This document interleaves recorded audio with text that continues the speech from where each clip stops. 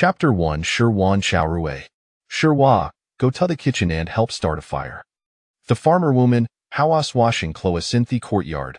Wipe at her plain cheeks and turn to speak. The boy called Shirwa was around 10 years old, staring blankly into the distance in front of the house. Oh. Shirwa replied and stepped toward the kitchen. Hey, what's wrong with this child? Heelway seems so dazed has she fallen ill? The farmer woman looked worried as Shirwa's Fikiri disappeared into the house. Ever since had fallen a few days ago, had been a stuprathome, occasionally asking strange questions. Inside the kitchen, Shirwaklamzil yet adept Lila te fire starter. Ignited some dry grass and placed it into the stovey skindling. Then headed firewood. The flame is flicker red in the stove, casting Gaglin Shirwasfis, accentuating its bewildered expression. Whoa my, really? Shirwa? Or perhaps, Chaorue? 3 days prior, Shirwa had drunk from Astream and Thuild, resulting in a debilitating illness that left them feverish and unconscious. During the height of his fever, fragments of memorias gradually flooded his mind. Thesa memorias revealed that he hailed from Earth, that this name was Chaorue, a 25-year-old Dominho Hadradua Don Lato find himself unemployed, and were perished in accident. There were many memorias that Shirwa could not yet fully comprehend mobile phones, televisions, cars, trains, airplanes. Yet these things seemed irrelevant now, for this world lackadainoftum. What mattered was show these memorias transformed Shirwa's character and experience. She was no longer an ignorant, aimless boy from the mountains. Through repeated revisiting these fragments of memory, Shirwa gradually accepted his identity as a traveler from another world. He recognized his uniqueness. Theon's naive and uninformed village boy had metamorphosed into Chaorue, Unjicate Dagel from Adafrantrium. Compare it to my past life. These world resembles the Incientera, yet the rear distinctions. The beasts miprint speak of seem to genuinely exist, contraritologens. It must find a way to leave this small village and witness the broader world otherwise. Mylif wilbel wasted here. Shirwa's thought should undergo a profound transformation ha now warbered an urgent desirity. Kanja has fated an ambition to explore this world. At noon, Chaoru is from Aligathired Togather. His father, elder brother, and mother, along with himself, Medupa family offer. His brother Wazel Reedy 15 years old and Hajonu with Thier, father Takopwood in the mountains that morning, only returning for lunch. At this moment, his famishid elder brother was devouring his meal. At the deninctable, Chaorugathird his thoughts and spoke, Father, I wish to go to Thessaly, I would be Phineas an apprentice. The so-called city was merely a small county town with a population of over 50,000. Yet it was for superior to this small mountain village with only a few dozen households. Their reason for consulting his parents swast hat this bada was merely littly over tonight your soul de could not venture to the county town on his own. Outside death the village, not to mention the beasts, even all bore Illinois. However, entering the city was essential. Only be going to the county town could gain a clear understanding of this world and devise a better life plan. Thus, had Torleon his family in this life. Thought they were ordinary villagers, they realized and blood relatives of Chaoru in this life, trustworthy and capable of providing support to the young boy. Chaoru shows it to speak to his father because he knew that the true authority in the household lay with him. Moreover, Chaoru's intention to see Caprin to Chapine the city was not without precedent. There were real reedy children from the village who had joined the city's apprentices. Especially that chilled from the neighboring Laoshan family, who had learned the strati over theirs and, since at the previous year, had been bringing back a considerable sum of solvera time heriternethum. The Laoshan family now possessed Themis luxurious and splendid house St. Hentira village, thanks to their chilled efforts in the city. Shirwa, do you have the courage for these? Can you endure hardship? His elder brother looked Chaorui with surprise, speaking up. Have found a thard to believe a thought such words gamma from his younger brother. Having watched Shirwa grow up, he had always seen Hamasta Madan fearful, and no one expected like expressed it as the city. These Wasameth Thinjavin had never considered. His brother had accompanied Thier, father to Thesitya few times to sell firewood the towns people dress a elegant lined behaviorfind, making him feel as thought they were from a different world altogether. Each time he visited Thessaly, he was reluctant to linger. Yes, I have been thinking about it for a long time.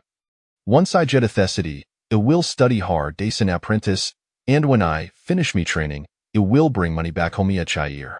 This way, our house can be as beautiful as Laoshan families. Chaoru spoke with Theonosencio Fatchild, painting a picture of the future.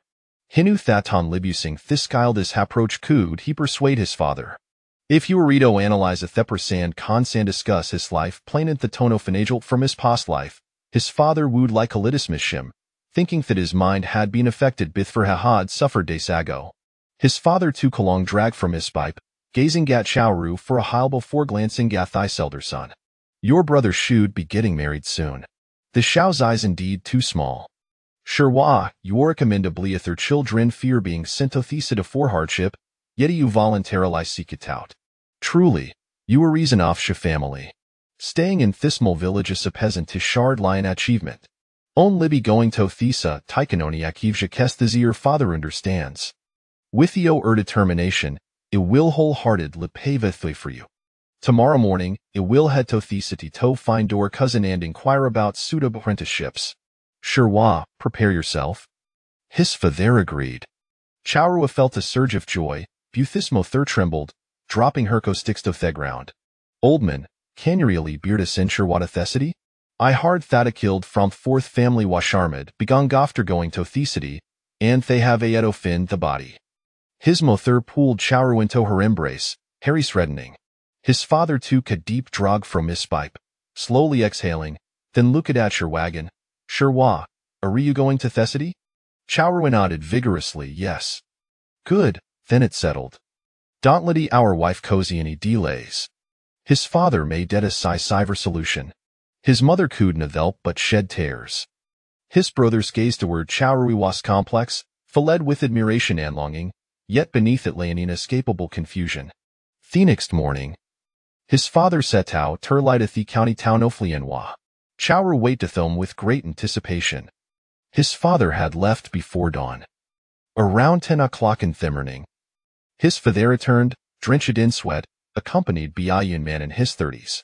Dressed in green, the man bore a resemblance to Chaoru's mother, Butin like her sun-kissed skin, his complexion was fair and delicate, clearly no accustomed to labor under the sun.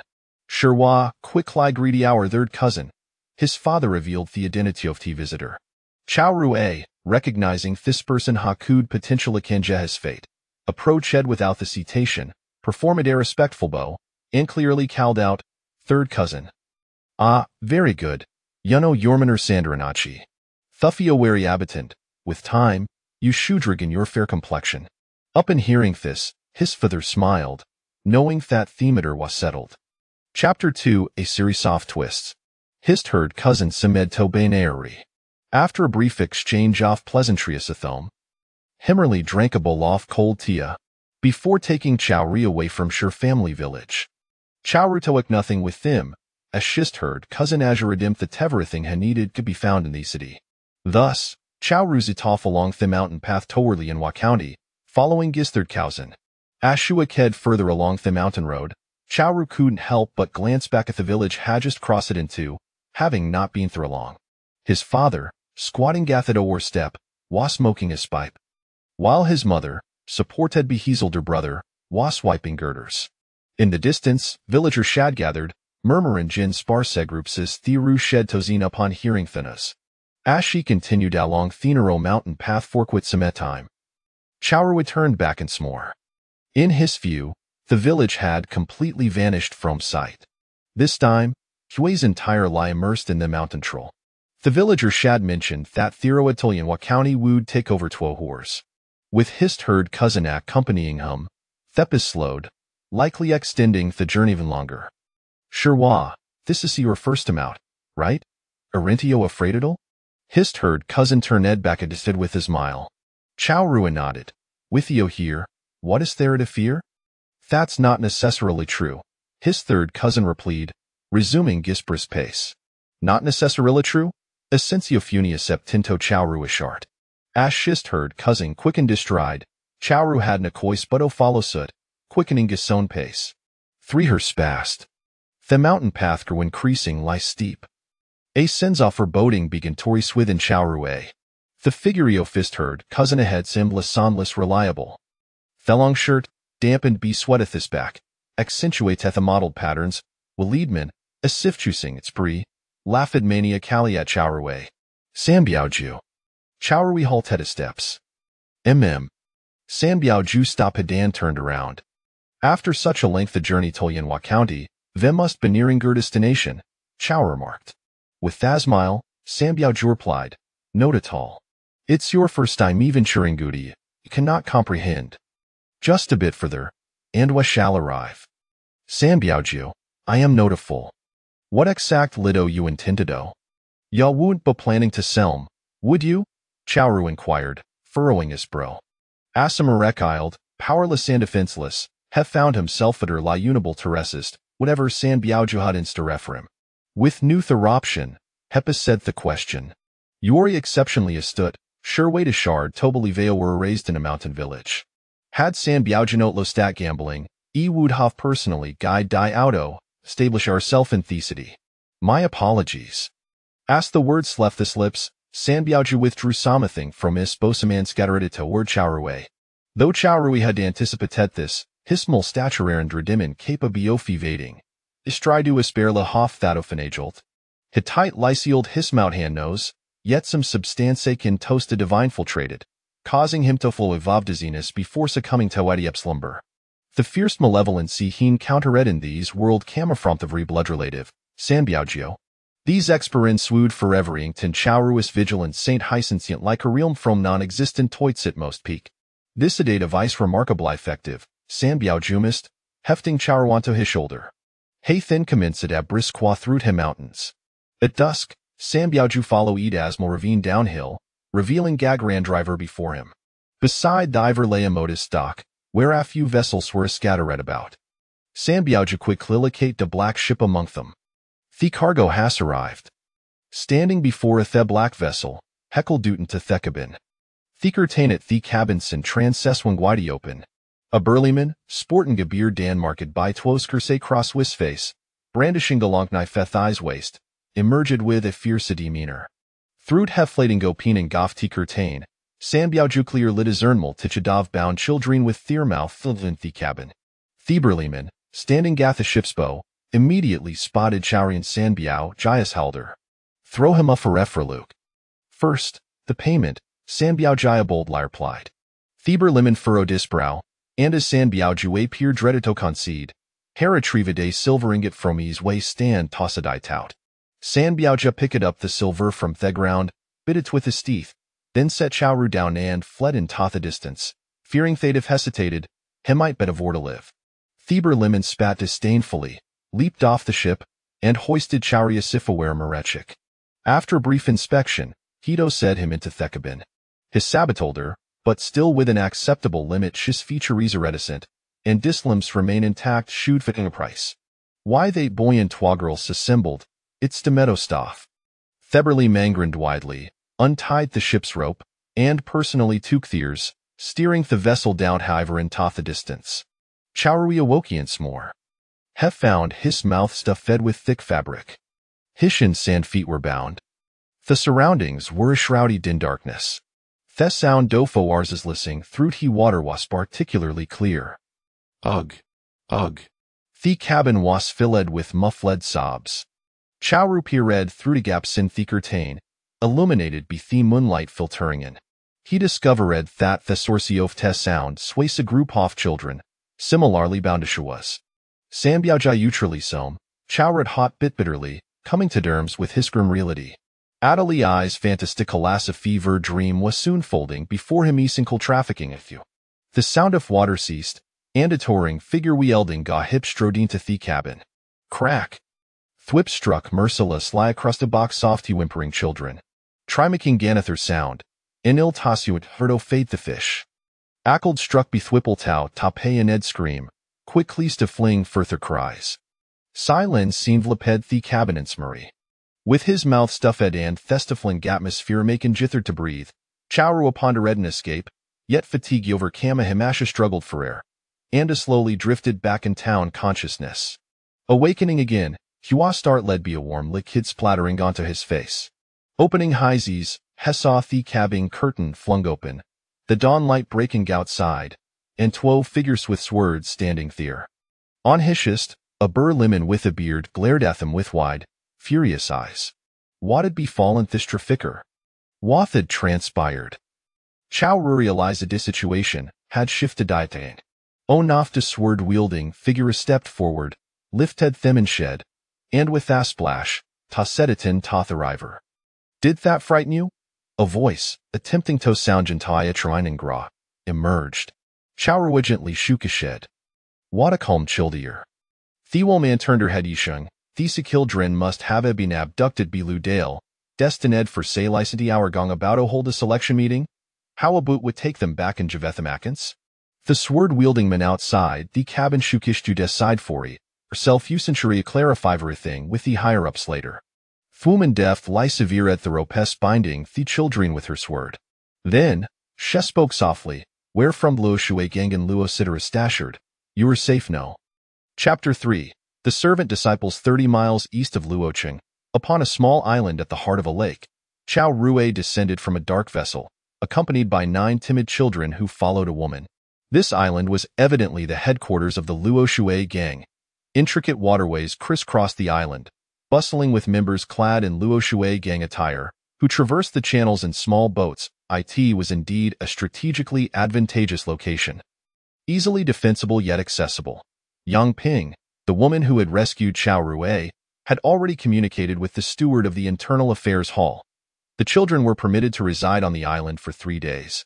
Should they fail the assessment after this period, they could either remain as servant disciples or be sent back to Luocheng. Yang Ping, robust in voice and somewhat androgynous in appearance, stood tall at over 6 feet 5 inches. Engaging with her was Yisheng, who had disembarked earlier to relay messages and obtain permission from the higher echelons of the Luo Shui gang for Chow Rui and the other children to disembark. Both Yang Ping and Yisheng were esteemed members of the martial hall within the gang, highly regarded for their contributions. Yesterday, while on a mission, they had confronted a trafficker, resulting in a deadly confrontation that inadvertently led to the rescue of Chow Rui and the other abducted children. That is truly splendid, Yang Ping said, resting her hand on the hilt of her sword, smiling as she added, Come, allow me to show you to your quarters. She gestured for the children to follow, who, still haunted by the trauma inflicted by their captors, dared not speak, moving cautiously in her wake. Soon, they arrived at a modest row house nestled in a corner of the island. The accommodations were basic, shared beds, but clean enough to comfortably house the 10 children.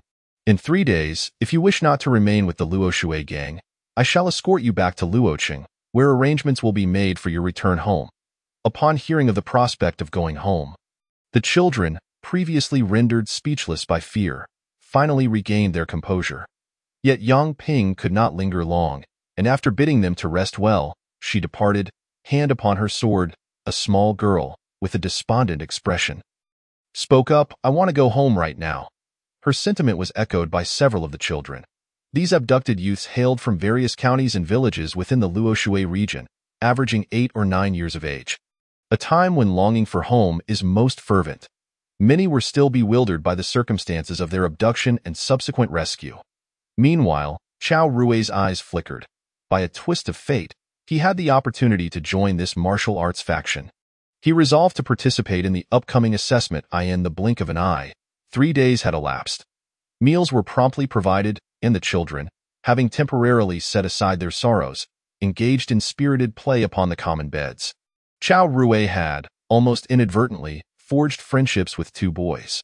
One named Wichio, who incessantly spoke of his extraordinary lineage and expectation of being reclaimed, and the other, Qian Fugui, a precocious child of affluent descent, who, like Chow Rui, was resolute in his desire to partake in the assessment. On the morning of the 3rd day, the doors of the common room swung open. A member of the Luo Shui gang entered, instructing, Follow me. It is time for the assessment. The children, filled with trepidation, donned their shoes and followed the member outside. They proceeded to the eastern side of the island, where dozens of children awaited. The member aligned Chow Rui and the others into a formation, surrounded by various members of the Luo Shui gang. Chow Rui scanned the area but could not spot Yang Ping or Yisheng among the crowd. Observing the other children, He noted their ages ranged from around 10 to 14, clad in simple yet soft garments that starkly contrasted with the coarse clothing worn by the abducted children. Their postures were upright, perhaps indicative of prior training or a martial upbringing influenced by their families. This assessment will prove challenging, Chao Rui mused. The only asset I can rely upon is the willpower inherent in mature individuals. After approximately half an hour of waiting, more children arrived, bringing the total to around 200. Once assembled, a stern-faced, bearded middle-aged man stepped forward. I am Yao Yuan, an elder of the Luo Shui gang, overseeing this recruitment event. Those who pass will become apprentice members of our gang and may choose a martial arts skill to study. Exceptional performers may even be accepted as personal disciples by our elders, he continued. You will face 3 trials. The first is the bone and pulse assessment. We shall evaluate your age through bone examination and gauge your innate talent for internal cultivation through pulse testing. Those deemed lacking in both will not pass the first trial. Chao Rui felt a jolt of anxiety upon hearing the details of the first trial. His impoverished upbringing had left him malnourished. Having been weaned on rice gruel and rarely experiencing meat, his physical development at 10 years was notably stunted. Surely, I won't pass the first test, he thought, a sense of foreboding creeping in. The 200 children were divided into 10 lines, with members of the Luo Shui gang swiftly assessing their talents. Soon, it was Chao Rui's turn. A member in his 30s approached, offering a faint smile as he beckoned Chao Rui to extend his hands. The member began to examine Chao Rui's wrist, chest, spine, leg bones, and feet, ultimately shaking his head in disappointment. No exceptional qualities found. Your bone talent is deemed inferior. He then placed his hand gently over Chao Rui's dantian. Chao Rui felt a slight tingle in the area before it subsided, and the member declared, your meridian talent is also classified as inferior. Child, you did not pass the first trial. Will you be leaving the Luo Shui gang? Or will you choose to become a servant disciple? Although Chao Rui had anticipated this outcome, hearing it confirmed felt disheartening. The adult resolve he had hoped to manifest had yet to be tested and was now rendered moot. May I inquire if becoming a servant grants any opportunity to study martial arts? He asked. The member smiled and nodded. There are indeed opportunities. Many have begun as humble servants and eventually risen to prominence. After serving for 5 years, you may select a martial arts skill to study. If you perform well, our elders may offer you rewards. The Luo Shui gang, being one of the 3 major factions in Luoqing, treats its servants quite well. If you work here from a young age, the gang's trust in you will surpass that of those recruited later. Do you understand? Chao Rui nodded in understanding. I comprehend. I choose to become a servant disciple of the Luo Shui gang. Chapter 4. Agricultural servant. Very well. Then proceed to that portly senior over there. He is an elite disciple of the Internal Affairs Hall and will oversee your subsequent arrangements as a servant. After imparting these instructions, the member's gaze shifted away, for even the most virtuous of individuals could not afford to squander too much time on a mere servant. Chao Rui bowed respectfully and approached the stout disciple of the Internal Affairs Hall. You did not pass the first trial and have opted to become a servant disciple? The rotund senior inquired as Chao Rui neared. Yes, indeed, senior. May I ask your name? Chao Rui replied. My surname is Zhou. Zhou Dehai. Just call me Senior Zhou. Stay behind me, and once the assessment concludes, I will escort you back. Zhou Dehai did not treat the servant disciples with disdain. Rather, his tone was gentle, suggesting a man of considerable heart and stature. Chao Rui obediently positioned himself behind Zhou Dehai. The first trial concluded swiftly. The 2 friends, Zuoqiu and Chen Fugue, both successfully passed the initial assessment. Notably, Zuoqiu was whisked away by an elder due to his exceptional talent, leading Chao Rui to speculate that the boy's claims of noble lineage were perhaps more than mere boasting. Ultimately, out of the 200 children assessed, only 50 were eliminated during the first trial. The second trial, however, proved far more grueling, as the children had to traverse a stretch of artificial waterway while bearing additional weight. This round claimed another 50 contestants. The third trial tested their courage, requiring them to locate 10 luminous pearls at the bottom of a crocodile-infested pool, all while under the watchful gaze of the gang members.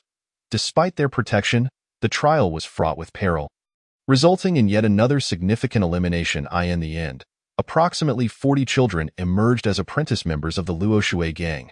distinguished by their innate talents, physical prowess, and resolute spirits.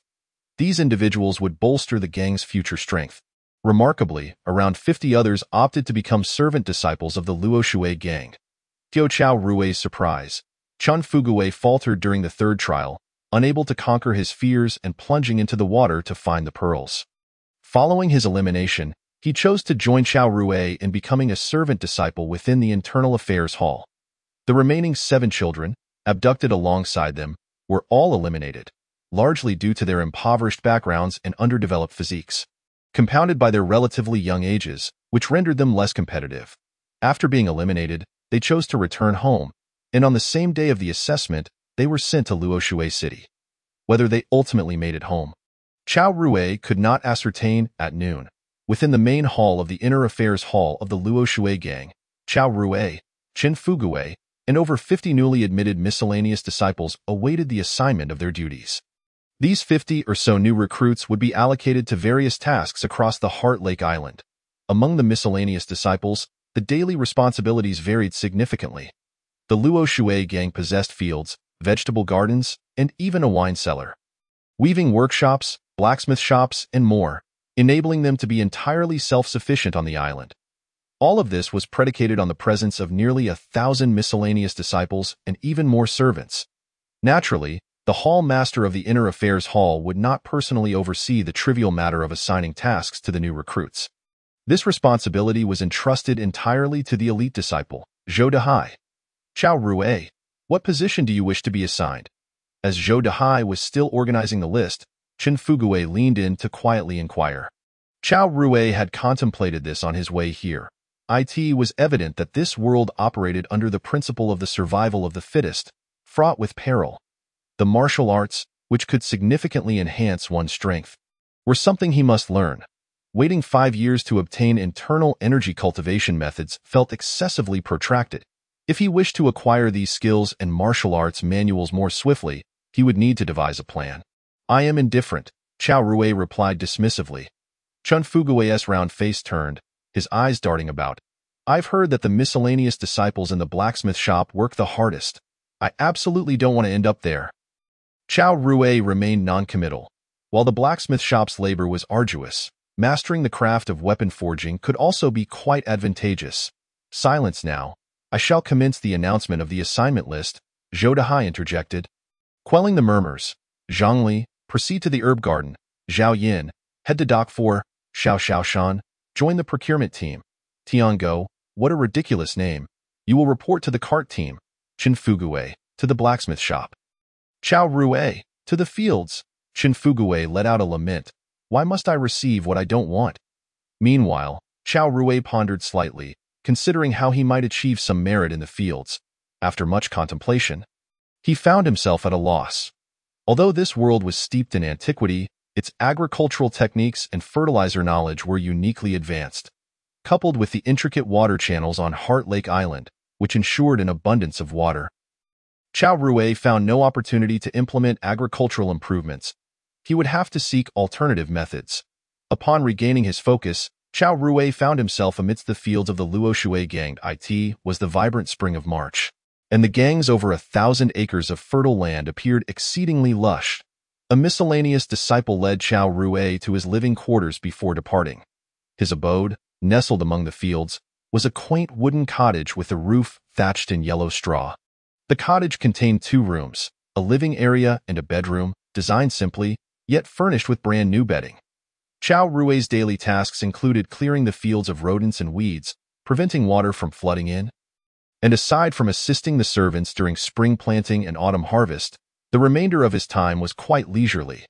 Within the vast expanse of the fields, approximately 20 to 30 such wooden cottages housed disciples like Chao Rui, responsible for agricultural chores. Additionally, a formal member of the gang served as the overseer of the fields.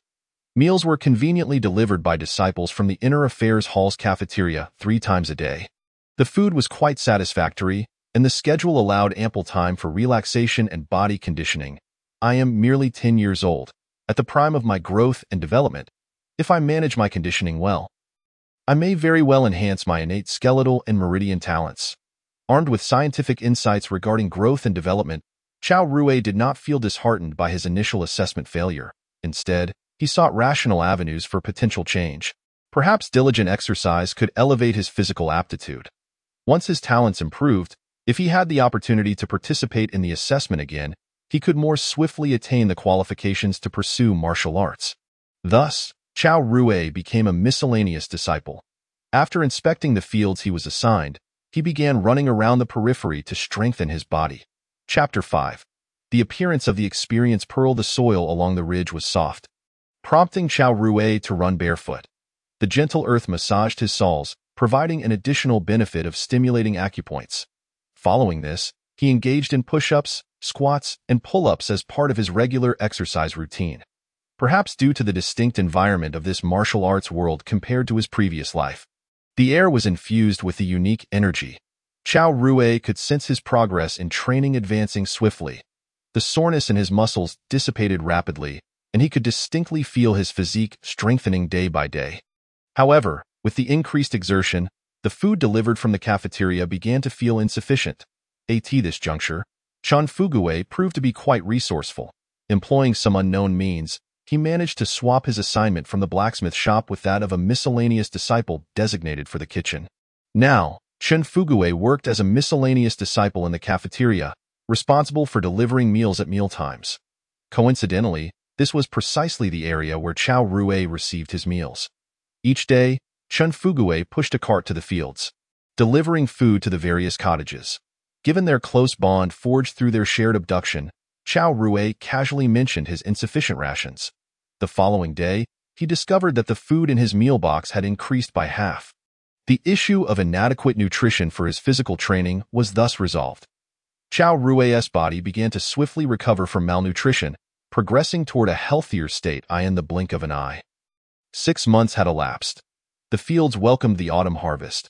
Over this half-year period, with daily physical training, Chao Rui had grown significantly taller, his physique becoming well-proportioned and robust, shedding the gaunt appearance of 6 months prior. As his body filled out, his facial features appeared more refined and upright. The overseer of the fields sent servants to assist with the autumn harvest, and within 2 days, Chao Rui completed the harvesting tasks for his designated area. After finishing the last stack of hay, Chao Rui, with a straw in his mouth, gazed contentedly at the cleared rice fields before him. The joy of the harvest season filled the void within his heart. Chao Rui, come roast some field mice. A youthful voice reached Chao Rui's ears. The newcomer, approximately 15 or 16 years old, was tall and lean, carrying several plump field mice. This was Su Yuandong, aged 15, whose wooden cottage was not far from Chao Rui's. Over the past 6 months, they had frequently roasted field mice together, and their camaraderie had grown strong. Sure, I did a few extra sets of exercises today. It's time to replenish some protein. Lighting the fire and setting up the roasting rack, Su Yuandong had already skinned and cleaned the field mice. Chao Rui skewered the mice and began to roast them with utmost focus. Su Yuandong, too, was engrossed in watching Chao Rui, occasionally wiping his mouth in anticipation of the delicious moment. Donggu, I noticed you seem to have learned a set of internal energy cultivation techniques recently? Chao Rui inquired casually while flipping the mice over. Su Yuandong nodded. Yes, I've been a miscellaneous disciple for 5 full years. A few days ago, the overseer allowed me to select a volume of internal energy cultivation technique from the scripture pavilion. However, this stuff is incredibly difficult to practice, as so far I haven't achieved anything, not even a hint of the so-called chi sensation. Su Yuandong expressed his frustration. It seems I lack any martial arts talent. Perhaps it's best to content myself with being a miscellaneous disciple, he resignedly concluded. Chao Rui chuckled. Give it another try. Who knows, perhaps after a few more attempts, you'll succeed. Su Yuandong shook his head, choosing not to respond, seemingly unwilling to pursue martial arts further. For him, being a miscellaneous disciple was enough satisfaction. The roasted field mice were ready, emanating an enticing aroma thanks to Chao Rui's superb grilling skills and the right seasoning. Chao Rui handed a roasted field mouse to Su Yuandong, who eagerly devoured it.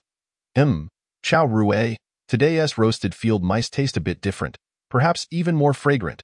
Chao Rui smiled and nodded. Yes. I added some herbs. The humidity here is too high, and these herbs help us expel moisture and toxins. You'll sleep well tonight. Su Yuandong became even more enthusiastic. Chao Rui, you even know about herbs? That's truly impressive. Thank you. Of the 3 roasted field mice, Su Yuandong devoured 2, while Chao Rui enjoyed 1. After their meal, night fell, and the 2 extinguished the fire before returning to their respective cottages. Su Yuandong stumbled back to his wooden cottage, feeling a surge of energy and drowsiness washing over him.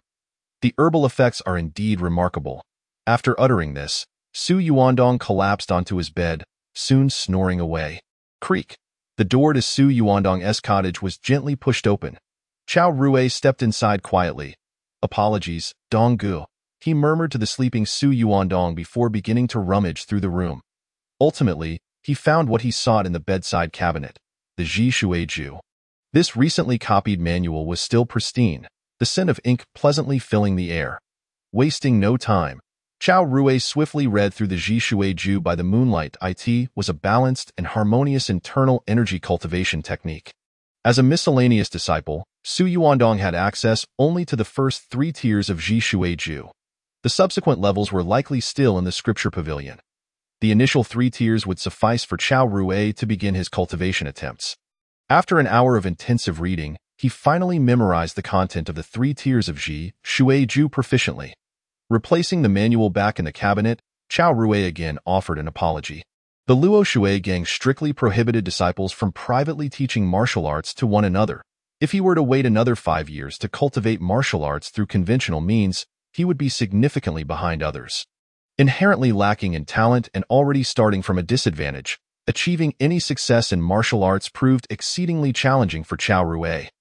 Thus, he was compelled to resort to this desperate measure. After acquiring the internal cultivation techniques through unconventional means, Chao Rui adjusted his daily routine. His body, having undergone years of physical training, was nearly in optimal condition, allowing him to reduce the time spent on running and foundational exercises. Instead, he dedicated more hours to practicing the still water technique. The initial step in mastering any cultivation method is to discern the sensation of qi. Certain elixirs assist martial practitioners in locating this qi sensation. However, as a mere servant disciple, Chao Rui was naturally deprived of such luxuries. Aware of his inferior innate talent, he had mentally prepared himself for an extended struggle in this quest for qi sensation. Why was it that every time he closed his eyes to seek the qi sensation, a black orb appeared in his mind? Now on the 3rd day of practicing the still water technique, during his morning routine, as he sought the qi sensation, Chao Rui suddenly opened his eyes. Merely shutting his eyes did not conjure the black orb, but once he commenced his practice, it would effortlessly manifest in his consciousness. Vaguely, it seemed there was something purple emerging at the base of the black orb. By this 3rd day, those purple elements had become distinctly visible at the bottom, as if the black orb served as a vessel gradually filling with these purple entities as Chao Rui practiced. A purple orb, an experience orb? Chapter 6. Returning home for the new year. An experience orb? The term surfaced in Chao Rui's mind, a fragment of memory suggesting it was related to aiding in level breakthroughs. However, wasn't the experience orb a concept from his past life? It seemed somewhat virtual in nature. Why then did it manifest so tangibly in his consciousness now? He decided to test it.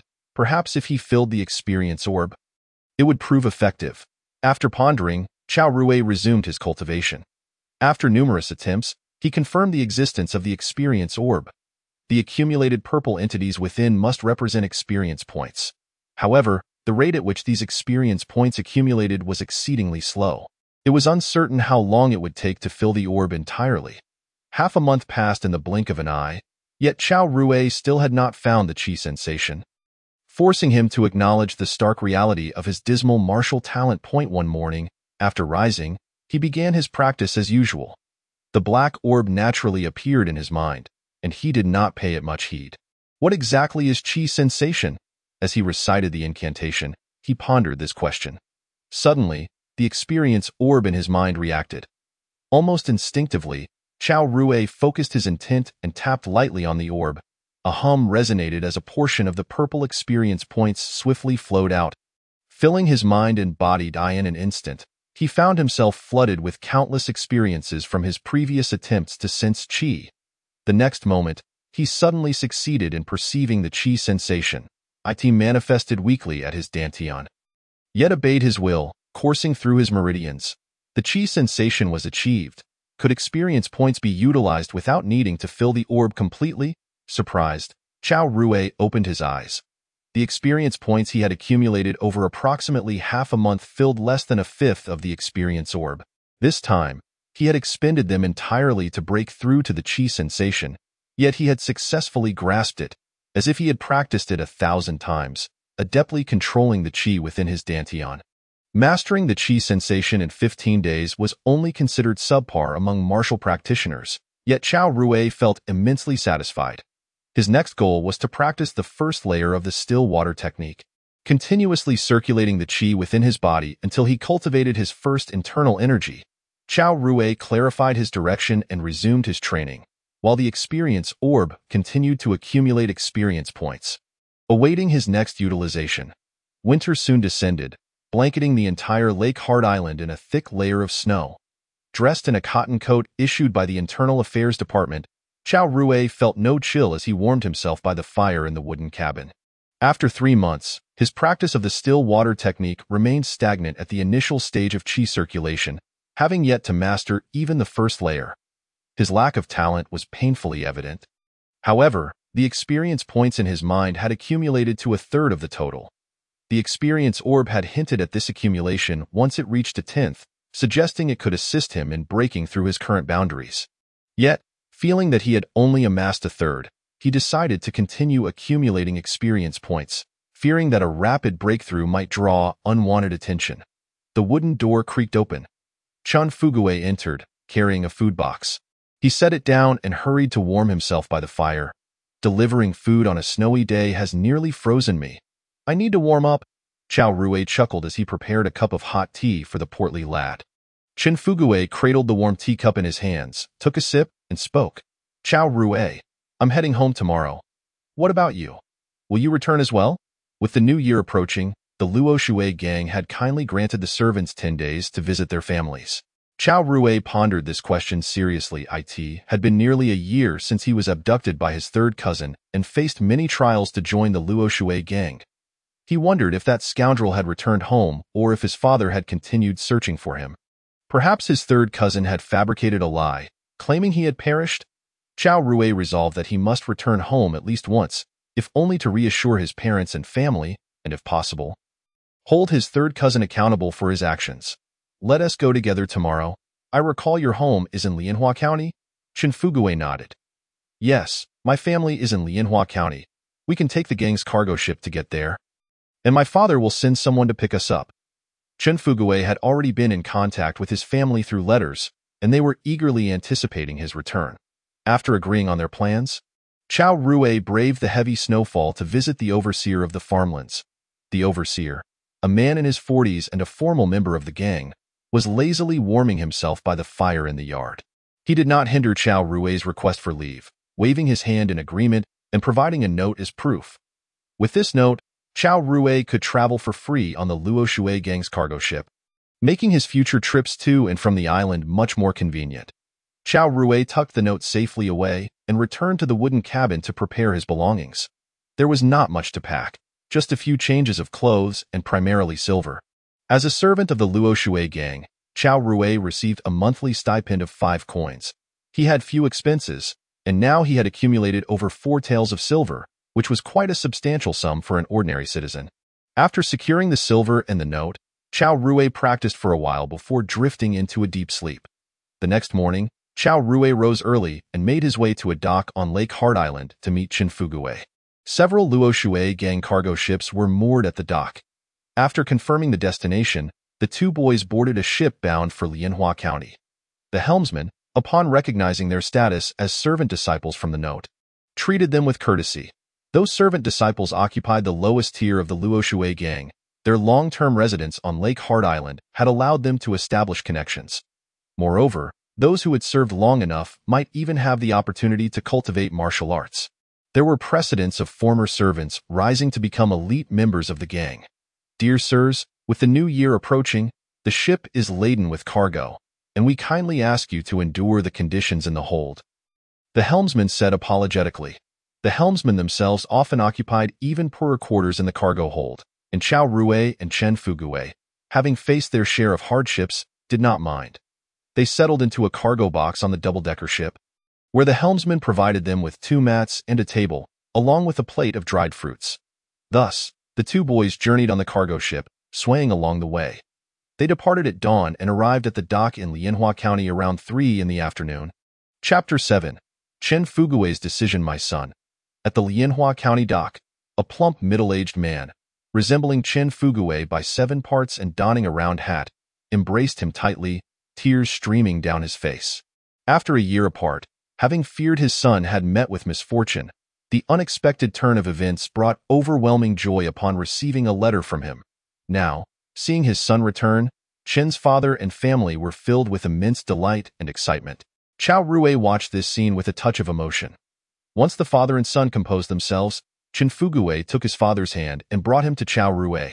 "Father, this is Chao Rui, the brother I mentioned in my letters." Chen's father smiled at Chao Rui. "Fugui owes much to you for your care while at Lake Heart Island." Chao Rui waved his hand. "Uncle, you flatter me. It was Fugui who looked after me." Hearing this, Chen's father invited, "Since you both have traveled from Luoqing, it would be best to look after one another. Please, come to our humble abode for a visit. I will arrange for a carriage to take you home." Chao Rui shook his head. "Uncle, I too have not returned home in a year. I wish to see my parents as soon as possible." "I will visit your home next time." Chen's father nodded in understanding and did not press further. "Indeed, you are a dutiful and considerate child. Lao Chun, you should take young Master Chao home now." The last statement was directed at their family's coachman. Chen's father runs a restaurant, and their family possesses considerable wealth, employing a carriage driver who is indispensable both at home and in the establishment. Chao Rui did not decline the offer, expressing his gratitude with a nod, and agreed with Chen Fugui to return to Huxin Island together on a future date before boarding the Chun family's carriage. The carriage driver, Old Chun, cracked his whip, and the vehicle swiftly made its way toward Shijia village.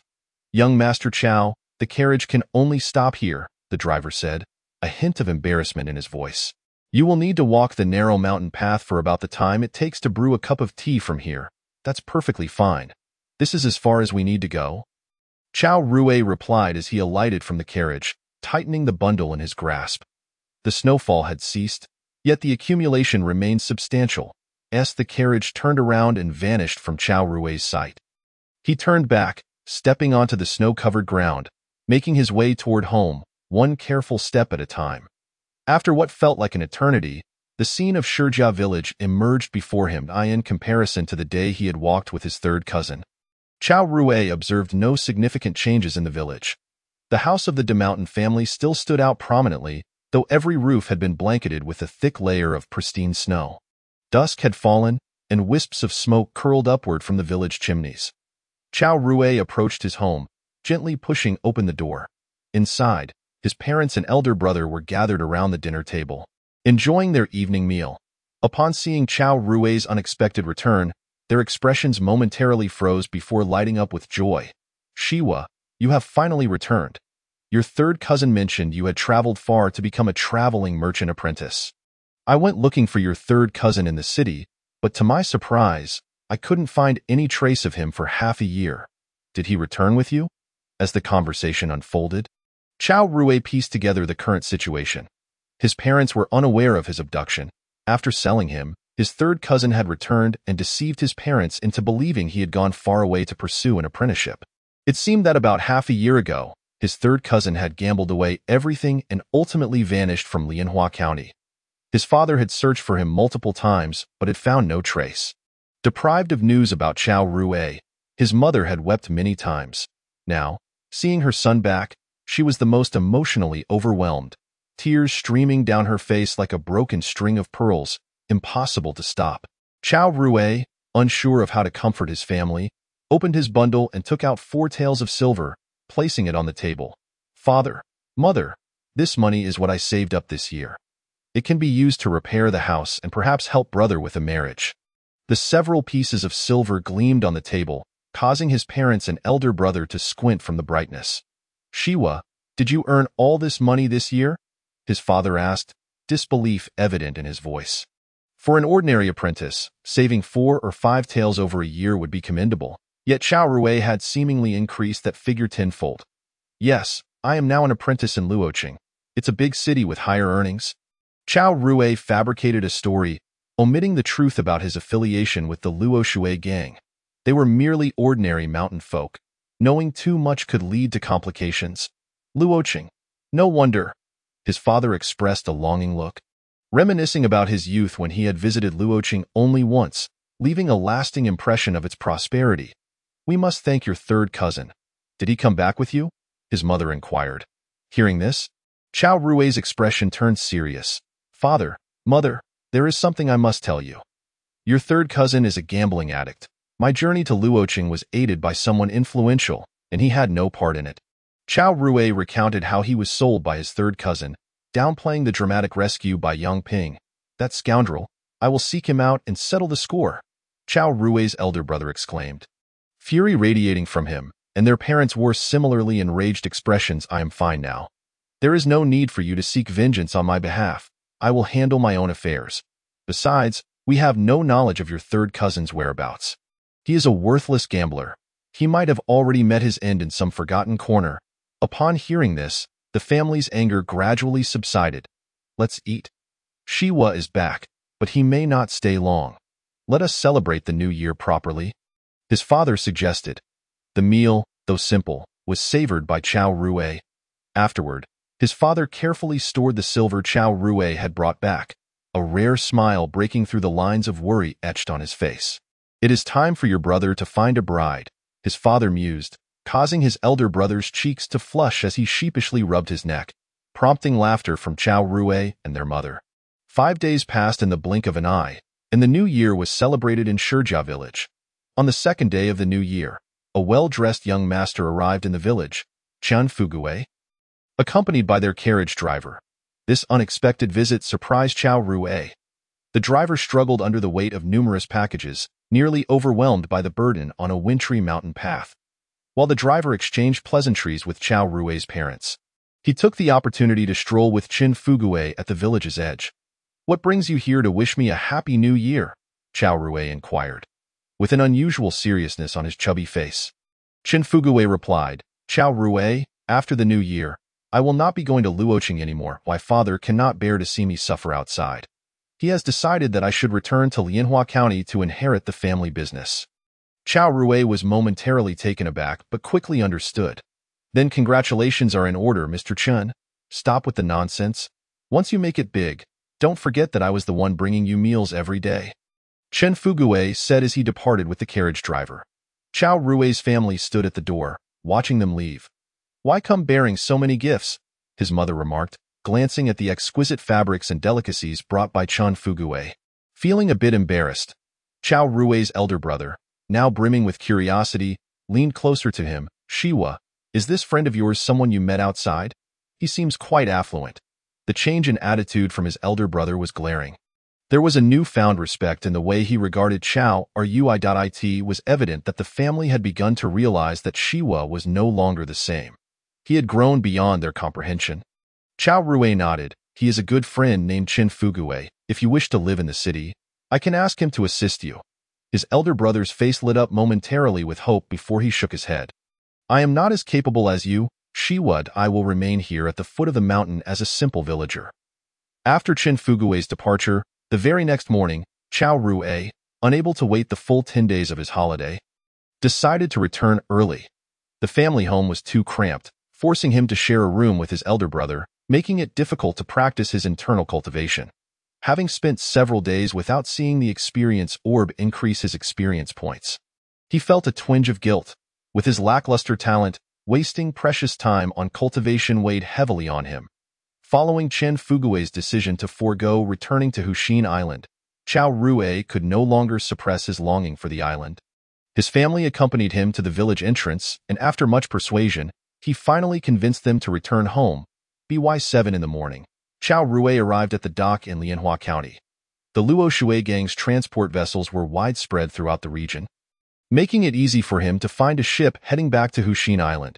It was a small cargo ship, manned by a shipmaster and 2 steersmen, with the cargo not fully loaded. After inspecting Chao Rui's ticket, the shipmaster welcomed him aboard. Chao Rui found a vacant spot on the ship, seated himself, and began to rest. By dusk, they would reach Hushin Island. Not long after, as a box of goods was loaded onto the ship, it set sail, gliding smoothly along the waters of the Luoshui River. Lunch consisted of a simple fish soup, and soon enough, they safely arrived at Hushin Island. After reporting to the supervisor, Chao Rui returned to his small wooden cabin in the fields.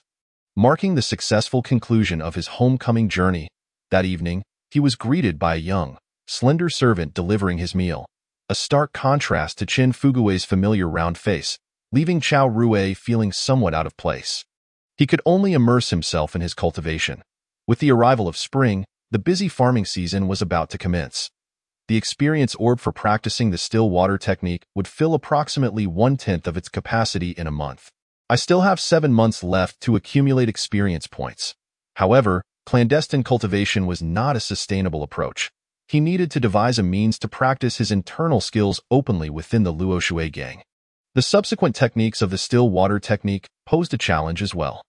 Chao Rui recalled Yang Ping, who had rescued him. Rumor had it that she had become a protector in the Guardian Hall, earning a fierce reputation among the younger generation. Yet, approaching her for assistance might not yield a response. Shaking his head, Chao Rui resolved to let things unfold naturally until the experience orb was full. Thus, 3 months passed. The spring plowing in the fields had concluded, and the experience orb's capacity reached 60%. Additionally, after spending more than half a year without relying on the experience orb, Chao Rui finally mastered the first layer of the still water technique. At this moment, a thread of energy within him transformed into inner strength, circulating continuously according to the first layer's prescribed path. The changes brought about by this inner strength were significant. Chao Rui's senses sharpened, his mental acuity heightened, and the power behind his actions multiplied. However, without practicing martial arts manuals, he could not fully harness the potential of his inner strength. At long last, Chao Rui, having cultivated his internal strength, officially embarked on his journey into the martial arts world. Just a few days after the busy spring planting season, Chao Rui was diligently practicing in his wooden cabin when he suddenly sensed unfamiliar footsteps outside the door. He immediately ceased his training. After all, the origins of his internal cultivation method were shrouded in mystery, and the implications could range from trivial to significant. Moments later, a knock echoed from outside. "Is anyone home?" Chao Rui rose to open the door, rubbing his eyes as he addressed the figure before him. "Senior brother, is there something you require? What are you doing sleeping in the middle of the day?" "You must be Chao Rui, the servant disciple," the man frowned. Chao Rui nodded. "Yes, I am. May I inquire what brings you here, senior brother?" "I am here to inform you of an important matter. Our clan has discovered a cavern beneath a waterway, and the elders believe there may be treasures within. However, the entrance to the cavern is quite small, only suitable for children around 10 years of age. Therefore, we are currently gathering servant disciples of similar stature to explore the cavern.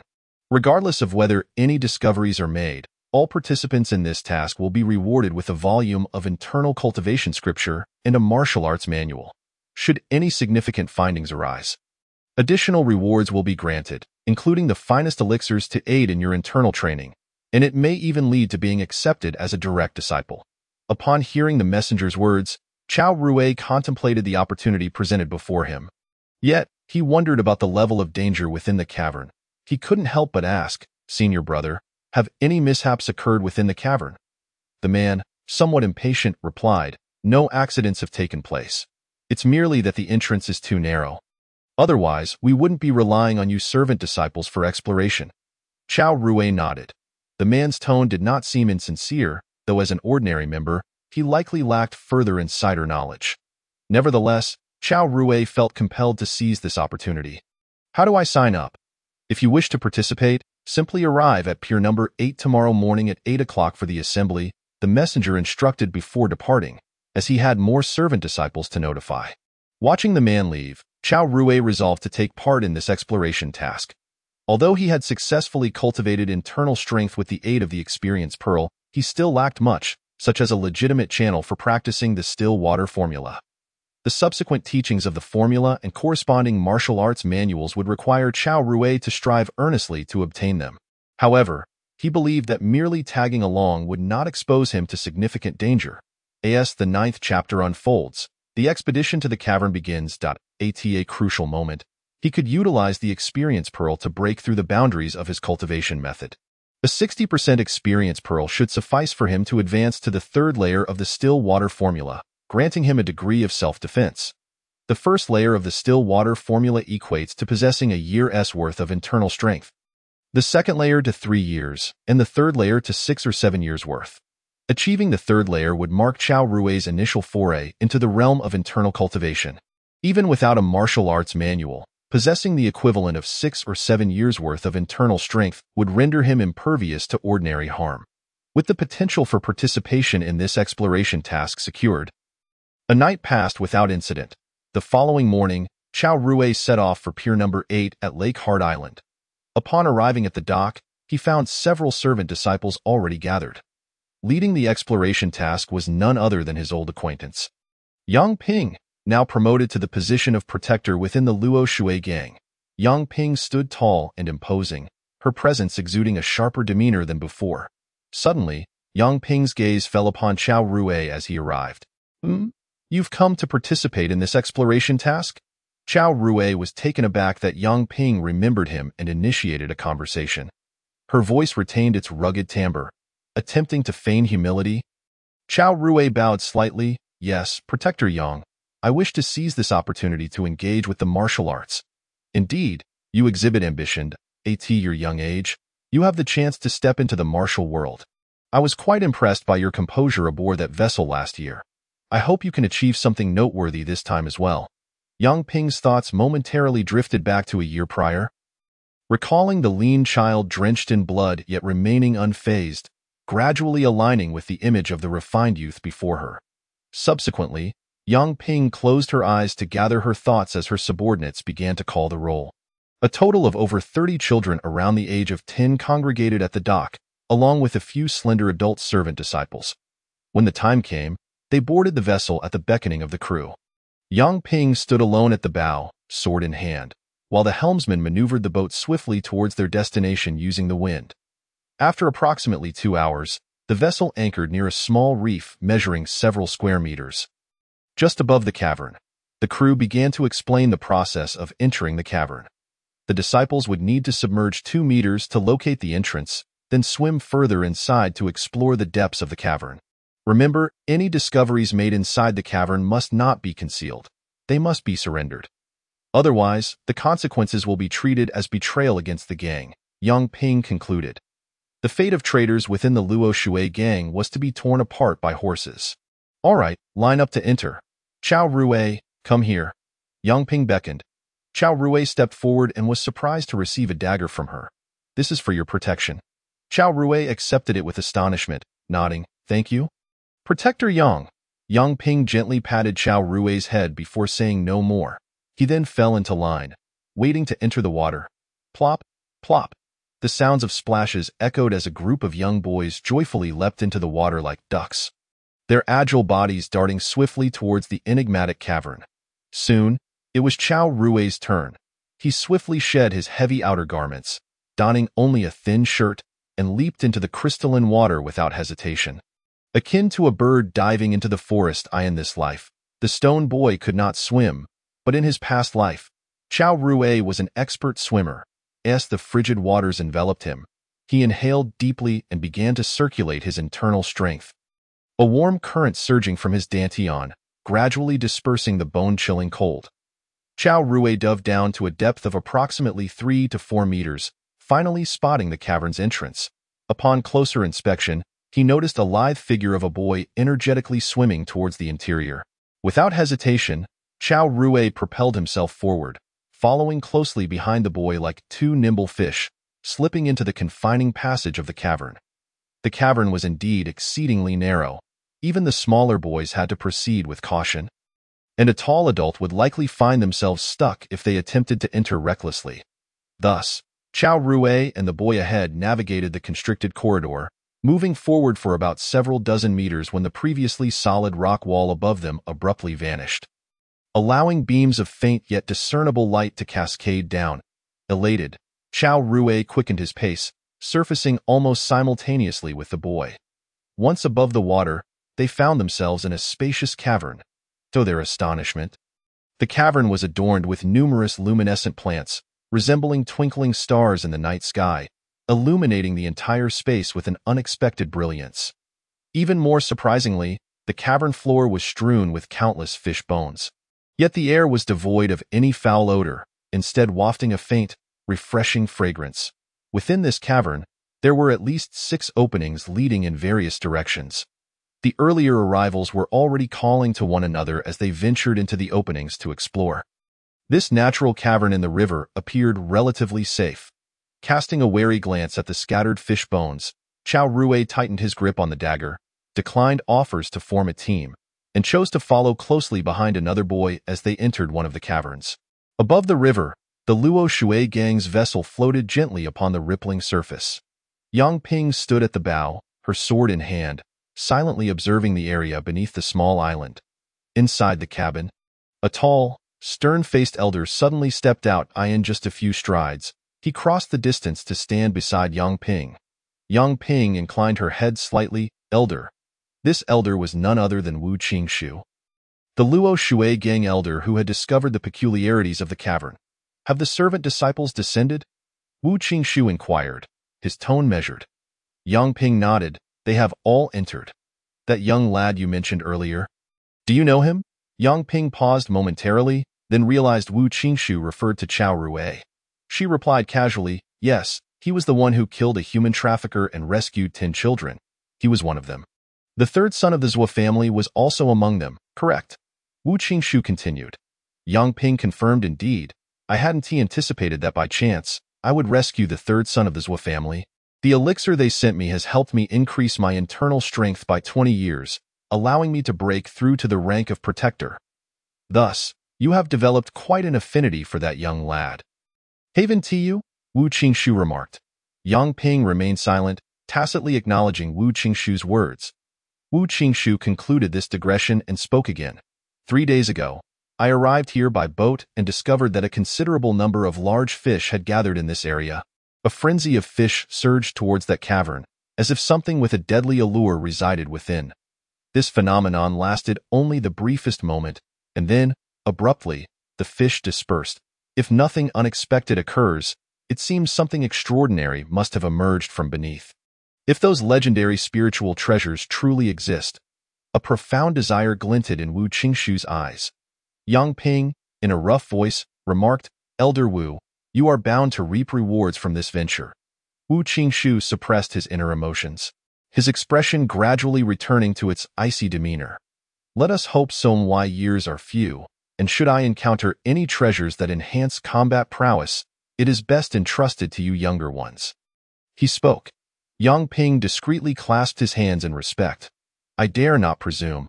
I shall heed the elder's guidance in all matters. Wu Qingshu smiled faintly and said nothing further, turning to re-enter the cabin. This is now entrusted to you. I shall obey, Yang Ping replied, bowing respectfully towards the cabin. Chapter 10. The acquisition of immortal cultivation techniques inside the cavern. Chao Rui gripped his dagger tightly, stealthily following the youth ahead as they explored deeper. The cavern stood approximately 1.5 meters high, and at the moment, Chao Rui was just under that height, allowing him to stand upright within. He detected no forks in the path. 6 entrances appeared to lead in entirely different directions, and their depths were unfathomable. Chao Rui followed the youth for quite some time, yet they had not reached the end. Suddenly, the youth halted abruptly and let out a gasp. Have you discovered something? Chao Rui hurried forward. Before him, the cavern passage had come to an end.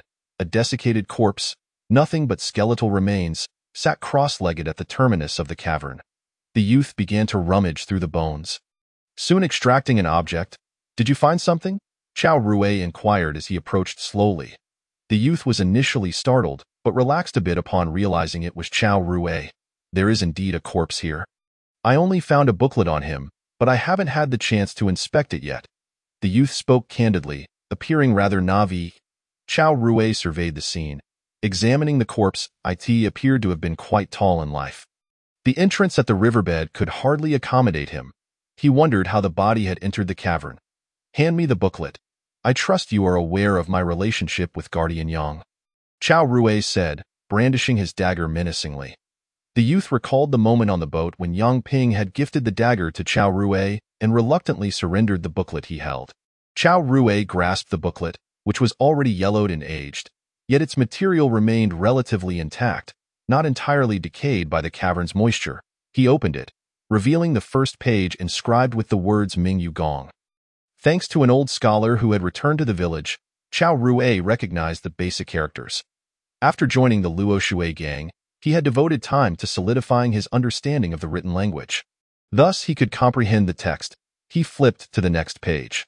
Spiritual energy is the essence of heaven and earth, the soul of all things.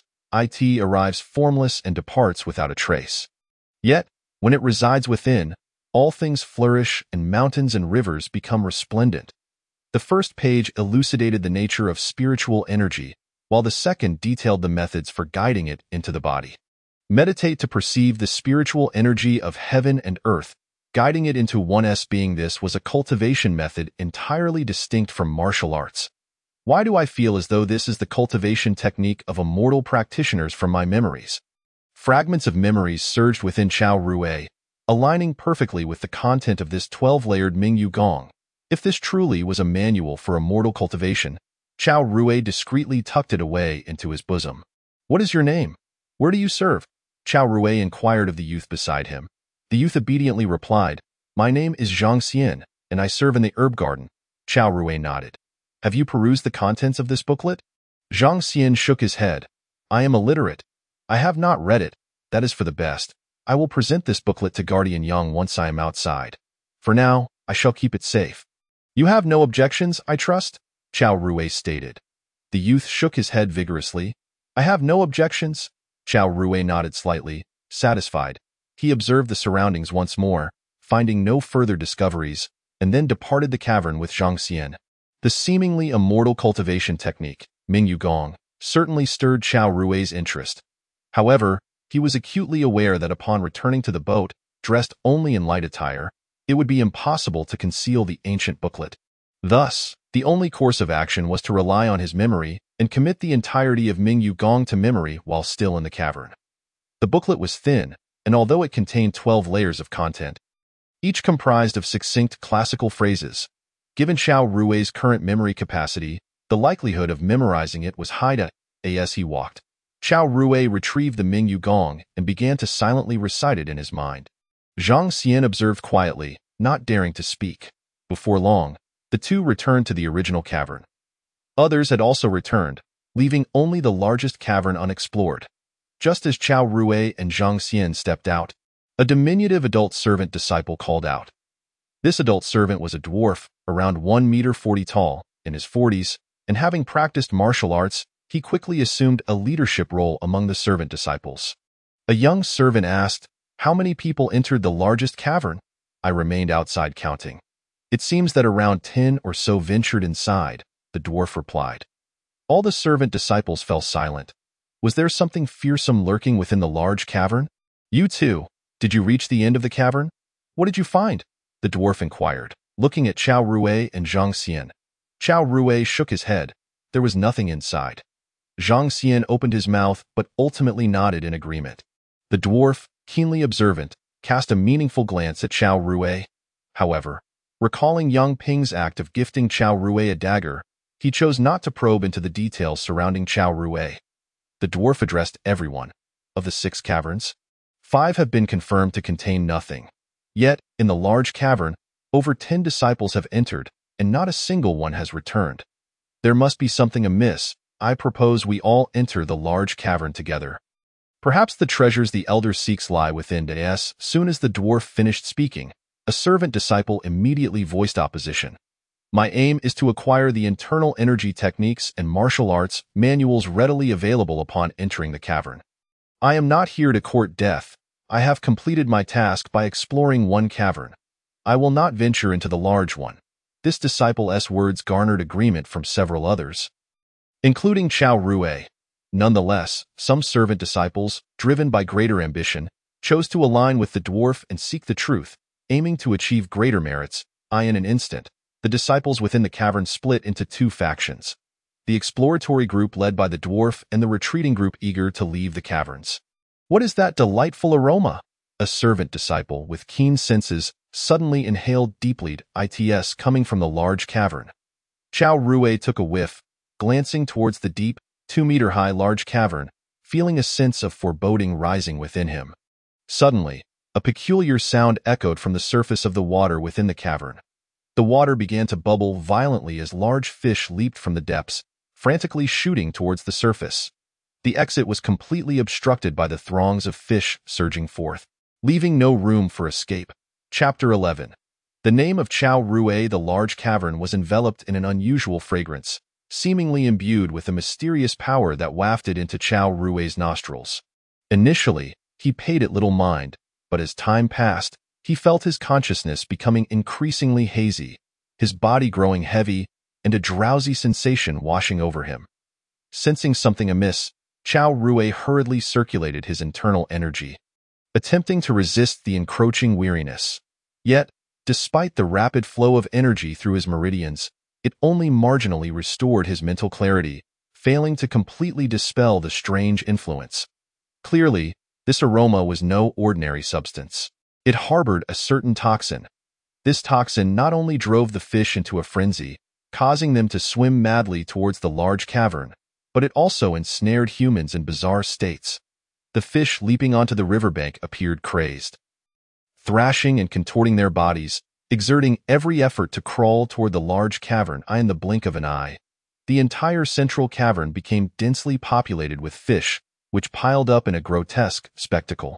Concurrently, a faint rustling sound emanated from within the large cavern, subtly audible yet disturbingly clear in the stillness, evoking thoughts of something horrifically fearsome that might soon emerge. Chao Rui's heart raced with trepidation. Without the slightest hesitation, he swiftly turned and dove into the small cave he had previously exited.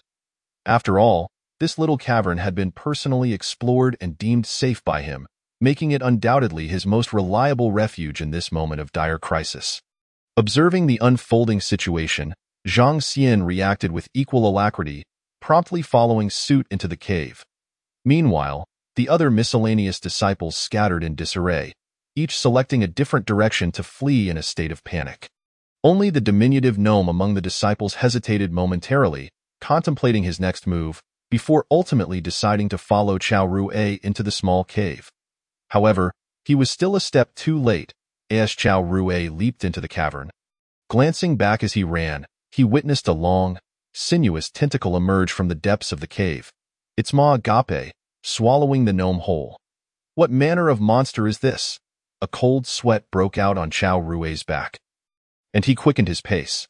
Simultaneously, he swiftly focused his thoughts on activating the experience pearl for the still water technique. Buzz, buzz. Waves of purple experience surged into Chao Rui's mind, transforming his body as if he had practiced the still water technique 1,000,000 times. Second layer, third layer, success in cultivation.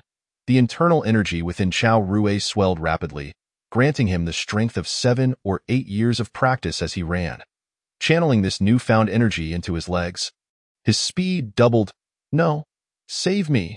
A heart-wrenching scream suddenly erupted from behind, piercing through the darkness like a dagger. Startled, Chao Rui instinctively turned his head slightly, catching a glimpse of a horrifying scene. Zhang Xian was ensnared by a massive, menacing tentacle, being dragged inch by inch into the unfathomable darkness. Chao Rui's face turned pale, cold sweat trickling down his forehead, but the instinct for survival propelled him forward without pause, gritting his teeth and sprinting desperately ahead. Yet, the terrifying tentacle seemed unwilling to relent. Having successfully devoured Zhang Xian, it surged towards him with alarming speed. In this life-or-death moment, Chao Rui finally reached the end of the cavern. Before him lay the decayed remnants of a long-gone skeleton. Without a moment to ponder, he darted behind the skeletal remains. Turning around, Chao Rui gripped his dagger tightly, his gaze resolute and unwavering, bracing himself for a fierce battle against this dreadful tentacled beast. As he beheld the creature, a chill coursed through him. The monster's colossal form was nearly half a meter in diameter, its maw splitting open in an octagonal shape, revealing rows of razor-sharp teeth that gleamed with a chilling light. Its elongated body twisted like a serpent, extending into the depths of darkness, leaving its true length shrouded in mystery, leading one to suspect that this was merely a fraction of its entirety. Every muscle in Chao Rui's body tensed, his heartbeat quickened, and his breath became rapid. At that moment, he stood face to face with the tentacled monstrosity, a mere few meters separating them. Should the creature advance even slightly, it could effortlessly seal his fate. Strangely, however, as the creature approached the skeleton, it abruptly halted, appearing startled. A shrill, piercing shriek erupted from its tooth-filled maw, reverberating through the cavern like thunder. In that instant, Chao Rui finally beheld the full form of the tentacled beast.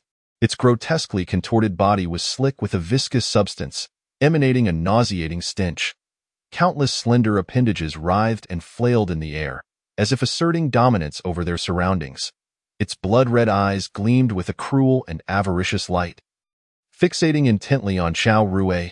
Yet, to his astonishment, the creature did not cross the threshold of the skeleton. Instead, it began to retreat slowly, its speed increasing until it vanished like a flash of lightning from Chao Rui's sight, leaving behind a suffocating silence and an overwhelming sense of dread. What kind of monster is this? A demonic beast? It bears a striking resemblance to a Cthulhu-like entity. Chao Rui's gaze fell upon the skeleton of the cultivator before him. It was highly probable that this creature had a significant connection to the deceased cultivator. Otherwise, it would be difficult to explain why the creature had hesitated to pass beyond the remains. Shaking his head, Chao Rui refrained from speculating on the relationship between the skeleton and the monster. Given the terrifying power of that creature, it was likely that all the miscellaneous disciples outside had been devoured. Am I perhaps the sole survivor? Chao Rui inhaled deeply, sensing that the faint fragrance in the air was beginning to dissipate. Could this mean that the monster had retreated back into the larger cavern? After pondering for a moment, he cast a glance at the skeleton. My apologies, esteemed predecessor. Chao Rui grasped the skeleton and positioned it before him, then ventured cautiously toward the exit. Indeed, the bones of a cultivator were remarkably sturdy, weighty, and resilient. Using the skeletal remains as a shield, he proceeded along the narrow passage of the cave. Before long, he arrived near the central cavern. Cautiously, Chao Rui peeked out. The area was now littered with a fresh pile of bones. Both fish and human, likely remnants of what the monster had recently regurgitated. With the peculiar fragrance fading, the river within the cavern was no longer teeming with fish. Now was an opportune moment to escape. After considering his options, Chao Rui set the skeleton aside and retrieved the experienced pearl, diligently preparing himself for the next phase. Outside, the once thriving fish swarm surged back into the depths, only to scatter soon after. Yang Ping witnessed this spectacle firsthand, her mind racing with curiosity about the extraordinary treasures that might lie within the depths of the cavern. Half an hour later, still not a single miscellaneous disciple had returned. Furrowing her brow, Yang Ping placed her hand on the hilt of her sword, an ominous premonition rising within her. Several hours later, silence reigned below, with no sign of movement. Elder Wu Qingshu had inexplicably returned to the ship's deck. It seemed that the dangers lurking below exceeded our expectations. Next time, we must avoid the peculiar time frame when the fish congregate and dispatch the miscellaneous disciples to investigate. Yang Ping took a deep breath. Does the elder not think this approach is rather unfair to the miscellaneous disciples? Wu Qingshu chuckled softly. The miscellaneous disciples are merely expendable resources. When the Luo Shui gang announces recruitment, countless individuals will vie desperately to join. Yang Ping, you are ultimately a woman, too indecisive. You are now a guardian, and those in power must think like those in power. Resources that need to be utilized should be deployed decisively. Yang Ping found herself at a loss for words. Let us station a few individuals here and then return, as you command. Yang Ping bowed respectfully, turning her gaze back to the placid surface of the lake. Had that group of miscellaneous disciples truly perished below? What lay beneath? The ship turned to begin its return journey, leaving several members behind to guard the area, awaiting the next opportunity to send more miscellaneous disciples to investigate. The guards stationed near the reef initially found the bidaily fish congregation event intriguing. But after half a month, their interest waned entirely. Given the news of the previous miscellaneous disciples' disappearance, gathering more disciples would take time. Thus, the reef gradually descended into Tranquility Point one day. A young man's head suddenly emerged from the calm lake surface. Scanning his surroundings, the boy swiftly swam toward a particular direction. The guards nearby, engrossed in drinking and playing cards, completely failed to notice the boy's presence. Chao Rue swam for quite some time until he spotted a fishing boat. Seizing the opportunity to pull himself up onto its side. The sudden appearance of Chao Rue from the water startled the fisherman. Holding a dagger to the fisherman's neck, he commanded, "No words." "Take me to shore." The fisherman nodded vigorously, rowing the boat toward the land. Once on the fishing boat, Chao Rue rummaged through the supplies, changing into a set of dry clothes and shoes. "The Luo Shui gang likely believes I perished. Perhaps this is for the best. Thus, I shall officially embark on a new journey as Chao Rue." Watching the approaching town, he whispered softly to himself. Chapter 12. Joining the giant whale gang and becoming a fragrance master. Heishui Town. A small town under the jurisdiction of Luoqing, with a population just over 8,000. As Chao Rue stepped into this small town, he resolved to reside here for the time being. There was no possibility of returning to the Luo Shui gang now. The internal martial arts techniques he had broken through with the experience pearl, along with the secrets of cultivation from the cavern, would be difficult to explain if he could not provide a clear account. Given his current strength, he would not be able to escape the grasp of the Luo Shui gang. Now ashore and dressed in simple garments, with only a dagger to his name, the aroma of food wafting from the tavern by the roadside made Chao Rue's stomach growl. After subsisting on fish for half a month within the cavern, he was utterly tired of the taste. "I need to find work to support myself." After strolling through the town, Chao Rue ultimately decided to return to his former trade and join a gang. Due to the existence of martial arts, the power of secular gangs was substantial. This was the quickest way to earn money, and also the most efficient means of integrating into this small town. Chao Rue halted his steps in front of the headquarters of the giant whale gang, the local power. Compared to the Luo Shui gang, this was merely a second-rate gang born from the town. With its headquarters established within due to a lack of resources to claim territory outside. "Hey, kid, what are you doing?" Before the main entrance of the headquarters, a lackey scrutinized the approaching Chao Rue. His brow furrowed and a look of skepticism etched across his face as he loudly inquired. At this moment, Chao Rue appeared to be merely 15 or 16 years of age. However, his gaze was sharp and penetrating, emanating a resolute spirit, though his physique seemed somewhat slender, and his youthful innocence had yet to fully fade. Undeterred by the man's inquiries, Chao Rue strode directly to the entrance, his hands firmly grasping a gleaming dagger, and proclaimed in a low voice, "I have come to join the giant whale gang." Before his words had fully settled, he abruptly channeled the energy within him, a powerful aura erupting from his being in an instant. With a swift motion of his arm, the dagger shot forth like lightning, plunging straight into the granite ground below. A muffled thud resonated as the razor-sharp dagger effortlessly embedded itself deep into the hard granite, the hilt disappearing entirely. This sudden display left the two gatekeepers speechless, their mouths agape in astonishment. They stared blankly at the dagger lodged in the granite, their minds racing with disbelief. This young lad possesses such profound internal strength and fierce prowess. After a brief moment of shock, one of the lackeys regained his composure, hastily addressing Chao Rue. "Please wait." With that, he turned and rushed into the headquarters like a gust of wind. As time passed, the sound of hurried footsteps echoed from within the headquarters. Soon after, a middle-aged man with a handlebar mustache, clad in a green long robe, emerged swiftly. He appeared to be in his 40s, with a resolute countenance and piercing eyes. Clearly a seasoned practitioner. Upon stepping outside, his gaze fell upon the granite where the dagger was embedded, and a flicker of surprise flashed in his eyes at the sight of the deep blade mark.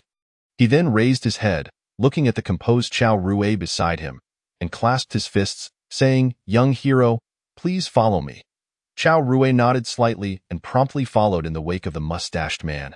They traversed several corridors until they arrived at a spacious and well-lit reception hall. As soon as they took their seats, the mustached man introduced himself. I am Yin Zhan, the internal affairs manager of the giant whale gang.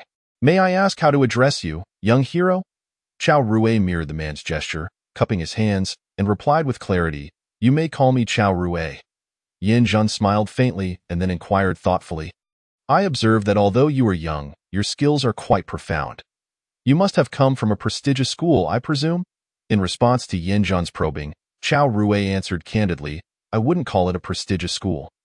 I've merely practiced haphazardly for a few years. As for my skills, they've only accumulated over 7 or 8 years. At your age, possessing such experience is indeed rare. The giant whale gang welcomes your joining. Yin Zhan wisely refrained from inquiring further about Chao Rui's background. Such talent was a tremendous boon for the giant whale gang. Under Yin Zhan's guidance, Chao Rui met the gang's leader, Ma Xian, a middle-aged man in his 50s with a scholarly demeanor and graying hair. Though Ma Xian appeared genteel, Chao Rui did not underestimate him. It was he who led the giant whale gang in vanquishing rival factions in Heishui town, establishing the gang's dominance there while seeking to expand outward.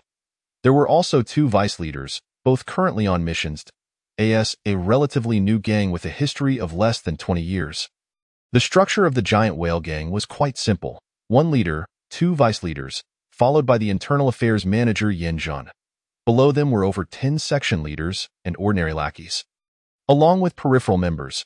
Recognizing Chao Rui's potential, Ma Xian directly appointed him as a section leader, granting him a monthly stipend of 2 taels and assigning him responsibility for the gang's operations on 1 street in Heishui town. Seizing the opportunity, Chao Rui requested a martial arts manual from Ma Xian. Without hesitation, Ma Xian complied, as the giant whale gang, being a small faction, had no extensive library. He retrieved 3 manuals from beneath the table, the Fierce Wolf Blade Technique, the Misty Rain Sword Technique, and the Cloud Shifting Step Technique. These 3 martial arts manuals are a welcoming gift for you, Section Leader Chao. Chao Rui accepted the 3 manuals without reservation. There is one more matter I need assistance with, he began. Please, speak freely, Section Leader Chao, Ma Xian replied, cupping his fists and resting his chin thoughtfully. The internal cultivation method I practice is called the still water technique, but I have lost the subsequent manuals. I hope Section Leader Chao can assist me in locating them. Upon hearing this, Ma Xian nodded without further contemplation, assuring, Rest assured, Section Leader Chao, I will make it a priority to find the subsequent manuals for the still water technique. Yin Zhan, arrange for someone to host a welcoming feast for Section Leader Chao, and gather all his subordinates to avoid any awkwardness when he officially assumes his role, Ma Xian instructed. Yin Zhan nodded in agreement. Thus, Chao Rui successfully joined the giant whale gang. At noon. In a tavern in Heishui town, Chao Rui and Yin Zhan occupied the main seats, accompanied by 7 or 8 gang members assigned to assist Chao Rui. In a world where martial prowess reigns supreme, although Chao Rui appeared youthful, his 7 to 8 years of internal cultivation were undeniable. Coupled with his mature demeanor at the dining table, the gang members regarded him with respect and did not dare to underestimate him. After the meal, Yin Zhan led Chao Rui to the quarters prepared for him, situated in the street he was responsible for overseeing.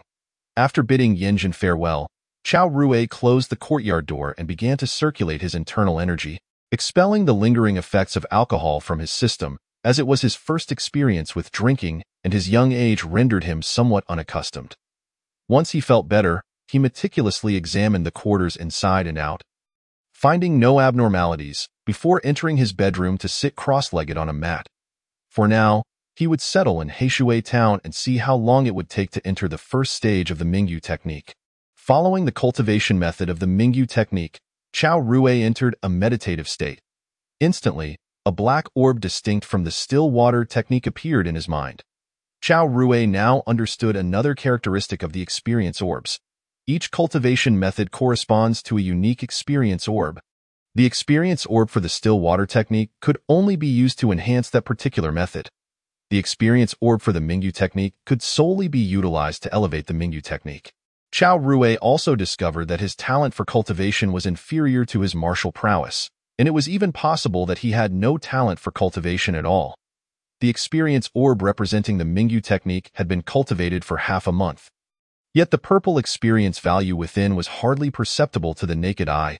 Could it be true that I lack any cultivation talent? relegated to relying on experience orbs to push my cultivation forward bit by bit? Even if I truly lack cultivation talent, the allure of longevity would not deter me from pursuing it. I would simply rely on experience orbs to accumulate experience points, gradually advancing my realm. At present, it seemed that without several years of effort, I could not even enter the threshold of the Mingyu technique. For self-preservation, I must still allocate time each day to practice the still water technique and the newly acquired martial arts manuals. Chao Rui summoned the experience orb for the still water technique. After 2 consecutive breakthroughs in the cave, there remained 4/10 of the experience orb. Upon advancing to the 3rd layer of the still water technique, the internal energy within Chao Rui could autonomously circulate even without conscious effort. This meant that the experience value of the experience orb was accumulating continuously. Once he found the subsequent manuals, Chao Rui would be able to swiftly break through the current level of the still water technique. Chapter 13. Half a year Chao Rui retrieved the 3 martial arts manuals presented to him by Ma Xian. In truth, Ma Xian's intention was for Chao Rui to choose one for cultivation, as everyone's energy is limited. Mastering a martial arts manual from entry to proficiency requires considerable time investment. Most martial artists spend their entire lives delving into just 1 or 2 manuals. However, Chao Rui was different from the ordinary. He possessed experience orbs. Therefore, he opted to cultivate all 3 martial arts manuals simultaneously, rapidly consolidating experience orbs for each, by allocating his time wisely each day. Chao Rui was confident that he could elevate all 3 martial arts manuals to their peak states. Though the experience value within the experience orb for the Mingyu technique grew slowly, the mere presence of the orb confirmed that the Mingyu technique was indeed a legitimate cultivation method and not a mere fabrication of fantasy. If it were anyone else, after several years of practicing what appeared to be a fictitious technique without any progress, they would likely have given up long ago. This, too, could be seen as an additional function of the experience orbs, to ascertain the authenticity of a cultivation method. Yet, given that there are cultivators in this world, why have I never heard of their existence? Is the world of cultivation concealed too deeply behind the mundane, or is there another reason? I must pay more attention to rumors related to this matter. Lost in thought, Chao Rui gradually fell asleep. The next morning, Chao Rui donned the attire of a section leader of the giant whale gang and stepped outside, positioning himself at the center of Yuquan Street in Heishui Town. The gang members he had met the previous day quickly gathered around him, leading him into the back courtyard of the tavern that served as the giant whale gang's base on Yuquan Street. Chao Rui had 8 lackeys to assist him in managing the gang's operations in Yuquan Street. As for the peripheral members under the 8 formal lackeys, he naturally would not pay them too much attention. These 8, being formal members, had practiced at least rudimentary external techniques or were just beginning to learn internal cultivation, their physical attributes evidently superior to those of ordinary individuals. Among them was the strongest, a man named Tang Yueming. Despite his gentle name, he was a towering figure in his 30s with a dark complexion, standing nearly 2 meters tall. His innate talent for meridians was among the best of the 8. Yet after years of cultivation, his internal power barely amounted to 2 years' worth. The duration of internal power is a statistical value reflecting the strength of one's internal energy. It does not simply correlate to the number of years one has practiced. A prodigy endowed with extraordinary talent in the martial arts may achieve a series of breakthroughs within merely half a year, acquiring the internal energy of someone who has trained for a decade. Conversely, an individual of mediocre aptitude may struggle for 10 years without even cultivating a year's worth of internal power, or may find it impossible to transform their chi perception into internal energy. Such a level of ability can still qualify one as a formal member of a gang. In comparison to the formidable Luoshui gang that dominates the Luoshui region, the whale gang indeed pales in significance. However, for Chao Rui, the gang offers certain minor advantages. With his strength, he is able to directly assume the position of the fragrant master within the whale gang in the courtyard of the Yuquan Tavern.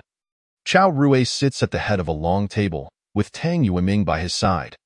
The other burly members of his gang are either practicing their swordplay or lifting stone locks. Honing their skills, Tang Yueming, could you please share the usual circumstances of Yuquan Street? Tang Yueming respectfully pours tea for Chao Rui. Perhaps due to his own lack of martial talent, Tang Yueming holds the greatest respect for those gifted martial arts prodigies. Given Qiao Rui's young age and profound internal energy, Tang Yueming has long regarded him as a true martial arts genius, holding him in deep esteem. After organizing his thoughts, Tang Yueming begins, Master, the situation on Yuquan Street is generally stable. When the previous Fragrant Master was in charge, he primarily dealt with troublesome outsiders or bandits. Under normal circumstances, there are no significant issues, as Yuquan Street has been our whale gang's territory for over a decade. Qiao Rui nods, suddenly curious. Does the Yamen in Heishui Town not intervene? Or is it acceptable for our members to kill and burn without consequence? Oh, what do they care? The monthly dividends we provide them surpass their salaries. So why would they concern themselves with our affairs? Tang Yueming replies nonchalantly, Moreover, we of the whale gang treat this place as our stronghold, and it would be foolish to engage in acts of murder and arson that would lead to our own demise. Our primary mission aligns with that of the Yamen, to maintain the peace of Heishui Town. Qiao Rui acknowledges this with a nod of understanding. While it may sound exaggerated, it is nonetheless the truth. The Shao Kingdom's court is weak, and the presence of the Yamen is even less felt among the populace than that of the local martial arts factions. Then let things continue as they are. You few should patrol the streets. Do not disturb my training unless necessary, Qiao Rui instructs, sending Tang Yueming and the others out of the courtyard. He then retrieves a long sword from the weapon rack and begins practicing the smoke rain sword technique. The owner of the Yuquan Tavern is somewhat affiliated with the whale gang, allowing Qiao Rui to train here without fear of interruptions, and his daily meals are taken care of. Typically, the seasoned Tang Yueming is capable of handling most matters that arise on the street, so instances requiring Qiao Rui's personal intervention are rare. In essence, Qiao Rui, as the Fragrant Master, primarily serves as a deterrent to the ordinary folk. Thus, half a year swiftly passes. The season transitions to late autumn, and the chill in the air becomes increasingly palpable. Qiao Rui has served as the Fragrant Master of Heishui Town for half a year. Most of his time has been devoted to training. He still has yet to grasp the Mingyu skill. While the experience pearl representing the skill has increased somewhat, it remains insufficient for him to utilize the technique. It seems that this body possesses no innate talent for cultivation whatsoever. Lacking such talent yet daring to aspire for transcendence, only Qiao Rui, with the aid of the experience pearl, dares to entertain such thoughts. Even with the experience pearl, he recognizes that his path to cultivation is bound to be fraught with difficulties. Given his stagnant progress, he must find ways to increase the rate at which the experience pearl accumulates experience points, as this will be crucial on his journey of cultivation. Although he has yet to master the Mingyu skill, he has made significant advancements in martial arts. After joining the gang for a month, the gang leader Ma Xian procured the subsequent techniques for the Ji Shui Ju for Qiao Rui. The Ji Shui Ju is a rather commonplace internal skill, and it is not surprising that someone of Ma Xian's stature could obtain it. The complete Ji Shui Ju consists of 7 levels. Upon acquiring it, Qiao Rui immediately utilized the experience pearl to elevate his proficiency to the 4th level, achieving the equivalent of over 12 years of internal power. At the beginning of this month, Qiao Rui once again employed the experience pearl, investing 50% of its value to advance the Ji Shui Ju to the 5th level. To progress to the 6th level, he would need a full complement of experience pearls. And due to the complexity of the technique, the rate of experience point accumulation has slowed. It will take time to fill the experience pearl associated with the Ji Shui Ju within him. Chapter 14. Changes in the whale gang after successfully advancing the Ji Shui Ju to the 5th level using the experience pearl. Qiao Rui's internal power now exceeds 20 years. Generally speaking, possessing over 20 years of internal power qualifies one as a second-rate expert in the martial arts world. The once rising star of the Luo Shui gang, Protector Yang Ping, was of a similar internal power realm. Even the leader of the whale gang, Ma Xian, possesses only this level of strength. To become a first-rate expert, one needs at least 30 years of internal power and a commendable martial arts rank. Beyond first-rate experts lie the superlative masters, innate grandmasters, whose presence in today's martial arts world is exceedingly rare. Qiao Rui's rapid progress in cultivation is evident. Throughout this half-year, he has maintained a low profile, and the internal dynamics of the whale gang remain unaware of his true strength. The most significant progress lies in his martial arts manuals. At last, my internal strength can finally be put to proper use. Previously, Qiao Rui had not engaged in studying martial arts manuals, possessing internal power yet unable to wield its full potential. Now, with 3 martial arts manuals in hand, he has utilized the Experience Pearl to achieve a degree of mastery in all 3. The training progression for martial arts manuals is categorized into entry, mastery, minor success, major success, and transformation. If mastering a martial art grants a 30% increase in combat power, then mastery provides a 50% increase. Minor success 100%, major success 150%, and transformation follows suit. Naturally, the specific increments vary based on the type and rank of the martial arts manual. Typically, for an individual of average talent, achieving entry into a common martial art might require a year and a half, while complete mastery could take 3 to 5 years. Attaining minor achievements generally takes no less than 7 to 8 years. With major success and transformation being more a matter of chance, as it stands, Chao Rui appears to possess commendable talent for martial arts manuals. The rate at which experience points accumulate in relation to the corresponding martial arts experience pearls is impressively rapid. Within a mere half year, Chao Rui has elevated the smoke rain sword technique to major success, while the mad wave blade technique has reached minor success. The cloud shifting technique has also attained major success. At the stage transitioning from major success to transformation, the accumulation of experience points has begun to slow, and full experience pearls are now required for further advancement. In the short term, Chao Rui cannot break through to the transformative state. However, achieving major success in martial arts is already formidable, and combined with over 20 years of internal power, he stands as an exceptionally strong contender among second-rate martial artists. On this day, as Chao Rui practices in the courtyard of the Yuquan Tavern, he wields a finely crafted iron longsword, one that he commissioned from the best blacksmith in Heishui town at considerable expense. This purchase has consumed nearly all of his monthly salary for the past half year. He has named the sword Yuquan. The blade of the Yuquan sword is cool and sharp, and Chao Rui is enamored with it in the courtyard. He diligently practices the smoke rain sword technique, which emphasizes speed and deceptive allure. When executed at major success, the technique creates an almost mesmerizing spectacle for onlookers. Suddenly, unfamiliar footsteps approach. Chao Rui halts his practice, resting the sword against the ground as he awaits the visitor. Creak! The door swings open. The owner of the Yuquan Tavern bows slightly in apology and leads a group of individuals into the courtyard. These individuals are also clad in the attire of the Whale Gang. At the forefront is a man in his 30s, with long hair tied back in a tall, stern countenance. Master Chao is practicing, I see. Chao Rui offers a slight bow in return. Vice Master. The visitor is none other than one of the 2 Vice Masters of the Whale Gang. Yuejian, widely recognized as the gang's foremost talent. Having spent the previous years leading the gang's main forces in Ningyuan County, his sudden return today is unexpected. You have been with the Whale Gang for almost a year now, correct? How has your time here been? Yuejian inquires as he takes a seat at the long table in the courtyard and pours himself a glass of water, drinking it in one gulp.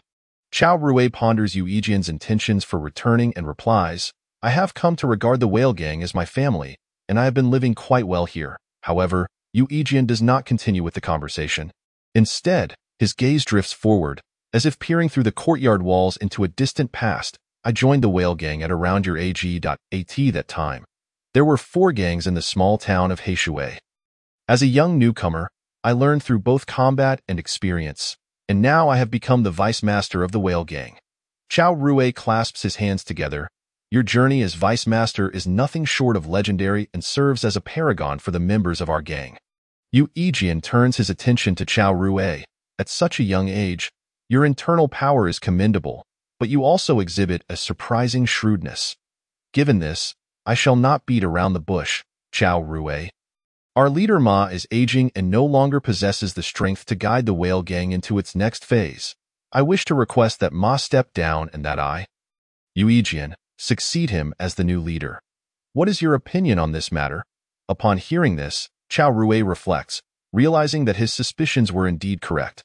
The young man, having spent years battling outside, is said to possess internal power surpassing that of Ma Xian.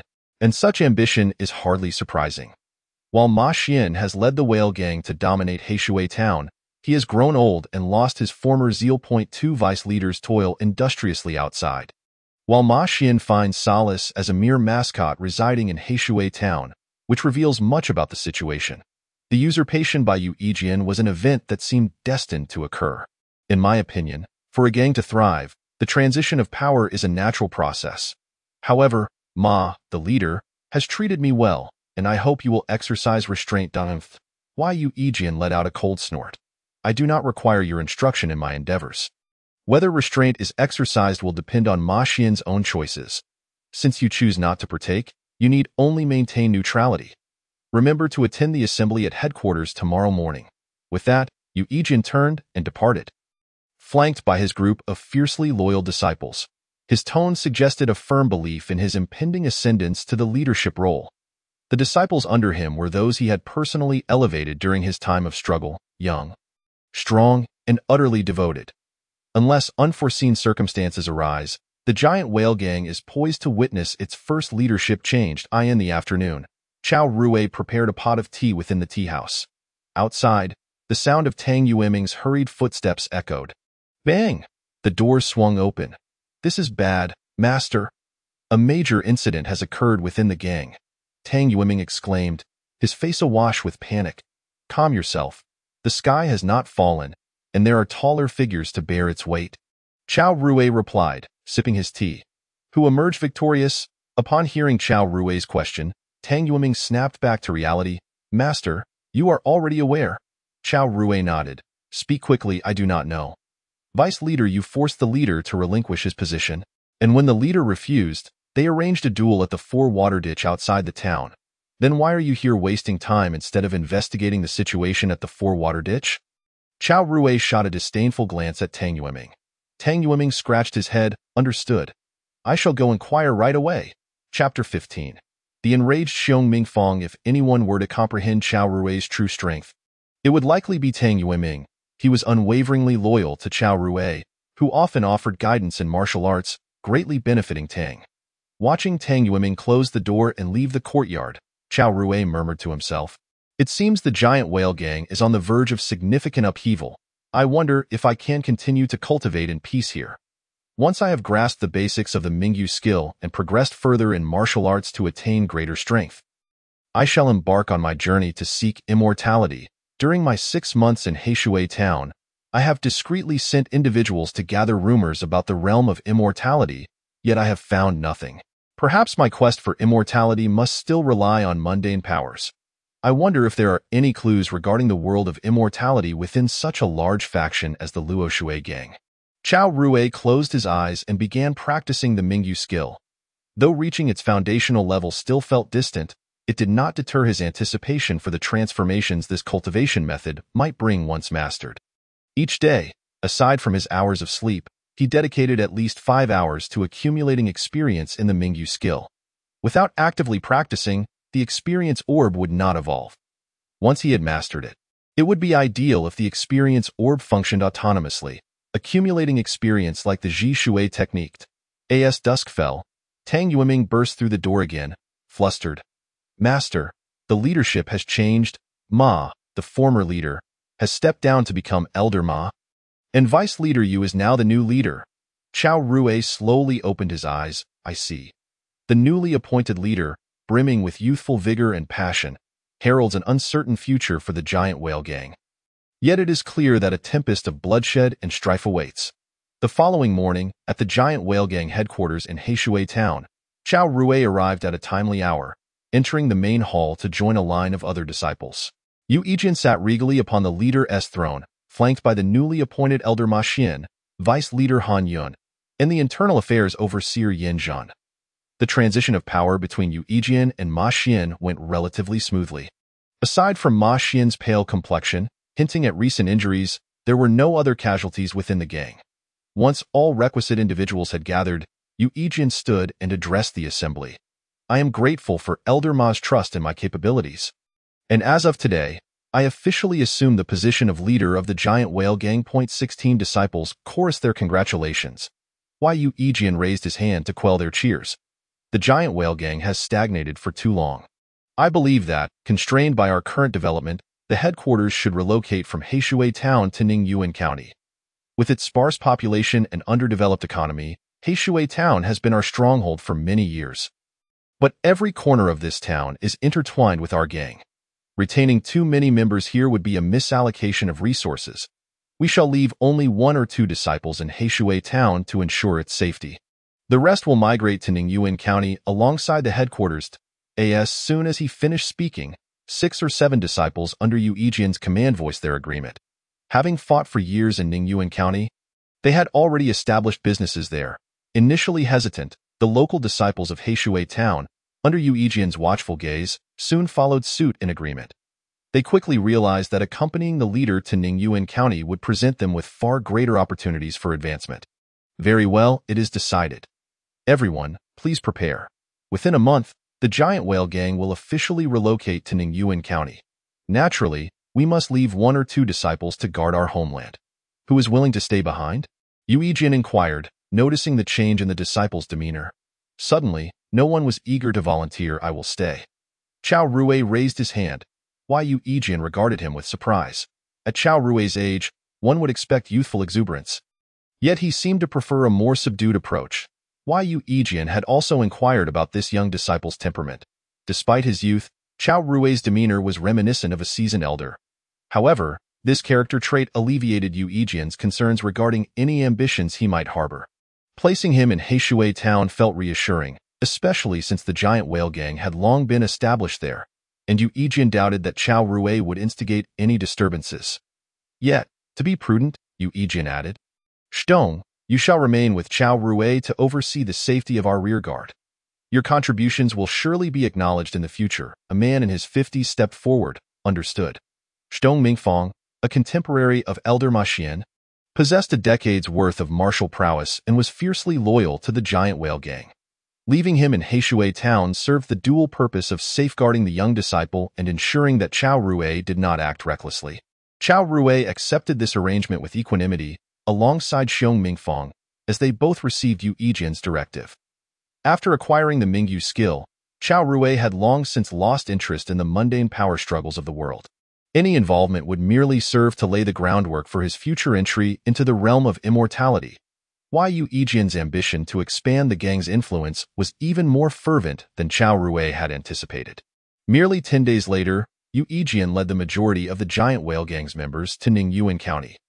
With a population exceeding 100,000, Ningyuan County boasted no fewer than 5 major martial arts factions. One could envision the fierce competition Yu Yijian and the Giant Whale Gang would encounter there. After the mass exodus of the Giant Whale Gang, Heishui Town remained largely unchanged. After all, the Giant Whale Gang had managed this town for many years, establishing complex relations. Furthermore, the gang's relocation did not signify its destruction. Even if some factions harbored ambitions, they would not dare to make their intentions known so swiftly in the aftermath of the headquarters migration. Only Chao Rui and Xiong Mingfang remained to oversee the gang in Heishui Town. The once bustling headquarters felt desolate. Chao Rui continued to reside and cultivate in the rear courtyard of the Yuquan Tavern. As it was familiar and he preferred not to uproot himself, little communication transpired between him and Xiong Mingfang. One day, however, Xiong Mingfang paid an unexpected visit to the Yuquan Tavern, exuding an air of indignation. Chao Rui, you wretched boy. The Giant Whale Gang has treated you well, yet you laze about here all day, doing nothing but consuming resources. What is the meaning of this? After the relocation of the headquarters, Xiong Mingfang had assumed the role of the de facto leader of the Giant Whale Gang in Heishui Town. He felt compelled to manage everything he could, and noticing that Chao Rui, a fellow disciple of the same rank, spent his days idly at the tavern, his frustration grew. Chapter 16. A reunion with the cousin. As he pondered over the situation, it dawned on him that the stronghold established by the Giant Whale Gang in Heishui Town was indeed quite secure. Leaving little to manage on this day, he recalled Chao Rui, a peer, who seemed to do nothing but linger at the Yuquan Tavern. Comparing his own diligent efforts to Chao Rui's apparent idleness only fueled his irritation. Thus, he resolved to visit and deliver a stern lecture to Chao Rui. Chao Rui had just finished practicing the smoke and rain sword technique and was seated on a cushion, resting in meditation.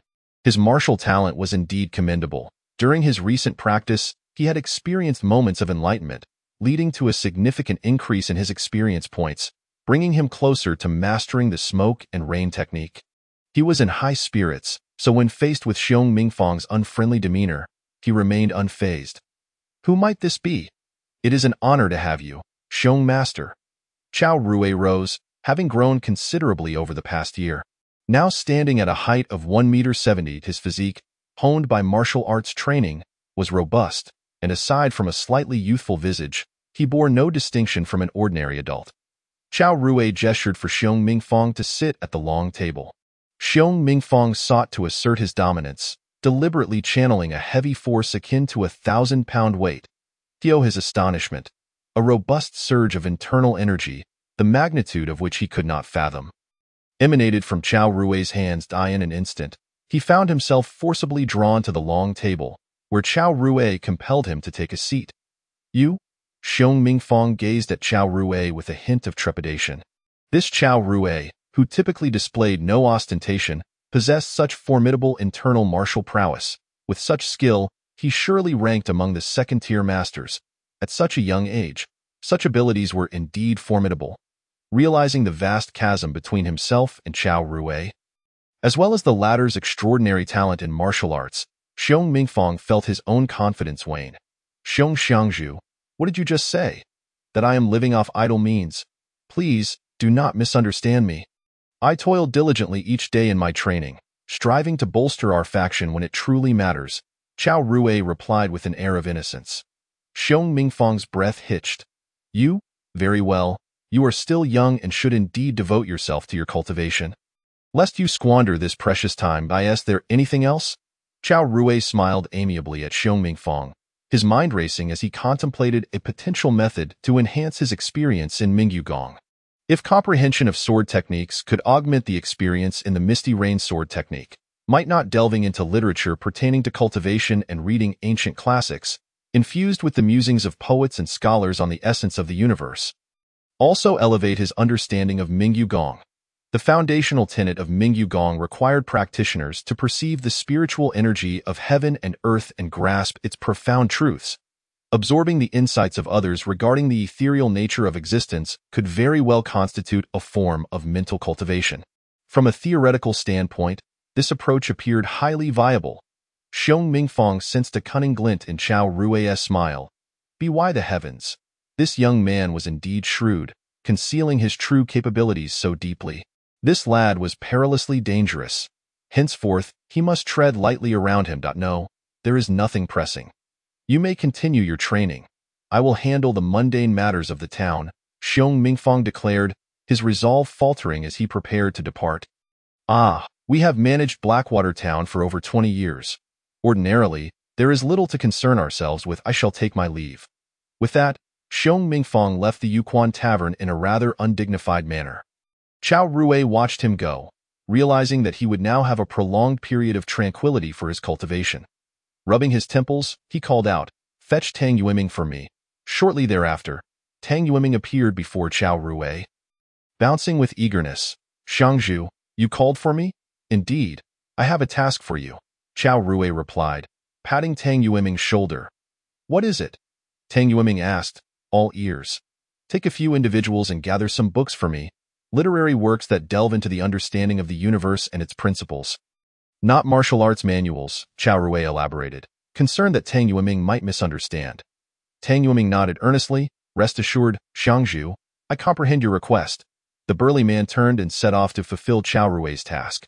Fearing that this fellow might lack the necessary cultural insight to discern the type of literature he sought, Chao Rui resolved to visit the town's bookstore himself. Since arriving in Blackwater Town, he had yet to explore it thoroughly. With winter now upon them, he donned a black cloak, secured the Yuquan sword at his waist, and ventured forth. Blackwater Town was quite small, with only a few bookstores. Chao Rui perused them all. Although the prevailing societal trend favored martial prowess over literary pursuits, the literary elite still wielded significant influence, making it challenging for common folk to acquire quality literary works. Most of the books in the stores consisted of poetry and music. It was only in the last store that he stumbled upon a tome titled Wandering the Vast Seas, which piqued his interest. This book chronicled the author's travels across the world, detailing extraordinary phenomena and his own reflections on them. How much for this book? Do you have similar ones? Chao Rue inquired at the counter. Behind the counter stood a young man in his 20s, seemingly disinterested as he had just taken over the family bookstore. If you want it, I'll sell it to you for 20 coins. Don't you think it's too pricey? I bought it from the Liu family not long ago for 15 coins, he replied. Chao Rue raised an eyebrow. Which Liu family? The young bookstore owner eagerly launched into gossip. Ah, the Liu family is a scholarly lineage, but this generation has produced 2 successive wastrels. The current heir, Liu Wenshu, is nothing more than a gambling addict, having sold off nearly all of the family's valuables, including their collection of books. At this rate, it won't be long before he finds himself begging on the streets. Chao Rue was indifferent to Liu Wenshu's vices. He was more intrigued by the mention of a scholarly family, suspecting they might possess the ancient texts he sought. Could you kindly direct me to the Liu family's residence? Chao Rue asked. The bookstore owner pointed towards a nearby alley. It's just down that lane. The third courtyard in, the entrance is the one with the stone doorstops that have already been sold off. Very well. Chao Rue nodded slightly and proceeded towards the Liu household. Upon arriving outside the Liu residence, he rang the doorbell. The Liu family had indeed enjoyed wealth in the past. Such expansive courtyards were rare in Blackwater Town. The fact that the now declining Liu family still maintained such a large estate likely owed to the connections cultivated during their prosperous days.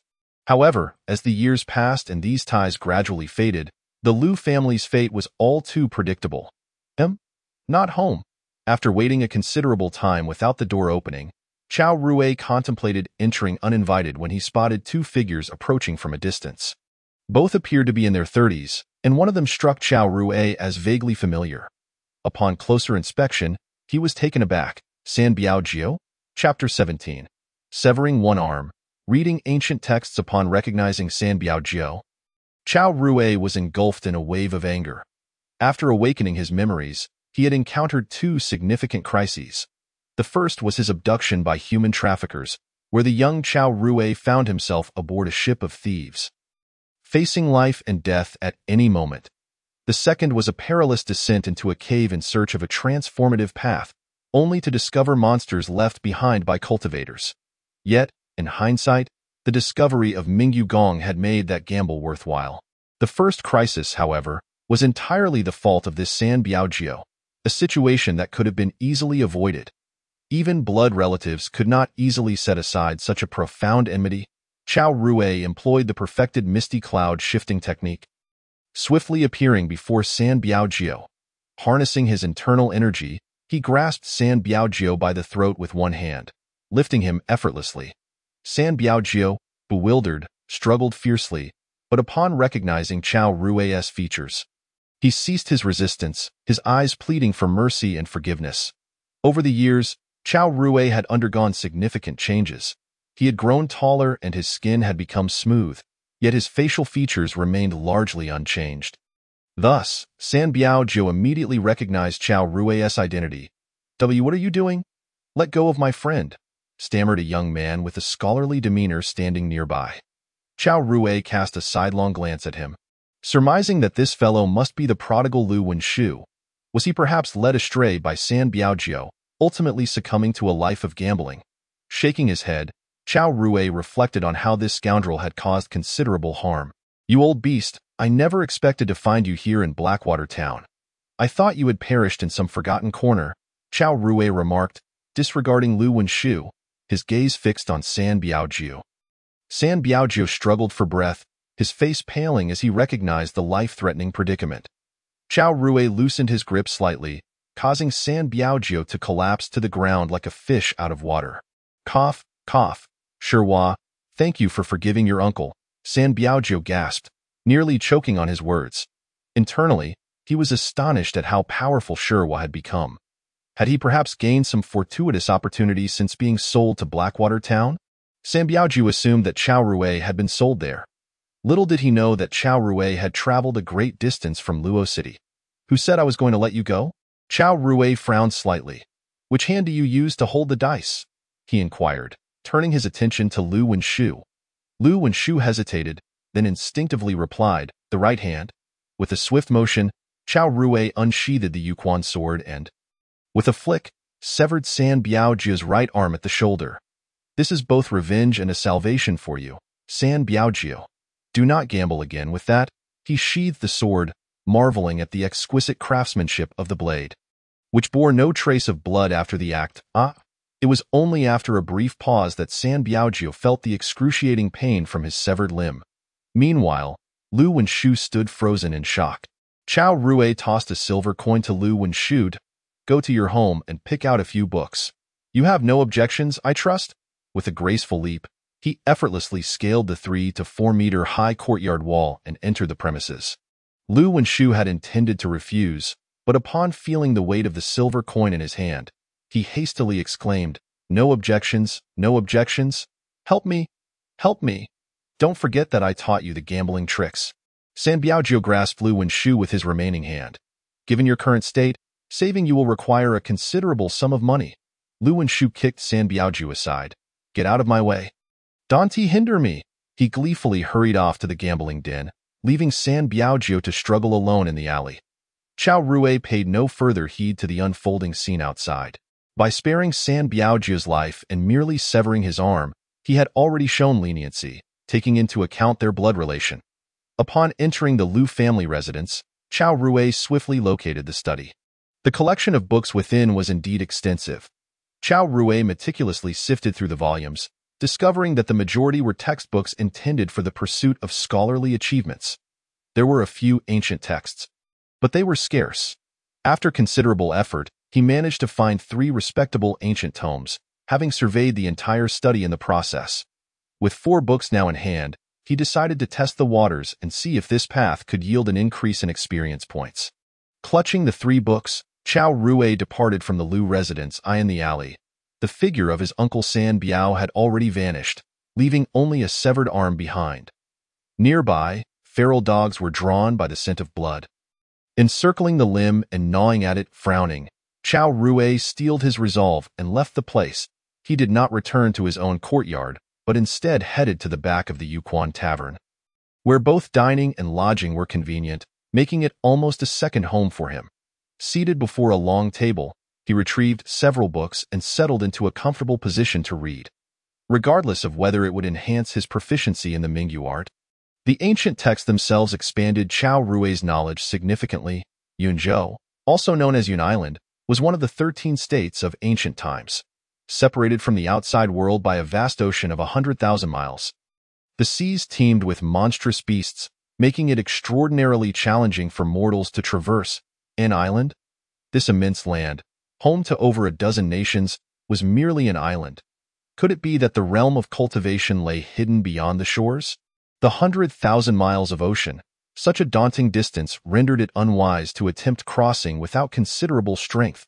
Chao Rui continued to immerse himself in the reading of the ancient texts. The mountains and rivers, the very bones of the earth, rise steeply, resilient against the tempests and unyielding through the ages.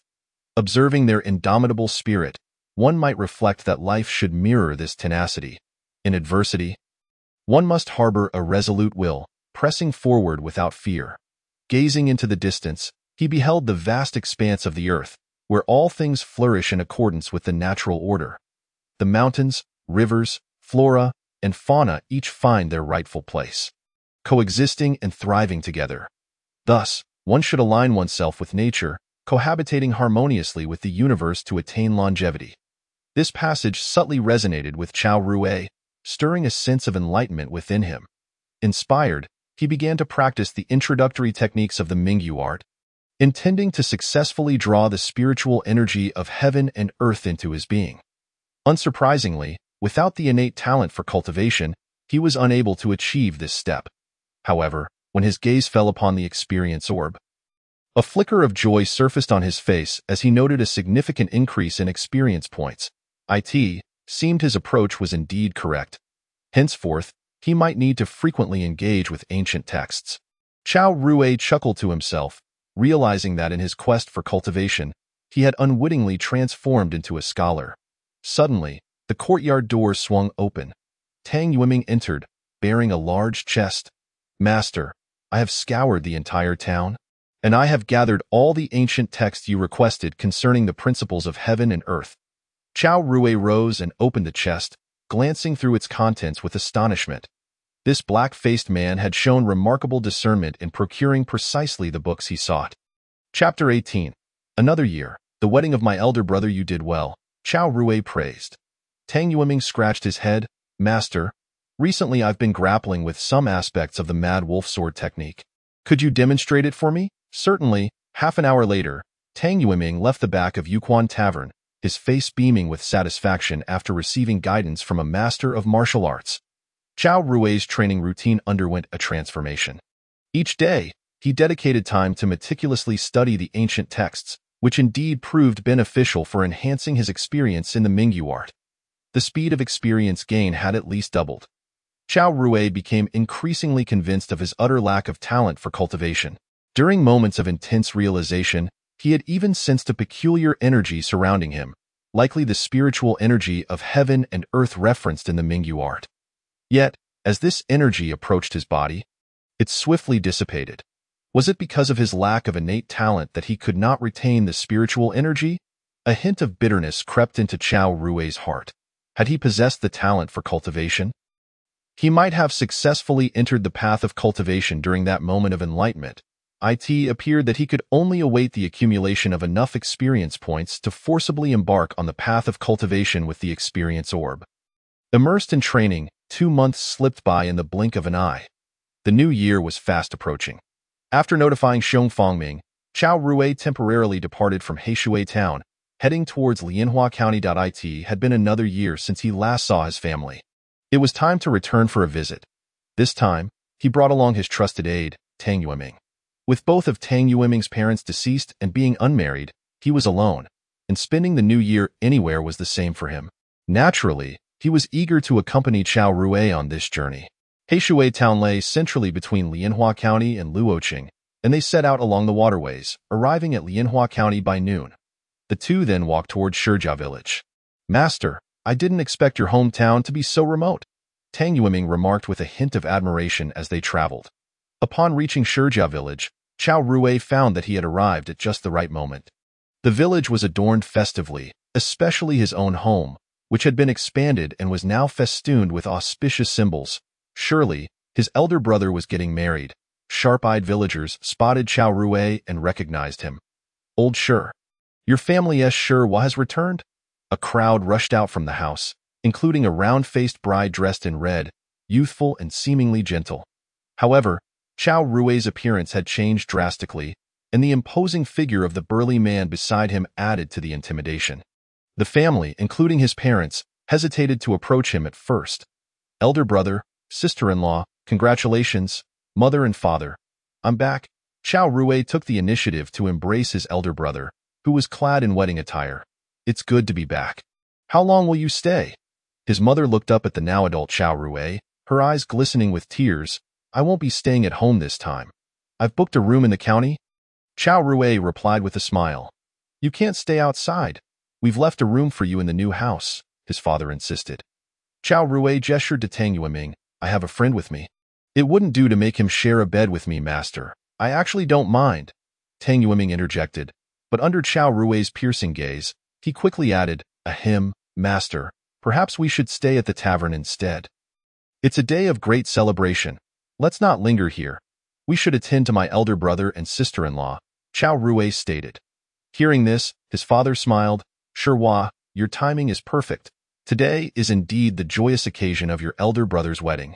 You didn't leave any contact information, making it impossible to notify you. Thankfully, you made it back. The village's celebration was simple. They hosted a feast for the villagers and set off firecrackers to enhance the festive atmosphere. In the evening, family members from the bride's side arrived, a large group of about 20. Among them were the bride's uncles and siblings, who came from another mountain village near Lianhua County. Initially, they looked down upon the Shi family's modest circumstances. But upon seeing Chao Rui, who exuded an impressive aura as the little brother-in-law, their demeanor softened, and they frequently toasted him on this grand occasion for his elder brother. Chao Rui accepted every toast graciously. With his profound internal strength, he ultimately managed to outdrink the bride's family until they were all sprawled on the ground, while he remained unfazed, astonishing the onlookers. As night fell, Chao Rui observed his elder brother lying drunk on the ground, with his sister-in-law anxiously tending to him, and he smiled faintly. His elder brother's future seemed promising. Subsequently, Chao Rui approached his father and presented him with 10 taels of silver. I may not have time to return in the next 2 years. Please take care of yourselves. His father grasped the silver, at a loss for words. It was clear that Sherwa's life had transcended the simple guidance of a mountain dweller like himself. You take care of yourself. This will always be your home. Even if I pass away, your elder brother will ensure you have a place, his father said with a heavy heart.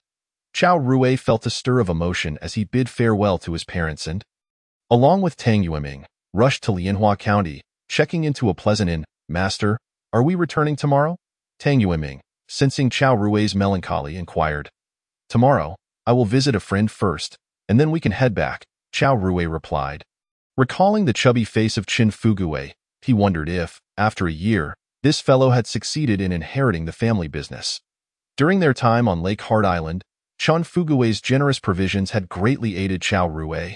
At that time, the nourishment he received had contributed to his physical development, enhancing his martial arts talents. In the Qin family courtyard in Lianhua County, the father and son were silently troubled in the study. Father, this time the wild dog gang has truly gone too far, demanding a tribute of 300 taels. Our tavern's annual profit barely amounts to that. Are they trying to drive us to our demise? Qin Fugui exclaimed, his face filled with outrage. Qin's father sighed lightly. What can we do? The wild dog gang has grown immensely powerful in Lianhua County recently. There used to be 3 gang factions in the county, but a few months ago, the Wild Dog Gang joined forces with the Bloodblade Gang and completely annihilated another faction. Our tavern was previously paying protection fees to that vanquished gang. The territory of the restaurant has now been seized by the Wild Dog Gang. This gang ruthlessly exploits the former patrons of the previous faction, with a clear intention to drive them away and take over the business themselves. Chapter 19. Troubles and Taking Action. How I wish I were still with the Luoshui gang, Qin Fugui thought, clenching his fists tightly. He felt a twinge of regret. In this world, brute force is the ultimate determinant of the trajectory of wealth and other matters. I wonder how that rascal Chao Rui is faring. With his abilities, he should have already shed the identity of a menial worker, he mused. He had considerable faith in Chao Rui. Qin Fu spoke up. Let us get some rest, and if it comes to it, I will personally pay a visit to the Wild Dog Gang tomorrow. If we can establish a connection, we should be able to continue our business. There was no other option left.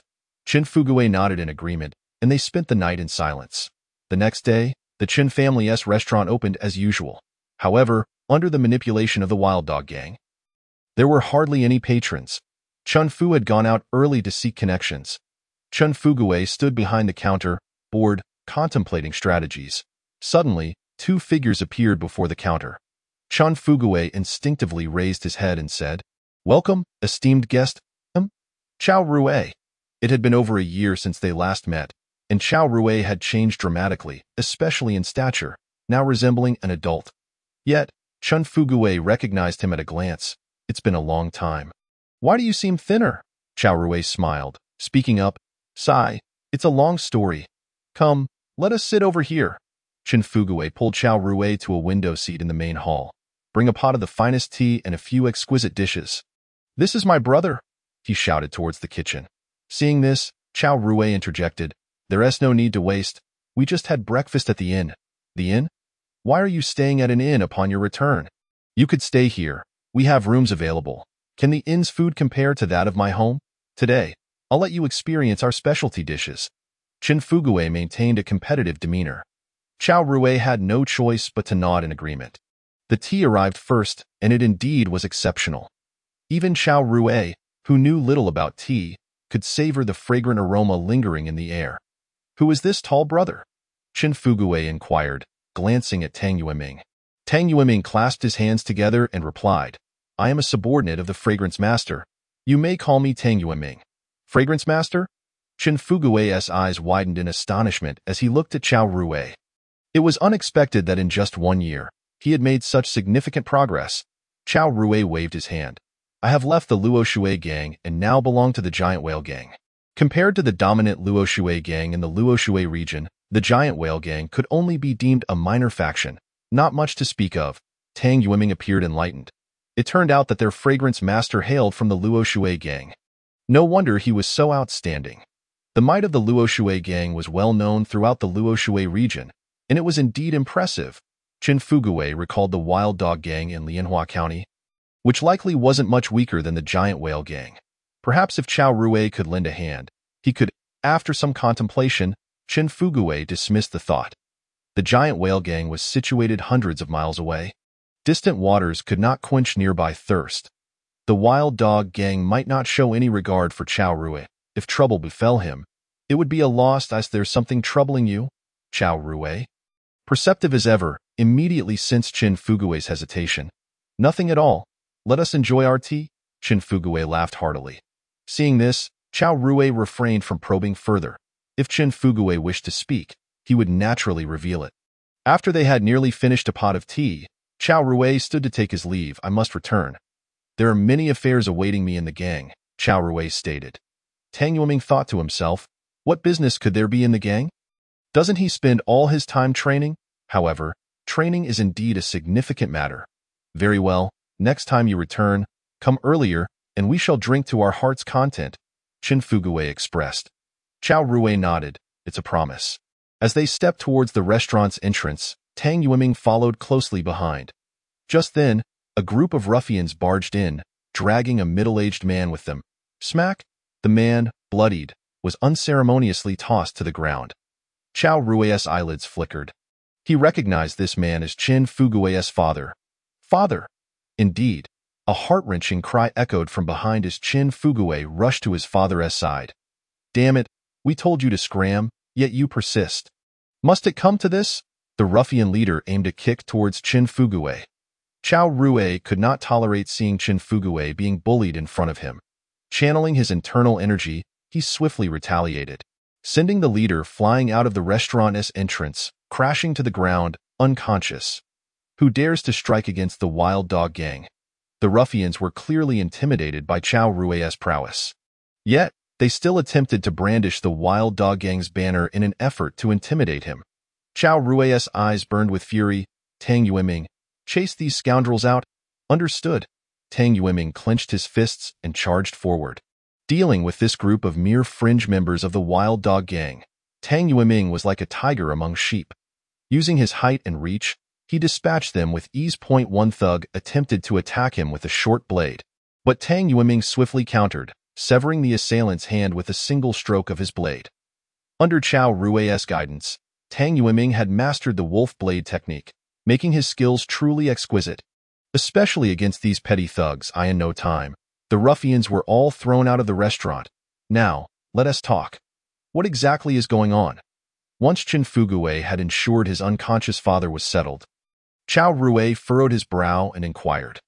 With fury in his eyes, Qin Fugui recounted the events that had transpired. If this continues, we might as well relocate the restaurant to Heishui town. Although Chao Rui's strength was commendable, it was still merely individual prowess. Challenging a gang in Lianhua County while also managing a restaurant was clearly beyond his capabilities. Moreover, Chao Rui could not remain in Lianhua County for long. If they sought to ensure the safety of the Qin family, relocating to Heishui town would evidently be the safest option. This, Qin Fugui's face reflected uncertainty. For anyone, leaving their ancestral home is a profoundly difficult decision. Just then, a waiter rushed in, breathless. Young master, it's bad. The wild dog gang has sent someone. Qin Fugui's expression changed instantly. Chao Rui patted Qin Fugui on the shoulder. Do not worry. I'm here. Feeling reassured, Qin Fugui stepped outside, with Chao Rui naturally following suit. Inside the restaurant's main hall, a group of 7 or 8 members of the wild dog gang had already occupied several tables. Their faces fierce and menacing, an array of sharp weapons laid out before them. This scene was enough to frighten ordinary folk into submission. These gang members were clearly formal members of the wild dog gang.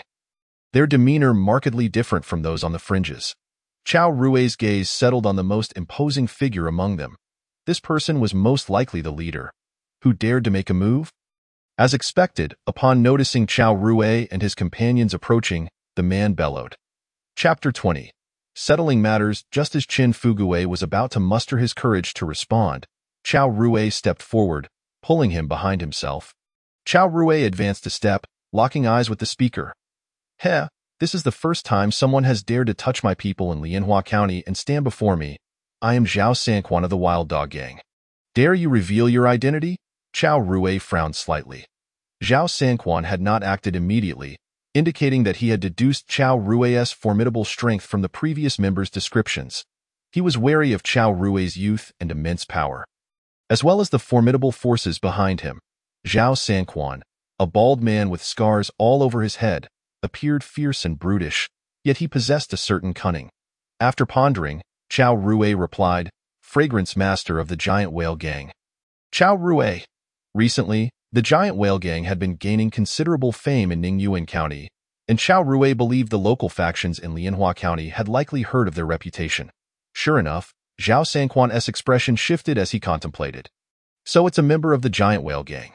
Are you here in Lianhua County because Ningyuan County is no longer sufficient, and you wish to plant your flag here? The Giant Whale Gang had been engaged in continuous battles recently, their formidable strength and cohesion evident throughout the Luoshui region. Zhao Sanquan harbored concerns about this rising faction. Seeing Zhao Sanquan's reaction, Chao Rui felt a slight relief. Perhaps there was a chance to ensure the survival of Qin Fugui's restaurant. Chao Rui spoke, Brother Sanquan, you jest. I came to Lianhua County merely to visit a friend. He patted Qin Fugui on the shoulder. Just as he was about to take his leave, he happened to witness someone assaulting his uncle and throwing him into the restaurant, while others threatened to force his friend to vacate the premises. Why subordinates couldn't bear it and gave those intruders a beating, throwing them out. In fact, I was discussing with my friend that if Lianhua County cannot accommodate him, he might as well come with me to the territory of the Giant Whale Gang to open a restaurant, and I will ensure his safety. With this statement, Chao Rui completely distanced himself from the situation involving Qin Fugui, Zhao Sanquan, and the Wild Dog Gang. He even appeared to be yielding, suggesting the restaurant move. This offered Zhao Sanquan considerable face. If he wished to seek peace, he would likely take advantage of this opportunity to back down. After Chao Rui finished speaking, he locked eyes with Zhao Sanquan, waiting for the Wild Dog Gang leader's response. Zhao Sanquan furrowed his brows upon grasping the implications of Chao Rui's words.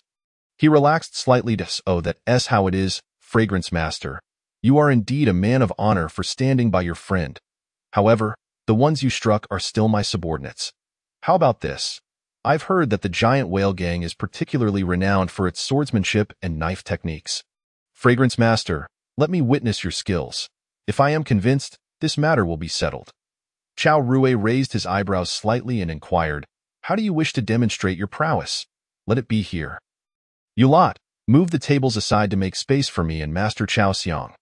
Zhao Sanquan stood up, and the others from the gang immediately began to clear the tables and chairs from the main hall, creating a wide area for Chao Rui and Zhao Sanquan to engage in their contest. Chao Rui, perhaps it would be better to reconsider. Qin Fugui expressed his concerns, aware that Chao Rui had only been part of the gang for 2 years and feared he might not be Zhao Sanquan's match. Chao Rui signaled Qin Fugui to remain calm. After the area was cleared, the tavern's entrance was shut. Chao Rui approached the center of the hall, gripping the hilt of his sword. Zhao Sanquan advanced a few steps, and the two faced each other, standing several meters apart.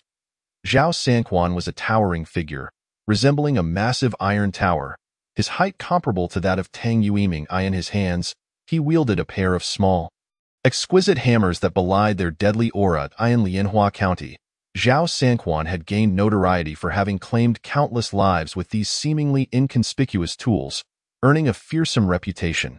At that moment, the tension between the two was palpable, and Zhao Sanquan's fierce expression grew more animated as he grinned, revealing a row of menacingly white teeth, and shouted impatiently, "Shall we not dawdle any longer? Let's begin." In response to Zhao Sanquan's provocation, the air was pierced by the crisp sound of a sword being drawn. With a flick of his wrist, Chao Rui unsheathed his Yuquan sword, a flash of cold light emanating from it, illuminating the surroundings. Inwardly, Chao Rui contemplated seizing this opportunity to test the true might of his swordsmanship, deliberately restraining most of his internal power. A soft whistle resonated as Chao Rui moved in harmony with his sword. executing the now-mastered Misty Rain sword technique. As the technique unfolded, the shimmering sword light scattered like a myriad of stars, causing those present to widen their eyes in awe. The Misty Rain sword technique emphasizes the intricate and ever-changing floral forms. Its moves complex and varied, rendering it nearly impossible to discern the genuine from the feigned. Even Zhao Sanquan found himself momentarily dazzled by the dazzling display of sword light before him, his eyes widening in realization that he was indeed facing a true master. The exquisite swordplay left him scrutinizing every detail, yet he could not find even the slightest flaw.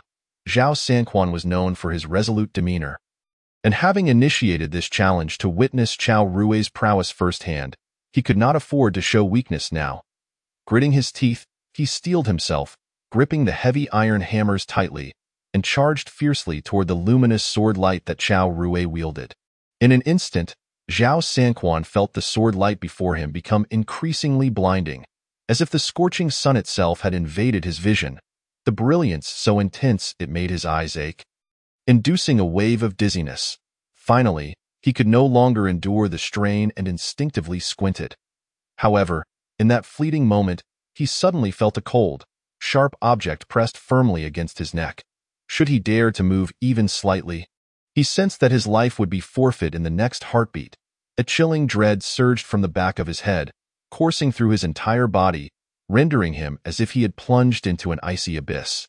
At that moment, Zhao Sanquan could only suppress his fear and reluctance, maintaining the posture from his earlier strike, frozen in place, afraid to make a single move.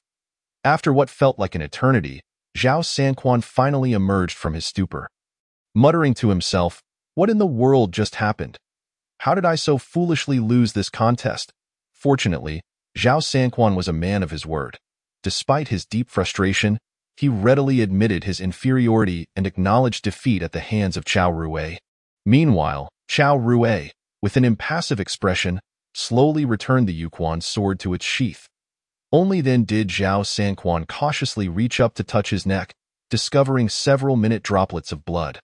Reflecting on the heart-stopping moment, he felt a wave of terror wash over him, thinking that he had truly danced on the precipice of death. "Chao, brother, your swordsmanship is remarkable. In the blink of an eye, I was done for." "Indeed, it is impressive, though perhaps a bit unsatisfying," Zhao Sanquan remarked, a somewhat comical expression crossing his face as he pondered the experience. "Brother Sanquan, how shall we address this matter concerning my friend?" Chao Rui inquired. Recalling the situation with Chen Fugue, Zhao Sanquan thumped his chest. "You need not mock me. The Chen family tavern was previously eyed by a distant relative of mine. Now that I know you, Chao Rui, are associated with it, I will not interfere. By Quan, it was one of your men who injured Master Chen, was it not?" A member of the Wild Dog Gang interjected, nodding in affirmation. He disabled his hand, forbidding him from acting under the Wild Dog Gang's banner. The Wild Dog Gang member acknowledged this. Zhao Sanquan turned to Chao Rui. "To be honest, your giant whale gang is far from Ningyuan County. If I truly sought trouble, you would not be able to protect him. However, in the realm of the Jianghu, it is better to have more friends than enemies. What say you, Master Chao Xiang?"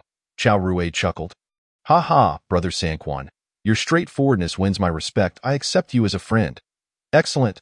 I shall not intrude further on your reunion with Master Chen," Zhao Sanquan declared. "Listen well, everyone. From now on, the Chen family tavern shall reduce its fees by half." With that, he waved his hand, leading his gang members out of the tavern without a backward glance. From all appearances, he seemed to be a man of his word. Chao Rui turned to Chen Fugue. "Fugue, should Zhao Sanquan go back on his word, come to Heishui town to find me. If he keeps his promise, all the better. Your business will surely prosper." Chen Fugue, overwhelmed with gratitude, gazed at Chao Rui. "Chao Rui, I truly do not know how to thank you today." "Thank for what?" Chao Rui called out to Tang Yueming. "We are leaving." "Yes, Master Xiang," the two replied in unison as they departed. Chen Fugue rushed out of the tavern, watching Chao Rui's retreating figure with mixed emotions. Chapter 21. The Poisonous Snake Gang and Water Bandits. After leaving the Chen family tavern, Chao Rui and Tang Yueming headed directly to the Lianhua County dock to board a boat to Heishui town. The waterways of the Luoshui region were indeed well connected, saving them considerable time. In the afternoon, they disembarked at the dock of Heishui town. The new year had passed, and remnants of firecrackers littered the streets. However, Heishui town, being a small settlement, could not compare to the bustling atmosphere of Lianhua County. As for the gang dynamics, the main force of the Giant Whale Gang remained in Ningyuan County, having not even returned for the new year. Their performance during the holiday was commendable, and the Giant Whale Gang had firmly established itself as one of the two major forces in Ningyuan County. After absorbing local experts, the number of members under the Master Xiong had more than doubled. Currently, the Giant Whale Gang was locked in a fierce contest with the Poisonous Snake Gang. The two factions were sworn enemies, and Chao Rui was convinced that an all-out war would erupt soon. Rumors suggested that the leader of the Giant Whale Gang, Yu Yijian, had mastered the Misty Rain Sword technique, and even first-rate experts might not be his match. Coupled with the devoted support of the former leader, Ma Xian, the Giant Whale Gang was more united and powerful than ever. The stronger the Giant Whale Gang became, the more Chao Rui could indulge in his yet-to-be-embarked journey of cultivation. Each day, he needed only to focus on training to accumulate experience. Within a span of 12 hours, he allocated 3 hours for sleep, 5 hours for practicing the Mingyu skill, and the remaining 4 hours for daily necessities. Practicing the still water technique and honing 3 martial arts techniques it was evident that the experience growth rate for the Mingyu skill was exceedingly slow, and without several years of dedication, he would not reach the first tier's requirements. As he found himself amidst the Jianghu, it was indeed imperative to dedicate 4 hours to martial arts training for survival. The experience accumulation rate for the 6th tier of the still water technique had also begun to slow down. Based on the current growth rate, Chao Rui estimated that he would not gather enough experience until summer. Of course, consuming corresponding elixirs could also enhance the experience growth rate. Unfortunately, as a mere gang leader, his monthly earnings were limited, and he lacked the funds to purchase potent medicinal concoctions for experience. Upon reaching the 6th tier of the still water technique, he would possess over 30 years of internal strength, qualifying him as a top-tier expert in the Jianghu. Moreover, with experience-based martial arts manuals, Chao Rui's abilities would further ascend. In the blink of an eye, a month had passed, and the early spring season arrived. With the weather gradually warming, Chao Rui remained blissfully immersed in his daily training, inspiring his subordinates to engage in rigorous practice as well.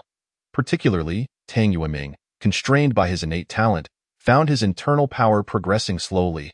Yet, under Chao Rui's guidance, the wolf blade technique was beginning to approach minor mastery. Should he truly master this technique, Tang Yueming would be deemed worthy of the position of Master Xiong, as Chao Rui had predicted. Barely after the new year, the Giant Whale Gang clashed with the Poisonous Snake Gang. Major battles erupted every 10 days, with skirmishes occurring every 3 days. The entire Ningyuan County was engulfed in chaos, and ordinary citizens dared not venture outside after dark. Chao Rui found himself in a state of leisure, while another incense master of the Giant Whale Gang, Xiong Mingfang, had recently been quite occupied. He needed to gather supplies from Heishui town and arrange for their transportation to Ningyuan County to support the main forces in their campaigns. Having offended Chao Rui previously, Xiong Mingfang felt reluctant to seek his assistance. Moreover, Xiong Mingfang considered himself quite capable and thus took it upon himself to handle the matter.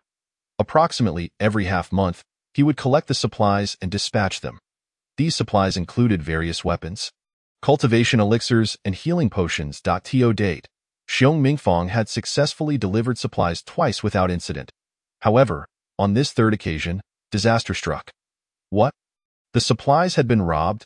Who would dare to plunder the goods of our Giant Whale Gang in the nearby waterways?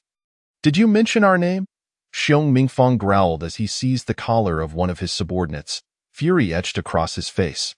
The subordinate, filled with trepidation, managed to reply, "I did, but they still attacked, killing several of us. We barely escaped by jumping from the ship." After a lengthy discussion and understanding of the details, Xiong Mingfang reluctantly allowed the subordinate to leave. It was likely the work of unfamiliar river bandits who had just happened upon this area.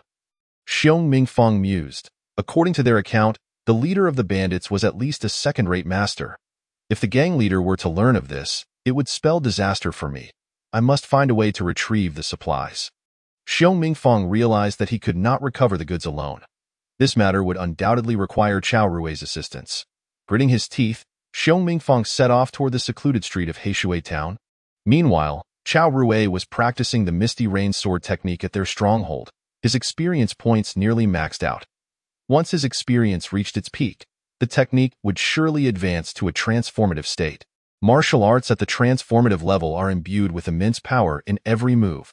Upon completing his practice, Xiong Mingfang arrived at the back courtyard of the Yuquan Tavern just in time. Chao Rui, I am in trouble. Please help me. This time, Xiong Mingfang was wise enough to directly ask for assistance. Chao Rui sheathed his Yuquan sword and sat down at a nearby table to pour himself a glass of water to soothe his dry throat from practicing. You seek my help? Master Xiong, what troubles you? Chao Rui asked, observing the panic on Xiong Mingfang's face, and he could surmise it was related to the supplies, given that Xiong had been in charge of this matter recently. Indeed, Xiong Mingfang recounted the tale, revealing that their supplies had been seized by river bandits.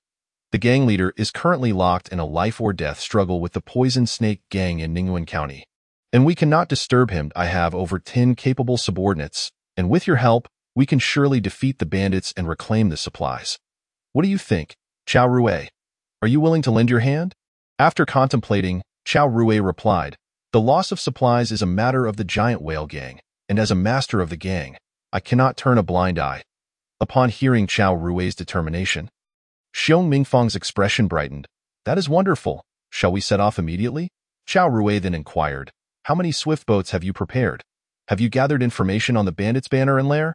Xiong Mingfang's expression stiffened as he shook his head. We must resolve these matters before tonight. We will gather at the dock tomorrow morning. Remember, ensure you prepare small and agile swift boats. We only need to ascertain the approximate location of the bandits. Chao Rui instructed. Xiong Mingfang nodded, contemplating how he had underestimated the young Chao Rui, who, despite his age, demonstrated remarkable composure and resourcefulness. Thank you for the reminder. I will prepare right away. Xiong Mingfang turned to leave, using his own means to arrange the boats and gather information. Chapter 22.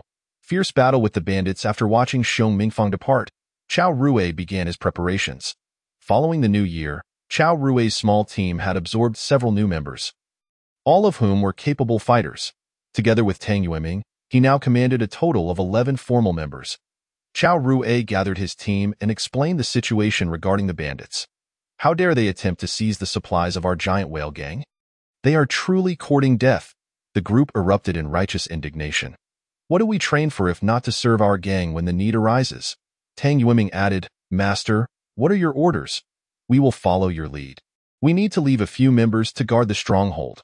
The rest will accompany me and Master Xiong Mingfang tomorrow to pursue the bandits. Chao Rui considered, deciding to leave 3 composed individuals to guard Yuquan Street while selecting 8, including Tang Yueming, to join Xiong Mingfang in their pursuit of the bandits. That day, Xiong Mingfang secured 5 swift boats through various channels, including fishermen, cargo ships, and passenger vessels, and had roughly pinpointed the bandits' lair within a dense reed marsh. The following morning, Chao Rui assembled with 8 gang members at the dock. Xiong Mingfang had arrived even earlier, given his longer tenure as a master, and had gathered a formal crew of 15. With Xiong Mingfang and Chao Rui included, they had a total of 25 members, perfectly divided among 5 boats. Chao Rui, Master Xiong, they nodded to each other before boarding the vessels. The boats Xiong Mingfang procured were the fastest small sailboats in Heishui town. Once all personnel were aboard, the imposing members of the giant whale gang set sail along the river, led by Xiong Mingfang's swift boat. Arranged in a formation of 1-2-2, the 5 small boats sped ahead. On the boat where Chao Rui sat, Tang Yueming and 3 other members were present. Adjusting the sails, one member steered while 2 others rowed, propelling the small sailboat at breakneck speed. The journey from Heishui town to Ningyuan County would take half a day's travel, and the bandits' hidden lair lay somewhere along this route. Through their inquiries, they had determined that the bandits had likely arrived in this river area just before the previous year. Their exact origins were untraceable, but fishermen who had been robbed reported hearing a Yu country accent among the bandits. Given that the Yu and Shao countries were neighboring states, and with the central court of Yu in disarray and war raging among its lords, it was not unusual for forces from Yu to seek refuge as bandits in Shao. However, whether this was true would only be confirmed upon capturing the ringleader. After more than an hour, Chao Rui's group approached the vicinity of the target reed marsh. The terrain of the marsh was complex and ever-changing, necessitating the dispersal of the team as they drew near to search.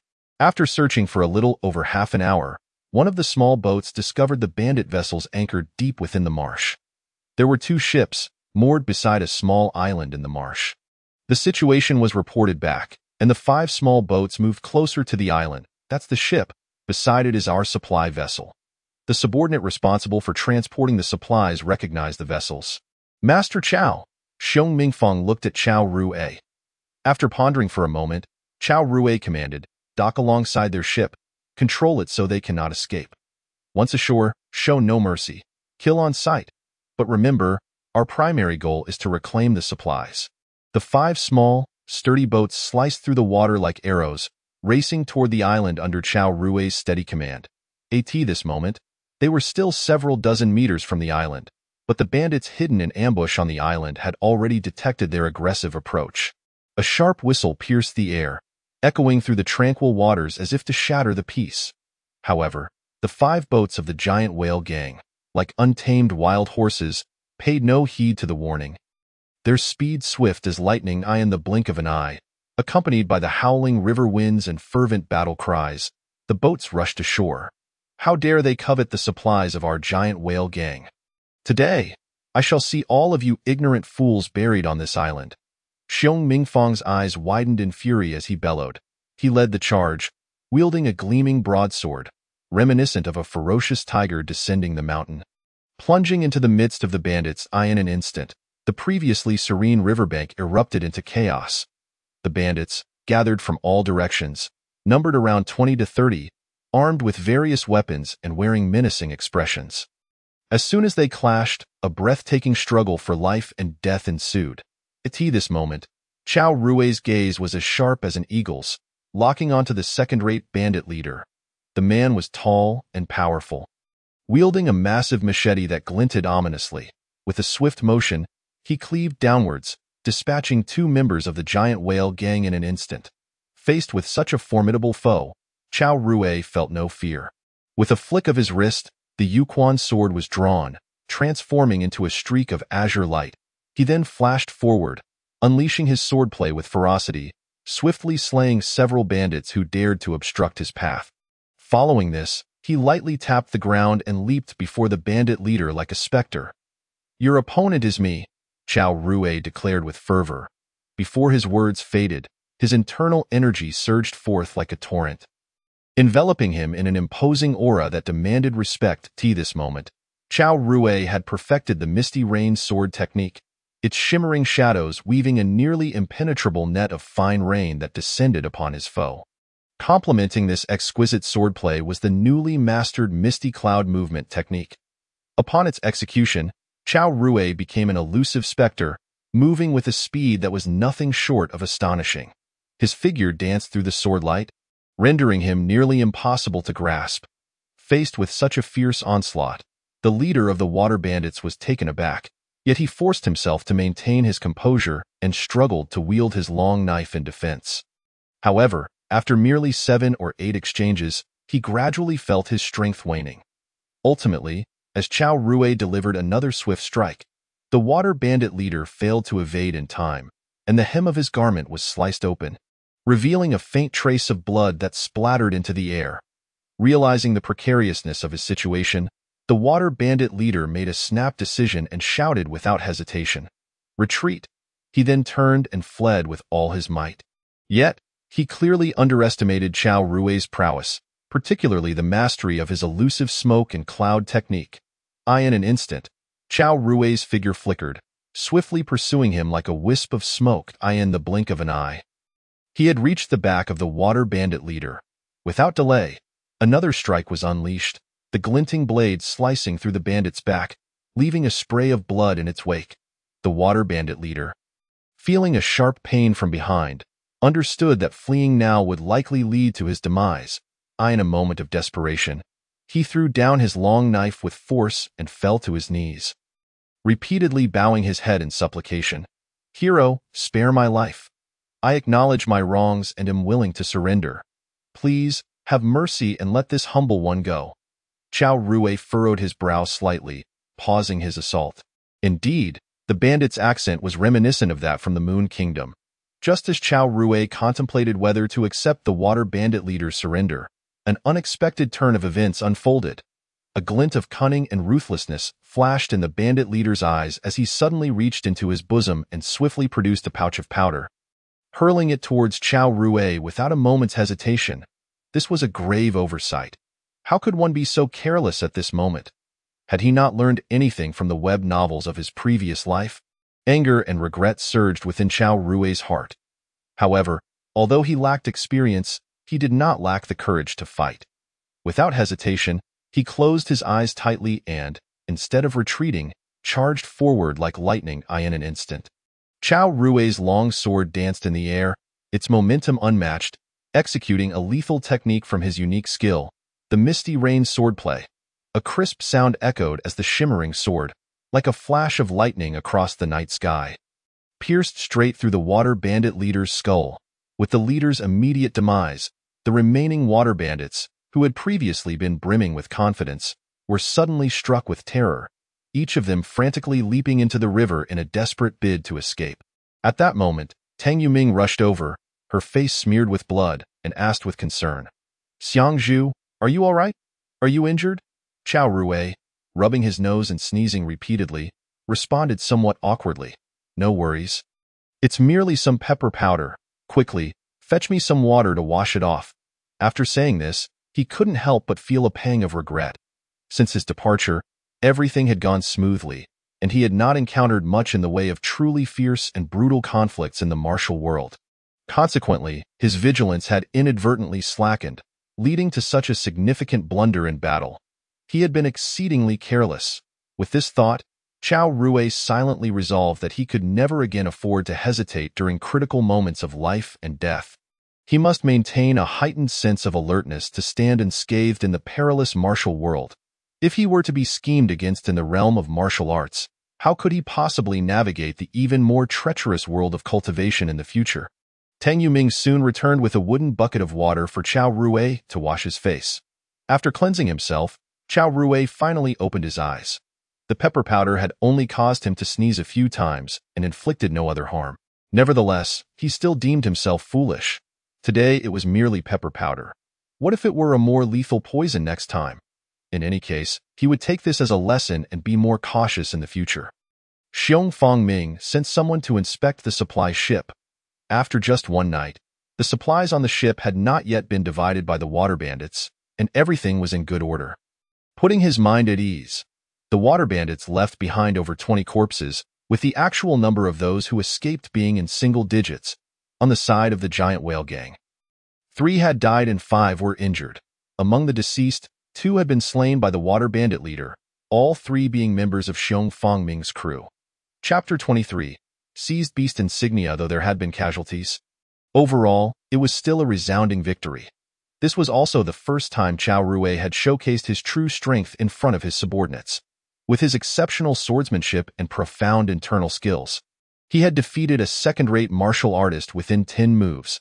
The image of Chao Rui as a genius master became deeply ingrained in the hearts of those present. After tending to the wounds of the injured and covering the bodies of the deceased with cloth, Chao Rui commanded, "Thoroughly clean the site. These water bandits have raided multiple times since the new year. They must have hidden plenty of valuables on the island." Upon hearing this, the subordinates excitedly surged onto the island, including those who had been injured. Both Chao Rui and Xiong Fangming tacitly agreed to allow the subordinates to keep any small items they found, as a way to reward them with a little extra. Xiong Fangming also led his men to search the island. Chao Rui glanced at the wooden huts on the small island, then turned, hand resting on the sword hilt, and approached the abandoned water bandit ships. The vessels were not large, designed for swift raids. Naturally, cleanliness was not a priority for the water bandits, and the ships reeked. Chao Rui frowned as he entered the only cabin on the ship. It was locked, presumably the private quarters of the water bandit leader. There might be some valuable items inside. Drawing the Yuquan sword, he severed the lock with a single stroke. The stench inside the cabin was also quite unpleasant. Chao Rui used the Yuquan sword to probe around the cabin, and to his surprise, he uncovered a wooden box hidden beneath the floorboards. Gently pulling it out, he applied a slight force, and the small lock sprang open. Upon opening the box, he discovered its contents: a manual for internal cultivation, Kanglinju, a martial arts treatise, blood-killing blade technique, and a cool-to-the-touch jade pendant engraved with the character for beast. Chao Rui had a premonition that this jade pendant was of considerable significance. Upon holding it, he distinctly felt his thoughts becoming tranquil. He carefully stowed the 3 items close to his person and quietly disembarked from the ship. Naturally, he had no intention of sharing these treasures with his subordinates. The small island in the reed marsh covered only about 1,000 square meters, with only rudimentary tents erected. The search of the island was quickly concluded. The subordinates had seized a considerable amount of other supplies looted by the water bandits. After transferring the goods to the ships on the shore, 5 swift vessels, along with the supply ship and the water bandit ship, set sail for their return journey. The expressions of the subordinates were quite cheerful, clearly satisfied with their haul from the island. The return trip was smooth as well, and after about an hour in the afternoon, the group returned to Heishui town. After verifying the supplies destined for Ningyuan County, they were immediately handed over to several subordinates for urgent transport, as for the larger items seized from the water bandits, particularly those stolen possessions. Chao Rui and Xiong Fangming discreetly handled them. That evening, at the Yuquan Tavern on the 3rd floor, Xiong Fangming and Chao Rui sat together, while the participating subordinates feasted and drank on the other side. Xiong Fangming produced a silver note worth 300 taels and handed it to Chao Rui. Everything has been settled. In total, it amounts to over 500 taels. Thanks to you. You shall take 300. I'll shamelessly take a portion as well, since 3 of my men perished and I need to distribute some compensation. Chao Rui nodded slightly, expressing no objections to the distribution, and accepted the silver note. Xiong Fangming took charge of the seized supplies from the water bandits. Though he had previously acted with a sense of entitlement, his connections in Heishui town were indeed strong. After spreading the word, he managed to liquidate all the goods within an afternoon. The water bandit ship fetched a considerable sum, and with the additional supplies, this venture had resulted in a significant profit for both Chao Rui and Xiong Fangming. With 300 taels of silver, Chao Rui contemplated purchasing some elixirs to advance the Ji Shui Ju to the 6th level. That night, both Chao Rui and Xiong Fangming drank to the point of intoxication. Xiong Fangming insisted on swearing brotherhood with Chao Rui. Unable to refuse, Chao Rui thus gained a slightly older brother in Xiong Fangming. It is worth noting that while Xiong Fangming was in his 40s, Chao Rui had just turned 13. This age difference made for an unusual brotherhood, of course, within the giant whale gang. No one was aware of Chao Rui's true age, with most assuming he was around 17 or 18. Nevertheless, Chao Rui's performance was still astonishing, a top-tier second-rate martial artist at 17 or 18. Such exceptional talents were typically found only among disciples of prominent sections. Upon leaving the tavern, Chao Rui returned home under the escort of Tang Yuming and her companions. Once back in his room, he lit a candle and carefully examined the 3 items he had obtained from the ship's cabin. The difficulty of mastering the blood-killing blade technique was comparable to that of the Misty Rain swordplay. Both likely possessed similar potency. Given that the Misty Rain swordplay sufficed for now, there was no immediate need to practice another blade technique. As for the Kanglinju, it astonishingly had 9 levels, surpassing the Ji Shui Ju by 2 levels, indicating that it was indeed of a higher grade. I should transition to the Kanglinju to advance further in my internal cultivation. However, switching techniques incurs significant internal energy loss, resulting in diminished combat effectiveness, and the giant whale gang is still embroiled in conflict. Necessitating strength for protection, I must choose an opportune and safe moment to make this transition, utilizing experience orbs to quickly compensate for the loss. Lastly, there is this jade pendant inscribed with the character beast. Chao Rui picked up the pendant and examined it closely. What kind of heavenly treasure could this be? Suddenly, an idea struck him. It resembled something. Could it be related to cultivation? Chao Rui immersed himself in the sensations bestowed by the jade pendant. His heart filled with good fortune. He closed his eyes and commenced his practice of the Mingyu Gong. After a while, when he opened his eyes, they sparkled with astonishment. While cultivating with the jade pendant, the rate at which his experience points in Mingyu Gong increased by at least double. This object is indeed a treasure related to the path of immortality. Just moments ago, Chao Rui practiced the Mingyu Gong while holding the jade pendant. In the first layer of the Mingyu Gong, he drew the spiritual essence into his body. He distinctly felt that the spiritual energy, which had previously been elusive and difficult to sense, became considerably clearer. Consequently, his cultivation speed surged. The most immediate manifestation of this was the accelerated growth rate of experience points in his mind regarding the Mingyu Gong. As a result, the time required to reach the first layer of Mingyu Gong could be halved. Perhaps by the end of this year, or at the latest by next year, he could master the first layer of Mingyu Gong. This band of water bandits from the Moon Kingdom truly is my lucky star. Chao Rui carefully threaded the jade pendant onto a cord and wore it close to his body. Such an important item must not be lost. That evening, feeling the coolness of the jade pendant against his chest, Chao Rui was too exhilarated to sleep. Most of the night was spent practicing the Mingyu Gong. Although he had yet to officially enter the practice of this cultivation method, its miraculous nature had already begun to reveal itself. After the spiritual essence entered his body, Chao Rui not only felt no fatigue from cultivation but also felt invigorated each day, requiring only a few hours of light sleep to fulfill his body's needs. 3 days later, the giant whale gang's outpost in Heishui Town received a reply from Ningyuan County.it was personally pinned by the gang leader, Yu Ajian. He had learned of the water bandit situation and praised Xiong Fangming and Chao Rui's adaptability and effectiveness in action.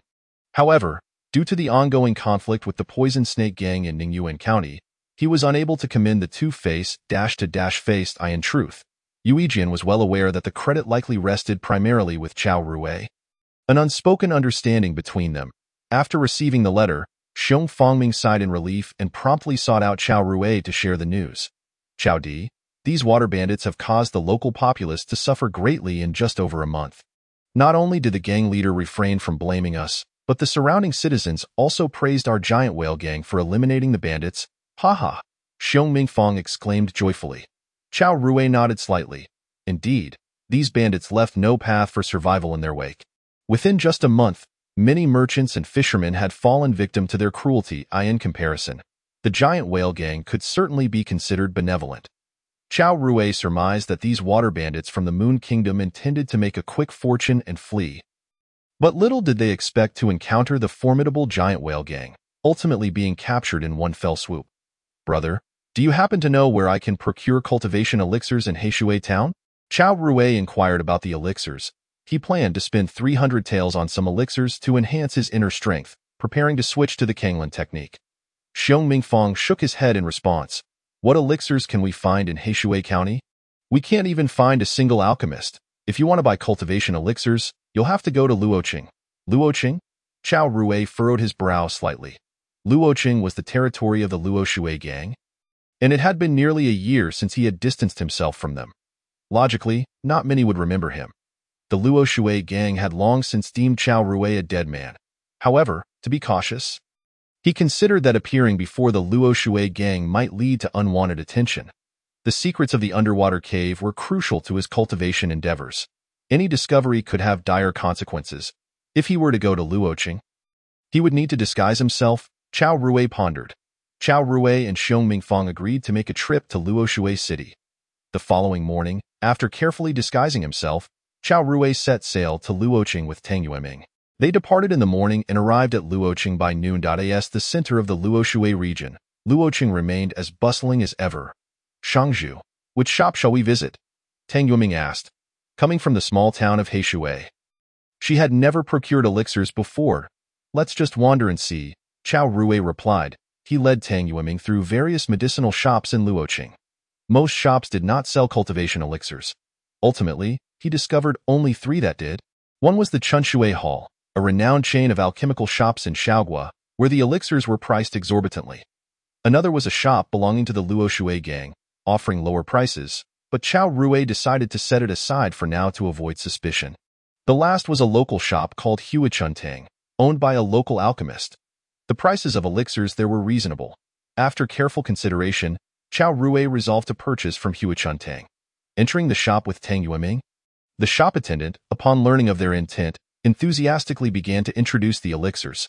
Generally speaking, the elixirs for enhancing inner strength included several varieties: Gathering Chi Pill, Solidifying Yuan Pill, and increasing chi pill. These three were the most commonly circulated in the market. In terms of efficacy, the increasing chi pill was the most effective, albeit the priciest at 10 taels of silver per vial. The gathering chi pill and solidifying yuan pill were priced at 4 and 7 taels of silver per vial, respectively. Tang Yueming, taken aback, thought to herself that 4 taels could cover the living expenses of a family of 4 for 2 years. In a wonder, it was said that the poor were scholars while the wealthy were martial artists. These cultivation elixirs were simply beyond the means of ordinary folk. Is there anything better? Chao Rue inquired. The attendant's eyes lit up, thinking she had encountered a significant customer. You are quite well informed, sir. Recently, Master Wei has formulated a new elixir, the Golden Jade Pill, which is several times more effective than the increasing Chi Pill. However, the price is significantly higher, at 30 taels of silver per vial. Moreover, this elixir can only be consumed by those with over 20 years of cultivation experience, or it may cause harm to the body. Chao Rue nodded slightly. I am not yet familiar with the effects of each elixir. Could I purchase one of each to test their efficacy before making a larger purchase? The attendant nodded in agreement. Of course, that is not a problem. This move was also intended for Chao Rue to ascertain which elixir would enhance his experience points the most. He spent 5 taels of silver to acquire one of each elixir. Subsequently, he secured a large room at a nearby inn, where Tang Yueming would provide protection as he entered seclusion to experiment with the elixirs. Chao Rue began with the least expensive gathering chi pill. After ingesting it, the experience point representing the Ji Shui Ju trembled slightly, directly absorbing the medicinal power of the gathering chi pill. What was originally supposed to take several hours to be absorbed was rapidly assimilated by the experience point.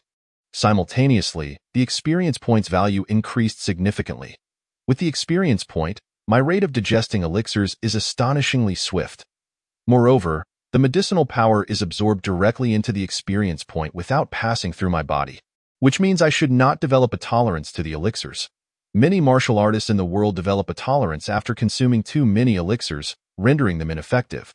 The functionality of the experience point is truly remarkable. After the initial surprise, Chao Rue calmed his mind and systematically tested the other 3 elixirs. After consuming the elixirs consecutively, he assessed their impact on his experience points. If the gathering chi pill provided a value of 1, then the solidifying yuan pill yielded 1.3, while the increasing chi pill offered 1.6. The golden jade pill exhibited the most astonishing effect, directly increasing the experience value by 6. In light of this, it would be more prudent to purchase the golden jade pill directly, as it provides the best value. Despite its high cost, it ultimately yields the greatest increase in experience points. Having made up his mind, Chao Rue and Tang Yueming returned to Huichuntang. Esteemed guest, have you decided which elixir to purchase?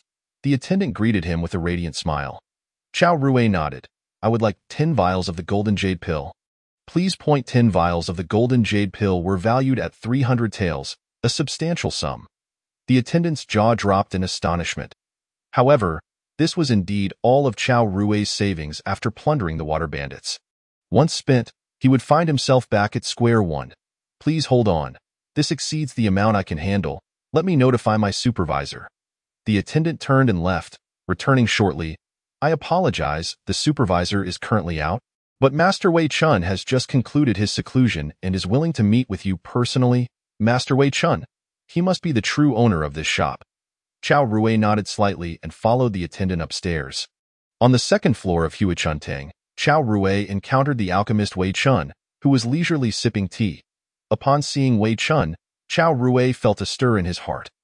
After cultivating the Mingyu Gong for over half a year, although he had not yet completed the process of drawing the spirit into his body, his sensitivity to spiritual energy had become remarkably keen. This Wei Chun, freshly emerged from seclusion, was clearly enveloped in spiritual energy. This alchemist was, in fact, a cultivator? Chao Rue was taken aback by his own conjecture. Although he had been searching for traces of cultivators, the sudden appearance of one before him filled him not with excitement, but with an instinctive sense of caution. The world of martial arts is perilous. Who knows if cultivators interact like a dark forest? My Mingyu Gong is still incomplete. He should not perceive me as an apprentice cultivator, Chao Rue thought. Hero, you wish to purchase 10 vials of the golden jade pill, correct? Alchemist Wei Chun said with a cheerful smile. This man, with hair white as snow yet youthful in demeanor, exuded an aura of immortality, making it easy for one to trust his medical expertise.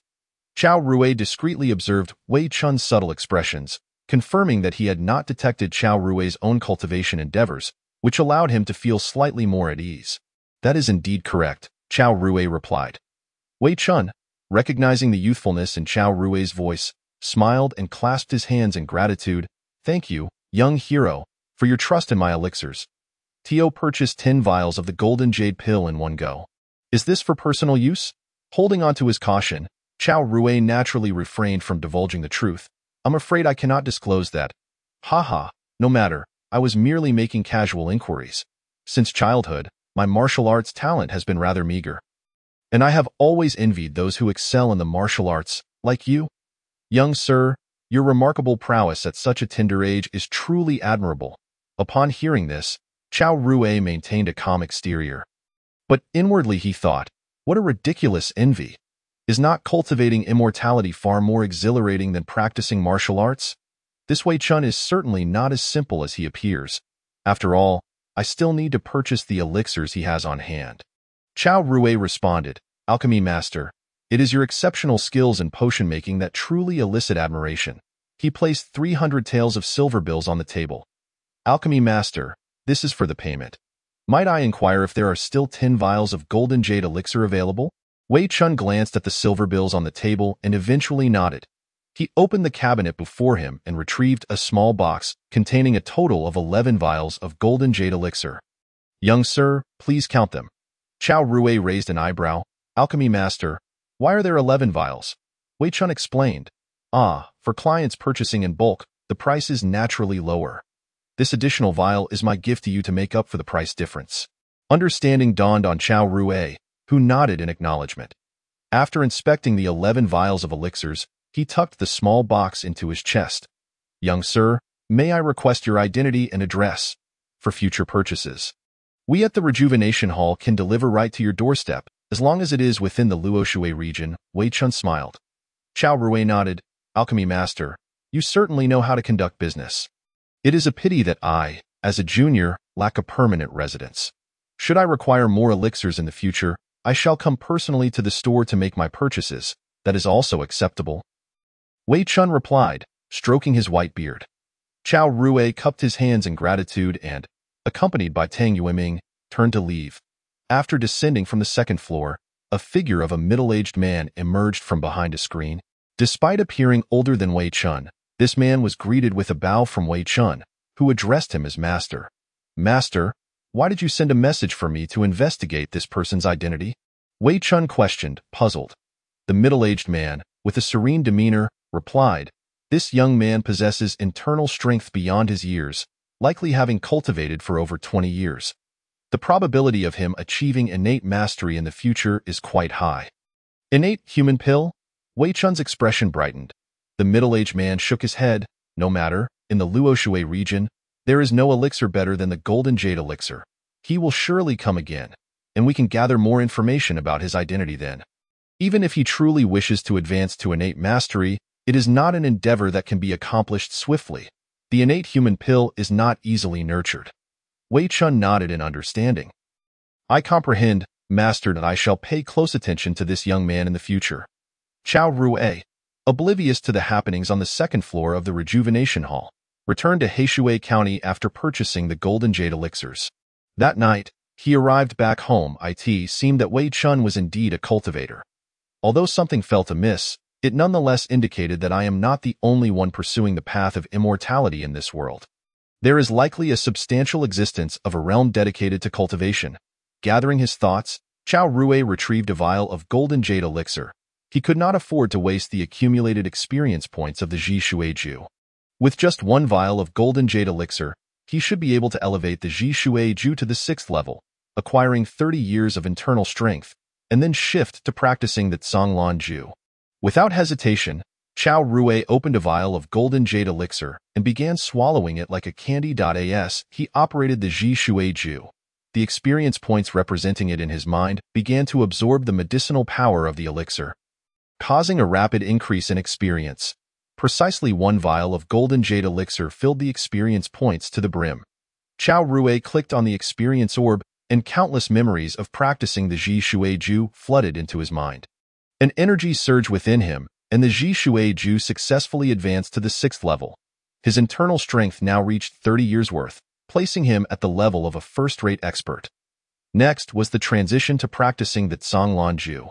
Chao Rui had already memorized the heart mantra of the Zhonglan Ju from start to finish. To initiate the transition, he first needed to dissipate the attributes of the Ji Shui Ju's internal power and then alter the operating route. This process would naturally result in a temporary decrease in internal strength. The transformation required some time. It was only by dawn that Chao Rui successfully completed the transformation. Upon completion, the experience points representing the Ji Shui Ju vanished from his mind. Transitioning to a new martial art is challenging for other practitioners, but for Chao Rui, it was seamless. After merely running through the operating route of the Zhonglan Ju, the experience orb for it naturally formed in his mind. The experience points swiftly absorbed the unassigned internal power left over from the transformation. Buzz, buzz, buzz.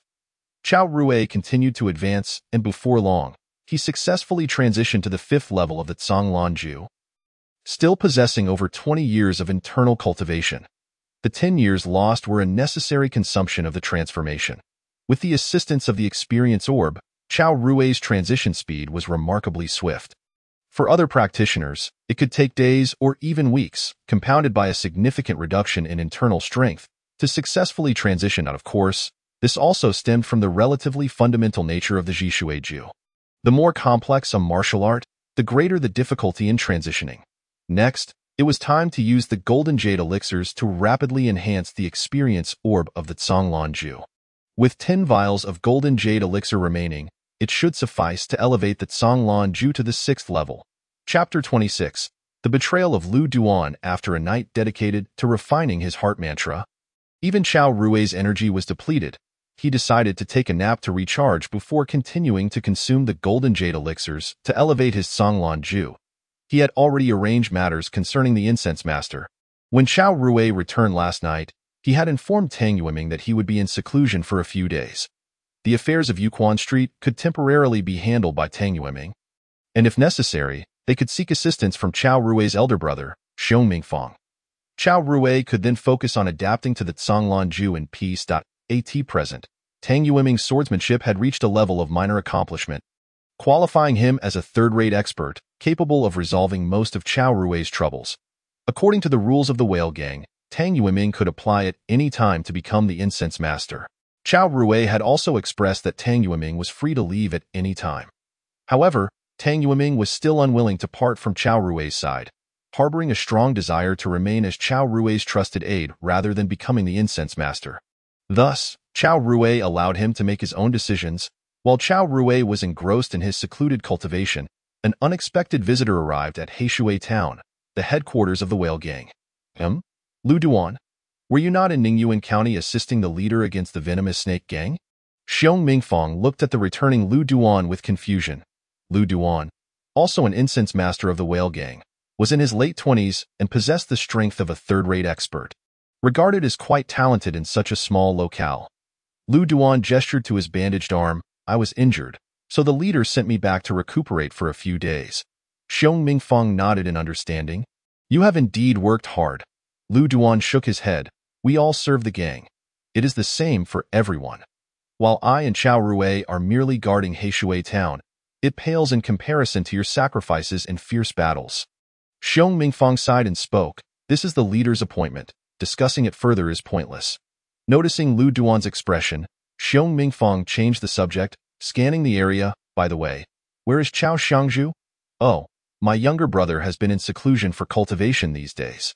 He should be making significant breakthroughs in his practice, Xiong Mingfang explained. Lu Duan appeared thoughtful. I see. What about your men? Tonight, I will host a feast at the tavern to welcome you all back.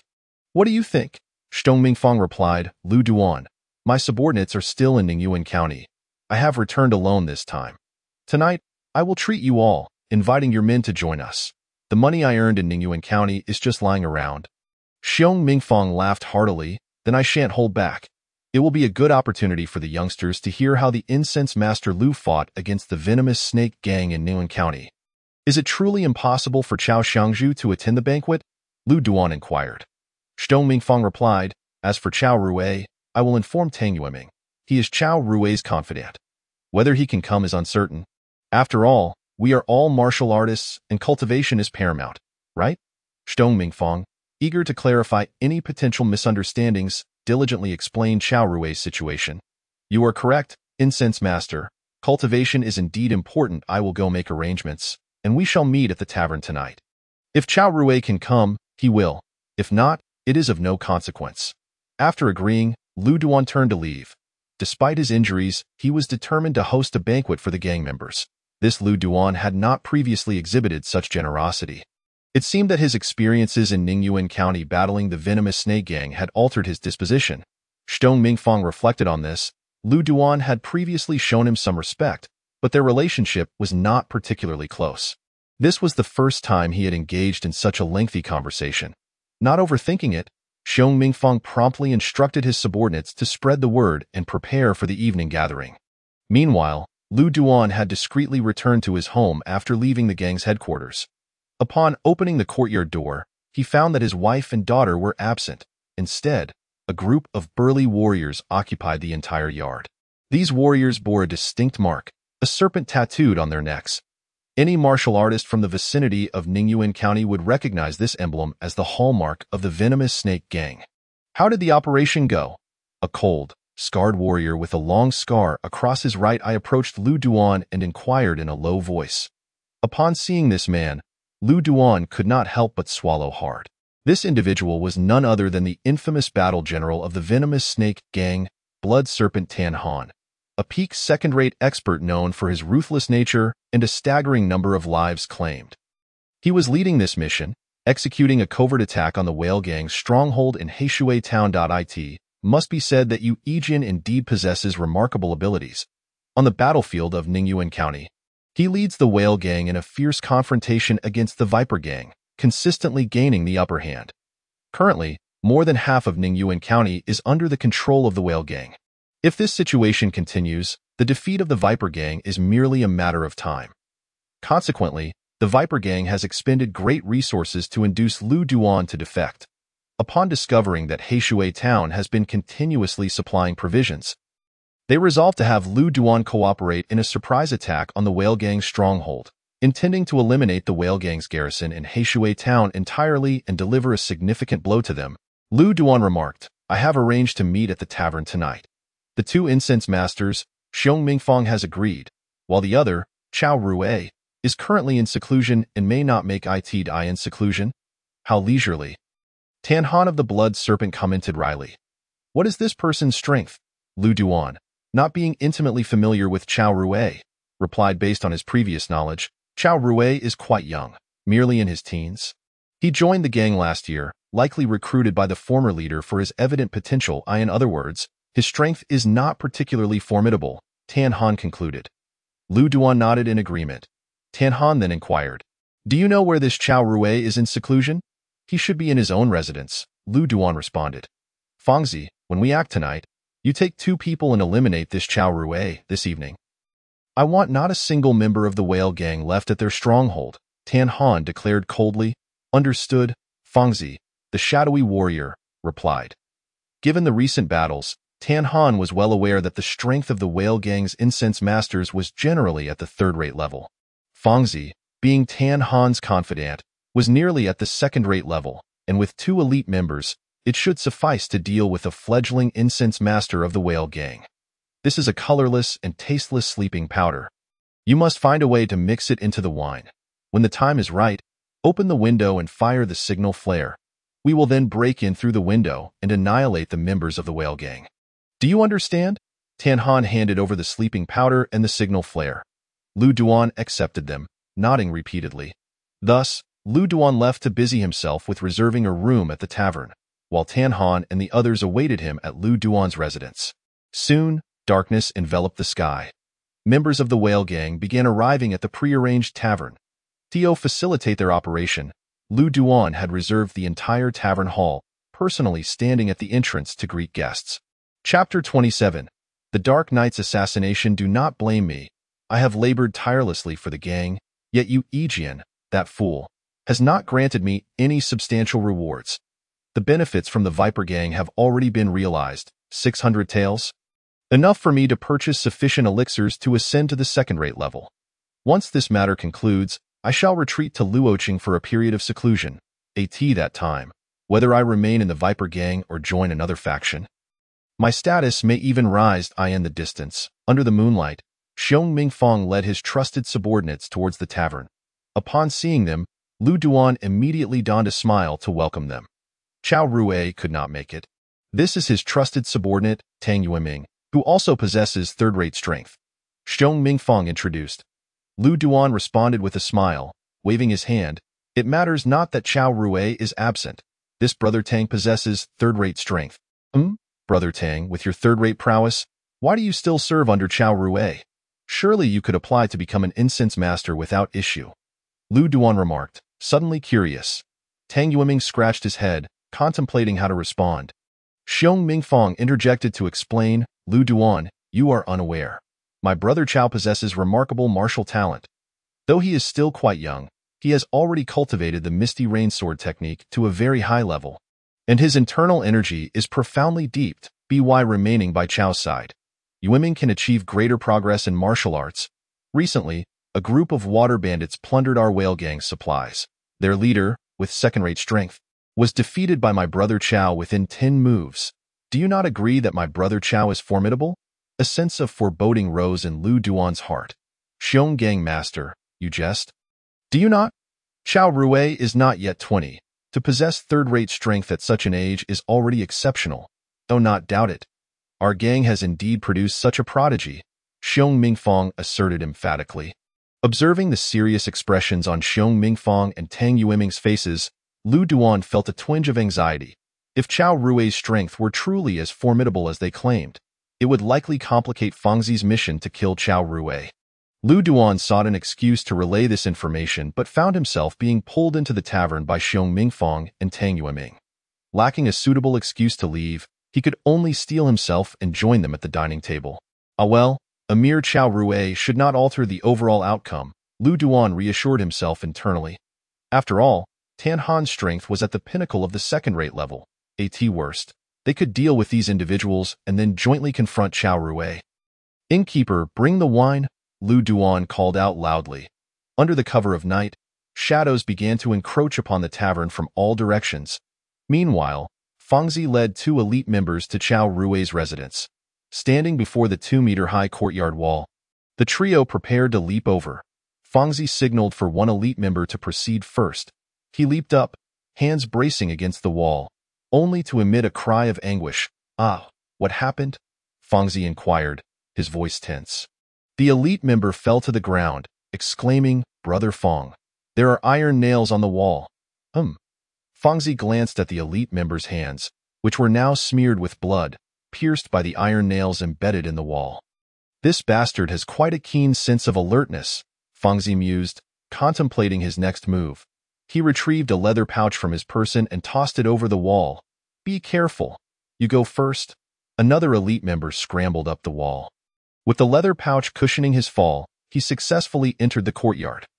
The 3 of them climbed over one by one, and the last to descend was Fangzi. Upon landing, he noticed the 2 elite members standing rigidly in place. What are you doing standing there? Go to the bedroom and use the sleeping powder, Fangzi questioned, puzzled. Thud, thud. The sound echoed as both elite members collapsed to the ground, their foreheads marked by the tip of a sword under the moonlight. You? As the 2 elite members fell, a somewhat youthful figure appeared before Fangzi. Had he sensed their presence? Fangzi was taken aback, but swiftly drew his blade to strike at Chao Rui. Standing tall, Chao Rui waited until Fangzi approached before unsheathing the Yuquan sword. In a flash of sword light, Fangzi felt a chill at his neck, and then everything spun around him. He had been decapitated by Chao Rui. How could someone suddenly come to assassinate me?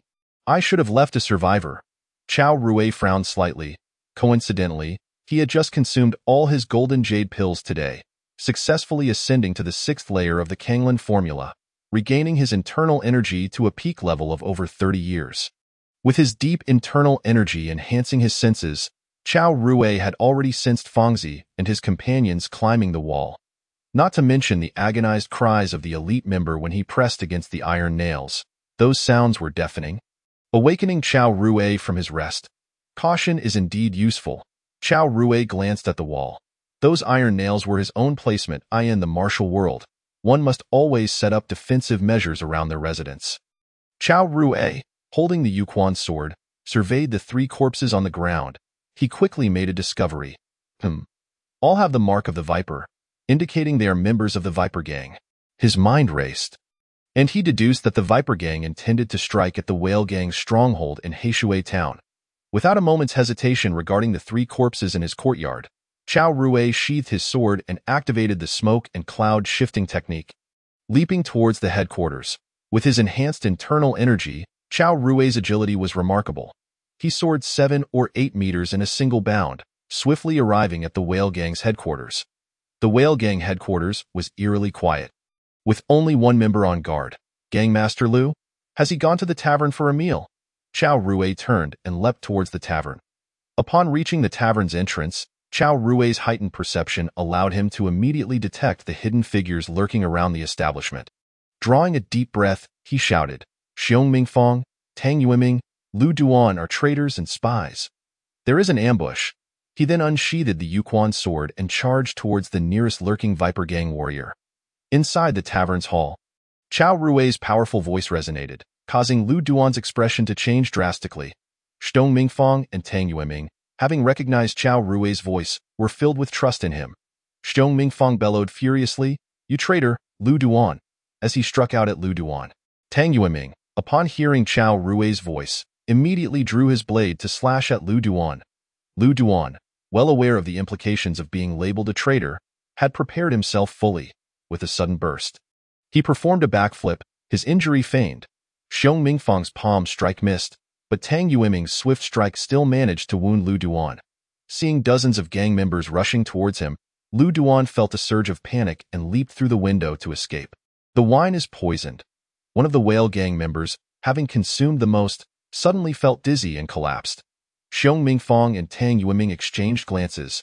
Having just exerted their internal energy, the effects of the poison began to take hold, and they too started to feel lightheaded. Meanwhile, outside the tavern, the sounds of battle erupted. Chapter 28. A rampage of slaughter. This drug is colorless and tasteless. It must merely be a sleeping powder. Everyone, gather back to back. Try to consolidate your internal energy. Xiong Mingfang, experienced in such matters, immediately devised a counter-dash strategy. In the Grand Hall, the members of the giant Whale Gang leaned on each other for support, barely managing to draw their weapons and stand tall against their foes. Outside the tavern, the relentless clashing of weapons echoed, yet not a single individual managed to penetrate the establishment's interior. Tang Yueming was deeply concerned for Chao Rui's safety. Gritting her teeth, she brandished her long knife and pushed open the tavern's entrance to step outside. What greeted her was a sight that left her utterly astonished. A vast throng of martial artists surged like a tidal wave, encircling Chao Rui, each face etched with malevolence, brandishing an array of weapons, all seemingly intent on ending his life. Yet, in the face of such peril, Chao Rui remained unperturbed. The sword in his hand, the ghost spring sword, appeared to possess a life of its own, dancing through the air with a spectral grace, its blade weaving together with the splatters of blood to form a resplendent crimson flower. Wherever this blood flower made its presence known, the enemies found it nigh impossible to withstand even a single strike, unable to encounter anyone capable of matching him for even one round. Those who dared to approach Chao Rui met with a grim fate, perishing in the depths of the underworld. The members of the poisonous snake gang fell like brittle straw, at an astonishing rate of 4 or 5 per second, beneath the onslaught of Chao Rui's sword. Given Chao Rui's extraordinary prowess on display, even the most ordinary of 4th-tier fighters or slightly stronger 3rd-tier masters posed no challenge. They were mere fodder to be effortlessly slain with a mere flick of his blade.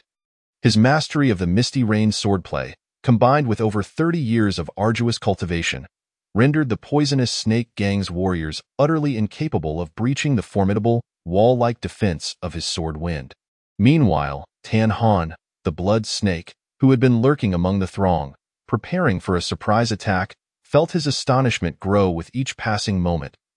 He watched helplessly as his underlings fell one by one to Chao Rui's sword. Finally realizing that this seemingly ordinary youth possessed the strength of a top-tier master, rivaling that of the gang's leader.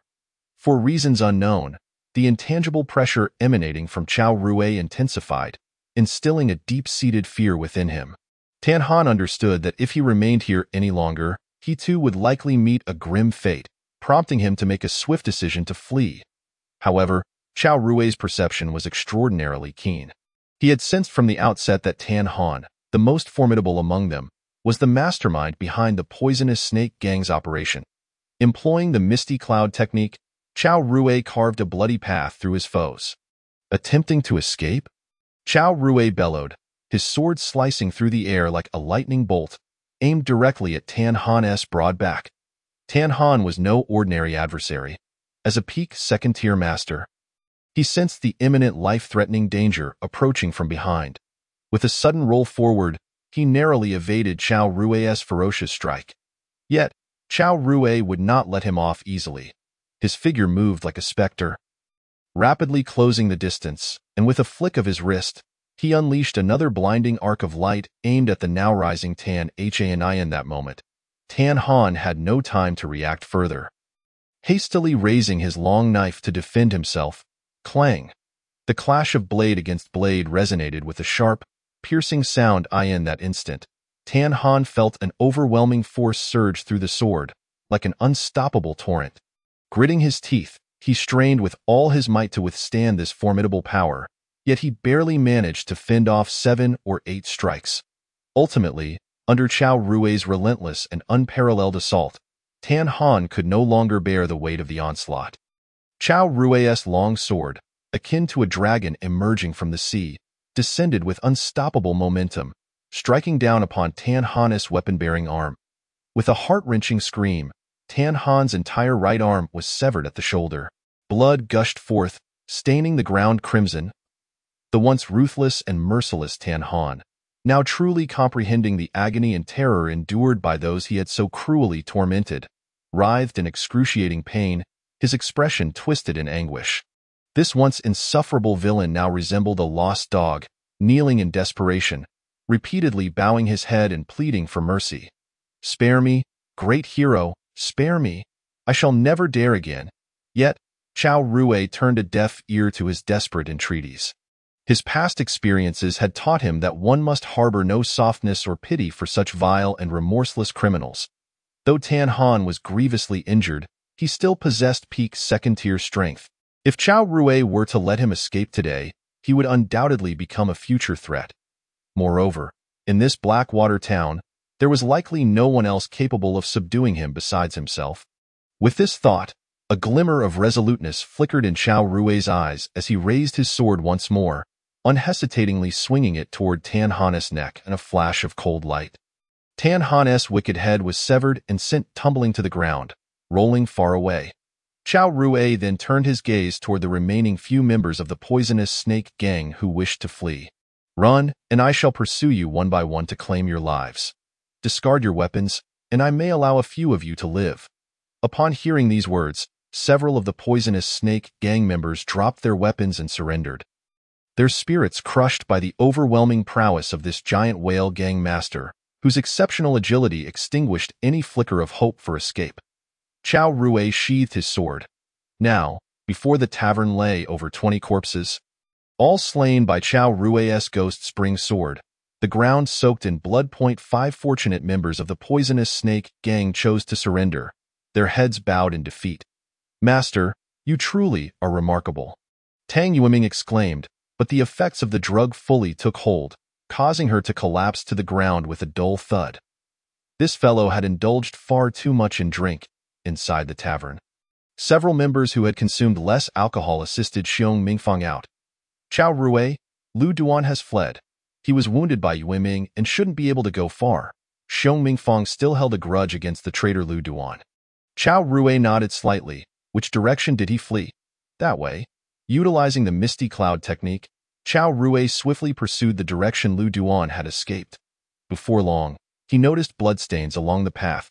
Through the trail, he deduced that Lu Duan was likely heading towards the docks. Taking a shortcut, Chao Rui hastened his way to the docks, just in time to spot Lu Duan boarding a ship. Chao Rui leaped forward, landing on the vessel, and with a single palm strike, sent Lu Duan crashing back to the shore.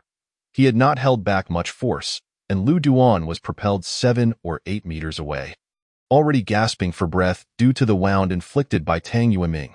"Why choose betrayal?" Chao Rui inquired, approaching Lu Duan. Lu Duan attempted to reach into his chest, but ultimately, the light in his eyes dimmed, and he breathed his last. Chao Rui searched Lu Duan's chest and unexpectedly discovered 2 silver notes, one worth 500 taels, the other 100. This was a substantial fortune. Chao Rui now understood Lu Duan's motive for betrayal. Casually placing the silver into his own possession, he considered how this sum would allow him to procure medicinal pills, bringing him closer to reaching the first-tier mastery. "Fear not, this is merely an internal affair of the gang." Chao Rui called out to the boatmen at the docks before departing. Returning to the tavern, he found a number of constables gathered to manage the scene. This was a conflict between rival gangs and did not involve ordinary citizens. And given that the poisonous snake gang was an external force, the constables merely requested a cleaning fee from the giant whale gang and did not inquire further, now at the zenith of their power. No one dared to offend the giant whale gang. Chao Rui remained by the tavern, awaiting the recovery of his comrades. It was not until late at night that the effects of the drug wore off for Xiong Mingfang and Tang Yueming. "Chao Di, we owe you our gratitude. Without your brilliance, we would have faced dire consequences. By the way, weren't you in seclusion? How did you know Lu Duan was a traitor?" Xiong Mingfang asked while drinking tea to dispel the remnants of the drug from his system. It was only then that Chao Rui recalled the 3 corpses still in his courtyard. After a brief explanation, he instructed several members to deal with the bodies in his yard. "Damn that Lu Duan! Who would have thought him capable of such treachery?" Tang Yueming exclaimed in frustration. "If it weren't for our master's wisdom and formidable strength, the giant whale gang would surely have been drenched in blood today. I too might have lost my life. I've already dispatched someone overnight to report to the leader. It has just been confirmed that among those you slain, Chao Di was the blood snake Tan Han of the poisonous snake gang. The poisonous snake gang has only 4 formidable generals, and now one has fallen to your hands. The standoff in Ningyuan County is bound to change. You have achieved a great feat this time." "Chao Di." Chao Rui remained non-committal. Whether he earned merit or not was of little consequence, as long as he could cultivate in peace. Of course, if some silver were to come his way, he would gladly accept it. The members of the poisonous snake gang had not arrived with any valuables, and selling their weapons would yield little profit, just enough to cover the cleaning fees owed to the authorities for the mess. Killing them had been in vain. Fortunately, Chao Rui had found 600 taels from Lu Duan, serving as compensation for this bloody endeavor. The 600 taels paid to Lu Duan indicated the deep-seated animosity the poisonous snake gang harbored against the giant whale gang. Nevertheless, Chao Rui speculated that Lu Duan would not have easily relinquished the silver. Even if their plan succeeded, Lu Duan, once utilized, would likely be discarded by the poisonous snake gang, making it quite possible that the 600 taels would be reclaimed through his demise. Chapter 29. The leader of the Blue Fish Hall. A large crowd toiled through the night. Over 20 individuals had perished in front of the tavern, all succumbing to the lethal strikes of Chao Rui's ghost spring sword. Blood flowing like a torrent. The accumulated blood and water were relentlessly washed away by the officials of the town and the peripheral members of the whale gang for several hours, until everything was finally cleansed. By the time all tasks were completed, dawn had arrived. As the backbone of the operation, Chao Rui remained on site, overseeing the proceedings. His remarkable achievements had propelled his reputation to its zenith. With the news of the day spreading, anyone would come to know that Chao Rui, the one left behind by the whale gang, was a fearsome god of death with astonishing combat prowess. The local constables dared not meet the gaze of this seemingly youthful and inexperienced killer for too long. Meanwhile, the members under Chao Rui's command held their heads high, sharing in his honor and disgrace. It was only at daybreak that Chao Rui returned home to rest.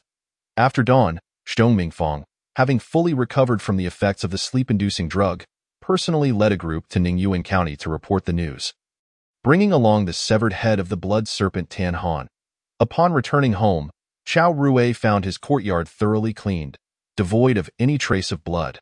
The faint scent of blood would dissipate with the wind in a few days. The 3 corpses had been properly dealt with. The respect the members held for Chao Rui meant that they approached their tasks with utmost diligence. Upon returning home, Chao Rui indulged in a much-needed sleep.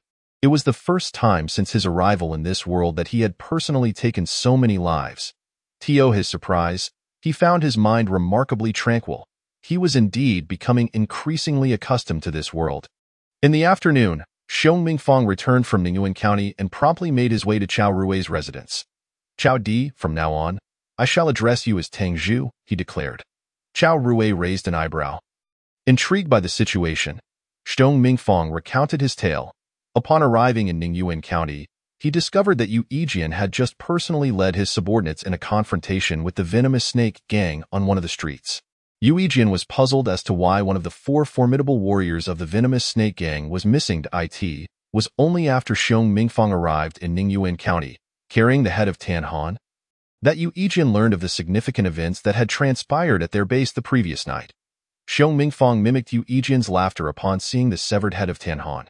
In truth, the Whale Gang and the Venomous Snake Gang were closely matched in strength. The death of Tan Han created a noticeable disparity between the 2 factions. Yu Yijian immediately resolved to launch a full-scale assault on the Venomous Snake Gang that very night. The head was to be used as a tool to demoralize the enemy. Yu Yijian was a clever man. Upon hearing Xiong Mingfang's account, he recognized that Chao Rui had reached the level of a top-tier expert, akin to himself. Furthermore, given Chao Rui's disinterest in the struggles of the martial world and his singular focus on cultivation, Yu Yijian proposed a plan. In his vision, a position of Tang Zhu would be established above the fragrant masters of the Whale Gang. Considering Chao Rui's reluctance to engage in gang affairs, yet not wanting his exceptional martial skills to go to waste, Yu Yijian decided to create the Qingxiatang specifically for him. The juvenile whale is referred to as the green fish in its youth. As the name suggests, Qingxiatang would serve as a nurturing ground for the Whale Gang seedlings.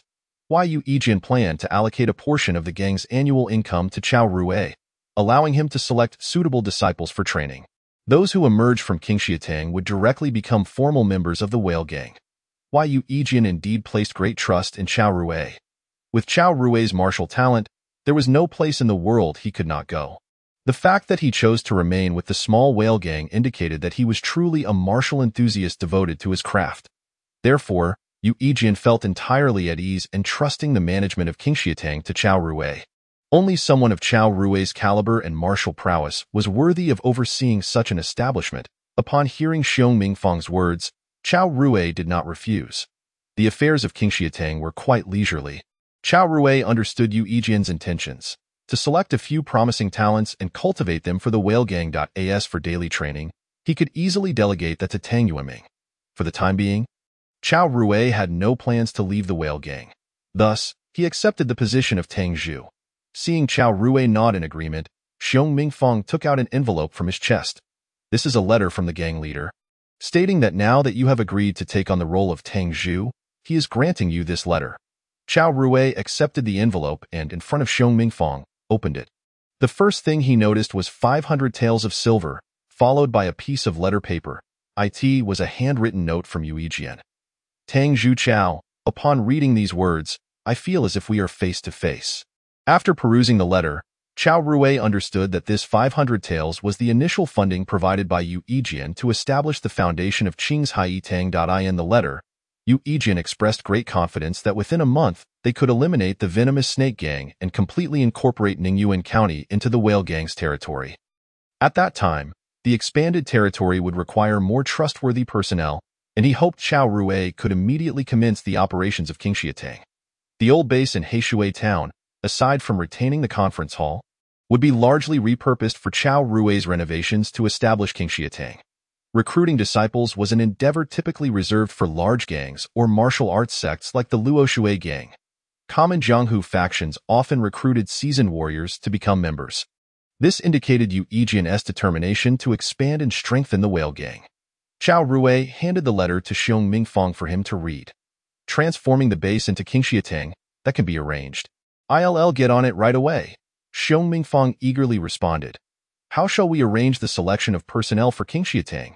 He inquired. After a moment of contemplation, Chao Rui replied, Brother, could you please issue an announcement? In 3 days, I will personally recruit a batch of apprentice disciples for Qingxiatang in front of the base, he continued. Also, could you arrange for some repairs over there? Besides the signboard, we need to partition off some spaces for the incoming disciples to reside.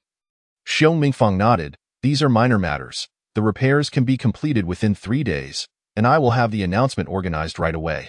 After seeing Xiong Mingfang off, Chao Rui contemplated the recruitment process for Qingxiatang's disciples. He recalled the assessment process he experienced at Luo Shui Gang. The first step was to test the foundation and meridian talent, which was essential. Just like in martial arts, talent played a significant role. Although it wasn't as rare as finding a 1 in a million cultivator, assessing the bones and meridians was a necessary procedure. At Luo Shui Gang, the second step was a test of physical strength, and the third was a test of courage. Chao Rui believed the second step was unnecessary, as physical strength could be developed through training. Instead, he felt the focus should be on evaluating the disciples' martial aspirations. Qingxiatang was intended to cultivate martial talent for the Whale Gang. Without a resolute martial heart, one could never become a martial master. Based on this, Chao Rui conceived an idea. The first recruitment for Qingxiatang would consist of only 2 assessments, the Foundation and Meridian Test and the Martial Heart Evaluation. With the plan set, the remaining tasks would be handled by Xiong Mingfang. Chao Rui returned to his daily routine of cultivating on Yuquan Street. Chapter 30. Months later, Chao Rui was on the verge of assuming the role of Tang Zhu at Qingxiatang. Naturally, he needed to find a successor for the Fragrant Master position at Yuquan Street. With only a day left until the formal recruitment of disciples at Qingxiatang, Chao Rui approached Tang Yueming to explain the situation. If she was interested in taking on the role, he would take charge of transferring the Fragrant Master position to her. Without a moment's hesitation, Tang Yueming shook her head in refusal. Fragrant Master? No, Tang Zhu, Tang Yueming, will follow you for life. I will never take on the role of Fragrant Master. Her tone was resolute. This stirred some emotions within Chao Rui. Ultimately, he selected another member from his subordinates. A diligent individual named Lin Sheng, who had been training alongside him and was just shy of being a third-rate practitioner, to become the new Fragrant Master. The next morning, Chao Rui departed from Yuquan Street, accompanied by Tang Yueming, to the newly renovated Qingxiatang. The signboard had been changed to Whale Gang Qingxiatang. After 3 days of anticipation, many came to participate in the assessments. Chao Rui set the age limit for recruitment at 10 to 15 years. If they were too young, their foundations would not have fully developed. If too old, they would lack pliability. In this era, ordinary citizens had few pathways, and joining a gang in this martial world was undoubtedly one of the options. Many eligible youths came from Heishui Town and the surrounding villages. Chao Rui asked Xiong Mingfang and Tang Yueming to assist with the first assessment of foundation and meridian testing. Perhaps due to the remote location, out of the several hundred youths who participated, only a little over 30 passed the first round. Among those who passed, most barely met the standard. The most gifted among them was merely of average quality. Named Tang Yunxiao, the son of a mountain hunter from near Heishui Town. With only 30-odd individuals passing the first round, the second round, which assessed martial heart, became redundant. A further selection would yield too few disciples for Qingxiatang's first batch. By 3 in the afternoon, the first recruitment session at Qingxiatang concluded. That day, the new disciples, under Tang Yueming's guidance, began their foundational martial training. Chao Rui established a mechanism whereby those who excelled during training could earn rewards in the form of medicinal baths. Those who demonstrated outstanding performance would be personally accepted as Chao Rui's disciples for direct instruction in martial arts. Chao Rui's reputation had become quite illustrious in Heishui Town, and tales of his exploits on the night of slaughter circulated, amplifying his notoriety. Who wouldn't he aspire to become one of Chao Rui's disciples? In the blink of an eye, a month passed. Qingxiatang flourished under Chao Rui's management, and the disciples trained diligently. Among them, Tang Yunxiao not only possessed notable talent but also exhibited extraordinary perseverance. Thus, on this day, Chao Rui took the initiative to accept Tang Yuanxiao as his disciple, personally teaching him the Misty Rain Sword technique and the Misty Cloud maneuver. In terms of mental cultivation, Chao Rui imparted the Kanglan method he practiced to Tang Yuanxiao. Tang Yuanxiao did not become complacent due to his fortunate position. Rather, he trained even harder. With such character and under Chao Rui's guidance, it was clear to Chao Rui that Tang Yuanxiao was destined to become a top-tier expert in the future. On this day, after completing his own training, Chao Rui visited the training grounds of Qingxiatang to observe the disciples' progress and alleviate his own fatigue from cultivation. In the training grounds, Tang Yuanming, serving as the on-site instructor, was diligently guiding his disciples in the practice of the wolf blade technique, among the foundational martial arts of the giant whale gang. The wolf blade technique was the most accessible, which is why Chao Rui had chosen it as the first martial arts manual for his disciples to master. Only upon their grasp of the wolf blade technique would Chao Rui permit Tang Yuanming to impart the fundamental internal cultivation methods of the giant whale gang. Upon seeing Chao Rui's arrival, the disciples in the training grounds fervently waved their props with renewed vigor. One could only wonder about the situation in Ningyuan County and how the battle fared there. Chao Rui recalled that Yu Yijian had vowed in his letter to eradicate the venomous snake gang within a month. Now, with a month having passed, he was curious as to the progress made. Just then, a figure suddenly entered from outside the Qingyu Hall. It was Xiong Mingfang. Chao Rui, splendid news. The venomous snake gang has been utterly defeated, their leader beheaded. Starting today, Ningyuan County belongs to us, Xiong Mingfang exclaimed, waving a letter in his hand. Upon hearing this, Chao Rui felt a wave of relief wash over him, a smile gracing his face. That is indeed excellent news, he replied. The stronger the giant whale gang became, the more secure his own cultivation would be. The leader mentioned that in a few days, he would select disciples in Ningyuan County and send a batch of qualified individuals to us for training. Xiong Mingfang added. Chao Rui nodded in agreement, indicating that it was not an issue. With the giant whale gang now in control of Ningyuan County, they had also sustained considerable losses from the conflict with the venomous snake gang. The members were in urgent need of loyal and reliable fresh forces to stabilize the situation in their new territory. Yu Yijian was busy negotiating with various factions in Ningyuan County and had no time to return. 3 days later, a batch of 150 disciples arrived at the Qingyu Hall on schedule. Among them were 100 with ordinary potential, 40 with below-average potential, 7 with moderate potential, and 3 with above-average potential. The population of Ningyuan County was several times that of Heishui Town, and naturally, among the selected youths of suitable age, there were many with outstanding talents. Along with the disciples, 3,000 taels of silver and a martial art known as the Black Fiend technique were also sent. This external martial art was suitable for disciples with exceptional bone structure but mediocre meridian talents. It had been salvaged from the venomous snake gang after their defeat by Yu Yijian. Mastering this external technique to its pinnacle could rival first-rate martial artists. Thus, Qingyu Hall could tailor its teachings according to individual talents, eliminating the necessity for all disciples to practice internal arts. Another month passed. As spring transitioned into early summer, the training hall of the giant whale gang in Heishui Town echoed with shouts. The disciples of Qingyu Hall, full of vigor, were diligently engaged in the training assigned by Chao Rui. The number of Chao Rui's disciples had grown from 1 to 7, including 3 from the above-average group that had arrived from Ningyuan County, as well as 3 with moderate potential. Among these 6, 5 studied the Kanglan formula and the Misty Rain Sword technique, while the 7th, gifted in physique, specialized in the Black Fiend technique. This external technique enhanced physical attributes and defensive capabilities. Since acquiring this method, Chao Rui dedicated a portion of each day to its practice. With the aid of the Experience Pearl, he had swiftly advanced 2 levels within a month, reaching the 3rd tier. Additionally, his Misty Rain Sword technique had finally entered the transformative realm, and the Experience Pearl's value no longer increased. The Cloud and Mist Shifting technique had also entered the transformative realm. The Wolf Blade technique was slightly behind, but had also reached mastery. Chao Rui had taken time to visit the Rejuvenation Hall, spending 600 taels to purchase golden jade pills for the cultivation of the Kanglan formula. Now, he was but a step away from reaching the 7th tier of the Kanglan formula, with his internal energy having already surpassed 40 years. 50 years of internal energy marked the threshold of a top-tier martial artist. Chapter 31. Mid-Autumn. Yufeng. The most notable transformation was in Chao Rui's physique. The practice of external techniques had caused his body to grow rapidly. Within just 2 months, he had reached a height of 1.80 meters. The Black Fiend technique accelerated his maturation, and indeed, no one could discern that he was merely 13 years of age.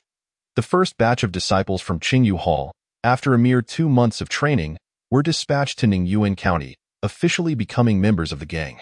This was an unavoidable circumstance as the Giant Whale Gang was in dire need of personnel. Ningyuan County boasted a population nearing 100,000, while the Giant Whale Gang had only a little over 100 official members there. The remnants of the defeated gang still lingered, often instigating disputes. With too few members, no one would submit to the jurisdiction of the Giant Whale Gang, leading to potential chaos. Under Chao Rui's initiative, his 7 disciples were retained for further training. Throughout the summer, waves of new disciples were sent from Ningyuan County. Chao Rui undertook the responsibility of training them for several months before sending them back as official members of the gang. By the time mid-autumn arrived, he had already dispatched over 500 disciples from Qingyu Hall to Ningyuan County. The 7 official disciples had also been sent a few days prior.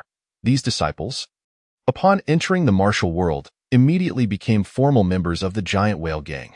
However, due to their limited experience and youth, the rate of injury was notably high, a regrettable but inevitable reality. For the Giant Whale Gang to grow swiftly, such sacrifices were unavoidable. The outstanding among them would mature through experience, eventually becoming the backbone of the Giant Whale Gang, or even a leader in their own right. One day, Chao Rui was in his training room at Qingyu Hall.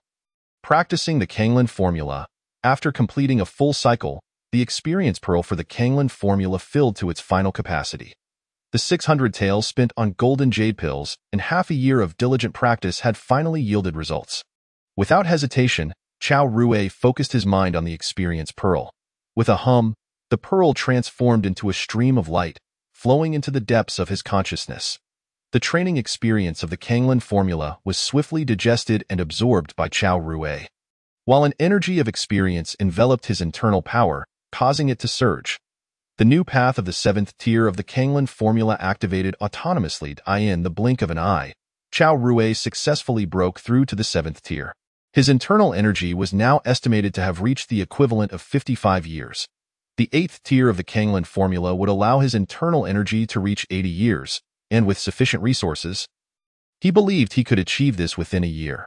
The 9th tier could convert internal energy into true qi, enabling him to attain the status of a congenital master in 2 to 3 years.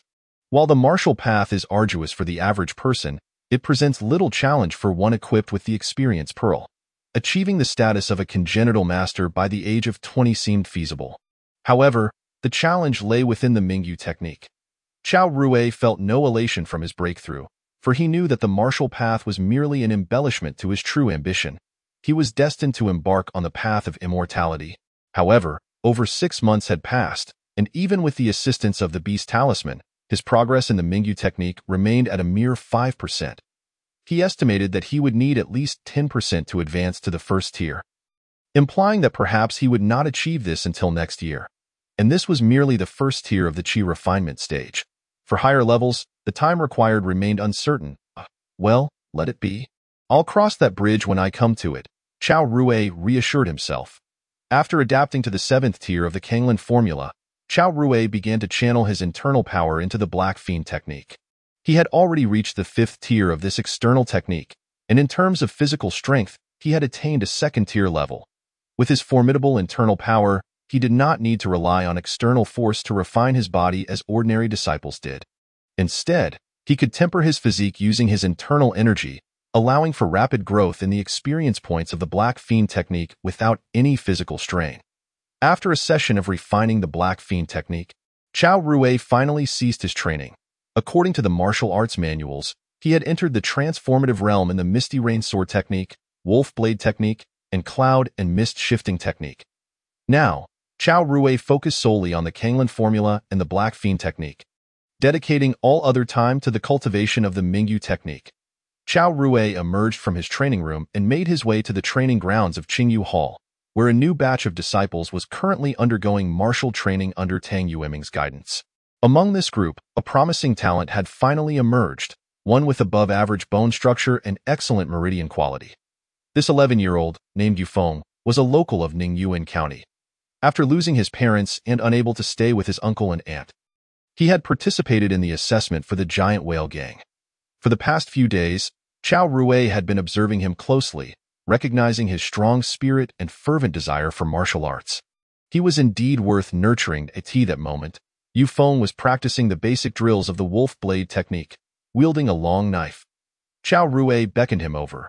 Having been secretly observing Chao Rui out of the corner of his eye, Yufeng hurriedly approached. "Hall Master," he respectfully addressed. "Would you like to become my 8th disciple?" Chao Rui asked directly. Yes. Yufeng eagerly nodded. Upon learning of Chao Rui's achievements, he was more than eager to become a disciple of the legendary king of Hell Chao. Rumors had circulated in Qingyu Hall that Chao Rui's strength surpassed even that of the gang leader, Yu Yijian, yet Chao Rui had chosen to remain in Qingyu Hall, focusing on his role as Hall Master. "Come with me," Chao Rui instructed, leading Yufeng to his training room. He handed over a handwritten copy of the Kanglan formula. This is a superior internal cultivation manual, far better than the basic methods of the gang. Capable of reaching the congenital level, I only pass this on to disciples I recognize, he explained. Focus on your training, and if you encounter any difficulties, feel free to ask me directly.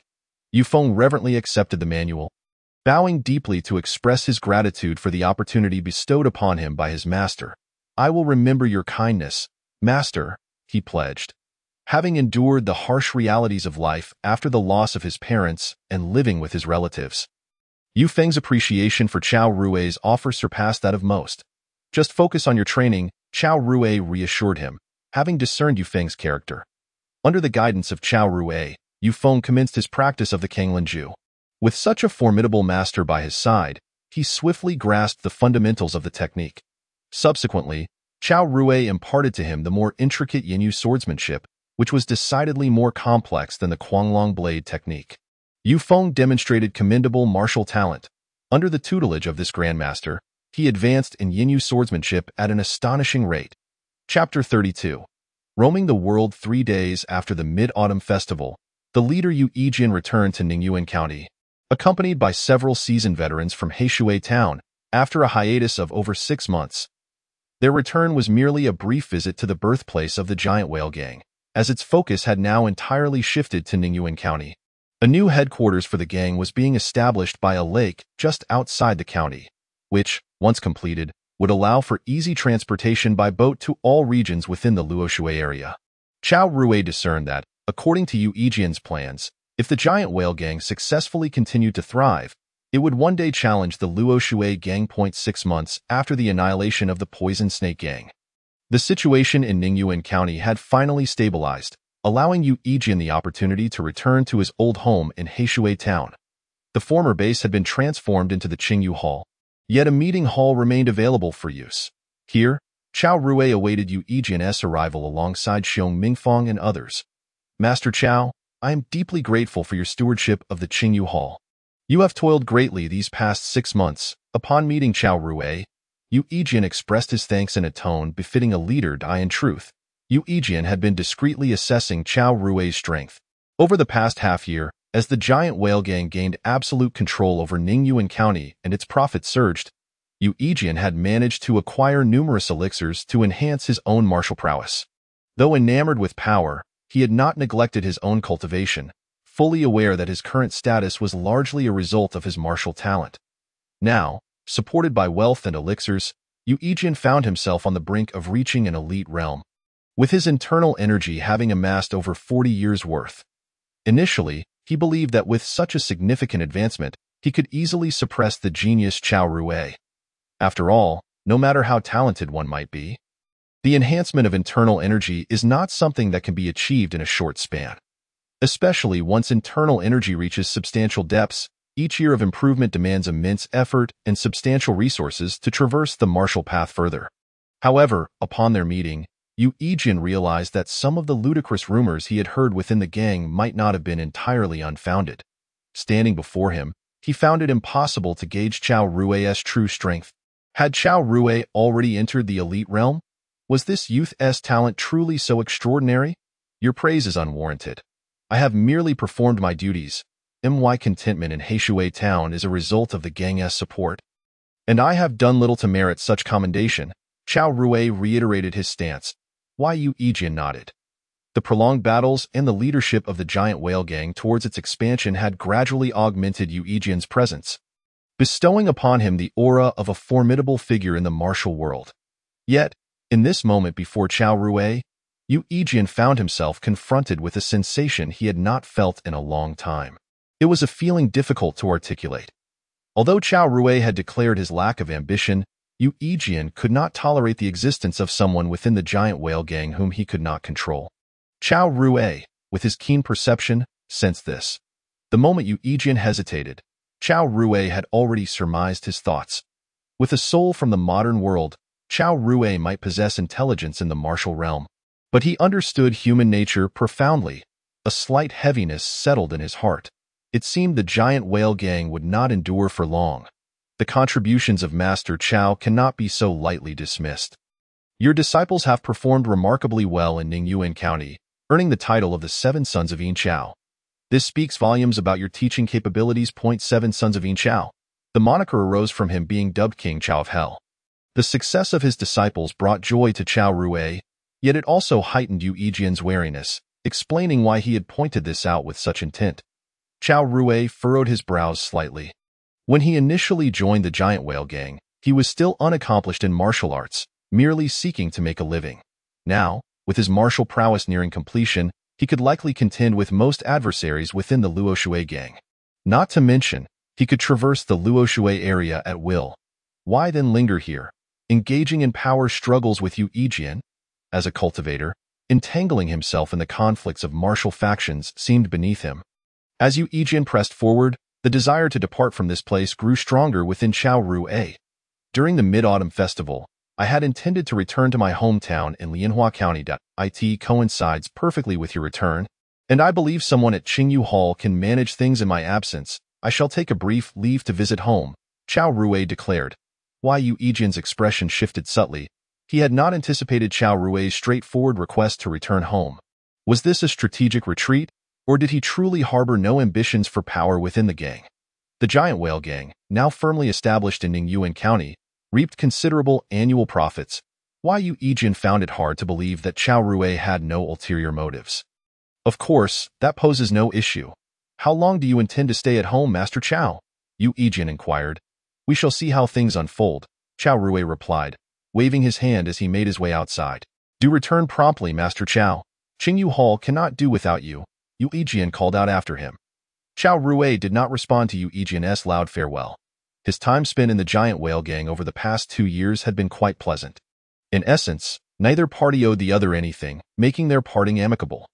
Chao Rui adjusted his mood, contemplating how to expedite his progress in the Mingyu technique and formally embark on the path of cultivation. With his martial prowess sufficient for self-protection, it was time to shift a greater portion of his focus toward cultivation. He had little in the way of luggage, so after a brief tidying up, he proceeded to the dock, preparing to settle in Lianhua County and plan his next steps. Master, wait for us. As Chao Rui awaited a boat at the dock, 2 figures, one large and one small, rushed toward him. It was Tang Yueming and Yu Feng. What brings you two here? Chao Rui inquired.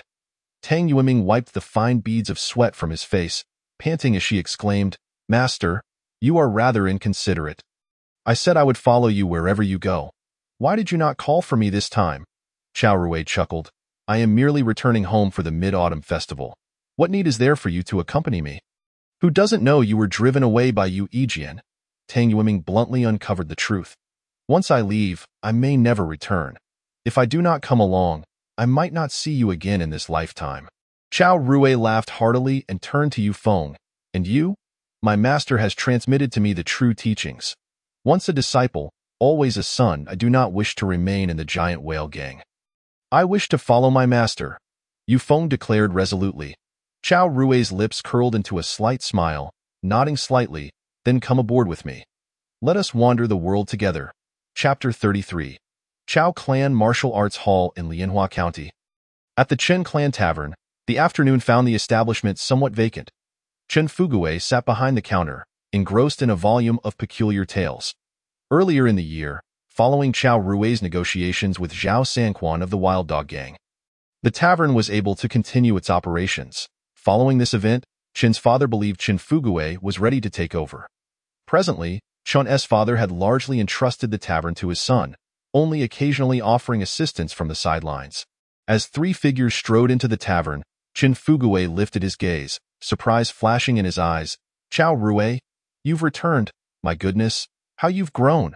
The trio, having traveled by boat from Heishui Town to Lianhua County, had indeed seen Chao Rui transform into a robust figure, his physique now imposing. Qin Fuguwei, slightly older than Chao Rui, had diminished to half his height. "Haven't you eaten yet? Come, let us dine before you leave." Assuming Chao Rui would follow the same pattern as before, merely stopping by for a brief visit, Qin Fuguwei hurriedly summoned a waiter to prepare a sumptuous meal, then pulled Chao Rui aside to sit. "This time, I plan to settle in Lianhua County for a while," Chao Rui stated. Chao Rui glanced around the tavern. It appeared that Zhao Sanquan had indeed honored his promise since his departure, which was splendid news. Knowing that Chao Rui intended to stay in Lianhua County, Qin Fuguwei was delighted. He refrained from probing into the events that transpired, for among friends, mere gatherings were a source of joy. "How has business been at the tavern lately?" Chao Rui inquired. Qin Fuguwei nodded. "It's been reasonably well. We've managed to save some silver." "What are the housing prices like in Lianhua County? Since I plan to return, I cannot possibly go back to the village. Purchasing property here seems the wisest choice, having served as the head of Qingyu Hall for over half a year." Chao Rui had accumulated over 400 taels of silver. This money, of course, would not be returned to Yuejian but considered his own earnings. "That depends on how large a courtyard you wish to buy," Qin Fuguwei replied. Chao Rui pondered briefly. "I wish to establish a small martial arts hall in Lianhua County. It need not be grand. Just a training area and accommodations for a dozen or so people would suffice. Cultivation also requires resources, and currently, Chao Rui had yet to completely sever ties with the martial world. Earning silver remained crucial. Chao Rui pondered for a while, realizing that not joining any gang was the best decision for him. Thus, establishing a martial arts school emerged as the most suitable means for him to earn money. That moment, a waiter entered, carrying freshly prepared dishes to the table. "Let's enjoy the meal first. I'll send someone to inquire right away." Qin Fuguwei was as reliable as ever. After a delightful lunch, the waiter returned with good news. There just happened to be a security agency looking to relocate. In front of this agency was a training ground, and behind it lay a main hall. Flanking the main hall were 5 or 6 side rooms on either side, which could serve as accommodations for the disciples and servants of the martial arts school. Behind the main hall was a small courtyard, and at the far end of the courtyard were several main rooms, suitable for Chao Rui and his family to reside in. This property was neither excessively large nor small. It was more than sufficient for establishing a martial arts school. The asking price was 220 taels of silver. After inspecting the premises, Chao Rui promptly paid the silver and signed the contract. In the afternoon, Qin Fuguwei gathered the servants to assist in cleaning the new martial arts school inside and out. Chao Rui also instructed Tang Yueming to accompany Yu Feng to procure the necessary items. The sign for the martial arts school would take 2 or 3 days to arrive. The name of the school was straightforward: Chao Family Martial Arts School. Naturally, the martial arts taught could not be those of the Giant Whale Gang. Chao Rui opted for the martial arts he had discovered on a water bandit, the blood slaughter blade technique. This technique was, in fact, superior to the Misty Rain sword technique. However, Chao Rui previously believed that since he had already mastered the Misty Rain sword technique and had to dedicate most of his time to the Mingyu Gong, he did not pursue this blade technique. Now, having separated from the Giant Whale Gang to open a martial arts school, and with the Misty Rain sword technique already perfected, Chao Rui could naturally find time to cultivate the blood slaughter blade technique. With the assistance of the experienced Pearl, he could swiftly master this technique, more than sufficient to teach his disciples. In the evening, the tavern experienced its busiest hour, with Qin Fuguwei and his team bustling about.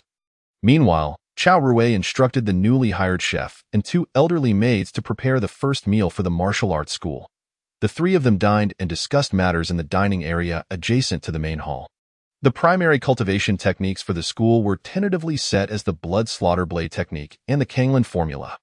"Yueming, do you have confidence in transitioning to the blood slaughter blade technique?"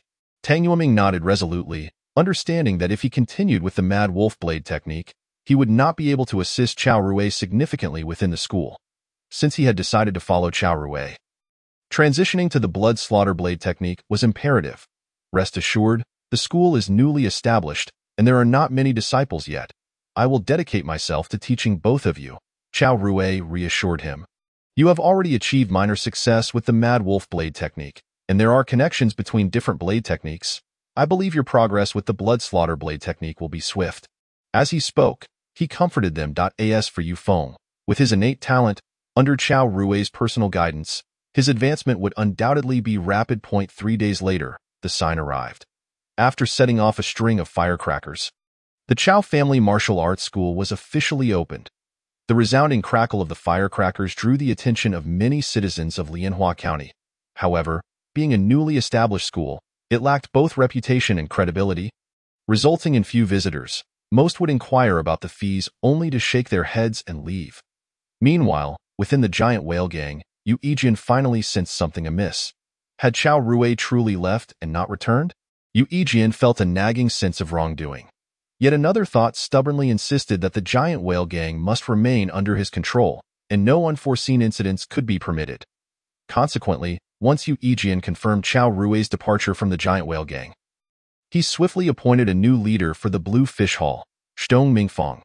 After a brief period of dormancy, the giant whale gang embarked on a path of expansion into a neighboring county. This, of course, had no bearing on Qiao Rui, who was already situated several hundred miles away in Lianhua County. On the 10th day, after the martial arts school opened, the autumn breeze blew gently. 2 elderly maids diligently swept the fallen leaves in front of the building, while the chef washed vegetables in preparation for the midday meal. Seizing a moment, Qiao Rui, clad in a light robe, took Tang Yueming and Yu Feng to practice the Blood Slaughter Blade technique in the training area. During a break in their training, Yu Feng, with a furrowed brow, spoke up, "Master, if this continues, we will be unable to sustain ourselves. Will our martial arts school go bankrupt?" Tang Yueming, though silent, bore a similarly concerned expression. Qiao Rui frowned slightly, initially believing that his exceptional skills would eventually garner a reputation. However, it seemed that, much like the martial arts world, even the finest wine fears the depths of the alley. What should he do? Should he follow the example of other martial artists, undertaking some significant exploits or eliminating renowned figures in the martial arts community to establish a name, thereby attracting attention to the school? As he pondered, several figures stepped through the school's doors. "Brother Qiao, why haven't you come to find me?" Zhao Sanquan called out as he entered. The newcomer, bald with scars adorning his head, bore a large machete at his waist. He was the leader of the Wild Dog Gang. Pushing forward a boy of around 10 years old, he announced, "This is my son, Xiaobing. I had originally intended for him to pursue academics, but this troublesome child has always preferred fighting. I need a reliable master to teach him martial arts. Today, I learned from Manager Chun that you, Brother Qiao, have returned to open a martial arts school. I trust your martial prowess. I am at ease leaving my son in your care." It turned out Zhao Sanquan had come to enroll his son in the Qiao family martial arts school. Who said there was no business? Here was the first client. A faint smile graced Qiao Rui's face as he replied, "Thank you for your trust, Zhao Sanquan. Xiaobing, come here. Let me take a look at you." Xiaobing, bold like his father, stepped forward confidently. Qiao Rui assessed his bones and meridians, finding him to be of decent quality, average at best. "You may stay. You can come to the school every day at 6 in the morning, and you are welcome to live here." Without hesitation, Zhao Sanquan agreed. "Brother Qiao, let him reside in the school. We live a tumultuous life in the gang. Having the child with me is a hassle." Zhao Sanquan had long wished to send his son to a safer place, but suitable options had been scarce. Now that Qiao Rui offered accommodation, he immediately decided to leave his son with him. He was well aware that his years in the Wild Dog Gang had made him numerous enemies. With Qiao Rui being at least a second-rate expert, his son would be safer in his care. Qiao Rui nodded and addressed Zhao Bing. "Then you shall stay here. This is your senior brother, Yu Feng, and this is Tang Yueming, who will be overseeing your training." "Understood, master," Zhao Bing responded eagerly. "Brother Qiao, what are the tuition fees for the school?" Zhao Sanquan inquired, scratching his head. 5 taels for half a year, 9 taels for the whole year. If Zhao Bing performs well and qualifies to become an official disciple, the tuition will be waived. Chao Rui replied straightforwardly. This price was reasonable, covering food and accommodation, and Chao Rui would also have Tang Yueming purchase medicinal herbs and arrange herbal baths for the students. Although his earnings would not be substantial, it was acceptable. Good, Zhao Sanquan replied with enthusiasm, producing 18 taels of silver to pay for 2 years in advance. Tang Yueming stepped forward to receive the silver. Zhao Bing, make sure to train diligently here. I'm off now, Brother Chao. Zhao Sanchuan's visit was swift, and he left in haste with several followers from the Wild Dog Gang. With that, they resumed their training. The addition of Zhao Bing had little impact on their progress. In the following period, influenced by Zhao Sanquan, several other leaders and members of the Wild Dog Gang sent their children and relatives to the Chao family martial arts school. Gradually, the school began to generate income, becoming bustling with activity. Chao Rui had not anticipated that the initial success of the school would be brought about by Zhao Sanquan. During training, Chao Rui showcased his formidable martial arts talent for the first time in front of Tang Yueming and the others. Although they all practiced the blood slaughter blade technique simultaneously, within 10 days, Chao Rui had fully grasped the intricate technique. After another 20 days, he had mastered it, often providing insightful guidance to them. By the end of the month, during the early winter season, Chao Rui had already cultivated the blood slaughter blade technique to a minor success, easily identifying their misconceptions in training. With the aid of the experience pearl, he hoped to break through to a greater mastery of the technique before the year's end. Throughout his training, Chao Rui discovered that mastering the Mad Wolf blade technique indeed aided him in the blood slaughter blade technique, which contributed to his rapid progress. Meanwhile, under Chao Rui's dedicated instruction, Yufeng and Tang Yueming were just beginning to grasp the blood slaughter blade technique. Nevertheless, their speed was already impressive. It typically took ordinary individuals 2 to 3 years to even begin mastering the technique. Chao Rui had fully mastered the black slaughter technique. With his physical prowess alone, he could reach a first-rate level. It would be challenging for an ordinary person to pierce his skin with a blade. In terms of the Mingyu Gong, his experience value had reached 70%. He was only 3% away from forcibly completing the first layer of the Mingyu Gong using the experience pearl. The path towards success in the cultivation of immortality was drawing ever closer, and Chao Rui's heart began to swell with excitement. The first snow soon fell. On this day, Chun Fugui invited Chao Rui to the Chun family tavern for lamb hot pot. As Chao Rui's only acknowledged friend in Lianhua County, they often gathered every few days to enjoy drinks together. Life in Lianhua County was far more pleasant for Chao Rui than it had been in Heishui Town. I heard the number of disciples in the martial arts school has exceeded 50, Chun Fugui remarked. Chao Rui nodded. The county magistrate somehow learned of my nickname, Chao Yanwang, and sent his son to me, which attracted many wealthy merchants and officials' children to the school. Although the nickname Chao Yanwang had spread briefly, however, with the rise of the Whale Gang, the current leader of the Whale Gang has driven away a once formidable master. Rumored to be the second strongest of the Whale Gang, the 7 sons of Yin Chao have been frequently mentioned. They have received guidance from Chao Rui and are nominally disciples of him, thereby enhancing the reputation of King of Hell Chao. Consequently, upon learning of Chao Rui's identity, the magistrate of Lianhua County promptly sent his youngest son to the Chao family martial arts school. Regardless of whether he pursues a political career, engages in business, or mingles in the martial arts world, honing his martial skills and finding a powerful and reputable master is always a wise choice. Congratulations, King of Hell Chao, truly impressive. Chun Fugui gave a thumbs up.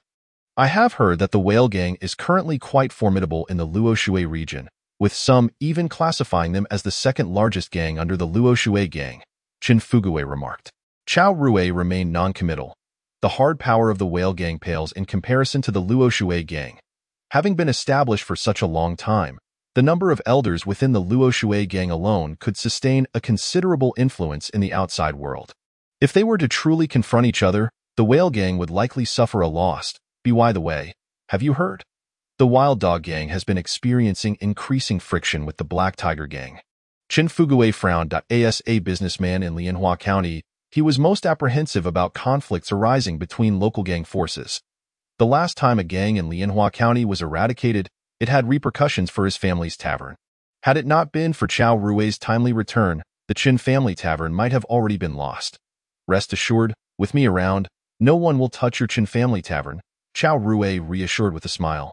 Upon hearing this, Chen Fugui burst into hearty laughter. Ha, indeed. Who would have thought I'd be so fortunate to have a bond with King of Hell Chao? Ha. Chapter 35. Another year. Exiting the Chen family tavern. It was already late at night. Chao Rui ambled down the street, slightly intoxicated. He did not utilize his inner strength to expel the alcohol from his system. Given his fully cultivated black sha skill, it would take an immense quantity of liquor to truly become inebriated. The rare feeling of drunkenness should not be squandered. Suddenly, distant shouts and cries of battle pierced the night. Must we encounter this at such a time? Chao Rui lamented, channeling his inner strength as a white mist rose behind him, swiftly dissipating the scent of alcohol. He looked up to see an individual stumbling towards him, pursued by a dozen armed men wielding knives. Under the moonlight, he recognized the pursued figure as an old acquaintance, Zhao Sanquan. Zhao Sanquan was covered in blood, his gaze unfocused, evidently gravely injured. As the pursuers closed in on him, Chao Rui swiftly moved in front of Zhao Sanquan, lifting him behind himself with one hand. King of Hell Chao? The pursuers, a leader from the Black Tiger Gang, recognized Chao Rui's identity. Could you perhaps show a measure of leniency? Chao Rui inquired, frowning. The leader of the Black Tiger Gang, surprisingly accommodating, ordered his men to halt. Naturally, he would give face to the owner of the Chao family martial arts school. However, I must also caution you, Chao Master, after today, the Wild Dog Gang will cease to exist. So do not get too entangled with them. Chao Rui nodded slightly. I have merely a personal acquaintance with Zhao Sanquan. Best that way, farewell. The leader of the Black Tiger Gang swiftly departed with his men. Once they were at a distance, one of the Black Tiger Gang members asked, Boss, why did you give that guy face? The leader of the Black Tiger Gang cast a glance at him. You know nothing. That King of Hell Chao is a top-tier master. The gang leader has even said he couldn't see through his depths. This man is a lone wolf, and his martial arts school could be abandoned at any moment. If we truly provoke him, we wouldn't even know how we died. The members of the Black Tiger Gang whispered in awe. So he is indeed a top-tier master. I wonder how much he charges for his martial arts school. Perhaps I should send my son there. 1 year, 10 taels of silver. Can you afford that? The leader of the Black Tiger Gang scoffed. Under the moonlight, Zhao Sanquan slumped to the ground, breathing shallowly. To thank you. Brother Chao. Chao Rui examined Zhao Sanquan's injuries. They had already affected vital areas, leaving no hope for recovery. His continued survival was solely due to Zhao Sanquan's exceptional physical condition. Is there anything else you wish to convey? Chao Rui asked softly. Zhao Sanquan, aware of his condition, managed a smile. Fortunately, I had already sent that wretched kid to Brother Chao. Otherwise, today would have been a great calamity. May he diligently practice martial arts and achieve success, steering clear of the chaotic world of gangs, perhaps even serving as a martial official in the court. The allure of the martial world may seem grand, yet it is fraught with insecurity, destined for retribution one day. Let him earnestly pursue martial arts, for martial prowess is the foundation of one's existence. Do not squander. Zhao Sanquan's gaze gradually faded. Chao Rui sighed softly, gently closing Zhao Sanquan's eyes. With one hand, he hefted Zhao Sanquan's lifeless body and took him to the mortuary. When the funeral would be held depended on Zhao Bing's arrangements, in this world, where traces of the immortal are concealed. Mortals regard martial arts as sacred, whether for fame or profit, spending their days lost in the turmoil of the martial world. Is this not a tragedy in itself? Chao Rui could not help but feel fortunate that before truly immersing himself in the martial world, he had already taken a step towards the path of immortality.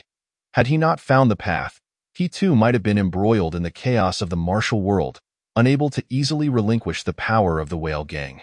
Thus, in the relentless pursuit of fame and profit within the martial realm, one day, the blade would surely turn upon him. That night, Chao Rui did not disturb Zhao Bing. The following morning during the early training session, Chao Rui called Zhao Bing aside to inform him of Zhao Sanquan's passing. Zhao Bing was initially taken aback but soon discarded his weapon and rushed to the mortuary. Yu Ming, go lend him a hand. Chao Rui instructed. Master, I shall accompany you too. Yu Feng volunteered. Chao Rui nodded in agreement. Soon, the news spread throughout Lianhua County. Last night, a decisive battle occurred between the Wild Dog Gang and the Black Tiger Gang. All leaders above the rank of head of the Wild Dog Gang, including the gang leader, were annihilated. The leader of the Black Tiger Gang, Wei Xiong, declared the takeover of the Wild Dog Gang's territory, establishing the Black Tiger Gang as the sole dominant force in Lianhua County. Overnight, all information regarding the Wild Dog Gang was completely eradicated. It seemed the rise of the Whale Gang had provoked the gang forces in the Luoshui region. Recently, conflicts among the gangs in the Luoshui region had become increasingly frequent. That same day, Zhao Bing managed the affairs concerning Zhao Sanchuan's remains. Upon returning to the martial arts school, though it appeared largely unchanged on the surface, his dedication to practicing martial arts intensified significantly. Thus, over 2 months passed, as the cold winds blew. Yet another year's end approached. In the martial arts school's training room, Chao Rui emerged from his cultivation. 99% complete. Only 1% remains, and I shall successfully cultivate the first layer of the Mingyu skill. Chao Rui felt a surge of excitement. Moments later, he managed to rein in his elation. Just a few days prior, the experience value from the Kanglan secret technique had reached its peak, allowing Chao Rui to successfully cultivate the 8th layer of the Kanglan technique. At this moment, his internal energy had accumulated to over 80 years' worth of power. Looking across the martial world, he could be considered among the deep-rooted internal practitioners within the elite tiered in terms of martial arts manuals. The Blood Sha Blade technique had also achieved great mastery. This blade technique was 3 times more powerful than the Misty Rain Sword technique, and the fully mastered Blood Sha Blade technique could rival the transformed Misty Rain Sword technique. Among the disciples of the martial arts school, aside from those who merely paid to pass time, Yu Feng and Zhao Bing exhibited the best performances. Yu Feng, with slightly greater talent, had already brushed the edge of becoming a 3rd-tier expert. Zhao Bing could now be considered a 4th-tier expert. As the year's end approached, the martial arts school grew quieter, with most disciples returning home to visit family and friends. On the day of the year's end, Chao Rui took Tang Yueming along, purchasing some simple goods before heading towards Shijia village. The journey from Lianhua County to Shijia village was considerably shorter. Before long, the two returned to the village. The changes in Shijia village were minimal. Chao Rui's home remained largely the same. The first to see Chao Rui was his mother, who exclaimed with joy, prompting the entire family to rush out. Chao Rui noticed that his sister-in-law was holding a baby just a few months old. Is it a boy or a girl? Chao Rui asked with a smile. His elder brother beamed. It's a boy. Quickly, come over and let your uncle hold him. Shiwa, how have you grown so tall? His brother brought the baby to Chao Rui, realizing he now had to look up to meet Chao Rui's gaze. No matter how tall you grow, you will always be my brother. Chao Rui chuckled. His brother wore a hearty smile. Chao Rui took the child and cradled him. This was his nephew.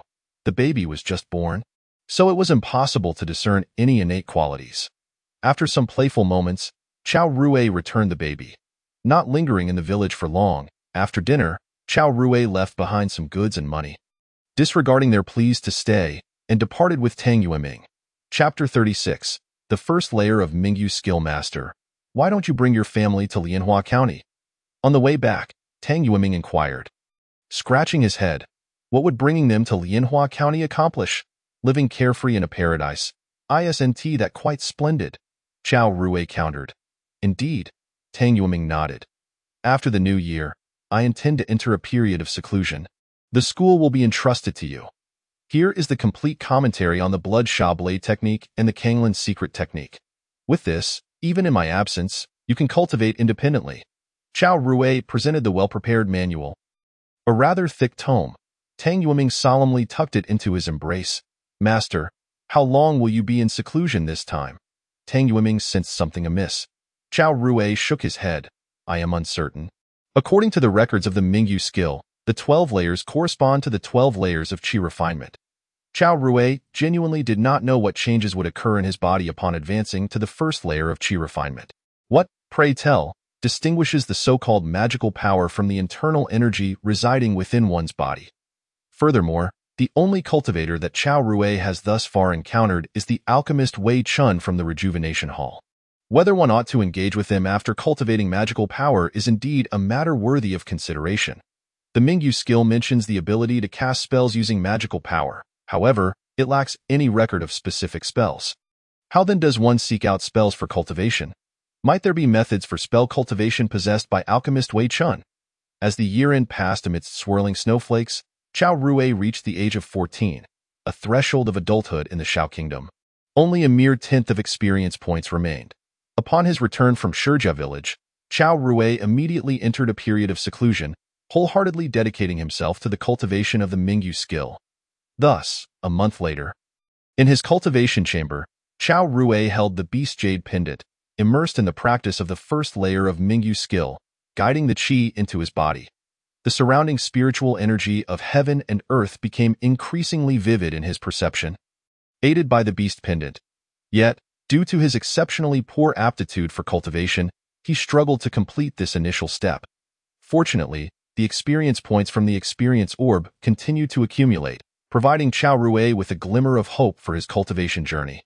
A sudden surge of purple appeared within the dark expanse of the experience orb in his mind. At last, it had reached 10%. A wave of joy washed over Chao Rui. Upon reaching 10% with the Mingyu skill experience orb, he could finally attempt to break through to the first layer. To achieve this, he devoted at least 5 to 6 hours daily to the practice of the Mingyu skill, unrelenting in his efforts, even in the absence of tangible feedback beyond the experience orb. After nearly 2 years, this day had finally arrived. Suppressing his excitement, Chao Rui steadied his emotions and gently tapped the experience orb with his mind. The orb transformed into a stream of light, flowing into Chao Rui's consciousness, allowing him to absorb the long-accumulated experience of practicing the Mingyu skill.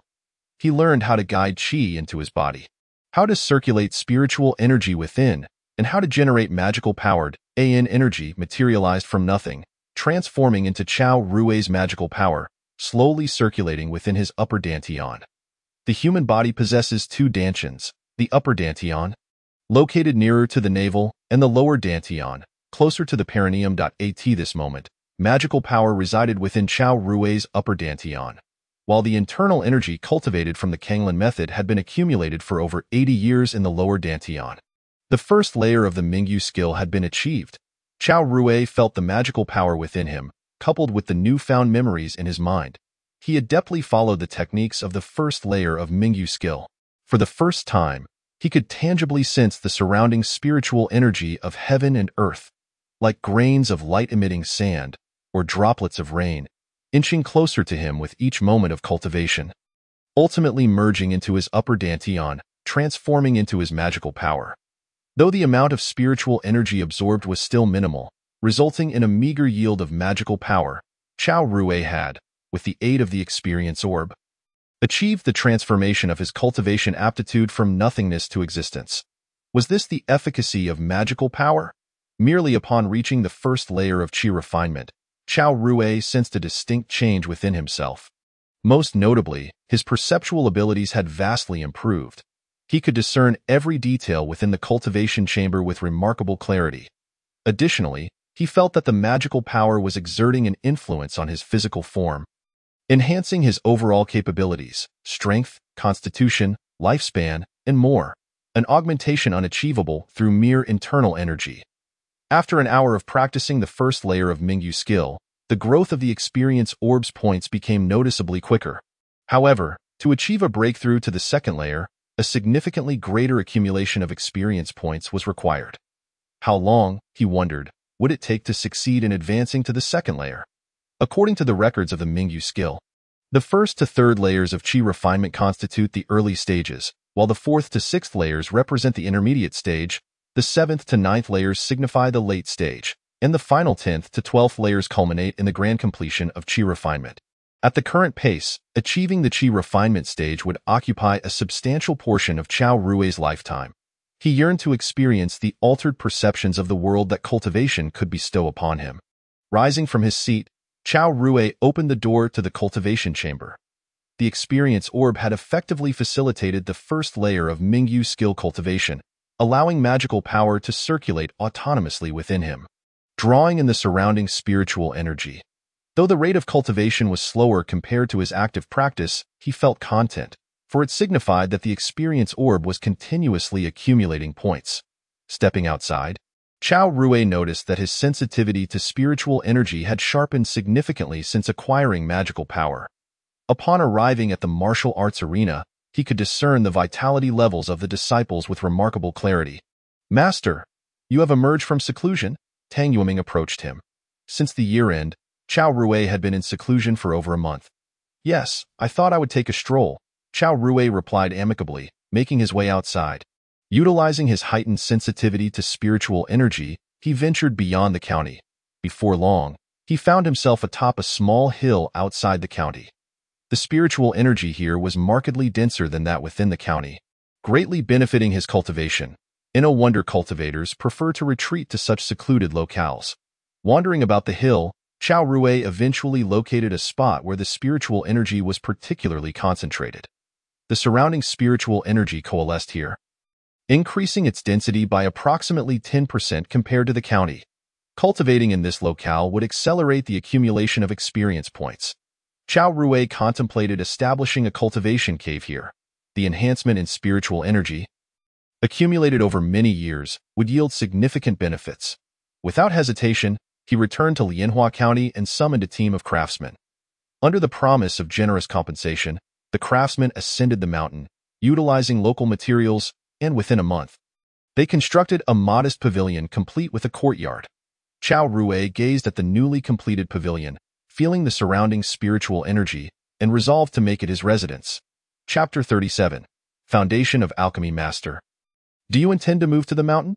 Tang Yueming inquired cautiously at the large table in the martial arts hall one evening. During this time, Chao Rui had been preoccupied with matters concerning the mountain, which had not gone unnoticed by the others in the hall. Indeed, Chao Rui nodded. He fabricated an excuse. "My martial arts are on the verge of achieving mastery, and the environment on the mountain is conducive to my enlightenment of the master's principles. In due time, I shall relocate to the mountain for cultivation." This marked the first time Chao Rui openly acknowledged his own strength. Tang Yueming, along with disciples Yufeng and Zhaobing, were taken aback. There were few innate masters within the entire Luoshui region, and the prospect of one of them becoming their master was utterly astonishing. Having followed him closely, Chao Rui had no intention of abandoning them. Rather, he planned to allocate 1 to 2 months each year for the three of them to ascend the mountain, or for him to return to the martial arts hall for a period, guiding their martial arts cultivation until a suitable successor could be found. As night fell, Chao Rui practiced within his cultivation room. Following his attainment of the first layer of qi refinement, his vitality surged, allowing him to reduce his sleep by an hour each day. Chao Rui's keen senses detected a disturbance in the guest room. It was Zhao Bing stealthily sneaking out. "This lad," Chao Rui shook his head, pretending not to notice Zhao Bing's secretive behavior. In truth, he had long been aware. During this period, Zhao Bing had been in contact with the remnants of the Wild Dog Gang in Lianhua County. Given Zhao Bing's commendable martial arts talent, those remnants sought to elevate him should he attain martial prowess. Chao Rui had previously warned Zhao Bing about the words of Zhao Sanquan before his demise, urging him to distance himself from the complexities of the martial world. While Zhao Bing superficially acquiesced, Chao Rui discerned the flames of vengeance flickering in his eyes. Chao Rui could not monitor him indefinitely. It was evident that Zhao Bing was destined to tread the path of conflict once more, following in the footsteps of Zhao Sanquan. With the acquisition of magical power, his perceptual abilities had become remarkably acute. It was said that to become an alchemist, one must possess exceptional perceptual acuity to judge the timing and potency of the herbs within the alchemical furnace. Alchemist Wei Chun from the Rejuvenation Hall was also a cultivator. Perhaps I, too, might endeavor to pursue the art of alchemy. Compared to establishing a martial arts hall, becoming a sought-after alchemist would undoubtedly be more lucrative. Furthermore, Chao Rui recognized the significance of the alchemist profession within the cultivation realm. He resolved to explore foundational alchemical techniques and attempt to concoct some elixirs. The following morning, Chao Rui set out early and arrived at a Taoist temple in Lianhua County. Although the Taoist priests here were notorious for their deceit and produced only toxic elixirs, they possessed knowledge of the alchemical arts. "Ah, master, you wish to learn alchemical techniques from me?" The old Taoist, a somewhat dubious figure in the martial world, was of course familiar with Chao Rui. Well, although you are aware of my lackluster alchemical skills, I do have some lineage in this craft. Chao Rui quickly perceived the old man's intentions. Speak. How much? Ahem, master. Please don't take offense. How does this sound? The old Taoist held up 2 fingers, indicating 10. Chao Rui did not hesitate, producing 10 taels of silver and placing them into the old man's hands. Then let us begin. The old Taoist tucked the silver into his robe, his face beaming with delight. Excellent! He led Chao Rui to the back courtyard of the temple, where a blackened alchemical furnace stood, evidently the temple's most valuable possession. My alchemical methods lack incantations. I learned them through hands-on instruction. When I was taught, I was only given the method for concocting the longevity pill. The remaining internal injury pills and detox pills were concocted by myself, the old Taoist remarked with a sense of pride. Are these internal injury pills and detox pills truly effective? Chao Rui questioned, somewhat skeptical.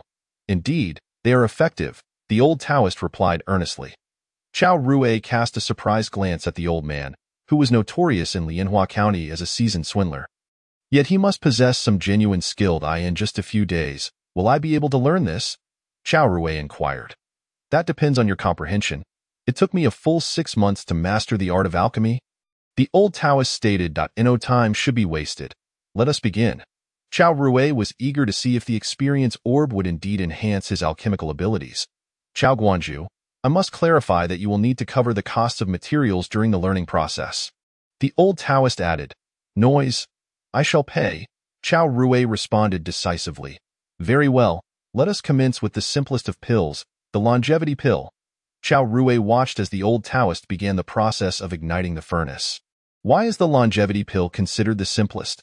Because it is essentially a poison pill, composed of mercury, sulfur, various nitrites, alum, magnetic stones, and a selection of herbal ingredients. With such toxic substances, solidifying them becomes a rather straightforward task. After mastering the heat control, the old Taoist successfully produced a batch of what he called longevity pills within 2 hours. To be fair, the longevity pills were quite visually appealing, shimmering with a golden hue and emitting a faint glow, making them particularly enticing to the eye. No wonder they could deceive many. If he were in an unfamiliar county, the old Taoist could likely con a good number of people with this skill alone.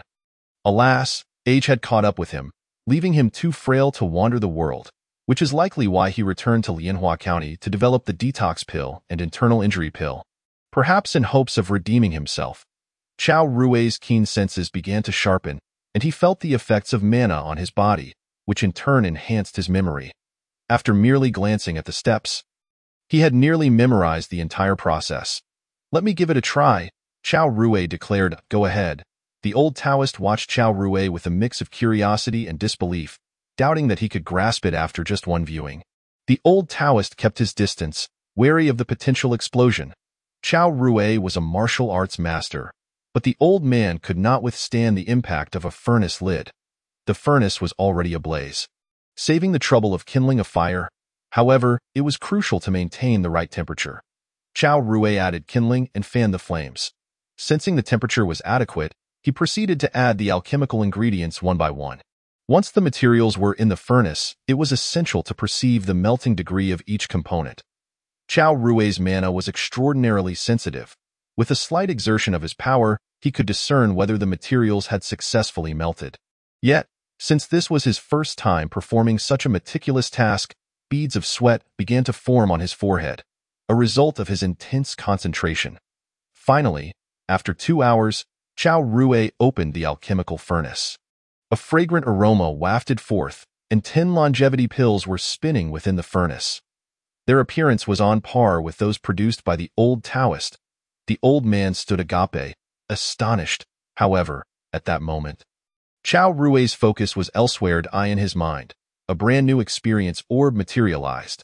The instant the longevity pills were successfully crafted, his experience points surged by 10%. As he directed his thoughts toward the orb, it revealed itself to be Basic Alchemy. Chapter 38. Second Layer of Qi Refinement. Basic Alchemy? It seems that the alchemists of this realm are not true masters of the art. Nevertheless, this allows me to learn from the ground up. Chao Rui mused. The old Taoist, Wide-eyed, exclaimed Chao Guanzhu. You must have been secretly practicing alchemy for amusement. Chao Rui frowned. Do you think I have an abundance of money? Let's continue. Next up are the detox pill and internal injury pill.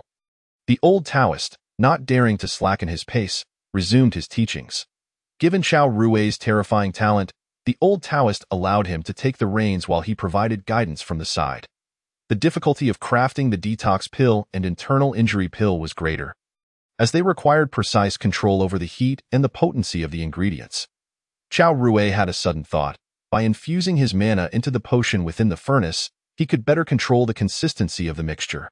Sure enough, this method significantly improved his ability to manage the concoction. Before nightfall, Chao Rui successfully produced both the detox pill and internal injury pill. Thanks to the infusion of mana, the quality of the pills he crafted far exceeded those made by the old Taoist. He took one of the internal injury pills previously made by the old man and consumed it separately, as expected. The mana-infused pill proved to be far more effective. You have surpassed me, the old Taoist said, somewhat disheartened. Your talent is unparalleled, Chao Guanzhu, truly impressive. If you wish to progress further, you should familiarize yourself with more medicinal herbs. Once you have enough knowledge, you will certainly be able to attempt crafting your own pills. Becoming a renowned alchemist is merely a matter of time. Chao Rui nodded slightly, his thoughts returning to the experience orbs in his mind. After successfully creating the detox pill and internal injury pill, his experience in basic alchemy increased by 20%, and with 50% of the experience points accumulated, he was now able to elevate his basic alchemy skills. Without hesitation, he initiated the upgrade. A wave of long-term alchemical experience flooded into his mind, time and again igniting the fire, controlling it, and placing the ingredients. In an instant, Chao Rui's basic alchemy skill ascended to a new level. If he were to attempt crafting the previous pills now, his speed would be significantly quicker, and the quality of the pills would be even higher. Basic alchemy did not have a defined hierarchy of mastery, so he decided to classify his skills as LV2'd. The experience orb for basic alchemy awaited further accumulation, indicating that it could be upgraded once more. He never expected to master basic alchemy in just one day. The keen perception and mana of a cultivator made the process remarkably convenient. In a wonder way, Chun chose to conceal himself among mortals as an alchemist. Next, he would procure some medicinal texts for study, endeavoring to experiment with creating suitable pills for martial artists, and perhaps even concocting elixirs to enhance mana. Chao Rui departed from the Taoist temple. The following day, he accompanied Tang Yuiming to purchase an alchemical furnace and various medicinal texts. That day, they transported all the necessary items to a small mountain loft. Thus began Chao Rui's journey of cultivation in the mountains. In the blink of an eye, 6 months had passed. Chao Rui gradually acclimated to the solitary life of a cultivator. He realized that, compared to the chaotic world of martial arts, he preferred this serene environment imbued with an aura of the ethereal. After his training sessions, wandering the mountains brought him immense joy. During this half-year, the experience orb for the Mingyu skill increased by 3%. In the realm of martial arts, Chao Rui made no less progress. The Blood Fiend Blade technique reached a transformative state while the Kanglan technique was on the verge of breaking through to the 9th layer. Basic alchemy had already advanced to LV4, which marked the pinnacle of this foundational skill. At this level, Chao Rui had achieved a perfect rhythm in crafting pills. The experience orb for basic alchemy was filled to capacity, yet he could not click it. Over the past 6 months, Chao Rui also took the opportunity to concoct pills independently. Having thoroughly studied the medicinal texts, he developed a preliminary understanding of the myriad herbs in the world. However, the challenge of creating a unique pill remained formidable. Currently, he had only begun to scratch the surface. The True Fire pill was a modest success after 6 months, yielding slight improvements to internal energy, but it still required significant refinement. Presently, Chao Rui dedicated his daily alchemical endeavors to enhancing the True Fire pill. Once the True Fire pill achieved effects comparable to several existing internal energy-enhancing pills in the martial world, he would consider it a success. As 2 more months passed, early winter arrived. Within Chao Rui, the experience orb for the Kanglan technique filled to its final measure. Was he ready to break through to the realm of the innate master? Chao Rui felt neither joy nor sorrow. Having embarked on the path of cultivation, the prospect of advancing in martial arts to the innate realm held little thrill for him. However, reality often defied expectations. Chao Rui clicked on the experience orb in his mind. After a familiar sensation washed over him, the internal energy within his lower dantian began to transform through constant accumulation. After a century of internal energy was condensed, it metamorphosed into a superior form of energy. Innate true qi. Innate true qi can subtly attract the surrounding spiritual energy. Once the innate true qi formed in his lower dantian, Chao Rui keenly sensed its unique properties. Not only was it stronger, but the innate true qi also possessed the preliminary ability to communicate with the world's spiritual energy. At this moment, the mana within his upper dantian began to stir. Exhibiting an intense desire to absorb the innate true qi, Chao Rui furrowed his brow. If he did not resolve the conflict between the two, neither mana nor true qi could progress, rendering cultivation impossible. Naturally, he valued mana more than innate true qi. Taking a deep breath, he focused and slowly directed the innate true qi into his upper dantian. The innate true qi, facing the mana, offered no resistance and was swiftly absorbed and digested. The absorption rate quickened in the blink of an eye. The innate true qi he had just gathered was entirely consumed, leaving Chao Rui devoid of martial arts true qi. Even the experience orb representing the Kanglan technique vanished. This martial art had been wholly consumed by the Mingyu skill. Yet, to Chao Rui's delight, the Mingyu skill leveled up. After absorbing the innate true qi, the mana within him more than doubled and became even purer. Successfully advancing to the second layer of the Mingyu skill, Chao Rui distinctly felt an enhancement in both his perceptive abilities and physical prowess. Innate true qi could indeed be digested and absorbed by mana. Chao Rui's heart swelled with joy, contemplating whether he should cultivate another internal skill to provide sustenance for the Mingyu skill. Since becoming a cultivator, his memory had grown increasingly clear, often recalling even forgotten childhood memories. The reason why cultivators tend to become increasingly cunning as they age lies in their extensive experiences, which allow them to present even the minutiae of their journeys. This naturally enhances their intellect. At that moment, a sudden flash of insight illuminated Chao Rui's mind as he recalled a particular incident. The encounters with Wei Chun from the Rejuvenation Hall, during which Wei had subtly probed into his martial arts cultivation. At the time, Chao Rui had harbored suspicions but failed to grasp the crux of the matter, thus burying it deep within his thoughts. Now, having advanced to the innate stage of martial arts, he understood that innate true qi could indeed be absorbed by magical energy. Suddenly, the intentions of Wei Chun became clear to him. The realm of cultivation was indeed perilous. While Wei Chun profited from selling exquisite martial pills, he was simultaneously marking candidates for his own purposes. Chapter 39. Theft of the Heart Method. Understanding Wei Chun's possible intentions made Chao Rui break into a light sweat. He had visited the Rejuvenation Hall twice, and although he had disguised himself, he did not believe that such superficial tactics could elude the scrutiny of cultivators. It seemed prudent to distance himself from Luo City henceforth. Having reached the second layer of qi refinement, this was the first time he had advanced without the aid of an experience orb. What was initially a trivial breakthrough in martial arts had transformed into a significant advancement in cultivation techniques. Filling Chao Rui with a slight thrill, he closed his eyes and sat cross-legged, commencing the second layer of the Mingyu technique. The experience accumulated from the orbs would now be directed towards breaking through to the third layer. Presently, the rate of progress indicated that he could expect an increase of approximately 6% in experience over the course of a year. Tio advanced to the third layer of qi refinement. A total of 60% experience was required.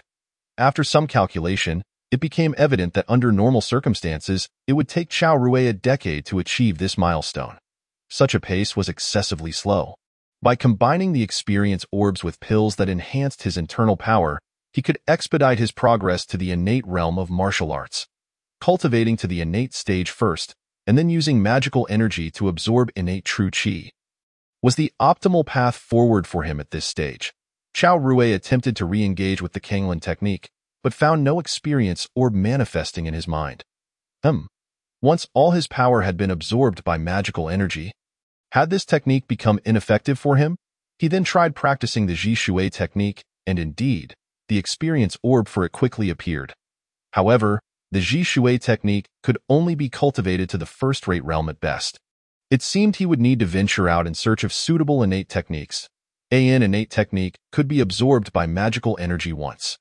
Given a sufficient supply of pills, he could cultivate techniques to the innate stage multiple times within a year, continuing to enhance his alchemical skills, developing the true fire pill, while simultaneously practicing martial arts to allow for the consumption of magical energy and ongoing accumulation of experience in the Mingyu technique, would constitute his immediate focus in cultivation. With a clear direction set, Chao Rui let out a small sigh of relief.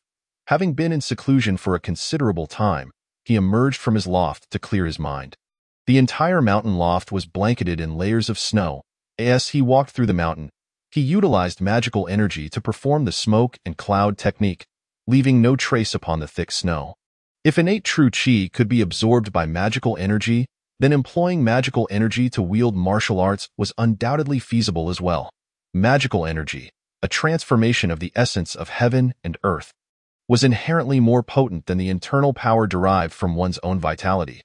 Although Chao Rui had currently lost his innate true qi, wielding martial arts through magical energy rendered his strikes far more powerful than before.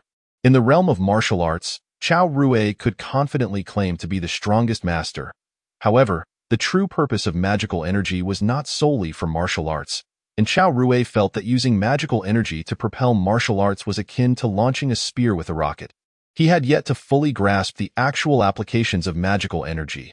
Currently, Chao Rui found himself torn between a desire to delve into the knowledge of cultivation and a fear of encountering predatory figures like Wei Chun within the cultivation world. Thus, he resolved to continue enhancing his magical energy through his own methods. Cultivating his magical energy further could only yield benefits. A wild hare darted past him, drawing the Inquan sword from his waist. He summoned magical energy to unleash a blade of sword qi, striking the hare dead on. Before long, the aroma of roasted hare wafted through the air before the loft. Having satisfied his hunger, it was time to seek out an innate technique. Chao Rui's gaze fell upon the Langya sect. The Langya sect, a martial arts sect in the Luoshui region, had been established for over 200 years. Unlike the factional forces of the Luoshui gang, sects emphasize the importance of lineage and tradition, with disciples focused on mastery rather than mere quantity. Every disciple admitted into the sect was a figure of outstanding martial talent. Having stood for over 2 centuries, the inner cultivation methods and martial arts of the Langya sect were of the highest caliber, particularly renowned for the Langya heart method and the Langya sword shadow technique. The Langya sword shadow technique ranked among the finest sword techniques in the entire Xiaogua. The internal power cultivated through the Langya heart method was exceedingly pure, surpassing ordinary methods in refinement by a significant margin. Chao Rui's goal was to acquire the Langya sword shadow technique. As time passed, Chao Rui employed lightness techniques to hasten his journey, quickly arriving at the mountain gate of the Langya sect. The sect was situated atop a high mountain surrounded on 3 sides by sheer cliffs, with stringent guards stationed at the front. Despite their vigilance, they could not deter Chao Rui, who now moved with the grace of magical energy. He glided up the mountain using the smoke and cloud technique, evading detection from patrolling disciples who merely felt a breeze pass by without seeing anything, and no footprints marred the snow, leading them to believe it was merely a gust of wind. Utilizing his extraordinary agility, Chao Rui navigated past numerous guards and entered the Langya sect's inner sanctum. Soon, he located the scripture pavilion of the sect. However, gaining entry proved somewhat troublesome, as an elder from the Langya sect stood guard at the entrance. Chao Rui could discern that this elder possessed considerable martial prowess.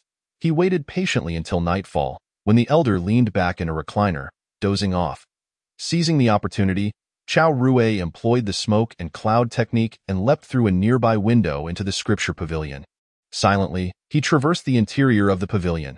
True to its heritage of over 2 centuries, the Langya sect housed an immense collection of martial arts manuscripts. Rows of shelves were filled with various martial arts texts. At the far end of one shelf, Chao Rui discovered the inner cultivation methods he sought. This particular shelf boasted at least 50 different methods. Any technique worthy of being collected by the Langya sect was unlikely to be subpar. Chao Rui examined them one by one, and indeed found several that could be cultivated to the innate master level. gathering all the inner cultivation methods that could be advanced to the innate stage. He quickly filled a large satchel. However, he did not manage to find the Langya heart method. Chao Rui was not particularly bothered, as his primary aim in cultivating innate true qi was to facilitate absorption by magical energy. Any form of innate true qi would suffice, and he was not overly concerned with the strength of the methods. Having already acquired over 20 texts, he deemed it sufficient for the time being and decided to retreat before being discovered. Just as he was about to leap out through the side, a voice bellowed from outside the scripture pavilion, "Who goes there?" The commotion stirred the elder at the entrance, who had been alerted by the noise made by Chao Rui's heavy satchel. However, with the heart methods now in his possession, Chao Rui felt no trepidation. He activated his agility techniques, and in a few bounded leaps, he vanished into the snow-covered landscape. What incredible agility! The elder guarding the scripture pavilion gazed in astonishment as Chao Rui disappeared. His expression filled with shock. Soon, the entire Langya sect was thrown into a state of alarm. The current sect leader's face darkened as he contemplated, "Elder, could this be a leak of my innate advancement news? Bringing that innate assassin to our door?" The elder shook his head. "Not necessarily. The scripture pavilion has lost several inner cultivation methods. It could merely be a thief seeking to pilfer techniques." Despite the elder's reassurances, the sect leader's countenance remained grim. In recent years, a mysterious innate assassin had emerged in the Luoshui region. Almost all active innate masters had fallen victim to this enigmatic killer, their bodies vanishing without a trace post-mortem, leaving the sect leader with little choice but to exercise caution. Chapter 40. 3 years later, Chao Rui returned to his secluded mountain retreat from the Langya sect's mountain gate under the cover of night. Throughout the journey, he employed magical energy to propel his lightness technique, achieving remarkable speed. With the haste of his travels, he returned within just 3 days, bearing the inner cultivation methods once more to his unassuming mountain loft outside Lianhua County. With a series of knocks, Chao Rui unwrapped his satchel in the cultivation chamber, revealing the fruits of his labor. A collection of inner cultivation methods. For ordinary martial artists, mastering even 1 or 2 of these methods would be a lifetime achievement. Yet for Chao Rui, they were akin to sustenance for his cultivation. After counting, he found a total of 25 methods, ample material to sustain his practice for a considerable duration. Thus, he resumed his seclusion for further cultivation. His daily regimen was meticulously structured: 12 hours of practice, 2 hours for rest, 1 hour for meals and personal needs, 5 hours dedicated to the Mingyu technique, 2 hours for alchemy, and 2 hours for honing the newly acquired inner cultivation methods. Each day was filled to the brim, and Chao Rui found no monotony in the routine. He believed that his ability to endure solitude and relish in isolation made him well suited for the path of cultivation. As the year drew to a close, Tang Yueming arrived with Zhao Bing and Yufeng, inviting Chao Rui to descend the mountain for a meal. In response, Chao Rui presented them with the newly concocted True Fire Pill, stating, "This is a pill I have crafted, the True Fire Pill, which significantly enhances internal power." The 3 received it with deep respect.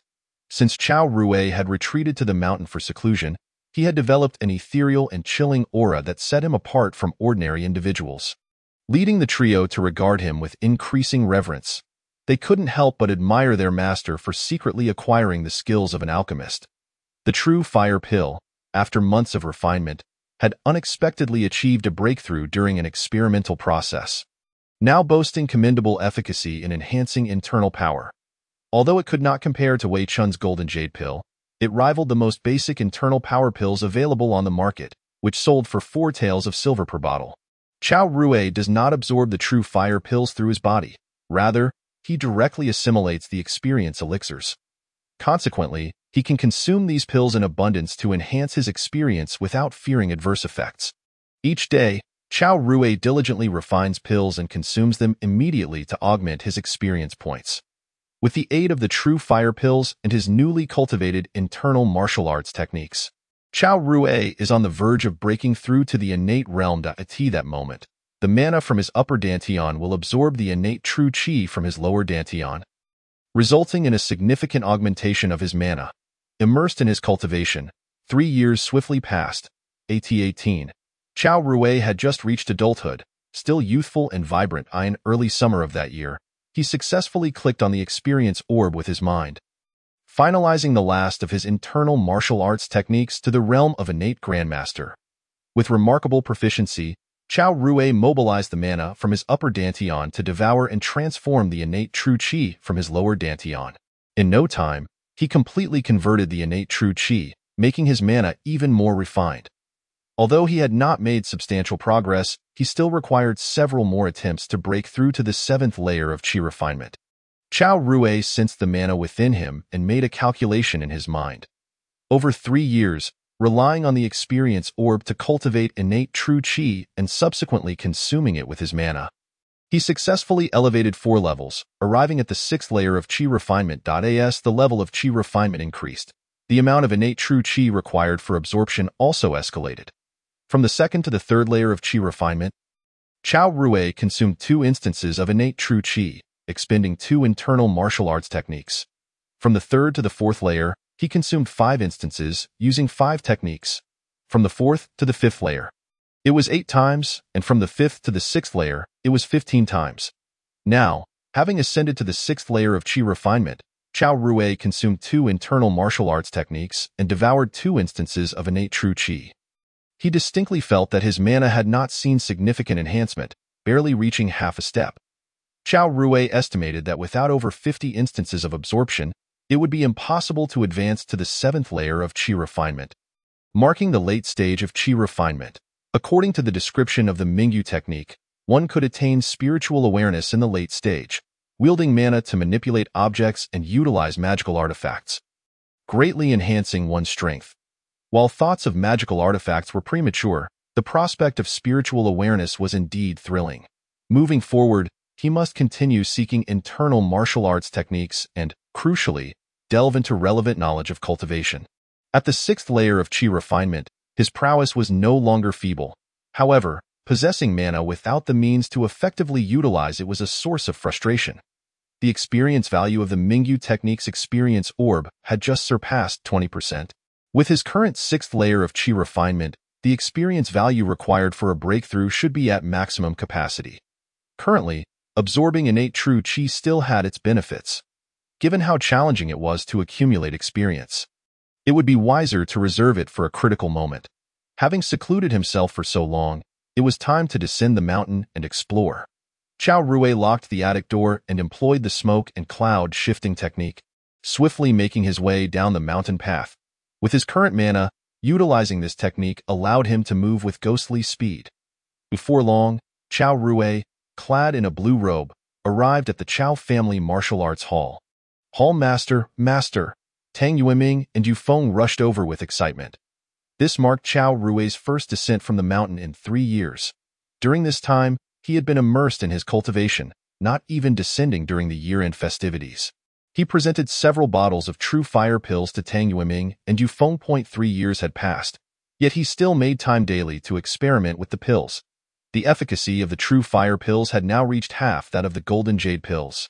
Naturally, the cost of refining true fire pills had risen somewhat, but in comparison to their effectiveness, it was negligible. Thanks to their outstanding efficacy, the numerous true fire pills he had personally refined allowed Chao Rui to accelerate his internal martial arts cultivation. Recently, he had been able to break through to the innate realm in just over a month. With the aid of the true fire pills provided by Chao Rui, both Tang Yueming and Yufeng made rapid progress. Although Tang Yueming's meridian talent was notably low, he had now approached the 2nd tier in terms of internal martial arts, having fully mastered the Blood Fiend Blade technique. The most significant progress was observed in Yufeng. With his high innate talent, coupled with the support of the true fire pills and Chao Rui's guidance on the nuances of the Kanglan technique, Yufeng successfully advanced to the 5th layer of the Kanglan technique, accumulating over 20 years of internal power. Additionally, Yufeng's superior talent in the Blood Fiend Blade technique, combined with Chao Rui's meticulous instruction, enabled him to achieve small success in that realm. Together, Yufeng's strength had reached a commendable level within the 2nd tier, granting him sufficient qualifications to operate independently in the martial world and manage the Chao family martial arts hall. In fact, Chao Rui was actively nurturing Yufeng in this direction. Currently, Yufeng had taken over most of the hall's affairs. while Tang Yueming willingly served as his assistant. As for another disciple recognized by Chao Rui. Zhao Bing, Chapter 41. Zhao Bing, the innate killer. Where is that lad Zhao Bing? Chao Rui inquired, surveying the martial arts hall with a furrowed brow. Yu Feng cast a glance at Chao Rui and cautiously replied, Master, Zhao Shidi is not in the hall. Did I need you to tell me that? Chao Rui shot a glare at Yu Feng. Ahem, let me explain, Hall Master. Tang Yueming interjected to alleviate the tension. Zhao Bing has always harbored a deep-seated vendetta against the Black Tiger Gang due to his father's past, Zhao Sanquan. Over the years, he has been the most diligent in his training here. However, he has also maintained connections with the Wild Dog Gang outside the hall. Since last year, Zhao Bing has frequently been absent from the martial hall, engaging in conflicts among the various factions in the martial world. Tang Yueming clearly sensed the aura of someone who had killed emanating from Zhao Bing. Traditionally, every year, Chao Rui would invite Tang Yueming, Yu Feng, Zhao Bing, and several outstanding disciples from the hall to retreat to the mountains for a month or two of training. However, at the beginning of this year, Zhao Bing simply did not come up the mountain, likely entangled in affairs of the martial world. Well, that's the path he has chosen for himself, Chao Rui remarked with a frown. Tang Yueming, sensing the mood, chose not to elaborate further. Tonight, we shall dine at the tavern. My treat. Yu Feng, please take a moment to inform Manager Chen. It has been 3 years since I last had a proper gathering with that rascal Chen Fugue. Chao Rui decided, planning to set off after a small reunion to seek out internal martial arts techniques and traces of immortality. Master, should we inform Zhao Shidi? Yu Feng asked. You may decide for yourselves, Chao Rui replied before turning to guide the disciples in their training. Having not returned to the martial hall for several years, the disciples, although aware that the hall master was someone else, did not recognize Chao Rui. Yet, with just a few words, Chao Rui could discern their training issues, and soon, the gazes of the disciples in the training hall were filled with reverence. Upon learning that the young Chao Rui was none other than the infamous hall master Chao Yanwang, the disciples eagerly lined up to pay their respects. During Chao Rui's absence, the business of the Chao family martial arts hall had not only sustained but also thrived, thanks to the reputation of Yu Feng and Zhao Bing. Moreover, with the rise of the new generation represented by the Yin Chao Seven Sons within the Giant Whale Gang, their power had grown immensely, allowing them to stand shoulder to shoulder with the Luo Shui Gang. The increasing fame of the Yin Chao Seven Sons naturally elevated the status of their former instructor, Chao Rui, binding their fates together. In this era, most martial arts halls were run by second-tier or even third-tier martial artists who had exited the martial world. The choice of a master like Chao Rui to establish a martial arts hall was a rarity. The reputation of the Chao family martial arts hall continued to soar, attracting scholars from distant counties who traveled great distances to join its ranks. While Chao Rui instructed the disciples, Yu Feng adeptly located Zhao Bing. Senior brother, what brings you here? Zhao Bing looked at Yu Feng with a hint of surprise. The camaraderie between the two brothers appeared quite strong. Yu Feng replied, Master has descended the mountain and is treating everyone to dinner tonight at the tavern. I heard he plans to embark on a journey tomorrow. Zhao Bing frowned slightly. What was Master's attitude when he mentioned me? Is he angry? What do you think? Yu Feng countered, I only wish to avoid entangling the hall. Zhao Bing began. After being severely injured at the start of this year, I couldn't go up the mountain to cultivate. I've realized that I must establish a gang and seek revenge against the Black Tiger Gang for my father's death. It might be better to distance myself from the martial hall to avoid dragging you into this. Zhao Bing asserted with determination. Yu Feng had heard such sentiments before and chose not to argue further. Rolling his eyes, he asked, So, will you come tonight? Master is embarking on a journey? I will be there, Zhao Bing replied. Despite his past grievances with his father, Zhao Bing still held gratitude towards Chao Rui, who had wholeheartedly imparted superior martial arts to him. Yet, at times, Zhao Bing pondered why, with Chao Rui's strength, he did not seek revenge on his behalf, harboring some resentment deep within in Chao Rui's eyes. Zhao Sanquan's death was entirely attributable to gang conflicts. The struggle between the Wild Dog Gang and the Black Tiger Gang was devoid of right or wrong. Moreover, Zhao Sanquan's relationship with Chao Rui did not warrant him taking action on his behalf. Zhao Bing perhaps misunderstood the connection between Chao Rui and his father. All right, we'll go together tonight. With the message conveyed, Yu Feng turned to leave in Zhao Bing's vicinity, a group of fierce-looking martial artists from the Jianghu gave Yu Feng an impulse to draw his sword. Over the past few years, Zhao Bing had not only associated with remnants of the Wild Dog Gang, but had also gathered martial artists harboring grudges against the Black Tiger Gang. They all awaited the opportune moment to launch an assault on the Black Tiger Gang. Meanwhile, in Lianhua County, the headquarters of the Black Tiger Gang, the gang leader Wei Xiong was methodically practicing a fist technique, the Black Tiger's Fiend Fist, a signature skill of the gang. Wei Xiong possessed considerable talent, having cultivated it to the realm of great mastery. It was with these very fists that he successfully killed the leader of the Wild Dog Gang, allowing the Black Tiger Gang to gain a decisive advantage in their rivalry. In the years that followed, the Black Tiger Gang unified Lianhua County, facing no enemies, and Wei Xiong enjoyed a life of ease. Yet, in the midst of his leisure, Wei Xiong was acutely aware that martial arts were the bedrock of one's existence in this realm, and he did not neglect the cultivation of his skills. He diligently practiced every day, striving to elevate his boxing techniques to their ultimate form. "That brat Zhao Bing is up to no good again," remarked Ji Yangchun, the strategist of the Black Tiger Gang, as he examined a note in his hand. That kid isn't capable of stirring up much trouble," Wei Xiong replied nonchalantly. Ji Yangchun cleared his throat and continued. "I've received word that King Chao has descended from the mountains today and is hosting a banquet at the tavern this evening. Do you think he truly has broken through to the innate realm? Is he celebrating his descent?" At this, Wei Xiong scoffed. Does he really think the innate realm is so easily attained? Moreover, if he genuinely had ascended to that level, would he dare to appear so brazenly in public? The innate assassins of our Luoshui region are not to be trifled with. His expression darkened momentarily. Innate assassin. This title had become widely known among the martial artists of Luoshui. The tale began half a year prior when, under the heavy guard of the Langya sect, its leader was injured and taken away by this so-called innate assassin, vanishing without a trace. No living sight nor corpse to be found. In the wake of this incident, an elder of the Langya sect, in a fit of despair, disseminated all intelligence he had gathered about the innate assassin. It was said that at least 5 innate masters from the Luoshui region had been abducted by this assailant. Though no one knew the true identity of the innate assassin, the news sparked heightened vigilance among martial artists, particularly those aspiring to ascend to the innate realm, prompting some to suggest leaving the Luoshui region entirely. This matter even attracted the attention of the Shao Kingdom escort, which typically refrained from interfering in the affairs of the martial world, provided it operated within its own set of rules. However, the incident involving the innate assassin clearly exceeded those boundaries, prompting the court's Eagle Guards to commence an investigation in the Luoshui region. However, now that King Wei has descended from the mountains, we can certainly test his stance. Send someone to disrupt Zhao Bing's hideout, inflict some minor injuries on him, and present him to King Chao to observe his reaction, Wei Xiong commanded, concluding his final boxing technique with a cold tone. Chapter 42.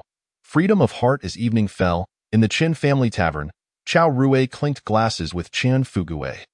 The latter had gained a few pounds, his figure now round and robust, perfectly embodying the demeanor of a tavern owner. Having fully taken over the tavern, Chen Fugui had also begun to dabble in the grain trade, organizing merchant caravans that ventured out each month, thereby expanding his business significantly. Among merchants, news traveled swiftly, especially regarding matters of the martial world. From Chen Fugui, Chao Rui learned of the current prominence of the Whale Gang and the ongoing situation concerning the innate assassin. Chao Rui was nearly certain that the innate assassin was linked to Wei Chun of the Chunshui Hall. After all, who but a cultivator could stealthily abduct innate masters? However, the necessity to devour innate true energy to enhance one's magical powers suggested that Wei Chun's prowess was likely not very high. Rumors circulating in the martial world indicated that only 5 innate masters had disappeared. If Wei Chun had only consumed innate true energy 5 times, it was possible he had merely reached the 3rd or 4th layer of chi refinement. Indeed, not everyone possessed the ability, like myself, to rely on experience pills and alchemical skills to attain the innate master level in just over a month by self-consumption, having devoured innate true energy over 20 times in 3 years. Chao Rui pondered, drawing inferences from indirect clues to deduce that Wei Chun's cultivation might still be beneath his own. If that were the case, I could directly overpower him with my magical prowess. Perhaps I could glean knowledge related to cultivation from Wei Chun. However, before taking action, I must be assured of my strength, at least having broken through to the latter stage of qi refinement and birthed my spiritual awareness. As he contemplated, Yu Feng interjected, "Master, the 7 senior brothers are now quite renowned within the Whale Gang. Tang Yunxiao and his companions?" Yu Feng nodded in affirmation. "Yes, the reputation of the 7 sons of Yin Chao is growing louder. Each of them has attained at least second-tier strength." Chao Rui recalled the 7 youths he had once mentored at the Qingyu Hall, led by Tang Yunxiao, all possessing moderate martial arts talent.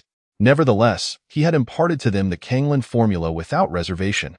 The martial arts techniques he taught them, particularly the Misty Rain swordplay, were not to be underestimated. Even brief instruction would serve them for a lifetime. The inner force cultivated from the Kanglin formula was far superior to that of the Whale Gang's internal techniques, which was one reason the 7 had risen to prominence. After their ascendance, the gang leader Yu Yijian naturally ensured they were well provided with training resources. Moreover, the Whale Gang truly required new blood to sustain its vigor, and Yu Yijian's continued provision of medicinal pills contributed significantly to their rapid advancement in inner strength. Chao Rui's departure had, in fact, alleviated Yu Yijian's concerns, allowing him to fully embrace the 7 sons of Yin Chao. Their achievements were the result of their own efforts. Chao Rui spoke softly, after many years. "Witnessing my disciples gain recognition in the martial world brings a distinct sense of fulfillment." Just as a few of them were enjoying a spirited conversation at the table, the door to the private room was suddenly kicked open.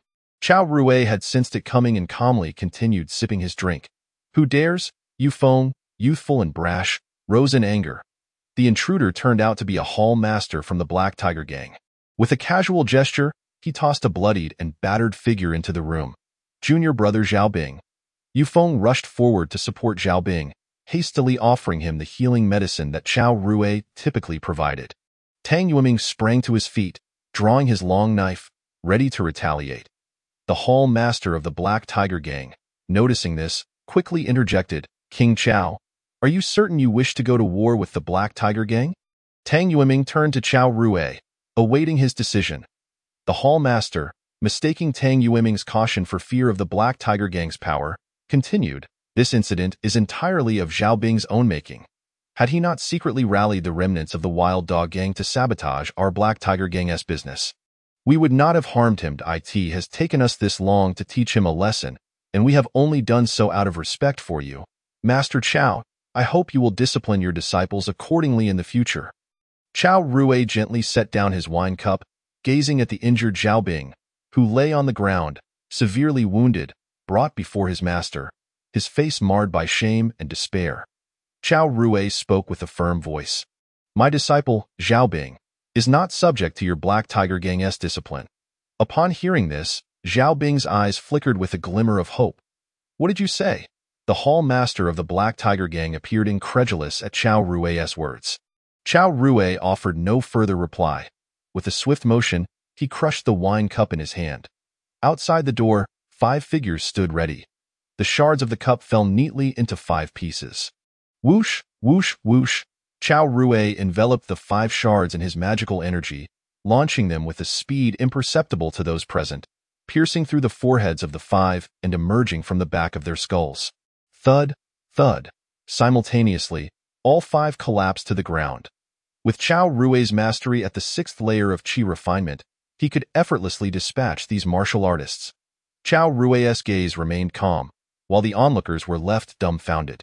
They had not anticipated that Chao Rui would execute the Black Tiger Gang members, including a hall master, so decisively. What has been the purpose of cultivating for so long, beyond the pursuit of longevity? Is it not to live freely and according to one's desires? With the cultivation of the 6th layer of qi refinement, one possesses the equivalent of several thousand years of innate power. Now, Chao Rui could indeed act with impunity in the martial realm, no longer needing to tread cautiously as he once did.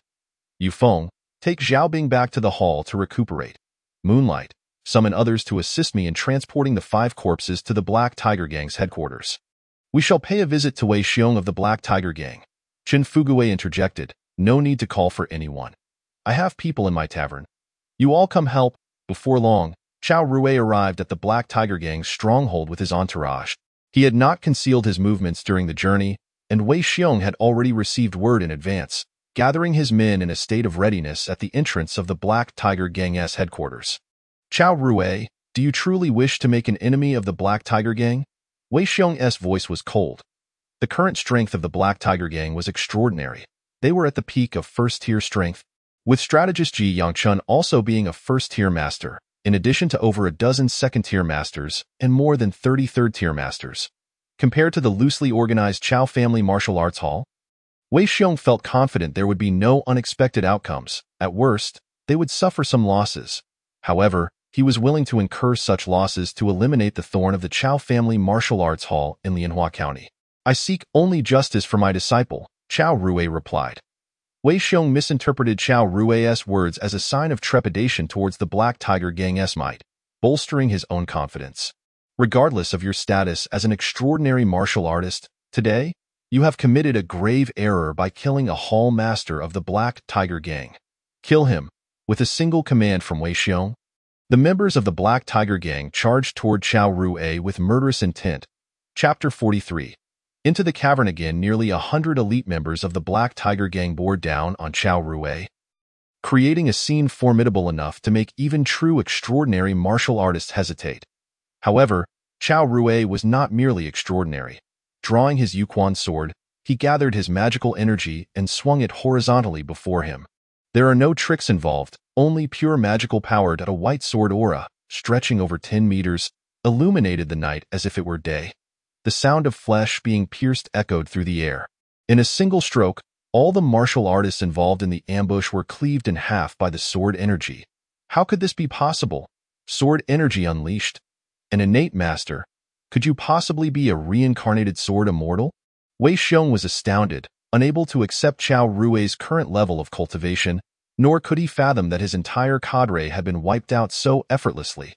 Chao Rui gathered his magical energy and gestured lightly at Wei Xiong. In an instant, a sharp sword aura shot forth with such speed that Wei Xiong could not react, piercing through his skull and ending his life. Thus, the Black Tiger Gang was utterly vanquished. Compared to a cultivator at the 6th level of Qi refinement, no matter how numerous the mortal martial artists were, they could not claim an advantage in numbers. Cultivators had transcended the realm of mere mortals. After assessing the scene, Chao Rui let out a soft breath and turned to the equally stunned Tang Yueming. For these past 3 years, Chao Rui had been engrossed in his cultivation, largely due to the lack of spells. Using magical power to drive martial arts was akin to launching arrows with a rocket, causing him to neglect practical combat. Therefore, Chao Rui had not anticipated that even with only 30% of his power output, such devastating force could be achieved. The might of a single sword is something that non-cultivators cannot withstand. The task of cleaning up was rather arduous. After Chao Rui departed, Tang Yueming stared at the nearly 100 corpses strewn across the ground, murmuring to himself. Moments later, a great fire blazed up at the Black Tiger Gang's stronghold. With this inferno, the Black Tiger Gang was obliterated overnight. Chao Rui did not return to the martial arts hall, but left Lianhua County under the cover of night. Utilizing the cloud and mist movement technique, Chao Rui hastened toward his predetermined destination. The consumption of magical power to wield martial arts was astonishingly low. This was understandable, as magical power was inherently meant to fuel spells. At dawn, Chao Rui found himself aboard a small fishing boat. The general vicinity of the cave he had previously explored should be around here. Chao Rui gazed across the lake surface, finally pinpointing a sharp, roughly half-square-meter rock as the original location of the cave. However, he did not see the members of the Luo Shui gang who were supposed to be stationed there. After 5 or 6 years, the Luo Shui gang might have already learned of the cave's circumstances, or perhaps they had completely abandoned this place, Chao Rui mused. Chao Rui had ventured to the cave 6 years prior to acquire the Mingyu technique, naturally seeking to attain cultivation spells. The Mingyu technique had been discovered by a boy who had entered the cave alongside him from a skeleton's body. Although Chao Rui had examined it carefully at the time, finding nothing but the Mingyu technique, he wondered if he had overlooked something. Moreover, while he had once feared the creature that resided in the cave, he now considered that it might not be so formidable. With his chi refinement at the 6th level combined with his current martial prowess, Chao Rui was confident in his ability to confront the creature within the cave. With this thought in mind, Chao Rui resolved to delve into the cave once more and conduct a thorough investigation. If the creature had vanished, he might have to pay a visit to the Luoshui gang to see if they had uncovered anything related to cultivation. He instructed the hired elder to anchor the boat and wait for him. Under the astonished gaze of the old fisherman, Chao Rui stepped onto the surface of the lake and made his way to the rock. Indeed, it was here. Chao Rui accurately identified the location and leaped down. Soon, he discovered the entrance to the cave. What if the entrance were too small? Drawing the Yuquan sword, he unleashed a torrent of sword energy, effortlessly enlarging the cave's entrance. Expanding as he progressed, Chao Rui quickly reached the end of the passage. Feeling an emptiness above him, he leapt upward, emerging within the cave above the water's surface. This place remained as it had been during his first visit. The walls of the cave adorned with countless glowing green plants, illuminating the environment. The cave was filled with a deep layer of fish bones. Chao Rui used the Yuquan sword to sift through them and came upon familiar human bones. Whether they belonged to the boys who had entered alongside him or were new victims sent by the Luoshui gang, he could not tell. There were 6 caves. Chao Rui recognized the location and swiftly headed toward the spot where the skeleton had been found. Moments later, he arrived at the cave's end, only to find that the skeleton, which should have been there, had vanished without a trace. Chao Rui scrutinized the surroundings. It was barren, devoid of any remnants. Had even the bones been taken by the Luoshui gang? Frowning, Chao Rui's keen senses indicated that the tentacled creature should still be in the neighboring cave. It made sense. If the Luoshui gang sent more personnel to ascertain the creature's activity, retrieving the skeleton would be entirely feasible. Thus, the only course left was to check the cave where the creature resided. If it housed valuable items, they might remain unclaimed. Chao Rui withdrew and returned to the location of the 6 caves, selecting the largest one where the tentacled creature dwelled and leaping inside. This cave bore an unusual fragrance. Chao Rui recalled that this scent could drive fish into a frenzy, luring them directly to the tentacled creature when it was hungry. The cave's space continued to expand as he ventured deeper. He found an increasingly vast area. Upon reaching a large chamber of over 100 square meters, Chao Rui finally laid eyes on the tentacled creature that had nearly claimed his life. It resembled a gigantic octopus. Chao Rui thought to himself. This colossal octopus stood at least 7 or 8 meters tall. Its 8 tentacles curled as it slumbered. Employing his magical power to enact the cloud and mist movement technique, Chao Rui moved silently around the giant octopus, meticulously searching the area. Regrettably, he found no relevant items pertaining to cultivation. With nothing of interest discovered here, searching elsewhere would be akin to finding a needle in a haystack. Disappointment washed over Chao Rui as he raised his gaze, only to notice that the giant octopus's large eyes had quietly opened, fixating on him with an unblinking stare. In the next moment, he felt the terrifying aura of the giant octopus surge as half of its tentacles came crashing toward him. Chao Rui dared not delay. He concentrated his magical energy and unleashed a fearsome sword aura. This sword aura was longer and thicker than the one used to annihilate the Black Tiger gang. With a series of piercing sounds, the giant octopus's raised tentacles were effortlessly severed, falling to the ground like mere bubbles. The giant octopus reacted swiftly, retracting its tentacles and, to Chao Rui's astonishment, began to bow and kneel before him. Chapter 44. The storage bag of Guangyun. This was a strike infused with my full magical power, and it subdued the creature in one move. Holding the Yuquan sword, Chao Rui gazed at the giant octopus's submissive posture in surprise. He had anticipated that this little monster would not be his opponent, but he had not expected it to be frightened by a single blow. Perhaps sensing the Yuquan sword in his hand, the giant octopus suddenly opened its mouth slightly, expelling a dark bag. Using one of its unscathed tentacles, it delicately presented the bag before Chao Rui. This is... Chao Rui's heart stirred. With a gentle flick of the Yuquan sword, the black bag fell into his grasp. Upon touching the bag, Chao Rui felt an unusual texture. Instinctively, he probed it with his magical energy. In the next moment, he found himself aware of a cubic space within his consciousness.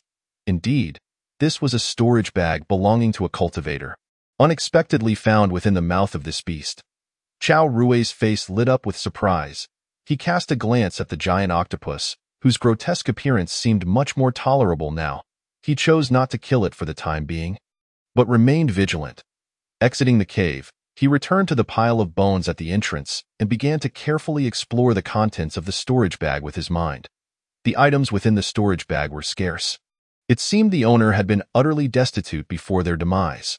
Chao Rui attempted to extract the items from the bag, and with a slight expenditure of magical power, a book materialized in his hand. Guang Yuan's journal. This tome, resembling a diary, was the first thing that caught Chao Rui's attention in the storage bag. Opening the Guang Yuan's journal, the first line read, "Guang Yuan hails from a mundane martial arts sect. A mere chi refinement loose cultivator dares to call himself a sage. How shameful!" This humble proclamation elicited a faint smile from Chao Rui, prompting him to continue reading. Soon, Chao Rui realized the significance of this journal to him. Guang Yuan's journal chronicled the experiences of Guang Yuan, a loose cultivator, as he transitioned from the martial world to the realm of cultivation. Documented in a personal perspective, it took the form of a diary. Naturally, Guang Yuan did not pen entries every day but recorded only the intriguing and extraordinary events he encountered. Most of the entries detailed new insights he gained about the world of cultivation. For instance, the first page documented his initial understanding of the properties of spirit stones. Guang Yuan's journal. My initial steps into the immortal path today marks the beginning of my journey into the vast world of cultivation. My heart is filled with both trepidation and anticipation. The myriad experiences of the mundane world have dissipated like smoke, leaving only a fervent and unwavering heart in pursuit of the Tao.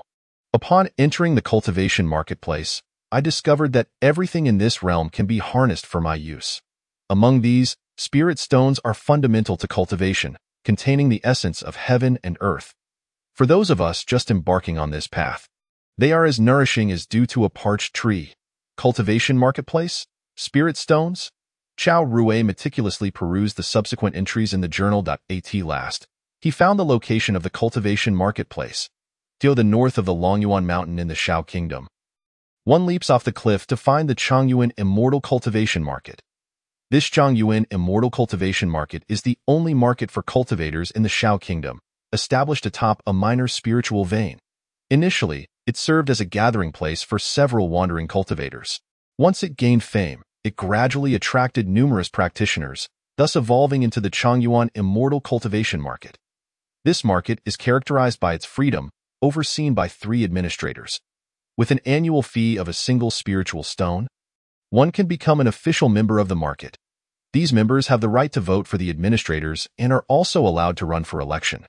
The primary function of the market is to provide cultivators with a secure environment for trade. Additionally, since the Chongyuan Immortal Cultivation Market is built upon a minor spiritual vein, cultivation within its confines is 3 times faster than in the outside world. Chao Rui perused the entire journal. Given that Guang Yuan had already surpassed 60 years of age upon entering the realm of cultivation, he transitioned to cultivation techniques as a congenital master despite having limited innate talent. Consequently, Guang Yuan's time in the cultivation world was rather short-lived. Nevertheless, it proved to be immensely beneficial for the utterly uninformed Chao Rui. Chao Rui learned about the grades of spiritual stones. Inferior spiritual stones. The most common type, dull in color and possessing thin spiritual energy. Suitable for low-level cultivators for basic training and daily consumption replenishment. Medium spiritual stones.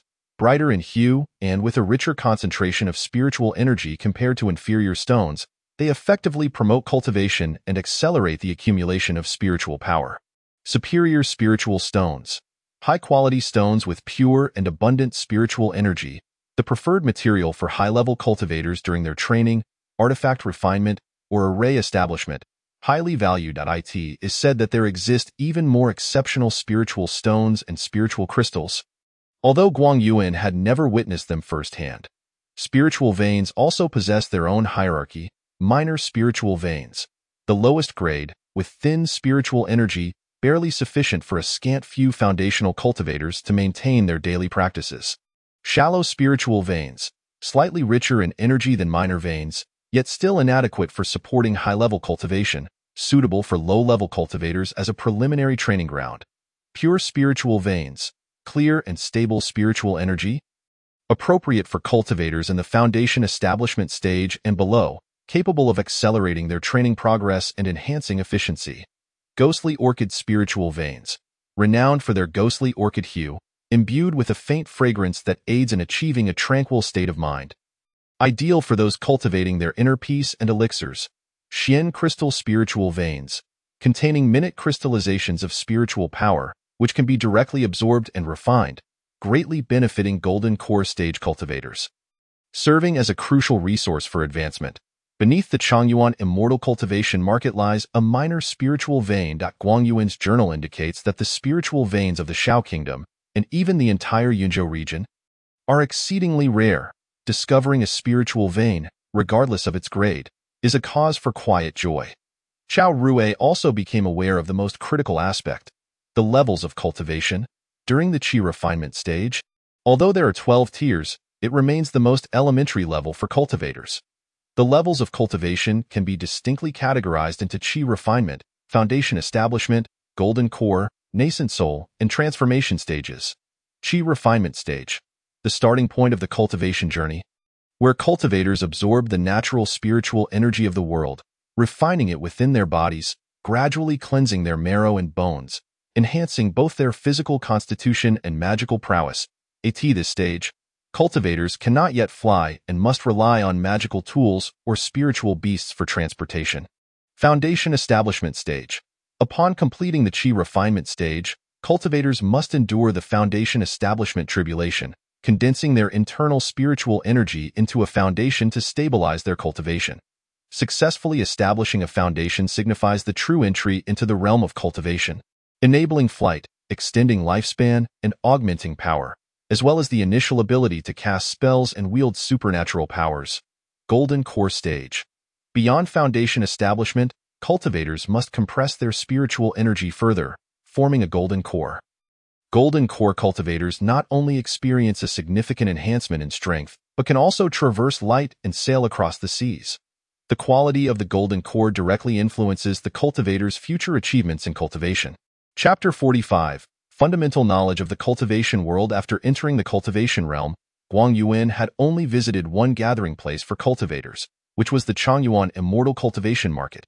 However, he did record the existence of several sects near the Shao Kingdom: Spirit Beast Sect, Yunshui Sect, Amyaoing Temple. Guang Yuan had once glimpsed the cultivators from these sects from a distance. His journal expressed admiration for these sect practitioners. However, they looked down upon wandering cultivators and were reluctant to interact with them. The sects were protected by formidable mountain guarding formations, and wandering cultivators were prohibited from even approaching their territories. Hence, Guang Yuan's understanding of them remained superficial. Due to a lack of spiritual stones, Guang Yuan did not linger long in the Changyuan Immortal Cultivation Market, and soon returned to the mundane world for solitary cultivation. Occasionally, he would obtain a spiritual stone and re-enter the market for another year of cultivation. This cycle continued throughout his life, ultimately achieving only the second level of the Qi refinement stage.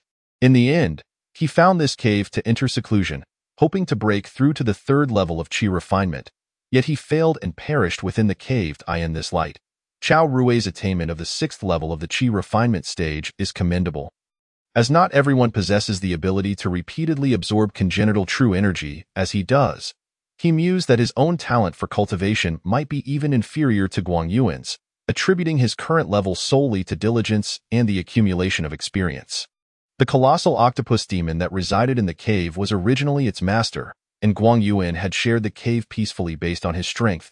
Guang Yuan's storage bag contained no spiritual stones, but fortunately, he had a tome detailing several spells and another on Qi refinement techniques, along with a low-tier magical sword, a low-tier talisman, several empty elixir bottles, and a few empty spiritual stones.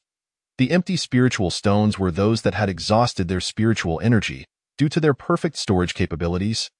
They serve as excellent tools for cultivators to store informational materials, hence they are also referred to as jade slips. Chao Rui pondered why Guang Yuan's Qi refinement technique only extended to 9 tiers. Upon meticulous comparison of Guang Yuan's Qi refinement technique, he discerned that it was comparatively simpler overall, and its 9th tier allowed for foundation establishment. Delving deeper into the journal, Chao Rui ultimately stumbled upon a casual remark made by Guang Yuan in a corner of the text. It turned out that during ancient times, the qi refinement techniques of cultivators spanned 12 tiers. During that era, the cultivation world was rich in spiritual energy, with numerous spiritual veins and resources readily available, making cultivation relatively easy. However, in the present cultivation world, spiritual energy has dwindled, and spiritual veins have receded, rendering it increasingly challenging for ordinary cultivators to reach the 12th tier of qi refinement.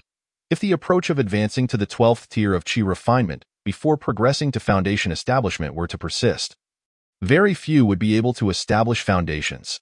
The subsequent decline in cultivation led to a near collapse of the cultivation world. As a result, prominent cultivators took the initiative to modify the qi refinement techniques to comprise 9 tiers, supplemented by external items like foundation establishment pills, thereby allowing for the same advancement to foundation establishment. This initiative revitalized the once declining cultivation world, and the 9 tiers of qi refinement became the prevailing norm. Chao Rui's ancient qi refinement technique, the Mingyu skill, was something Guang Yuan had relied on during his seclusion to attempt to break through to the 3rd tier in a desperate bid. He hoped this ancient technique might assist him, which is why he had kept it close. Unexpectedly, through a twist of fate, it became Chao Rui's introductory cultivation technique. For him, this was not necessarily a misfortune. The ancient qi refinement technique cultivates purer magical energy, resulting in deeper magical prowess at the same level. With the aid of experience orbs, he might not be unable to cultivate it to the 12th tier. Chao Rui had no intention of switching to contemporary qi refinement techniques and resolved to continue practicing the Mingyu skill. He remained uncertain about the extent of his cultivation talent. From the journal, Chao Rui learned about the classification of testing for cultivation talent. If strictly categorized, cultivation talent encompasses many aspects, including root talent, spell talent, as well as talents in alchemy, talisman crafting, and artifact refinement. However, cultivation talent generally refers specifically to the most crucial aspect, root talent, as it directly pertains to one's ability to cultivate. Chao Rui wished to ascertain his root talent, but this could only be definitively understood after advancing to the later stages of qi refinement and developing spiritual awareness. He would have to wait until he reached that stage to test his root talent. From the journal, Chao Rui gleaned the following classifications of root talent. Most ordinary individuals possess no root talent and are thus unable to cultivate, referred to as mundane roots. Mixed roots, comprising multiple elemental attributes. Yet each attribute is weak, leading to conflicts during cultivation, making specialization difficult and progress limited. Pseudo-roots, appearing to possess root talent, with minimal conflicts between attributes, yet yielding negligible cultivation effects, almost equivalent to having none. Inferior roots, a relatively clear representation of a single or few elemental attributes, though of low quality, resulting in slow cultivation speed, commonly seen within the cultivation world. Medium roots, an improvement in root quality, accelerating cultivation speed and enhancing the ability to perceive and absorb natural spiritual energy in optimal conditions sufficient to support a cultivator in reaching foundation establishment. Superior roots, extremely rare talent, with pure and powerful roots, enabling efficient cultivation and rapid progress, sought after by major sections, heavenly roots. Almost legendary, characterized by a single attribute in its purest form, yielding astonishing cultivation speed and virtually no bottlenecks. Representing unparalleled genius in the cultivation world. Mutated roots, rarer than heavenly roots, featuring altered root attributes, potentially merging multiple attributes or possessing unique abilities, such as lightning, wind, or ice. Chao Rui surmised that he likely possessed either mixed roots or pseudo-roots. As his cultivation progress was hardly evident aside from the steady growth of experience points, he returned the journal to his storage bag and then examined the low-tier talisman. The talisman was sealed with the low-tier spell Fireball technique. By activating the talisman with magical energy, one could unleash a fireball for attack. Talismans are weapons used by cultivators, where high-level practitioners seal spells within a talisman using their own magical energy. When Chao Rui employs it, he merely needs to expend a minimal amount of magical energy to activate the talisman against foes. The talisman inscribed with the Fireball technique can be utilized a total of 5 times. After being employed twice by Guang Yuan, only 3 uses remain. This talisman proves advantageous to Guang Yuan, yet holds little significance for Chao Rui. With his ascension to the intermediate stage of Qi refinement, an ample reserve of spiritual energy now permits cultivators to independently practice zero-tier spells.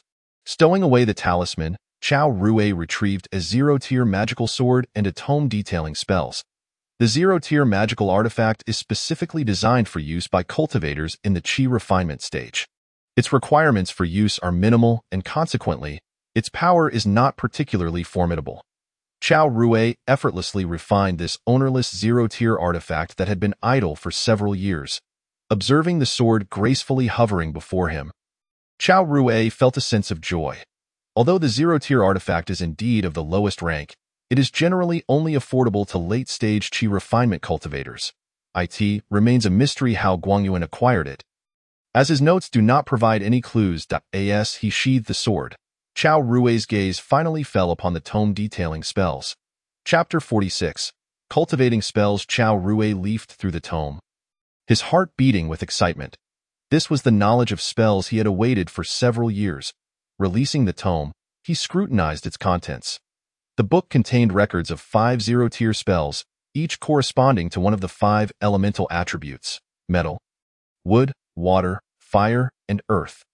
The metal attribute zero-tier spell, Metal Light Technique, can condense metal qi to form a protective shield around the user. The defensive capabilities of this technique are considerable. With just this spell, one could be invincible among mortals, as no mundane martial arts could breach its defenses. The wood attribute zero-tier spell, Vine Technique, allows the user to accelerate the growth of surrounding flora and manipulate it to ensnare foes. However, this spell is somewhat impractical, as it cannot be cast in the absence of vegetation. It would be prudent to carry some seeds for spontaneous casting. The water attribute zero-tier spell, Nourishing Rain Technique, harnesses spiritual energy to moisten the body, facilitating rapid recovery from injuries. It also promotes the vigorous growth of certain plants. The fire attribute zero-tier spell, Fireball Technique, enables the user to gather fire elemental energy and launch it at a target. The earth attribute zero-tier spell, Rock Skin Technique, envelopes the user's skin in a thin layer of rocky armor, enhancing physical defense and mitigating external harm. These 5 spells include 2 defensive techniques, 1 recovery technique, 1 control technique, and 1 offensive technique, perfectly aligning with Chao Rui's preferences. The spiritual energy in this cave surpasses that of my mountain pavilion, and with its concealed terrain, it is no wonder Guangyuan chose to seclude himself here. With my cultivation level at the 6th layer of Qi refinement, I can certainly begin practicing these 5 spells. I shall also enter seclusion here to complete my training in these spells, thereby enhancing my combat prowess before emerging to seek suitable internal cultivation methods for advancement in my realm. Resolute in my decision, Chao Rui entered a cave and commenced his spell cultivation. In terms of sustenance, I could only temporarily rely on fish and meat. Subsequently, I would visit Chongyuan's Immortal Cultivation Market to procure some fasting pills, which would undoubtedly resolve my needs during seclusion. A single fasting pill allows a cultivator to abstain from food and drink for several days, significantly reducing the time bound by mundane affairs. Within the cave, Chao Rui sat cross-legged. Among the 5 spells, he chose to first cultivate Metal Light Technique. This zero-tier spell serves as a comprehensive defensive technique, and mastering it would greatly safeguard Chao Rui's life. Thus, it must be the first to learn. Following the steps outlined in the tome, he guided his spiritual energy outward, condensing metal attribute energy and activating it to form a golden light shield around him. On the first attempt, the golden shield's phantom failed to materialize and shattered instantly. The difficulty in cultivating spells was apparent. Typically, an average mid-stage Qi refinement cultivator would require at least 6 months to grasp a zero-tier spell. At this point, Chao Rui glanced into his mind. Where the experience pearl had indeed manifested as expected, spells could also condense an experience pearl. Chao Rui devoted himself to the practice of Metal Light Technique. After an entire day, the experience value of the Metal Light Technique pearl increased by 1%. Undeterred, he pressed on. After 10 days, the experience value reached 10%. Chao Rui lightly tapped the experience pearl with his mind. Buzzed, a torrent surged into the depths of his consciousness and throughout his body. His awareness absorbed and digested the experience of cultivating Metal Light Technique, and his body subtly adapted to its execution. Thus, relying on the 10% experience value, Chao Rui successfully grasped the basics of metal light technique. The cultivation of spells is also stratified by levels. Generally, these levels consist of beginner, minor achievement, major achievement, and perfection. Achieving the beginner level in a spell signifies that the cultivator can use it, albeit with a risk of failure. One should not underestimate this risk. In combat, a failed spell can spell disaster for a cultivator. Attaining minor achievement in a spell ensures a near-certain success rate and an increase in casting speed. Only after reaching minor achievement can a spell be inscribed on a talisman. For a zero-tier spell, reaching minor achievement is not overly difficult and can typically be accomplished within 3 to 5 years. Major achievement allows a cultivator to delve deeper into the essence of the spell, enhancing its power and further accelerating casting speed. Generally, achieving major accomplishment in a zero-tier spell requires over a decade of practice. Perfection signifies that a cultivator has fully comprehended the spell, resulting in a significant boost in its power. A clear indicator of this level is the ability to cast the spell instantaneously. Mastering a spell to perfection undoubtedly amplifies a cultivator's combat capabilities. Of course, a cultivator's daily life is often busy, leaving little time for dedicated spell training. After all, spells do not extend one's lifespan. It is the advancement of one's cultivation realm that grants longevity. Thus, aside from exceptionally gifted spellcasters, few cultivators attain perfection in their spells. With the aid of the Experience Pearl, Chao Rui had no intention of settling for merely mastering a spell at the beginner level. He continued to refine Metal Light Technique. After a month, the Experience Pearl for Metal Light Technique reached 30%. Chao Rui tapped the pearl with his mind, successfully elevating Metal Light Technique to minor achievement, assuring a 100% success rate in casting. Another 100 days passed, and the Experience Pearl reached full capacity. Chao Rui tapped it once more, successfully breaking through to major achievement. After yet another 100 days, the Experience Pearl filled again, and Chao Rui tapped it once more, achieving perfection in Metal Light Technique. At this moment, Chao Rui decided to test his mastery of Metal Light Technique. With a mere thought, his internal energy instantaneously transformed into metal attribute energy, which swiftly coalesced into a golden shield surrounding him. The perfected Metal Light Technique was not only instantaneously cast, but also displayed a remarkable increase in defensive strength, evident from the richness and solidity of the golden energy. Thus, with the assistance of the Experience Pearl, Chao Rui completed his training in Metal Light Technique in a total of 240 days. A speed he found quite satisfactory. This duration was comparable to the time an ordinary cultivator would take to reach the beginner level of a spell. While cultivating spells, Chao Rui's Mingyu Gong was also operating autonomously, with its Experience Pearl now at 29%. For his second spell, Chao Rui chose to cultivate Fireball Technique. This spell possesses formidable offensive power and is one of the strongest zero-tier spells available to Qi refinement cultivators. Perhaps the similarity between his metal and fire attributes contributed to this affinity. The Experience Pearl for Fireball Technique also increased by 1% daily. Thus, after another 240 days, Chao Rui perfected Fireball Technique. At this point, he truly began to feel the tedium of spell cultivation. Even with the aid of the Experience Pearl, Chao Rui could hardly fathom the arduous experience of cultivators lacking such assistance. Chapter 47. 2 years later, Emergence. Chao Rui fought against the urge to leave seclusion, determined to complete the final zero-tier spell of this retreat. Nourishing Rain Technique. With offensive and defensive capabilities secured, it was only prudent to prepare for healing as well. After another 240 days, Chao Rui successfully perfected Nourishing Rain Technique. The experience value of Mingyu Gong had also risen to 40-4 at this juncture. Chao Rui harbored serious doubts about the quality of his spiritual roots, suspecting them to be the least favorable mixed roots, evenly distributed among the 5 elements. Whether this suspicion holds true would be revealed when he undertakes the cultivation of the remaining 2 zero-tier spells. Now, having experienced the dullness of spell cultivation for the first time, and having somewhat overindulged in fish, Chao Rui could no longer endure the rigors of seclusion. 3 spells, each taking 240 days.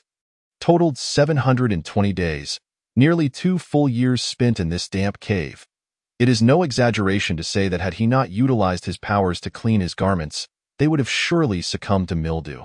The moment he resolved to exit, Chao Rui tidied his storage bag and leaped into the water, traversing the lengthy passage before emerging from the lake. Utilizing his spiritual energy, he effortlessly walked across the water's surface until he spotted a small fishing boat. With a swift leap, he landed on the deck. An elder?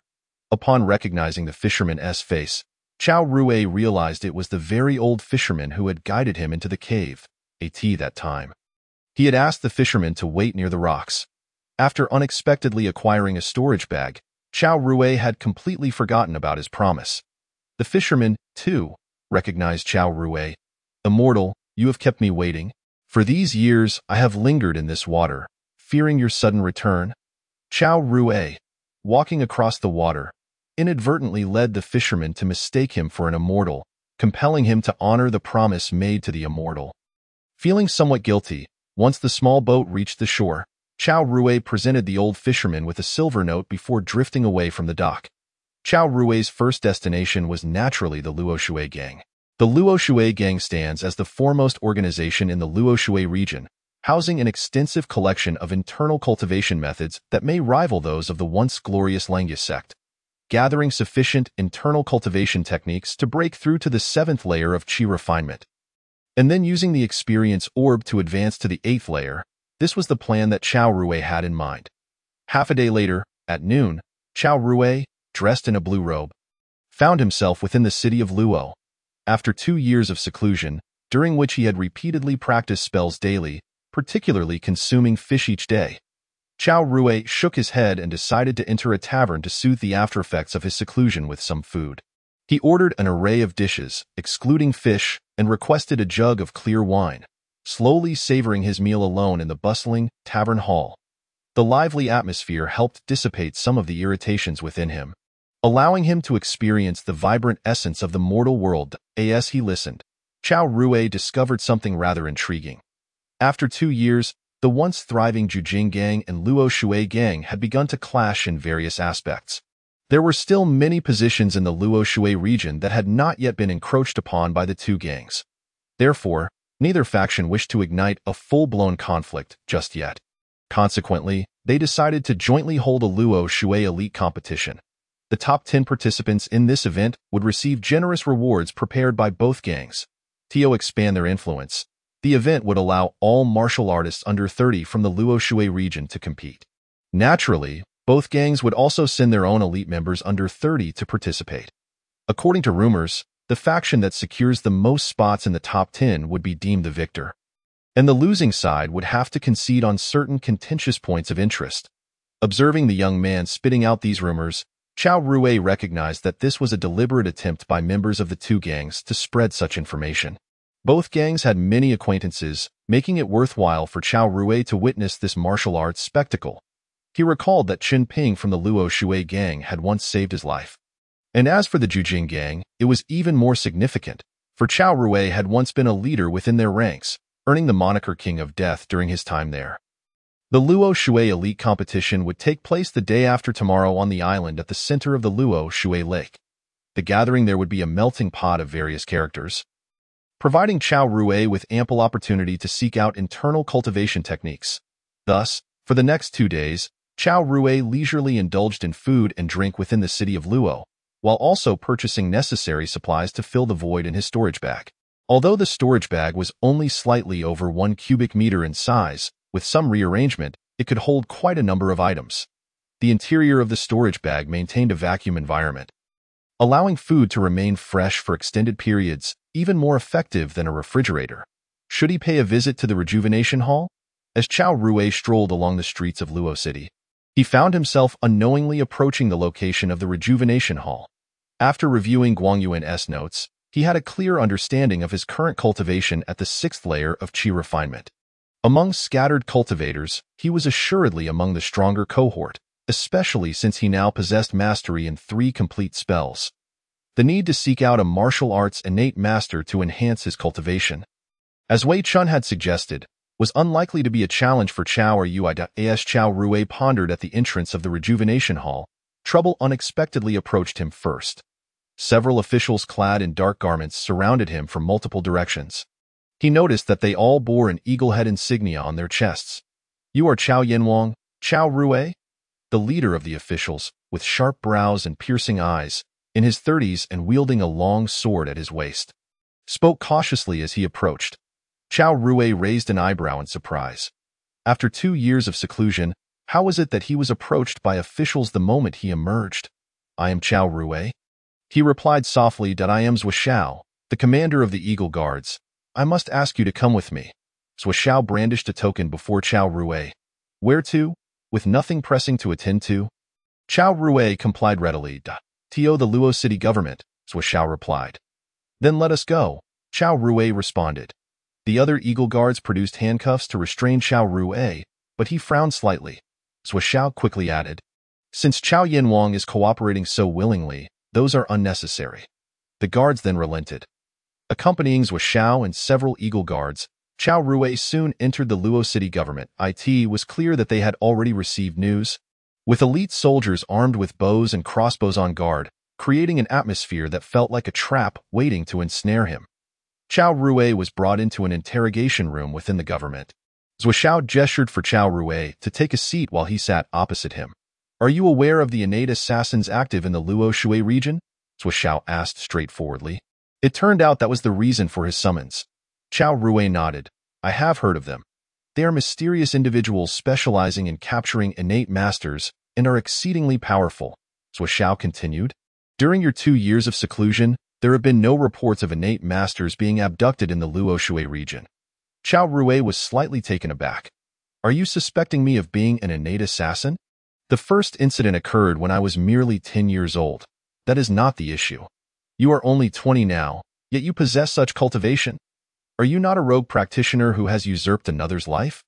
Zhuo Xiao's voice suddenly raised. Upon hearing this, Chao Rue ceased his playful demeanor. I am not. Chapter 48, Master and Disciple. I am not. Chao Rue replied with a serious tone. How can you prove that you are not an innate assassin? Zhuo Xiao continued to press him. Is it necessary for me to prove such a thing? Is this the extent of the Eagle Guard's capabilities? Chao Rue expressed his disappointment. He had initially thought that this organization, reminiscent of the Jinyui from his past life, possessed commendable investigative abilities. Now, that illusion had completely shattered. I am sorry, but if you cannot prove that you are not an innate assassin, we cannot release you. Zhuo Xiao stated. Chao Rue smiled. I want to leave. Can you truly stop me? Zhuo Xiao suddenly interjected. You are a cultivator, correct? Do not assume that being a cultivator grants you free reign. The Xiao Kingdom has 3 major cultivation sects backing it. Upon hearing this, Chao Rue was genuinely taken aback. He had considered the possibility that the Xiao royal family might be a puppet of a cultivating force, but had not expected that the sects would meddle in martial affairs. However, upon reflection, it was unlikely that the 3 major sects would take drastic action over such trivial matters. Most likely, this Eagle Guard commander was merely boasting. How do you expect me to prove it? Chao Rue asked calmly. His words effectively acknowledged his identity as a cultivator. Zhuo Xiao felt a surge of anxiety, fearing that this cultivator might retaliate. Even if he was an innate master himself, he could not withstand the spells of a cultivator. Seeing Chao Rue's willingness to cooperate, Zhuo Xiao softened his tone. Senior, it is actually quite simple. Our Xiao royal family has cultivators stationed in the capital. However, I cannot summon that esteemed elder from the capital. I need you to accompany us to the royal capital. That esteemed elder has stated that the method of absorbing innate warriors' energy to enhance one's own power is exceedingly crude and lowly. Only desperate rogue practitioners would resort to such means. A cultivator who absorbs another's innate energy would also absorb a portion of their soul, causing their own power to become muddled, and their consciousness may even descend into chaos, making it impossible for them to cultivate independently for the rest of their lives. A simple test of the clarity of their energy can reveal whether they have consumed another's innate energy. Therefore, if possible, it would be best for you, senior, to accompany me to the royal capital and clear your name before the elder. Upon hearing this, Chao Rue pondered. It turned out there were such significant drawbacks to absorbing another's innate energy. After a moment of thought, he was relieved that he had only absorbed his own innate energy, thus avoiding the aforementioned issues, and had instead cultivated the Mingyu technique to a level of pure and profound power. Indeed, self-produced energy was the safest option, He mused that a trip to the royal capital would also provide a chance to engage with the cultivating sections. Guangyu and Junren had never had such an opportunity in his lifetime. Thus, after resolving his thoughts, Qiao Rui spoke, I can indeed accompany you to the royal capital, but I will need a few days. Zhou Xiao nodded in understanding. You are waiting for the Luo Shui Elite competition, correct? I have heard that many of your disciples will be participating, AS and Eagle Guard. Zhou Xiao clearly had extensive channels of information, perhaps even more than Qiao Rui himself. Qiao Rui merely nodded slightly in acknowledgement. Zhou Xiao continued, from your demeanor, you do not appear to be one who has absorbed another's innate energy. You are certainly not the innate assassin. However, my word does not hold weight. I must still ask you to accompany me to the royal capital after the competition. I promise you. Qiao Rui nodded again in agreement. Then it is settled. You may leave now. Zhou Xiao gestured for him to exit. Rising to his feet, Qiao Rui decided to keep the matter of Wei Chun at the Rejuvenation Hall a secret for the time being. As he prepared to meet the cultivating forces in the royal capital, however, he evidently underestimated the fervor of the scattered cultivators from the Rejuvenation Hall that night. While meditating and practicing the Mingyu technique in the inn, Qiao Rui suddenly sensed a faint ripple of magical energy. Someone was using a spell? Qiao Rui turned his gaze toward the distance, precisely in the direction of the government office. After a moment's contemplation, he leaped from the window with his speed. He traversed the rooftops soundlessly. Before long, he arrived outside the government office. At that moment, the government was in chaos, with officials running about frantically. Qiao Rui quickly spotted several eagle guards among them. With a leap, he appeared before them in an instant. Qiao Xinbei, the personal guard of Zhou Xiao, evidently aware of Qiao Rui's identity as a cultivator, spoke respectfully. What has happened? Qiao Rui inquired, his brow furrowed. The commander has been kidnapped. We implore you, senior, to lend us your assistance. The eagle guards, in their desperation, called out. This fortuitous turn of events prompted Qiao Rui to respond, follow me, as he headed towards the Rejuvenation Hall. At that moment, in the underground chamber of the Rejuvenation Hall, Zhou Xiao found himself ensnared by a terrifying force that had sealed away his innate true qi, bound to a rack before him. Standing in front of him were Wei Chun and his master. Release me at once, or the three major sects will not spare you. Zhou Xiao, in his predicament, was acutely aware that the two who had captured him were the true harbingers of death. It was laughable that he had misjudged Qiao Rui earlier in the day. If only his hands were not bound, he would have relished the opportunity to deliver a few resounding slaps. Left with no choice, he resorted to invoking the three major sects in an attempt to intimidate these two innate assassins. Are you attempting to frighten me? Who is unaware that the royal family of the Shao Kingdom has not produced a single cultivator in the past 20 years? The Shao Kingdom is on the verge of being replaced by the three major sects. A change of dynasty is imminent. To his astonishment, Zhou Xiao heard a thunderous revelation from the mouths of these two innate killers. This was intelligence regarding the cultivation world that even Zhou Xiao, as a commander, had not been privy to. So, it was true. The Shao Kingdom was indeed facing a change of dynasty, which explained why these two dared to cause havoc in the Luoshui region. Moreover, upon hearing this news, the offering master seemed disinclined to leave the capital. A wave of desolation washed over Zhou Xiao's heart. If I could refine you into an innate human pill, I should be able to break through to the 4th level of qi refining. Heh. With a lifespan extended to 120 years and the cultivation of spells, there would be no corner of the world I could not traverse. The middle-aged master of Wei Chun, contemplating the prospect of an additional 20 years of wandering the world, could not help but laugh heartily. Wei Chun, having observed the process of refining human pills so many times, it's your turn to give it a try. The master handed Wei Chun a small knife that glimmered with a bloody hue. Wei Chun, with his hair now gray, was as elated as a child in his prime. Thank you, master, that I will. He took the bloody knife and approached Zhou Xiao. As he recalled the steps for processing the innate human pill imparted by his master, he understood that once the innate true qi left the body, it would dissipate rapidly. Thus, before extracting Zhou Xiao's innate true qi, he needed to release all of Zhou Xiao's blood to refine a human blood pill. During the refining of the human blood pill, he would use a spell to summon a portion of Zhou Xiao's soul just before death. In this manner, He could guide the innate true qi within Zhuo Xiao into the human blood pill. Only then could this blood pill be deemed a successful innate human pill. Consuming this innate human pill would significantly enhance the cultivator's magical power. Of course, Wei Chun's task was merely the preliminary step of bloodletting. The actual refining of the human pill would be left to his master. Under Zhuo Xiao's watchful gaze, Wei Chun reached out and sliced open Zhuo Xiao's wrists. Blood gushed forth from Zhuo Xiao's wrists, precisely flowing into the conduit and into the jade bottle before Wei Chun's master. At this rate, Zhuo Xiao would meet his end within half an hour. Reflecting on his life, Zhuo Xiao recalled his days as a prodigious youth who topped the martial examination, to now being the Eagle Guard commander, a position second only to the emperor. It was a time of glory. Yet, only Zhuo Xiao knew that his pride had been ruthlessly crushed ever since he first learned of the existence of cultivators. An innate master had already laid the foundation for stepping into the cultivation realm, merely requiring the conversion of his innate true qi into magical power. However, Zhuo Xiao's aptitude for cultivation was woefully inadequate. Upon testing, he discovered he possessed the most inferior mixed spiritual roots, which were exceedingly muddled. Thus, he had long hesitated, unable to relinquish his current mundane identity to become a lowly cultivator in the cultivation world. Now, in the hands of these two cultivators, Zhuo Xiao's thoughts became increasingly lucid. Given another chance, he would undoubtedly choose to become a cultivator. As the blood flowed from him, Zhuo Xiao felt his vision growing increasingly blurred, to the point where he could scarcely discern the faces of the two cultivators. In the midst of this haze, he faintly heard a resounding crash, followed by two screams of agony. Suddenly, a face loomed larger before him. Is that the cultivator Chao Yinwang?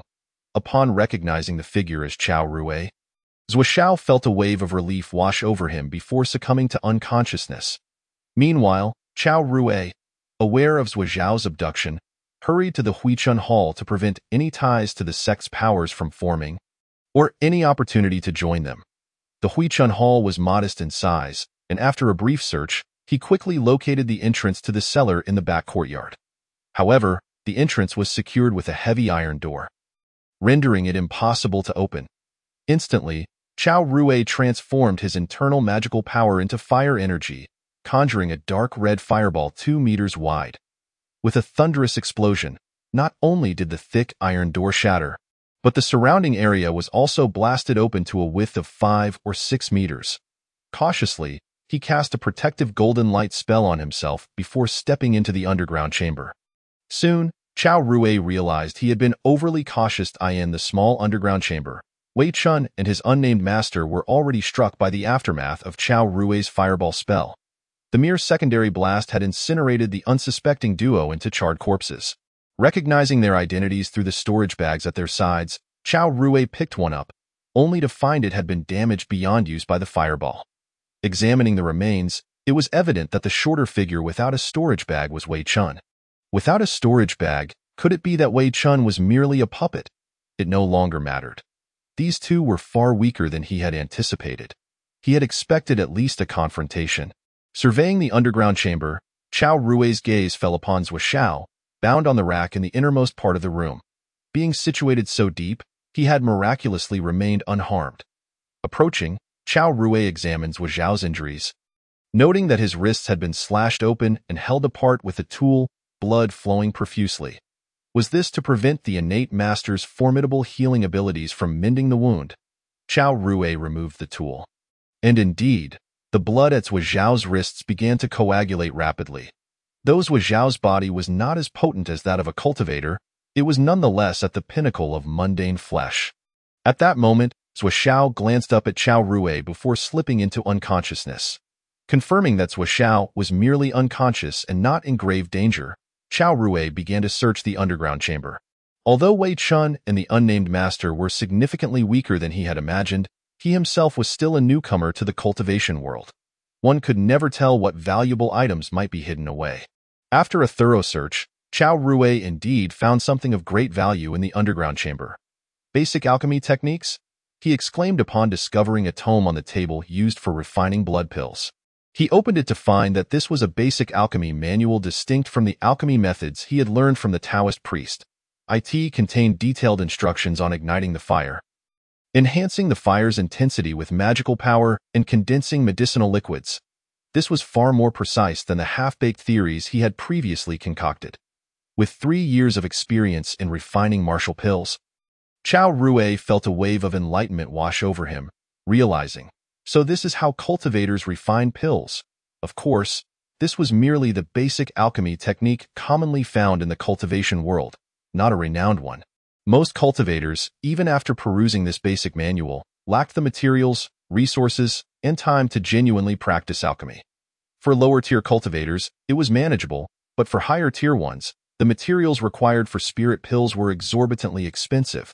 Who would dare to waste them on practice?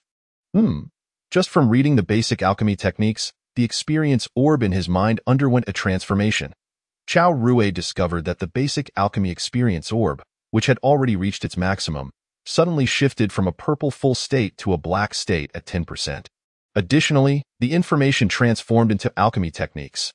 Basic alchemy had evolved into alchemy techniques, allowing the experience points to continue increasing. The troubles of ordinary cultivators aspiring to become alchemists did not apply to him. He would first use ordinary martial pills to enhance his alchemy experience, and once his alchemy skills reached a higher level, he would refine spirit pills for himself. Chao Rui stowed the basic alchemy techniques into his storage bag. After searching the underground chamber again, he found nothing else of worth. There was, however, a Dan furnace. Yet, the furnace was too large to fit into the storage bag along with other items, and Chao Rui had tested it with his magical power, discovering it to be merely ordinary, far inferior to the furnace he possessed in his modest attic. Convinced that there was nothing else he needed in the underground chamber, Chao Rui returned to Zhuoxiao, who lay unconscious. Eager to test the effects of the perfected level 0 spell Rain of Moisture, Chao Rui gathered his magical power and promptly unleashed the 0-level spell. A trickle of deep blue spiritual rain formed before him, and with a flick of his intention, he directed it to gently seep into Zhuoxiao's body. As the spiritual droplets entered, Zhuoxiao's pallid complexion visibly brightened. Within just a few seconds after casting the spell, Zhuoxiao's eyelids fluttered, and he awakened from his stupor. Chao Rui extended his hand, channeling magical power, and gently patted Zhuoxiao's body. The force that had sealed Zhuoxiao's true qi dissipated swiftly under Chao Rui's touch. With his true qi restored, Zhuoxiao effortlessly shattered the iron locks binding him, regaining his freedom. "Senior, I am eternally grateful for your selflessness in rescuing me." Upon regaining his freedom, Zhuoxiao promptly knelt before Chao Rui. Expressing his thanks, Chao Rui waved his hand, jesting. "So, am I still an innate assassin?" Zhuoxiao rose, offering a wry smile. "Certainly not. Senior, you need not proceed to the imperial capital. No. I still require your guidance to the imperial capital. I must meet that so-called offering master," Chao Rui declared. Joining a cultivation sect was his heartfelt desire. From the notes of Guang Yuan, he understood how difficult it was for loose cultivators to thrive in the cultivation world. Joining a sect was the true path to success. Zhuoxiao pondered briefly, fully grasping Chao Rui's intentions. In the presence of his life-saving benefactor, Zhuoxiao refrained from inquiring into Chao Rui's reasons and simply stated, "Senior Chao, should you wish to depart, it is no trouble at all. I shall naturally escort you." "That will suffice," Chao Rui replied, nodding in satisfaction. At that moment, the chaotic sounds of official enforcers could be heard from outside. Having received news of Chao Rui, they had finally arrived. "The scene is now yours to handle," Chao Rui indicated towards the 2 charred corpses on the ground. "No problem, Senior. You may leave first," Zhuoxiao responded, bowing and gesturing courteously. Utilizing his powers, Chao Rui swiftly vanished from Zhuoxiao's sight like a specter. Zhuoxiao could not help but marvel inwardly as he gazed at the basin brimming with his own fresh blood on the platform. He then touched his own body, wondering how he appeared so unscathed despite such significant blood loss. These 2 ruffians had drained me of so much blood, yet they seemed unaffected. Surely, Senior Chao must have administered some elixir to me. Truly, Senior Chao is a paragon of kindness. I had previously doubted him as a congenital killer. Zhuoxiao felt a deep sense of shame within. On the day of the Luoshui Elite Tournament, the city of Luoqing was abuzz with excitement. The Luo Shui gang generously opened the Heart Island to the public. In addition to the competitors, a portion of the spectators were also permitted to enter the island to watch the matches. Many of Luoqing's dignitaries chose to observe the event from Heart Island, despite the exorbitant ticket prices, for this was a rare martial arts spectacle in the Luo Shui region. Rising early, Chao Rui leisurely enjoyed breakfast at the inn. He then mingled with the crowd exiting the city and boarded a passenger carriage heading towards Heart Island. After traveling 30 miles from Luoqing, small boats continuously ferried people to and from the island amidst the gently rippling lake. Chao Rui stood at the bow of a small boat, taking in the picturesque scenery of the lake, feeling quite content. In the distance, a patrol boat from the Luo Shui gang glided by. A woman, taller than the average man and with a rugged visage, suddenly frowned and spoke. Yang Ping, do not overthink trivial matters. You must compete later. It was her partner, Yi Sheng, a fellow martial artist. Years had passed, and Yang Ping, now 30, had become one of the most outstanding disciples of the Luo Shui gang. She was one of the 10 participants representing the gang in this tournament. It's merely the preliminary rounds. The real excitement lies ahead, Yang Ping replied, her gaze returning to the arena, her tone calm. Do not become overly complacent. Although the event is held on our Heart Island, the matchups are arranged jointly by both parties and are entirely random. If we are matched against a few experts from the Giant Whale gang right from the start, we must be cautious, Yi Sheng cautioned. Yang Ping felt warmth in her heart and nodded. I understand. Thank you, Yi Sheng. What need is there for thanks? Aren't we the best of friends? Yi Sheng grinned. Though Yang Ping maintained her composure, her heart felt a slight dullness upon hearing those words. On another passenger boat, Chao Rui likewise caught sight of Yang Ping, yet he chose not to greet her. Soon, the small boat docked, and after presenting his ticket, Chao Rui was granted entry to Heart Island. On the island, members of the Luo Shui gang were maintaining order, while competitors were directly escorted to their respective venues. Spectators were sternly informed of the designated viewing areas and the restricted zones of the Luo Shui gang that they were forbidden to enter. Chao Rui's primary objective for coming to Heart Island was to pilfer internal cultivation manuals. Upon disembarking, he seized an opportune moment to evade the attention of the surrounding gang members. Utilizing his powers, he swiftly vanished into the distance. With most of the gang members dispatched to maintain order, there were few figures to be seen deeper within Heart Island. Having served as a janitor disciple here for a year, Chao Rui was quite familiar with the island's layout. Before long, he located the treasure vault of the Luo Shui gang. The vault, situated near the residence of the gang leader, was constructed from several meters of solid rock and had only a single entrance. Typically, at least 4 elders of the Luo Shui gang would guard it simultaneously. Chao Rui had anticipated that fewer elders would be present due to the tournament taking place. However, upon stealthily approaching, he was astonished to discover 6 elders seated in a circle at the entrance, meditating in cultivation. Not only had the number of guards not diminished, but 2 additional elders were present, and no matter. I can enter from another route, Chao Rui thought. Employing his powers with silent grace, even a congenital master would find it difficult to detect his footsteps.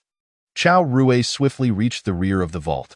Concentrating his powers, he unleashed a fireball spell, which effortlessly burned through several meters of rock as if it were foam, swiftly creating a large hole.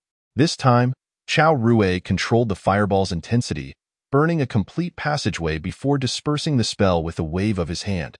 He leaped into the vault. The vault was rather small, approximately 50 square meters. Thus the treasures were tightly packed. For instance, a small pile of gold and silver lay on the ground.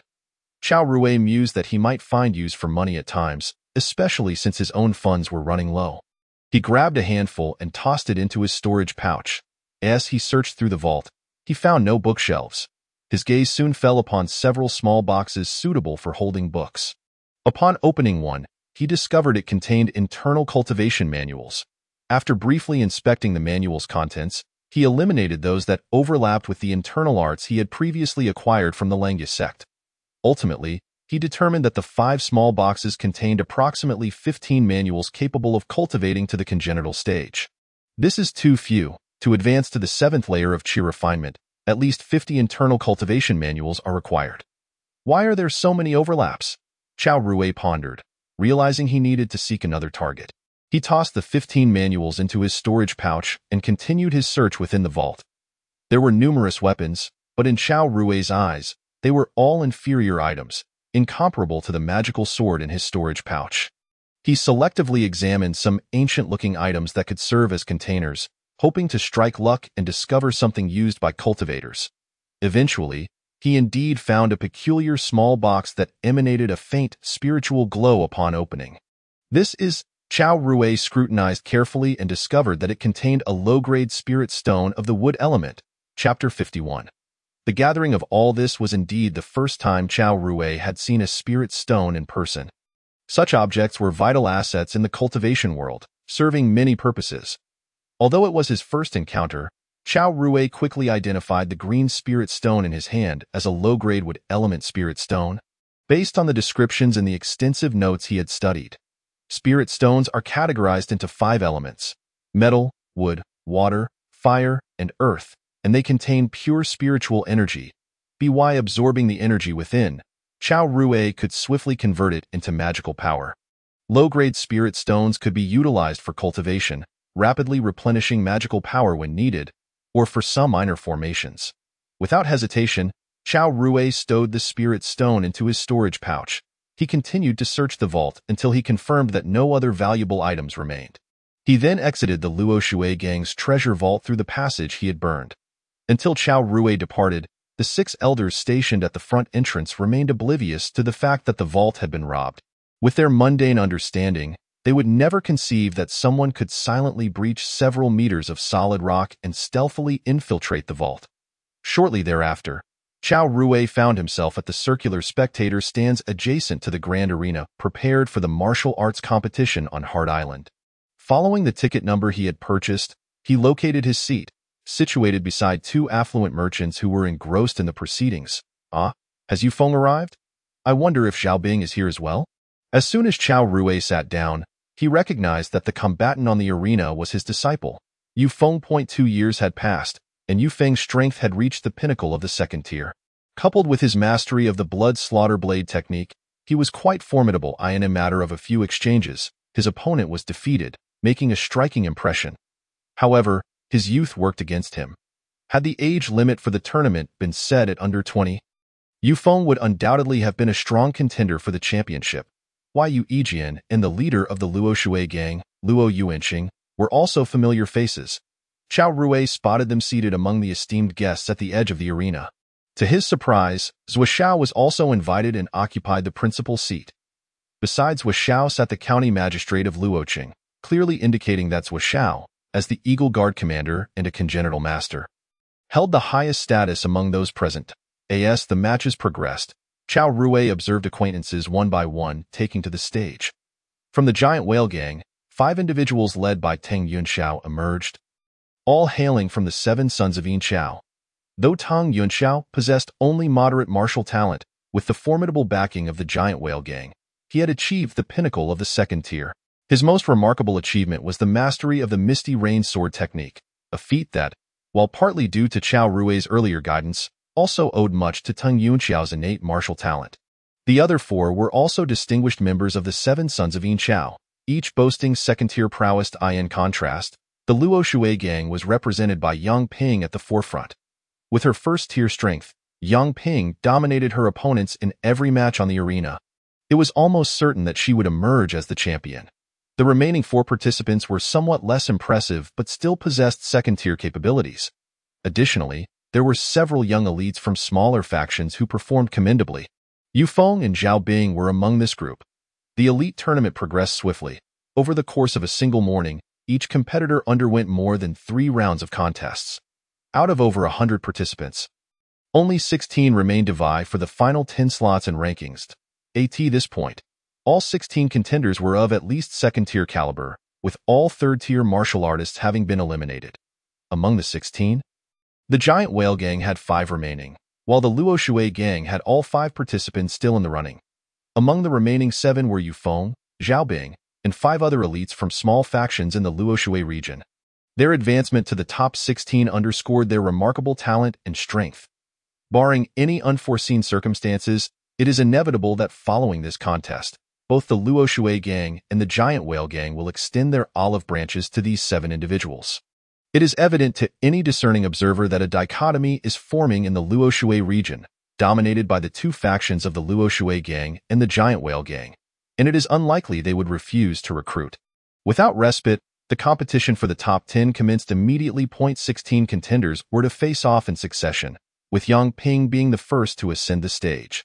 To her dismay, Yang Ping discovered that each opponent she faced chose to forfeit automatically in order to conserve their strength. As a result, despite not having fought a single match, she emerged with an impressive record of 15 victories. The subsequent matches, however, grew increasingly intense. Among those of the second tier, there was a mutual desire to determine superiority, further exacerbated by the overt rivalry between the Giant Whale gang and the Luo Shui gang. Consequently, injuries began to manifest on stage. The most severe incident involved an elite from a minor faction, who had his arm severed by a member of the Luo Shui gang with a single stroke of the sword. Next to take the stage was Tang Yunxiao, the leading figure of the younger generation from the Giant Whale gang, who was set to face Yu Feng. Both were disciples of Chao Rui, and Chao Rui in the audience could not help but feel a twinge of discomfort. Yu Feng gracefully leapt onto the stage, offering a slight bow to Tang Yunxiao. Tang Yunxiao scrutinized Yu Feng from head to toe, inquiring, "Are you the disciple that Master recruited when he established the Martial Arts Academy?"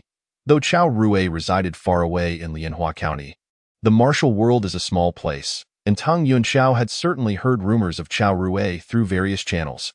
Yu Feng nodded slightly, affirming, "Indeed." Tang Yunxiao's gaze sharpened as he drew his sword, launching a lethal strike towards Yu Feng's vital points, employing the deadly techniques of the Misty Rain swordplay without any intention of holding back. Yu Feng, taken aback by the sudden hostility from a fellow disciple, was nonetheless unwilling to wait passively for his demise. He unsheathed his sword, invoking the blood slaughter sword technique, refusing to show weakness. Both were practitioners of the Kanglan formula passed down by Chao Rui, and their internal energies were equally profound. The blood slaughter sword technique was slightly more formidable than the Misty Rain swordplay, yet Tang Yunxiao was a master of the latter, while Yu Feng had only achieved a minor success with his technique. As a result, the contest unfolded with Yu Feng gradually falling at a disadvantage. From below, Chao Rui furrowed his brow. As a practitioner of the martial arts, he was acutely aware of the exchange between the two. Tang Yunxiao, fully cognizant that Yu Feng was also his disciple, was nonetheless striking with lethal intent. This realization not only irked Chao Rui, but also hinted at the disdain the Yin Chao 7 had developed towards him. Contrary to the close-knit affiliations often depicted in the martial world, it appeared that for reasons unknown, the Yin Chao 7 had long since lost their reverence for their benefactor. While Yu Feng possessed notable talent, his experience in true combat was still insufficient. In contrast, Tang Yunxiao had risen alongside the Giant Whale gang, likely having taken numerous lives in battle, placing Yu Feng at a distinct disadvantage, as Chao Rui surmised. Indeed, the match unfolded as Chao Rui had anticipated. Yu Feng's situation became increasingly perilous. Initially, had Yu Feng chosen to concede, the contest would have concluded. However, Tang Yunxiao showed no signs of relenting, relentlessly attacking with the intent to slay Yu Feng outright. With multiple sword wounds marring his body, Yu Feng appeared on the brink of death. Chao Rui's brow furrowed slightly as he contemplated rising from his seat. Yet, before he could act, another figure leapt onto the arena. It was Zhao Bing, unable to contain himself any longer. He vaulted onto the stage, exclaiming, "Tang Yunxiao, is this a martial arts tournament or a slaughter?" With Zhao Bing's interruption, Tang Yunxiao was compelled to halt his assault. Yu Feng clutched his wounds, gasping for breath, his gaze fixed intently on Tang Yunxiao, still puzzled as to why his senior brother harbored such murderous intent. Meanwhile, from the audience, the leader of the Giant Whale gang, Yu Yijian, soared into the air, showcasing exceptional agility.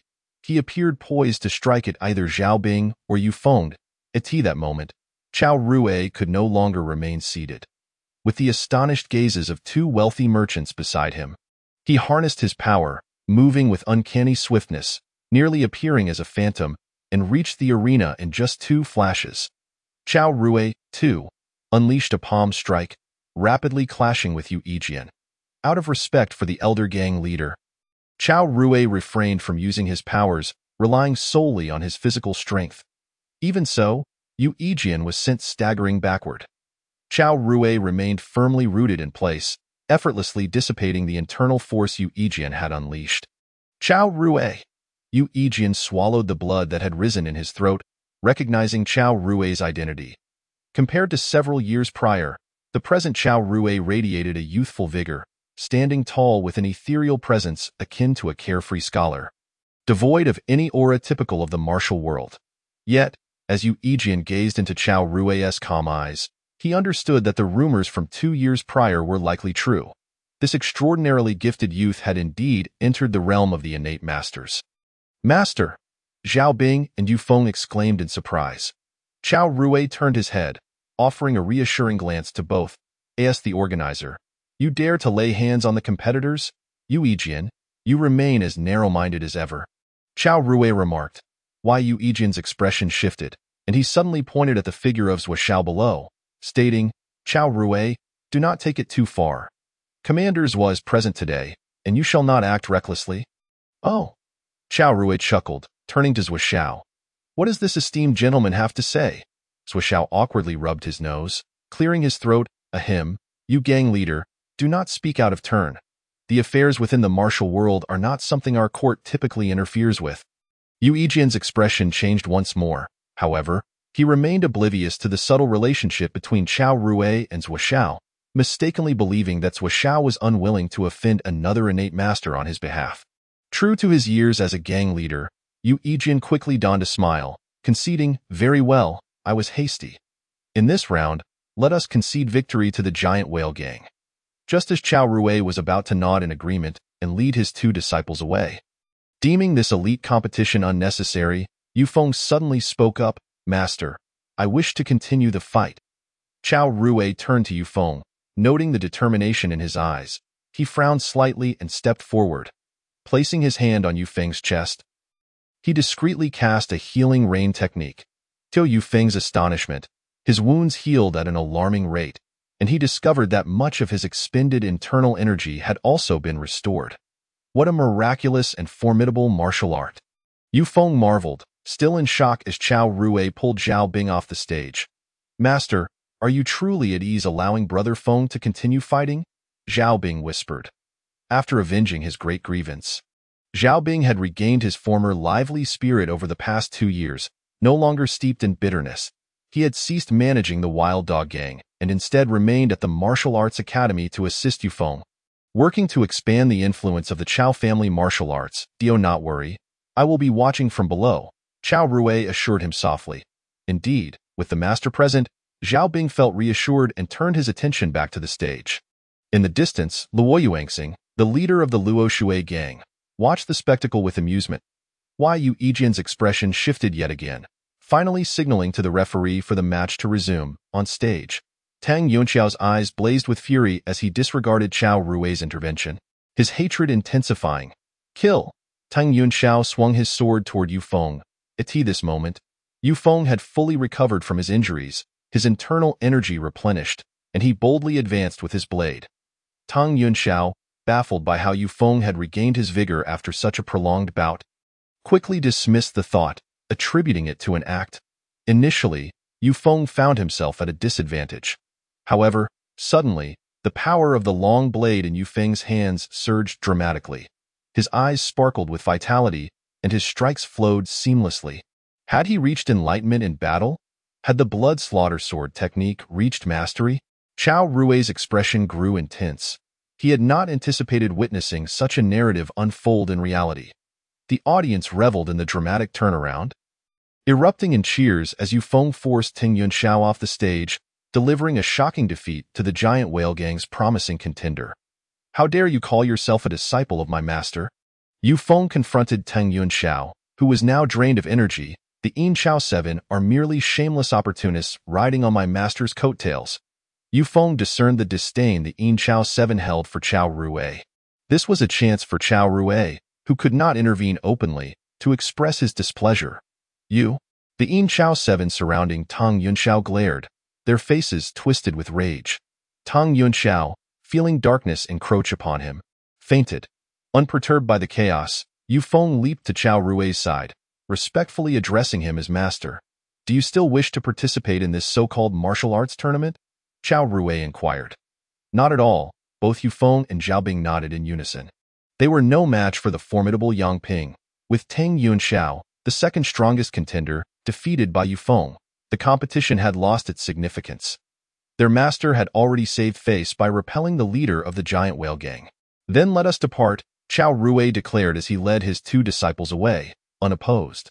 Brother Chao, wait for me. I wish to leave as well. Sui Shao, the commander of the Eagle Guard, followed suit. His presence was more for the sake of observing Chao Rui. As an innate master, watching the younger generation compete was hardly entertaining. With Chao Rui departing, he felt compelled to follow in the distance. Yu Yijian finally realized that Chao Rui and this Eagle Guard commander, Zhou Shao, were likely already acquainted. Feeling the heat of embarrassment on his face, realizing his actions on stage had rendered him a fool. Good riddance, good riddance. Just as well, I shall execute Plan B, Yu Yijian mused quietly, summoning the complex-faced Ma Xian and uttering a few words. Ma Xian's expression shifted. Yijian, are you certain? Naturally, with two of the innate members having departed, numerous elders from the Luo Shui gang have been dispatched to guard significant positions.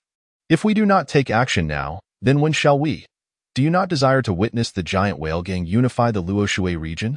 Ma Xian, after a moment of contemplation, eventually nodded and quietly withdrew to inform his subordinates to prepare for action. Meanwhile, Chao Rui and his companions had exited the circular viewing area when a robust female voice called out. Chao Rui, is that you? Chao Rui turned to see a woman of similar stature to his own, Yang Ping. It is I, he replied candidly. Given his current prowess, even if he were to declare that he had obtained cultivation techniques from the cave, no one in the Shao Kingdom would dare to trouble him. You re-alive. That is splendid news, Yang Ping exclaimed with a smile. Otherwise, I would have regretted saving you that day. With a wave of her hand, she turned to leave. Chao Rui gazed after Yang Ping. Despite her lack of conventional beauty, her heart was undeniably kind. You all wait for me by the dock, he instructed Yu Feng and the others in hushed tones. Chapter 53. An eerie scene. The senses of cultivators are remarkably acute. Amidst the clamor, Chao Rui overheard the conversation between Ma Xian and Yu Yijian, realizing that the giant whale gang was poised to launch an assault. While he could disregard the others, he could not ignore this extraordinary woman. Yang Ping, that I would appreciate it if you, Commander Zhua, would assist them in crossing the river. Understood, Senior Chao, Sui Shao replied respectfully. Earlier, in the presence of others, he had referred to Chao Rui as Brother Chao out of the intention to conceal his identity. Now, in a private setting, he naturally addressed him as senior. Yu Feng and Zhao Bing exchanged glances upon hearing this title, though they were puzzled as to why Chao Rui asked them to wait before leaving. They did not inquire further and obeyed his instructions, departing first. Chao Rui watched as they boarded the ship and left the island. In that brief moment, commotion erupted from the arena. The giant whale gang's operation had commenced. The entire cadre of the giant whale gang had emerged, with their elite members concealed among the audience. Upon Ma Xian's sharp whistle, they swiftly attacked the nearby members of the Luo Shui gang. What is happening? Yu Yijian feigned ignorance as he approached Luo Yuanqing. His performance was so convincing that Luo Yuanqing nearly believed he was uninvolved. However, in the next instant, Yu Yijian suddenly drew his sword and lunged forcefully at Luo Yuanqing's heart. This strike was both frigid and ruthless. The sequence of drawing and thrusting was seamless, as swift as lightning in the blink of an eye. The sword's tip was before Luo Yuanqing. Yet, Luo Yuanqing was no ordinary foe. The blade merely grazed his skin, and he swiftly deflected the long sword with both hands. Immediately, he retreated and unsheathed his broadsword to confront Yu Yijian. Why, Yu Yijian? You are truly despicable. No wonder the people of the martial world call you Sword Shark. You are as ruthless and cunning as a fishmonger. Yu Yijian laughed heartily, mistaking Luo Yuanqing's words for praise. After years as the gang leader, he had transformed into a different person. Now, his sole ambition was to expand the giant whale gang, thereby elevating his status in the martial world. Luo Yuanqing, you are nothing but a waste. Within a few short years, the giant whale gang will trample the Luo Shui gang beneath our feet. Indeed, Your gang is a mere facade. A pitiful organization that deserves annihilation? Yu Yijian scoffed. Luo Yuanqing's anger flared. What right does a mere petty person have to disparage the Luo Shui gang? Suddenly, his expression changed as he felt a sluggishness in his internal energy. Heh, and what do you think I am doing, wasting my breath with you? I am merely waiting for your poison to take effect. Why, Yu Yijian teased, the faint blue poison on the sword tip now glaringly evident. You, so vile. Luo Yuanqing glared furiously. Why, Yu Yijian remained cautious. As long as Luo Yuanqing did not make a move, he would hold his ground. Look over there. That is the foremost young talent of your gang. Is it not? He should be dying soon. He pointed into the distance, where Yang Ping was being besieged by the 7 underworld sons led by Ma Xian, facing dire peril. Although Ma Xian was at the pinnacle of strength, Yang Ping was slightly inferior in internal energy yet demonstrated remarkable swordsmanship that kept Ma Xian at bay.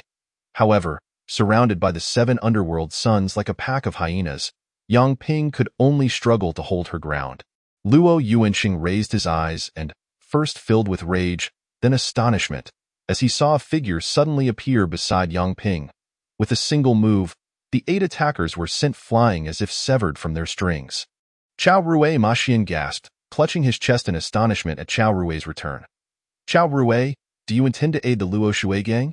Teng Yanxiao, glaring fiercely, did not hesitate to call Chao Rui by name. Chao Rui frowned slightly. Even a clay figurine has its limits. Channeling his magical energy, he struck directly at Teng Yanxiao's dantian, utterly crippling his cultivation and future martial potential. I can impart to you the methods of cultivation. Yet I can also sever your path. From this day forth, I shall have no further ties with the 7 underworld sons. You must take care of yourselves, Chao Rui stated with disdain. During their time in the Qingyu Hall, he had personally guided the 7 underworld sons, only to be bitten back. Today, he had acted to incapacitate Teng Yanxiao, who had repeatedly spoken without thought, consumed by hatred and devoid of gratitude. Chao Rui was not one to show mercy. Sparing his life was already a nod to the fact that Teng Yanxiao had once called him master. With Teng Yanxiao's dantian destroyed, he fainted from the pain. A deliberate act by Chao Rui. Had Teng Yanxiao continued to speak recklessly, Chao Rui would have surely taken his life. Mei Xian, I shall only protect this woman. The others are of no concern to me, Chao Rui indicated towards Yang Ping. She looked at him in surprise, and Mei Xian nodded slightly. I understand. Let us depart. He decisively gestured to the other 6 underworld sons, who exchanged complex glances with Chao Rui before ultimately turning to leave. Chao Rui's gaze shifted to the distance, where Yu Yijian was watching intently, his expression extremely cautious. That scoundrel was treacherous. If Chao Rui showed any signs of action, he would likely retreat immediately. However, Chao Rui paid Yu Yijian no mind. To him, the struggles among these martial factions resembled child's play. If he wished, he could summon his magical sword and effortlessly eliminate everyone present. But what significance would that hold? The outcome between the giant whale gang and the Luo Shui gang bore no consequence for him. As he was on the cusp of formally entering the realm of cultivation, as Ma Xian and the others departed, the slaughter continued around them. Yang Ping, witnessing the chaos, was eager to intervene. Chao Rui stopped her, saying, Yang Ping, today the Luo Shui gang is no match for the well-prepared giant whale gang. It is best to plan ahead. Yang Ping understood this all too well. The unprepared Luo Shui gang had been caught off guard. What if you intervened? She asked, looking at Chao Rui with anticipation. Chao Rui shook his head. You saved my life, so I have come to save you. However, saving others, or an entire gang is not my responsibility. Yang Ping sighed. You truly are cold-hearted. Chao Rui shrugged. Will you come with me? And if I choose not to? Yang Ping countered. Then I shall merely ensure your survival, Chao Rui replied. Frowning, I understand, Yang Ping said, drawing her long sword and charging towards Yu Yijian. Chao Rui shook his head and followed closely behind. What transpired next was a remarkable scene. Yang Ping swung her sword at Yu Yijian, who dared not retaliate, instead relying on his agility to evade, occasionally glancing at the imposing Chao Rui standing nearby. Having overheard the exchange between Chao Rui and Yang Ping, Yu Yijian realized that this woman seemed to hold a debt of gratitude towards Chao Rui. Fearing that any harm done to Yang Ping might provoke the formidable Chao Rui to act, he refrained from attacking her. Thus unfolded the bizarre spectacle of a first-rate martial artist attacking a superlative martial artist who did not dare to counter. And indeed, Chao Rui upheld his promise. As long as Yang Ping was not in mortal danger, he would not intervene. Chapter 54. Mundane Consequences. Chao Rui, Yu Yijian, have shown you due respect. I have never cast you out of the Giant Whale Gang. You were once a part of us. The Giant Whale Gang has provided you protection in the past, has it not? Today, as the Giant Whale Gang is on the brink of ascending to the pinnacle of the Luo Shui martial world. If you choose not to assist, you cannot hinder us either. Quickly, drag this madwoman away. While evading Yang Ping's sword strikes, Yu Yijian called out to Chao Rui, attempting to sway him with words that lacked genuine sentiment. Chao Rui remained unmoved, while Yu Yijian, seeing this, could only resign himself to the situation. With Yang Ping's delay, Luo Yuanxing gradually expelled the toxins from his body. Now restored to power, he brandished his blade, ready to strike at Yu Yijian. However, Chao Rui's voice reached his ears. Luo Gang leader, this is unwise. Luo Yuanxing was taken aback, surveying his surroundings. During his time of poisoning, the Luo Shui Gang had suffered grievous losses, now bereft of hope for recovery. All members of the Luo Shui Gang, retreat from the island, he commanded decisively. Luo Yuanxing bowed to Chao Rui before leaping away. As for Yang Ping, he was assured that with Chao Rui present, she would remain unharmed. With the members of the Luo Shui Gang retreating, Yang Ping ceased her offensive. Yu Yijian exhaled in relief. Although a significant number of Luo Shui Gang members had escaped, it was of little consequence now. Following this battle, the Giant Whale Gang's status as the foremost gang in the Luo Shui region was all but assured. Yu Yijian's gaze shifted, and he declared loudly, "Let us pay our respects to the former leader of the Qingyu Hall. Chao Rui, Master Chao, shall forever be one of the pioneers of our Giant Whale Gang. I hereby declare that from this day forth, Master Chao is promoted to the position of Grand Elder of the Giant Whale Gang." Chao Rui rolled his eyes. This Yu Yijian was becoming increasingly shameless. Under the leadership of Yu Yijian, the Giant Whale Gang might truly achieve great success. "Let us depart." Without acknowledging Yu Yijian, Chao Rui unceremoniously grasped Yang Ping's arm. With a few quick movements, they left the scene. Chao Rui led Yang Ping across the river, and upon reaching the dock on the opposite shore, he finally released her hand. The innate master was indeed deserving of his reputation. Yang Ping's eyes were filled with astonishment as she gazed at Chao Rui. She could hardly fathom that the child she had rescued from human traffickers years ago had transformed into such a formidable figure. "Where are you planning to go?" Chao Rui cautioned. "I do not advise you to return to the Luo Shui Gang. It will soon become a prime target for the Giant Whale Gang, and it could be perilous." Yet Yang Ping's gaze remained resolute. "I grew up in the Luo Shui Gang. I will not abandon it. If necessary, I shall simply relocate from the Luo Shui region." Chao Rui nodded in agreement. "I wish you good fortune." "Thank you," Yang Ping said gratefully to Chao Rui, turning to leave, her figure swiftly disappearing amidst the bustling crowd at the dock. Thus, Chao Rui and Yang Ping found themselves no longer indebted to one another, and the bonds he had forged in the mortal realm had diminished once more. That evening, in Luoqing, within a private room of a tavern, Chao Rui, Yang Ping, Zhuo Xiao, Yu Feng, and Zhao Bing gathered around a table. Regarding the conflict between the Giant Whale Gang and the Luo Shui Gang, Zhuo Xiao expressed mild surprise but exhibited little interest. He was currently recommending Yu Feng and Zhao Bing for positions within the Eagle Guard. The Eagle Guard held a unique status and had a well-established structure. Even during transitions within the Shaogua royal family, the Eagle Guard would typically remain intact due to its efficiency. Under my recommendation, Yu Feng seems eager to try, while Zhao Bing appears less enthusiastic. Chao Rui remarked, "Decide for yourselves whether to accept." "Master, after I depart, what will happen to the martial arts school?" Yu Feng began. Zhao Bing interjected, "Leave the martial arts school to me. I am not accustomed to being restrained and cannot serve in the court." "You need not worry, Yu Shixiao." Yu Feng's expression brightened with gratitude upon hearing this. "Chao Senior, when shall we depart for the capital?" Zhuo Xiao inquired. After some contemplation, Chao Rui responded, "Given that this journey to the capital may prevent my return to Luo Shui for some time, it is fitting that I visit my parents and family. Let us rest here for another day and depart the day after tomorrow." Zhuo nodded in affirmation. That night, Chao Rui set off post-haste. Utilizing his agility, he took a shortcut, and after a brief journey, as dawn broke, his figure appeared in Shijia village. The village had not undergone significant changes. Before the Chao family home, two boys, one larger and one smaller, were playing with stones. Approaching them, Chao Rui observed that their faces bore a striking resemblance to his own, quickly deducing that the older boy was his brother's son. "Uncle, why have you come to my house?" The older child, around 5 or 6 years old, looked up at Chao Rui and asked. Chao Rui chuckled and was about to respond when Chao's mother emerged from the house. Spotting Chao Rui immediately, "This is your uncle. Quickly greet him," she instructed the two boys. The woman soon followed, calling out to Chao Rui as little uncle, revealing herself to be his sister-in-law. Before long, his father and elder brother returned home, and the family gathered together, a rare occasion. At the dining table, Chao Rui produced a valuable silver note. "Upon my return, I may not return home again." His statement left the entire family in shock. "Second brother, where are you going?" his elder brother inquired. Chao Rui did not conceal the truth.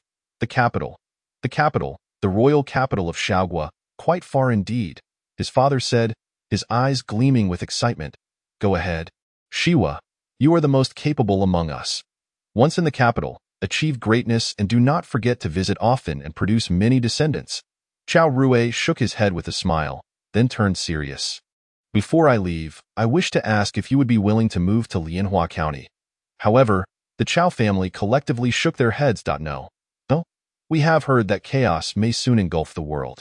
It is safer for us to remain hidden in the mountains. Chao Rui was momentarily taken aback, wondering how news of impending turmoil had reached this small mountain village. He had only learned of it from Zhuo the day prior.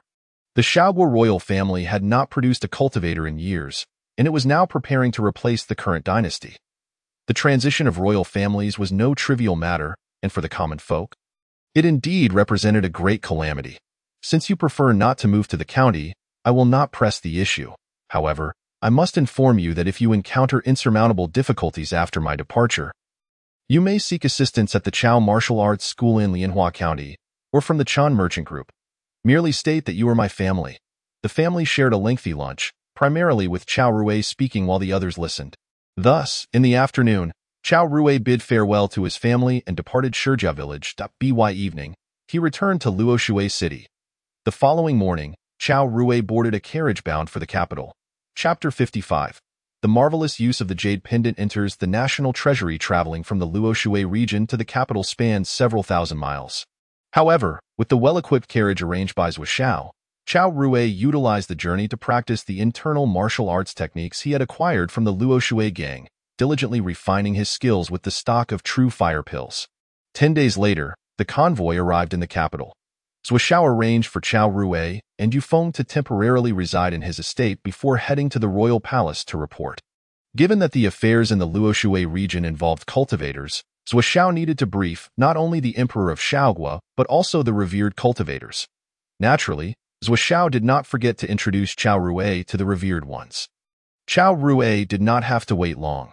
Zhuo soon returned, his face alight with joy, indicating that both personal and official matters had received favorable responses. "Chao Senior, please follow me. Lu, the revered one, wishes to meet you in person." "Very well." Chao Rui nodded slightly. Zhuo's residence was not far from the Shaogua royal palace, and with Zhuo leading the way, they passed through the heavily guarded palace without hindrance. A privilege afforded to the commander of the Eagle Guard. Previously, Chao Rui had inquired about the revered one from Zhuo. Although Zhuo did not have extensive knowledge, he provided Chao Rui with as much information as he could. The revered ones were rotated among the 3 major sects, responsible for managing all matters related to the cultivation world within Shaogua. This particular revered one had arrived at the Shaogua royal palace approximately 3 years ago. Dispatched by one of the 3 sects, the Spirit Beast sect. His name was Luzwarin, though Zhuo was uncertain of his specific cultivation level. He was known to be amiable and possessed a mystical spirit beast known as the Thousand-Leaf Crane. Before long, in a training chamber, Chao Rui met Luzwarin, the revered cultivator of Shaogua. To convey sincerity, Chao Rui did not conceal his aura of magical power. The 6th level of Qi refinement elicited a slight reaction from Luzwarin. Although Chao Rui had previously communicated his cultivation level through Zhou Xiao, witnessing a loose cultivator attain the 6th level at such a young age was still astonishing. This must be Chao Rui. My fellow Taoist, Lu Zuoren greeted him warmly.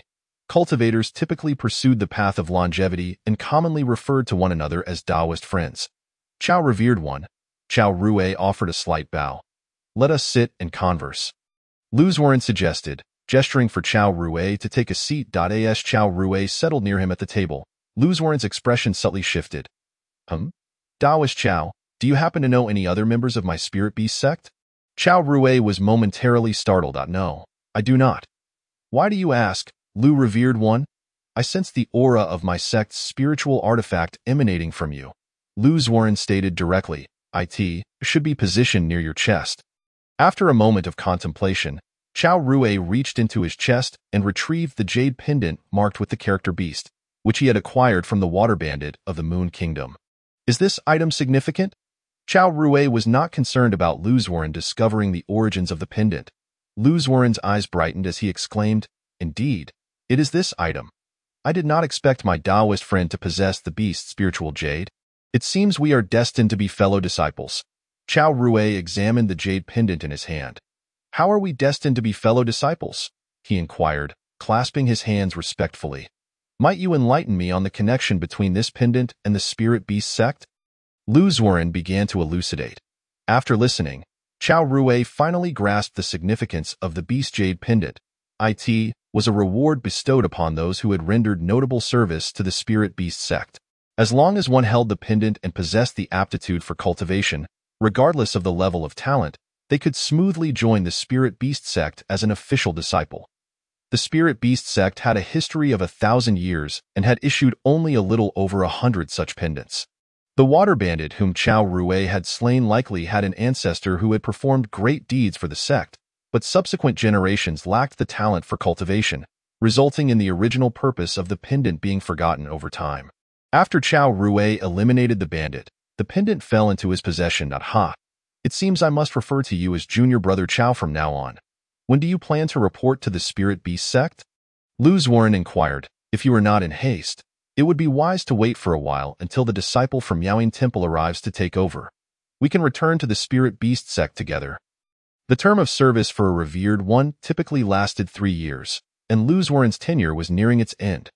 The next to assume the position of revered one for Xiaogua would be a disciple from Yaoying Temple, and Lu Zuoren merely needed to await their arrival to complete the transition. Chao Rui contemplated that the entrance to the spirit beast sect was situated far away in the Moon Kingdom. A considerable distance indeed. Moreover, he was unaware of the exact location of the sect's entrance. Accompanying Lu Zuoren to the spirit beast sect seemed to be a more suitable arrangement, so he nodded in agreement. Initially, after emerging from his seclusion, Chao Rui had intended to visit the Chongyuan Immortal Cultivation Market to procure some alchemical recipes. However, with the opportunity to directly join the spirit beast sect, he naturally saw no need to venture to the market any longer. Senior Brother Lu, might I trouble you for a favor? Chao Rui inquired, having shifted to a more familiar address for Lu Zuoren amidst their pleasant conversation. Speak freely, Junior Brother Sao. I asked this concerning your cultivation? Lu Zuoren presumed that, as a loose cultivator, Chao Rui must have numerous queries regarding his practice, a common predicament faced by most solitary practitioners. Not quite, it is this. I manage a martial arts school in the mundane world, and I wish to acquire some innate mentalities to pass on to my disciples. I wonder if Senior Brother Lu might assist me in locating some innate internal cultivation techniques. Chao Rui fabricated an excuse to broach the subject. Upon hearing this, Lu Zuoren replied, Mundane martial arts? That is a simple matter. He then retrieved a token from his storage pouch and handed it to Chao Rui. Subsequently, he called over a young eunuch. Xiao Jinzi, take Master Chao to the National Treasury. Junior Brother Chao, feel free to make rubbings of any treasure techniques that catch your eye. The treasury contains nothing but mundane items, so do not hesitate to take what you find valuable. The Xiao Kingdom is jointly governed by our 3 sects, and thus the contents of the treasury rightfully belong to us. Directly accessing the treasury of the Xiao Kingdom, Chao Rui swallowed hard. Realizing the extent of power wielded by the immortal sects, where the mundane realm seemed but a mere shell. Expressing his gratitude, Xiao Rui followed Xiao Jinzi to the treasury. With the token provided by Lu Zuoren, he faced no obstacles along the way. Soon, he arrived at the hall where martial arts techniques were stored. Before him lay hundreds of innate-level internal cultivation manuals, each one meticulously collected by the treasury, representing the pinnacle of such techniques. This collection would undoubtedly suffice for Xiao Rui to advance to the 7th layer of the qi refining stage. Unwilling to entrust the copying to others, he took up the brush himself and began the laborious task of transcription. Chapter 56. Qi Refining Layer 7.it took several hours for Xiao Rui to complete the transcription of the manuals. Totaling over 200 internal cultivation techniques, he made an effort to write in a smaller script, filling his storage pouch to the brim without a hint of remaining space. The only way to create more room would be to practice and discard some of the manuals. Once finished, Xiao Rui surveyed the vast treasury and recalled Lu Zuoren's words. Having already considered Xiao Rui as one of his own, Lu Zuoren had informed him that the mundane items within the treasury were available for the taking. As he had already collected and documented those pertaining to cultivation and brought them back to the sect, the treasury, having been pillaged by generations of devotees, now contained only items confirmed to be mundane. Naturally, while these items were mere gold and silver treasures to cultivators, they were regarded as top-tier treasures by ordinary mortals. Since he was here, he might as well explore further, Xiao Rui thought to himself. He rose and stepped out of the manual storage room, making his way toward the other categorized storage chambers. Upon entering the grand hall of the Xiao Kingdom treasury, he was greeted by a staggering pile of gold and silver bricks. Along the sides of the hall were smaller storage rooms, such as the martial arts technique storage room and various treasure collections. A medicinal pill storage room? Xiao Rui's eyes lit up upon seeing the sign for one of the storage rooms, and he strode in eagerly. Inside, he found shelves lined with jars, each labeled with the names of various medicinal pills. Anything contained within the treasury was either a treasure or at least a strategic resource. Surely there must be pills to enhance internal energy. As he perused the shelves, Xiao Rui's eyes brightened when he quickly discovered a type of pill called True Element Pill, specifically designed to augment internal force. He tried one and was pleasantly surprised by its efficacy, which surpassed that of the True Fire Pill by 5-fold. No wonder, it was abundantly stored in the treasury as a strategic resource. With such a plentiful supply of True Element Pills, he no longer needed to concoct pills himself. The speed at which he could cultivate his internal techniques would accelerate tremendously, with Lu Zuoren's assurance. Xiao Rui felt no hesitation and decided to take True Fire Pills from the treasury for his cultivation. Not only were the pills remarkably effective, but the sheer quantity of True Fire Pills available was also astounding, sufficient to support Xiao Rui's numerous breakthroughs in his internal techniques. Thus, he began to enter a state of closed-door cultivation within the storage room. Xiao Jinzi remained by his side, careful not to disturb the immortal master. Being a young eunuch, he was adept at serving others, bringing meals to Xiao Rui daily without asking too many questions about his activities. In this manner, Xiao Rui consumed the True Element Pills as one would eat candy. Initially, he was cautious, controlling the number of True Fire Pills he ingested, but soon he realized that his physique as a cultivator was extraordinarily robust. Additionally, after taking the True Element Pills, he directly allowed them to be absorbed by the corresponding experience pearls of his internal techniques, requiring only to adapt to the changes in his body post-advancement. Realizing his body's remarkable adaptability, Xiao Rui began to consume True Element Pills at a frenzied pace. On one particularly extravagant day, he advanced several innate techniques simultaneously. In just 5 days, he had reached the pinnacle. On this day, after consuming the pills, Xiao Rui filled his experience pearl to capacity. He then gently tapped the pearl, once again breaking through to the innate realm with a top-tier technique. Instantly, innate true qi began to flow ceaselessly within him. Moments later, he effortlessly drew forth the newly generated innate true qi from his dantian using his magical power. The innate true qi was swiftly converted into magical power, causing Xiao Rui's already maximized magical power at the 6th layer of the qi refinement stage to surge once more. Buzz! Finally, after absorbing this wave of innate true qi, his magical power successfully broke through to the 7th layer of the qi refinement stage. He had succeeded. He had reached the later stage of qi refinement. Chao Rui felt a surge of joy. He had long since memorized the 7th layer of the Mingyu technique. Quickly, he began to circulate his magical power according to the 7th layer's incantation, causing the surrounding spiritual energy of heaven and earth to flow with increased velocity. As his magical power continued to swell, Chao Rui sensed a new awareness awakening within his mind. Previously, his perception of internal force or magical power relied on vague sensations, as did his awareness of the spiritual energy of the world. Now, however, a brand new awareness had emerged within his mind. The consciousness. Chao Rui could clearly see the blood vessels within his body, the blood coursing through them, the magical power in his dantian, and the faint spiritual energy from all directions converging toward him. At this moment, he could perceive the colors of this spiritual energy, which appeared as a vibrant spectrum. Upon careful discernment, he identified his spiritual root, a mixed root of 5 attributes. The weakest type of spiritual root, with each attribute comprising approximately 20%, it was akin to an evenly divided spiritual root. Albeit not perfectly equal, it seemed that while Chao Rui could cultivate spells of each attribute with some advantage, in reality, it resembled the notion of being proficient in many but mastering none. This indicated that he could not dominate any single attribute, and when facing cultivators with a higher proportion of the same attribute, the potency of his spells would inevitably falter. Nevertheless, with the experience pearl at his disposal, he could refine his spells to perfection in a shorter time, thereby compensating for the discrepancies in attributes. With this thought, Chao Rui composed himself once more. He expanded his consciousness, and although his eyes were closed, everything around him clearly registered in his mind. He could discern the spiderwebs in the corners of the room, the small insects beneath the cabinet, and the hole in the cabinet where cockroaches had taken residence. The clarity of his consciousness was astounding.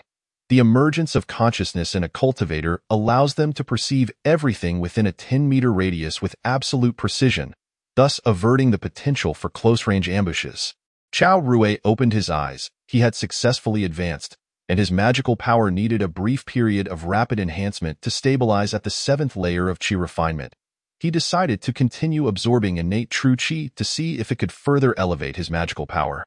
Selecting a brand new internal cultivation technique, he began his practice. Once the corresponding experience pearl formed in his mind, Chao Rui opened a vial of true element pills and poured them into his mouth. Watching as the experience points surged, Chao Rui rapidly ascended through the levels of this new internal technique. After an hour, he once again broke through to the innate realm. He initiated the absorption process, utilizing his magical power at the later stage of Qi refinement to consume innate true Qi. The absorption proceeded smoothly, but a knowing expression crossed Chao Rui's face. Upon attaining consciousness at the later stage of Qi refinement, the nature of his magical power had indeed transformed. The innate true Qi now offered negligible enhancement to his magical power. The method of absorbing innate true Qi to elevate a cultivator's realm had proven ineffective, leaving him tethered to the 6th layer of Qi refinement. Realizing he could no longer absorb innate true Qi to boost his magical power, Chao Rui felt no particular disappointment. It was likely that he was the only one in the cultivation world to have rapidly advanced to the later stage of Qi refinement using his innate true Qi. Having achieved such a feat, he felt it was time to celebrate. Chapter 57. Departure to the Spirit Beast Sect. On this day, within the palace of the Shao Kingdom, a young monk arrived quietly.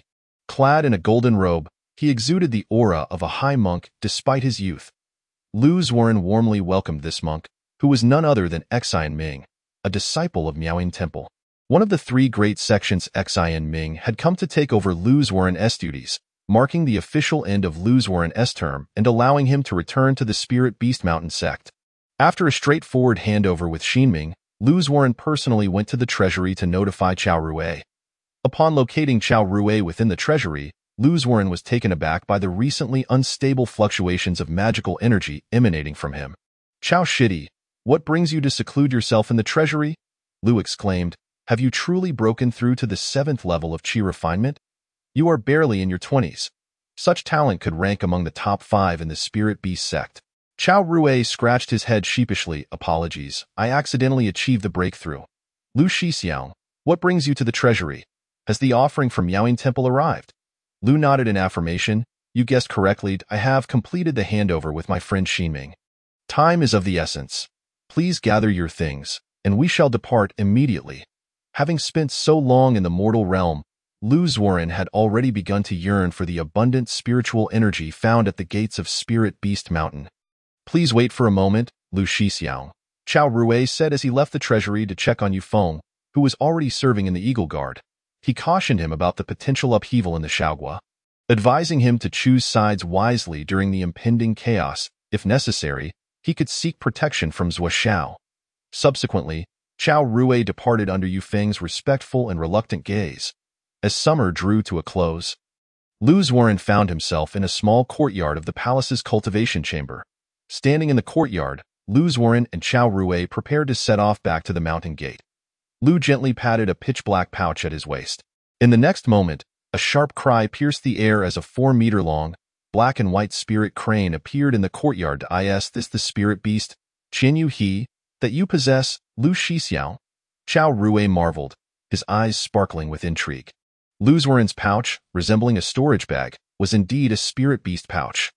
Unlike ordinary storage bags that cannot contain living beings, spirit beast pouches are designed for housing spirit beasts and are essential for all members of the spirit beast sect. Indeed, this is our sect's signature spirit beast, Qin Yu He, Lu Zuoren said, his eyes filled with affection as he gazed at the crane.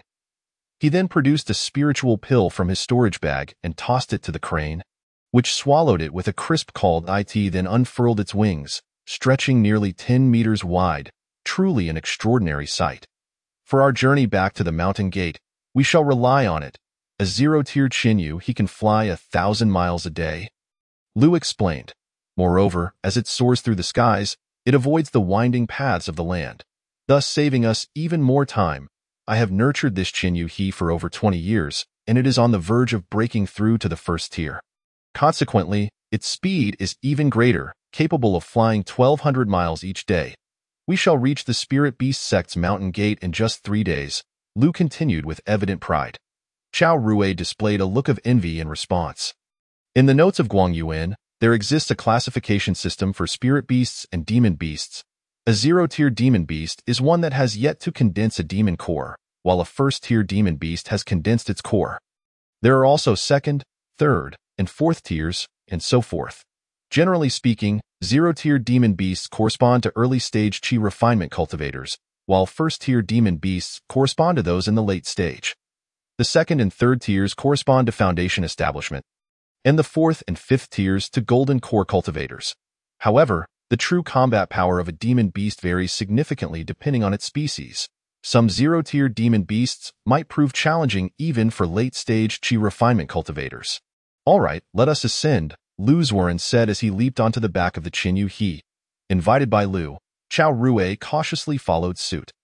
Once seated cross-legged on the crane's back, Chao Rui found its broad surface surprisingly comfortable. The feathers of the Qin Yu He emanated a faint spiritual energy, forming a delicate protective barrier. While lacking substantial defensive capabilities, it shielded against the wind, preventing the passengers from being buffeted during high-speed flights. Thus, Lu led the way while Chao Rui followed closely behind. With a resounding cry, the Qin Yu He took to the skies. High in the air, seated atop the spirit beast, Chao Rui felt a surge of exhilaration. Do you enjoy this Qin Yu He, Chao Shidi? In the future, you may also claim one for yourself. In the Spirit Beast sect, all disciples at the mid-stage of Qi refinement can claim a Qin Yu He from the Spirit Beast courtyard. However, sustaining one requires a significant investment. As I am currently at the 5th level of Qi refinement, most of my spiritual pills go toward nurturing the Qin Yu He. My spiritual root talent is not too shabby, being of medium quality and extremely pure. Had I devoted all my resources to my own cultivation, I might have already advanced to the late stage of Qi refinement, Lu lamented. The bond formed over time with a spirit beast is akin to that of a parent and child. A Qin Yu He, with a lifespan longer than a human's and possessing intelligence, is indeed a wondrous companion for a lifetime. Upon hearing Lu's words, the Qin Yu He emitted a spirited call in response. Chao Rui, however, held a differing perspective. While he would nurture a spirit beast, he would never allow it to impede his own cultivation. For Chao Rui, the pursuit of immortality and eternity in cultivation was paramount. and he would relinquish anything that interfered with that path. 3 days passed in the blink of an eye. The Qinyu He, as a spirit beast, possessed extraordinary endurance, flying unceasingly for 3 days. They were nearing their destination, the mountain gate of the spirit beast sect. During this time, Chao Rui experienced his first taste of the pill of sustenance, a gift from Luzhuan. This small pill, about the size of a thumb, could sustain a person for 3 days to a month without food, depending on its quality. After consuming the pill, Chao Rui truly did not feel hunger throughout the 3 days. The Qinyu He carried them to the largest mountain range in the Moon Kingdom, the Moonfall Mountain Range. Below them lay the mountain gate of the spirit beast sect. Lu pointed to a seemingly unremarkable hill below and remarked, "This is the entrance to the spirit beast sect." Just as Chao Rui was about to inquire further, the Qinyu He appeared to have breached some hidden array, and the scenery before Chao Rui transformed dramatically. The previously unremarkable hill was now a series of towering peaks, with ethereal clouds swirling and spirit cranes soaring gracefully. The spiritual energy in this place was abundantly rich. Just inhaling it allowed Chao Rui to feel his internal magical energy flow freely. Chapter 58. The 101st generation disciples of the Spirit Beast sect. The mountain gate of our sect is protected by 3 layers of formations, rendering it imperceptible to ordinary mortals and beasts. The spiritual energy within the gate does not dissipate. Luzhuan stood atop the Qinyu He's back and declared, "This is indeed the mountain gate of the Spirit Beast sect. It feels wonderful to return." As Lu savored the overwhelming influx of spiritual energy, he sighed contentedly. "Chao Shidi, I will take you to report at the main peak. With this jade pendant in hand, you should be able to register and directly join the Spirit Beast sect." Chao Rui nodded appreciatively. "Thank you, Lu Shixiao." "Not at all." Luzhuan commanded the Qinyu He to glide swiftly toward the main peak of the Spirit Beast sect.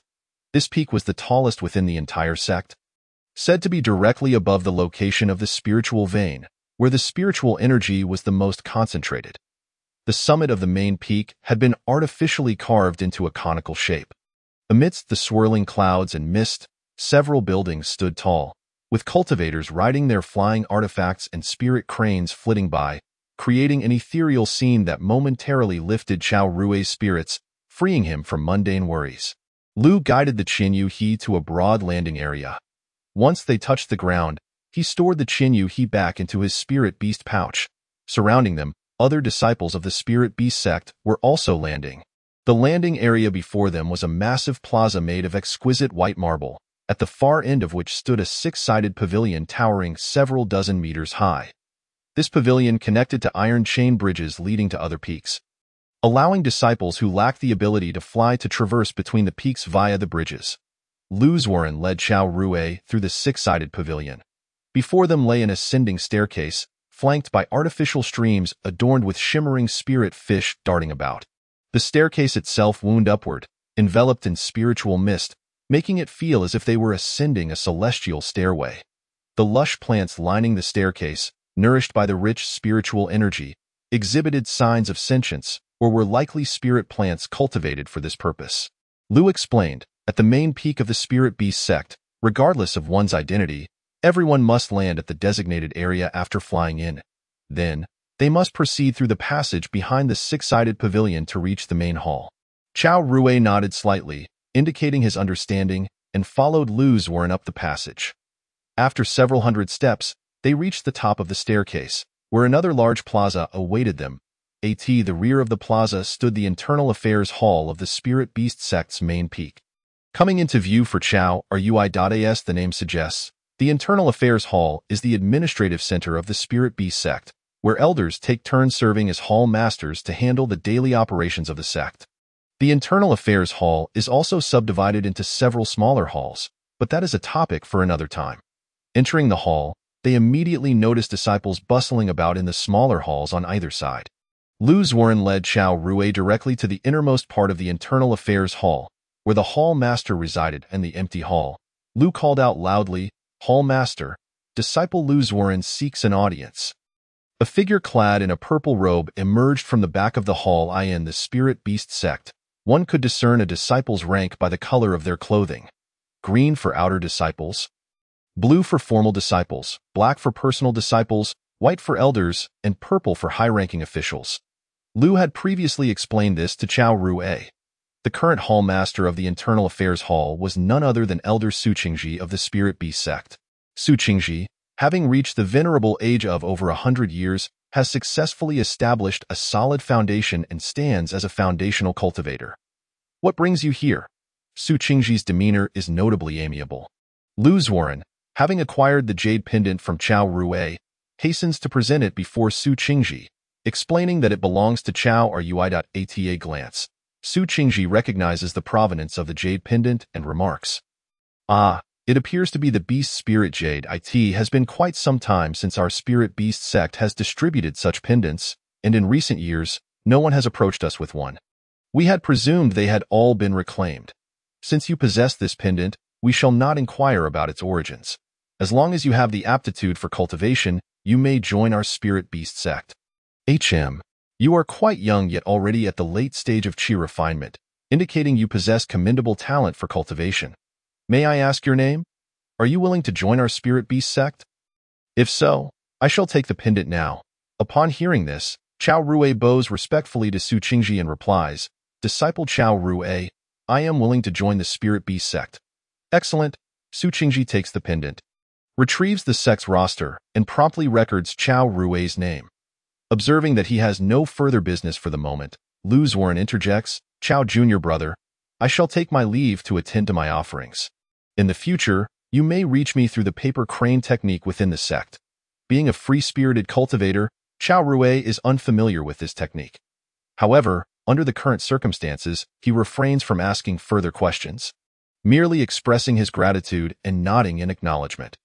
After Lu Zuoren departs, Su Qingji continues to register Chao Rui while gently stating, "Chao Rui, our spirit beast sect does not impose many strict rules, but you must keep the following points in mind.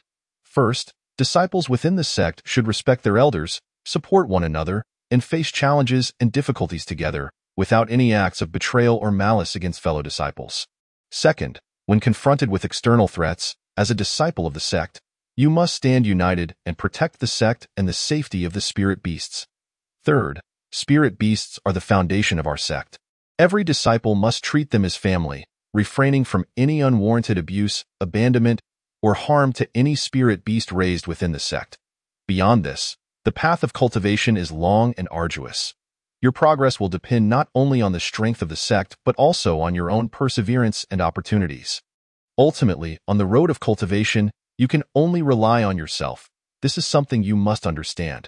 Chao Rui nods gently, affirming, "Disciple understands. Well then, your registration is complete. According to the age of the jade pendant, you shall become the 101st disciple of our spirit beast sect. Lu Zuoren will now have to address you as senior uncle." Chao Rui, taken aback by this revelation, realizes that not only does the pendant grant him entry into the spirit beast sect, but it also determines his seniority. Su Qingji retrieves a token from his storage bag, inscribing it with spiritual energy.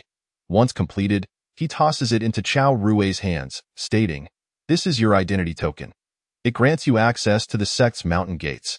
It is advisable to keep it on your person." As Chao Rui accepts the token, he notices one side is engraved with the character for beast, while the other bears his name, with the number 101 inscribed on both sides, indicating his status as the 101st disciple of the Spirit Beast sect. Disciples of the Spirit Beast sect are considered a generation every 50 years, signifying that the sect has a legacy extending over 5 millennia. Had he joined through conventional means, Chao Rui would have been the 102nd disciple, belonging to Lu Zuoren's generation. Now, with the Jade Pendant, he directly becomes the 101st, positioning him as an elder among many disciples within the sect. Chapter 59. Sunrise Peak. In addition to the Vital Identity Token, Su Qingji proceeds to present Chao Rui with several items. A booklet titled Chronicles of the Spirit Beast Sect, which documents various information about the sect, its history, and common knowledge within the realm of cultivation. A spell manual, which is a compilation of basic spells for inner disciples. A storage bag, approximately 2 cubic feet in size, a standard provision for inner disciples. Inside it, there are 10 spirit stones and several bottles of fasting pills. Inner disciples are not burdened with mandatory sect tasks and are entitled to receive 10 low-grade spirit stones and corresponding fasting pills annually for their cultivation. Furthermore, there is a spirit beast token, allowing Chao Rui to claim a spirit beast for raising from the Spirit Beast Academy, a benefit for inner disciples. Additionally, a blue sect robe, signifying Chao Rui's status as an inner disciple, is presented. It is a rank 0 robe, albeit inscribed only with a basic cleansing spell of the same rank. Given that it has been a long time since anyone has approached Su Qingji in person with a jade pendant, he does not find Chao Rui's inquiries bothersome. As a dignified foundational cultivator, he thoughtfully elucidates the daily affairs of inner disciples to Chao Rui. For instance, inner disciples typically reside at Sunrise Peak, where the spiritual energy is second only to the main peak. Sunrise Peak features numerous cultivation caves available for inner disciples to choose from. As long as they are unoccupied, one may settle there. Additionally, outer disciples manage various chores. Sunrise Peak is home to transmission disciples, usually overseen by inner sect stewards, responsible for imparting the sect spells. Each month, the sect organizes a teaching session at the Sunrise Lecture Hall, where true disciples and elders share insights regarding their cultivation experiences and beast taming techniques. Inner disciples may pose questions to the speakers regarding any uncertainties they encounter in their cultivation. The sect also hosts various competitive tournaments from time to time, open to both outer and inner disciples. Exceptional performances may lead to promotions for outer disciples into the inner sect, while inner disciples may catch the attention of elders, who might take them as personal disciples, elevating them to the ranks of true disciples within the sect. Overall, the treatment of inner disciples by the Spirit Beast sect is quite favorable. In conclusion, Su Qingji, the Hall Master of the Internal Affairs Hall, playfully inquires, as the recipient of the 99th Beast Spirit Jade, "Do you have any questions you wish to ask me now?" After a moment of contemplation, Chao Rui inquires, "In my mundane life, I was a martial alchemist, and I believe I possess a notable aptitude for alchemy. If I wish to learn the art of alchemy, where should I begin?" At the 6th level of Qi refinement, Chao Rui accumulates an annual experience value of 6%. However, upon advancing to the 7th level, he deduces that he can only increase his experience value by approximately 5% per year. Relying solely on daily cultivation to accumulate experience proves to be too slow for Chao Rui. However, if he could utilize pills as he did in martial arts to enhance his experience value, the growth rate of his experience beads would undoubtedly accelerate. Drawing from his experience in martial arts, he surmises that the combination of experience beads and pills would serve as an expedited channel for increasing his experience value. Thus, his inquiry regarding alchemy arises from the desire to craft elixirs that could enhance his cultivation and supply his experience beads, thereby accelerating his training speed. Su Qingji, slightly taken aback, responds, "Oh, I did not expect you to have an interest in alchemy. Could it be that you possess a firewood attribute spirit root?" Chao Rui nods without hesitation, maintaining his composure. Thanks to the jade pendant, he is exempt from spirit root testing. Otherwise, revealing his mixed 5-attribute spirit root could raise suspicions regarding his swift progress in cultivation. The cultivation world is rife with ruthless individuals, making it perilous to attract unwanted attention. This concern is one of the reasons Chao Rui chose to join the Spirit Beast sect upon learning he could do so directly with the jade pendant. Su Qingji continues, "While our Spirit Beast sect primarily focuses on beast taming, we do indeed have an alchemist within our ranks.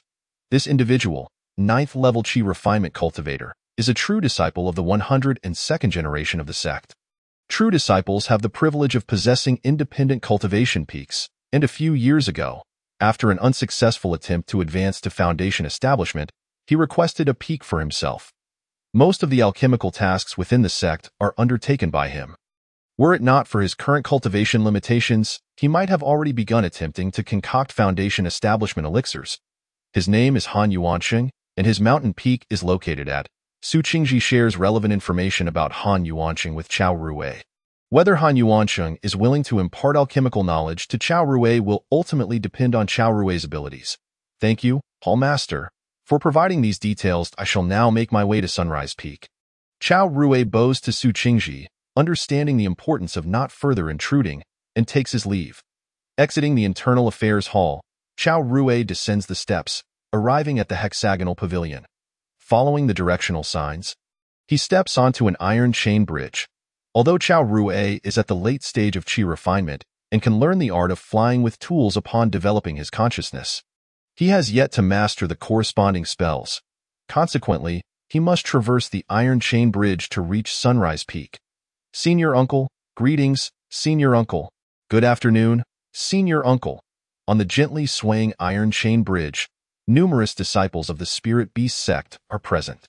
Most of these disciples belong to the 102nd generation, and upon seeing Chao Rui, they all greet him with respectful salutes.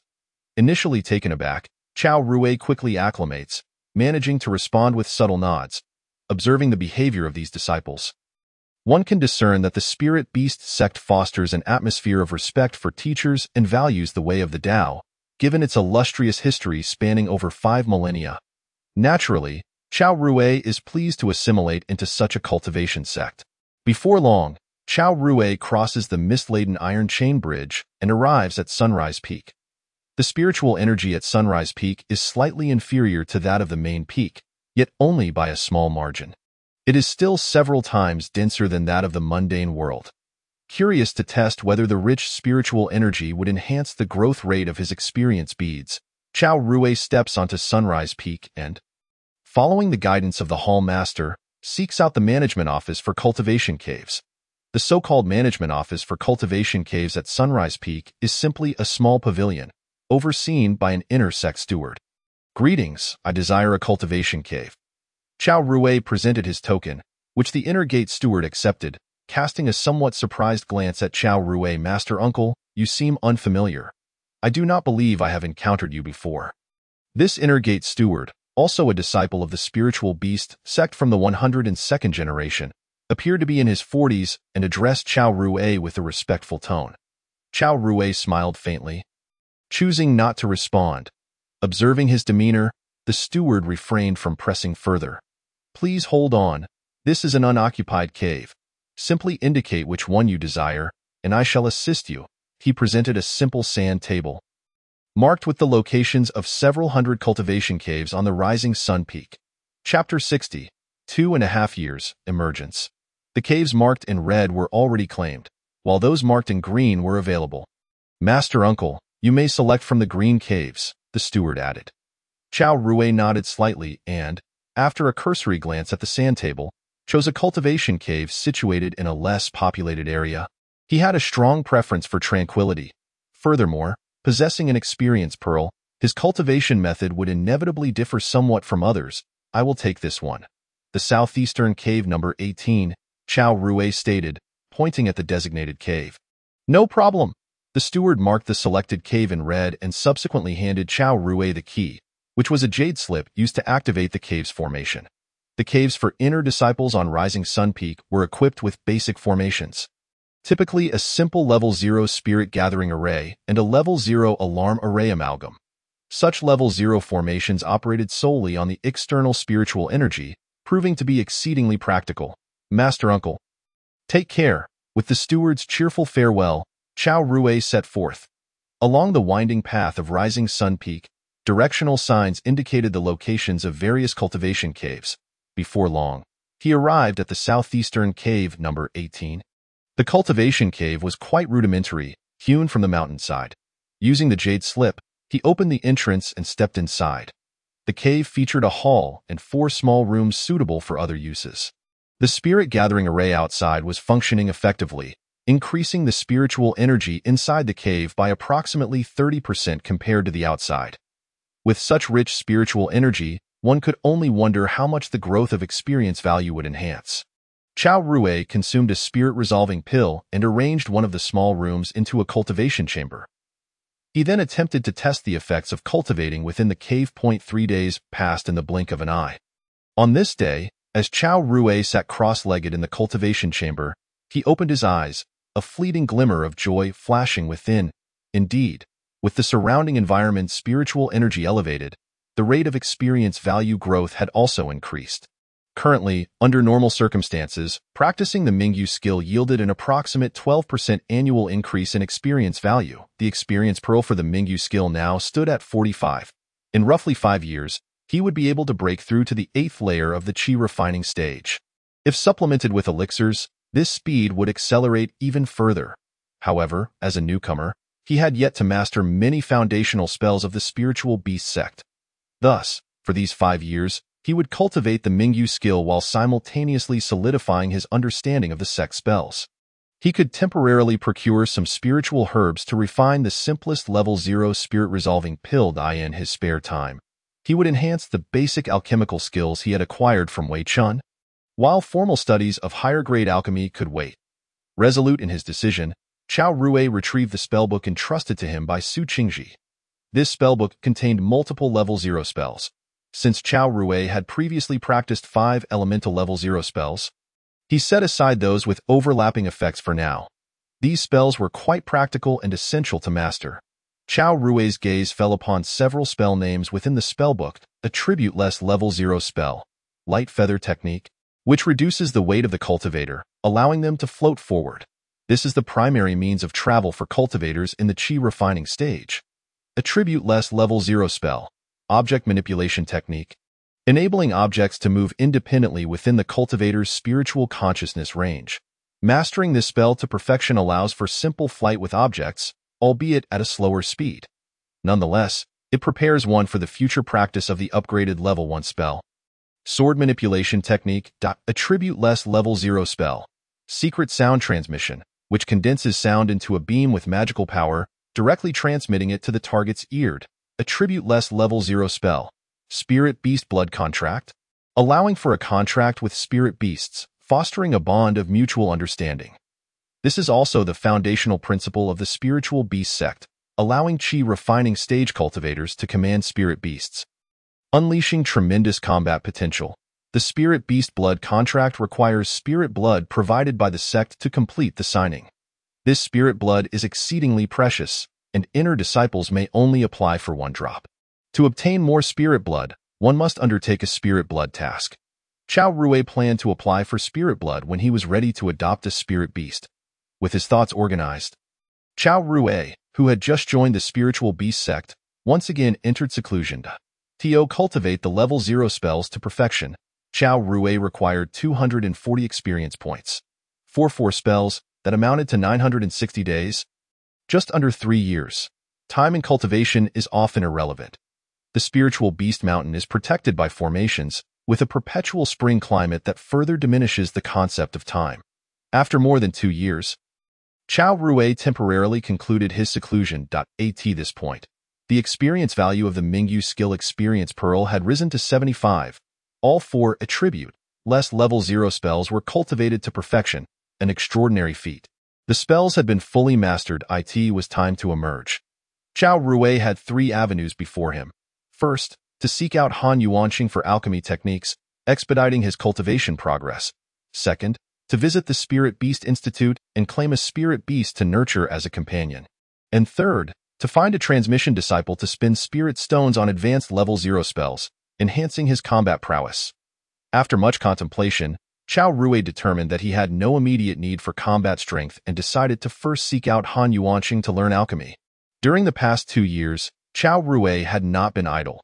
After obtaining the recipe for the spirit-resolving pill from the Alchemy Institute, he regularly used spirit stones to purchase various alchemical materials from the main peak to refine spirit-resolving pills. In his initial attempts at alchemy, focusing on the simplest spirit-resolving pill, Chao Rui discovered that refining elixirs also yielded separate experience points for that specific pill. Currently, Chao Rui's proficiency with the spirit-resolving pill reached a minor accomplishment after 1 level up.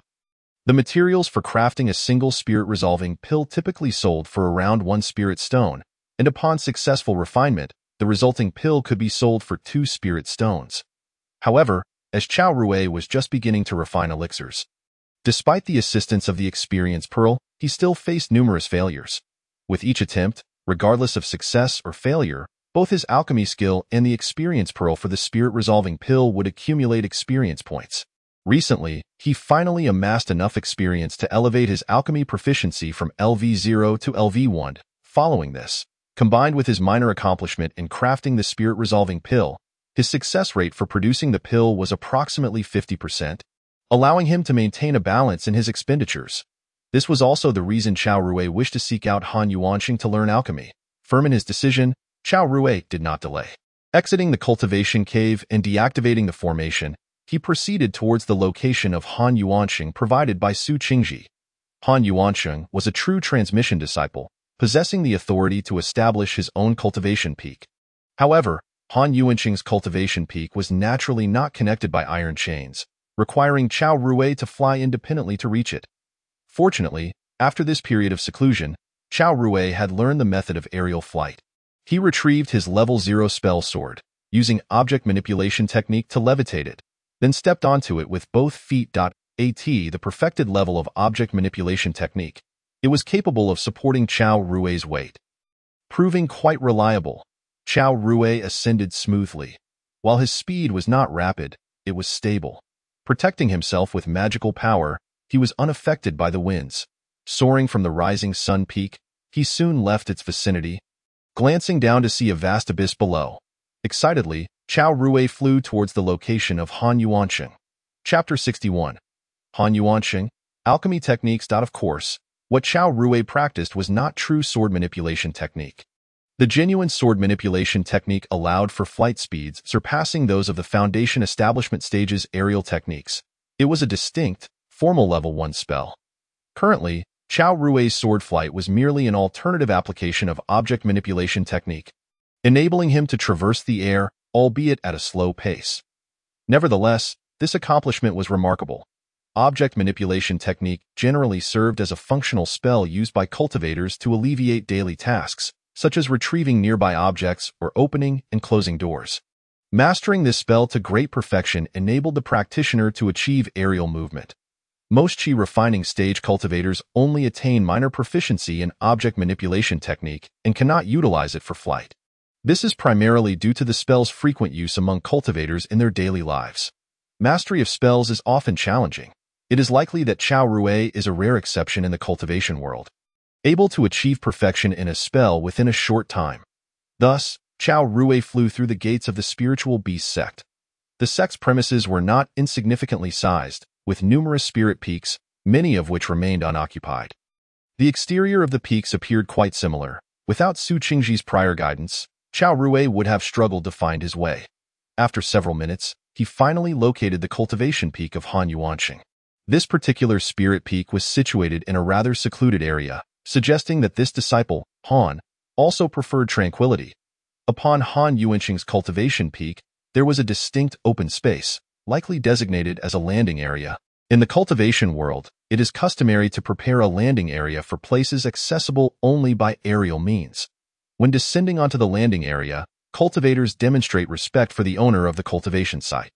Qiao Rui maneuvered the spell sword to land accurately on the designated spot, hovering approximately half a meter above it.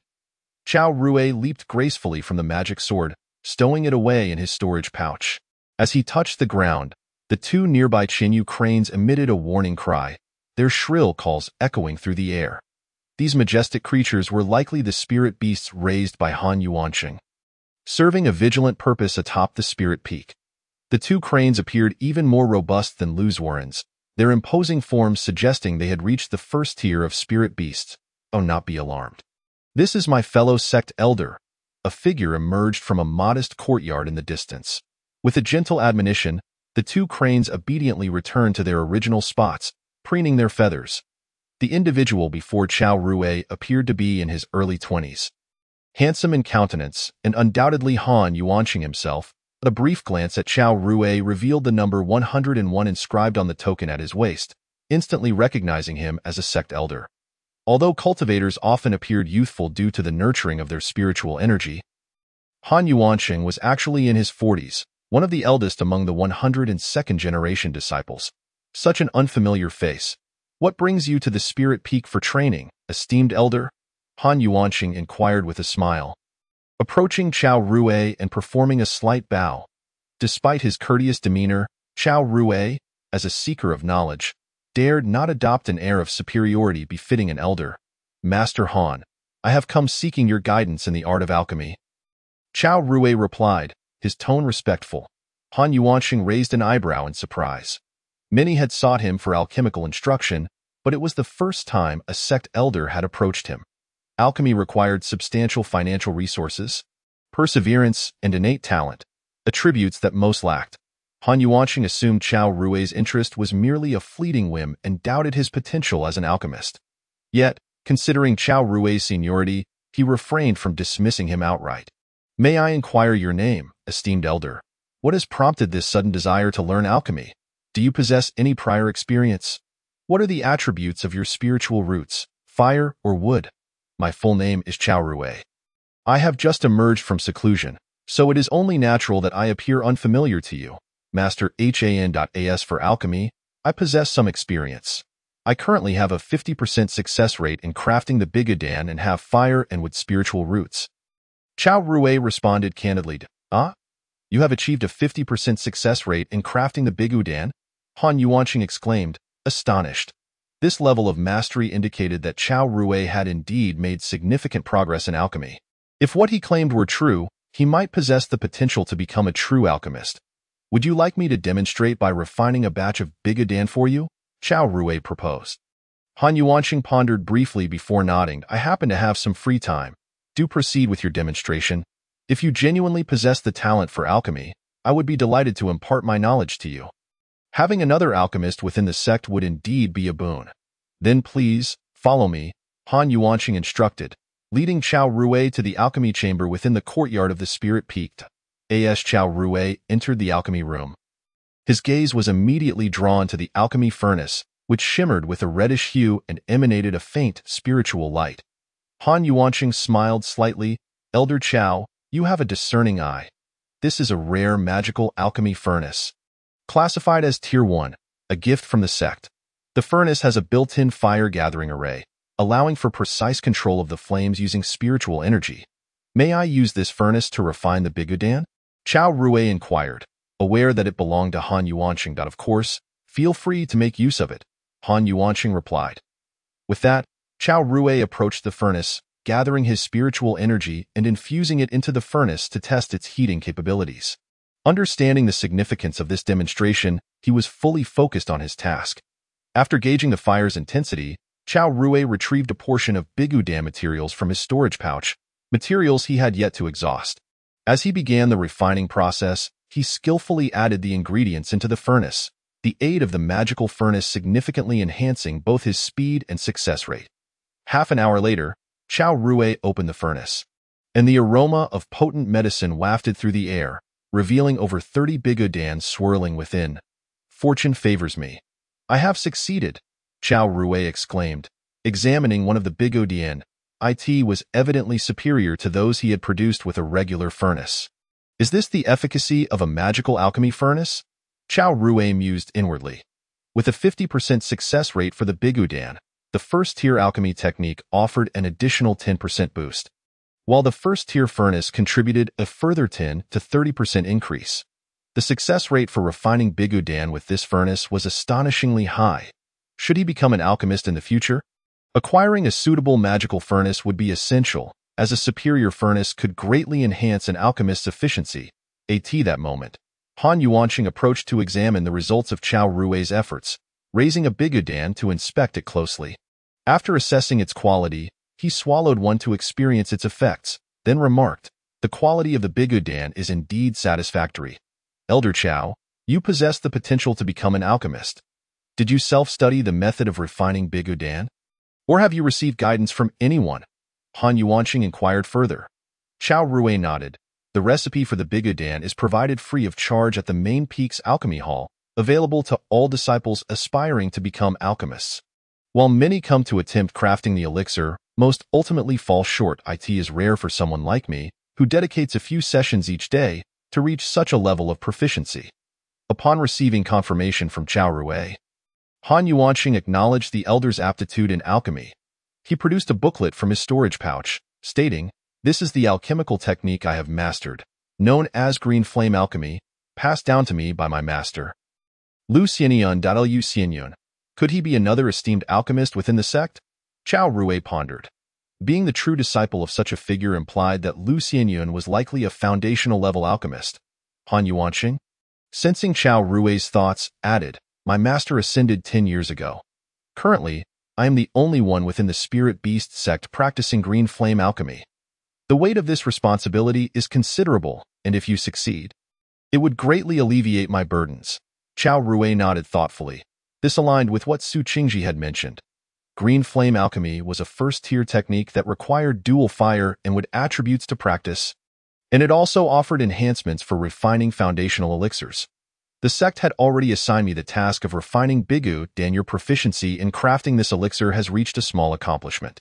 You can assist me with these assignments. For now, use green flame alchemy to refine the Bigu Dan, and once you have mastered this technique, I shall teach you how to refine other elixirs. Han Yuanqing retrieved another alchemy furnace from his storage pouch and placed it in the corner of the room. This furnace, too, radiated spiritual light, though it was of a lower grade, merely a Tier 0 magical artifact. Thank you, Master Han, Chao Rui responded gratefully.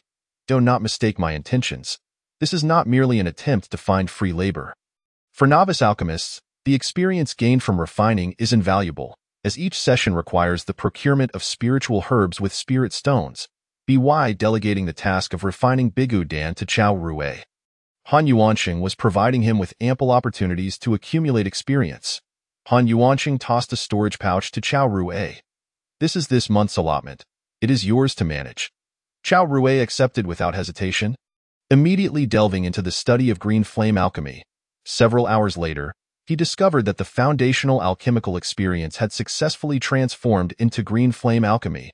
Green flame alchemy was a graded technique, akin to spells, divided into stages of entry. Small accomplishment, great accomplishment, and completion, eliminating the need for Chao Rui to distinguish between first and second tiers.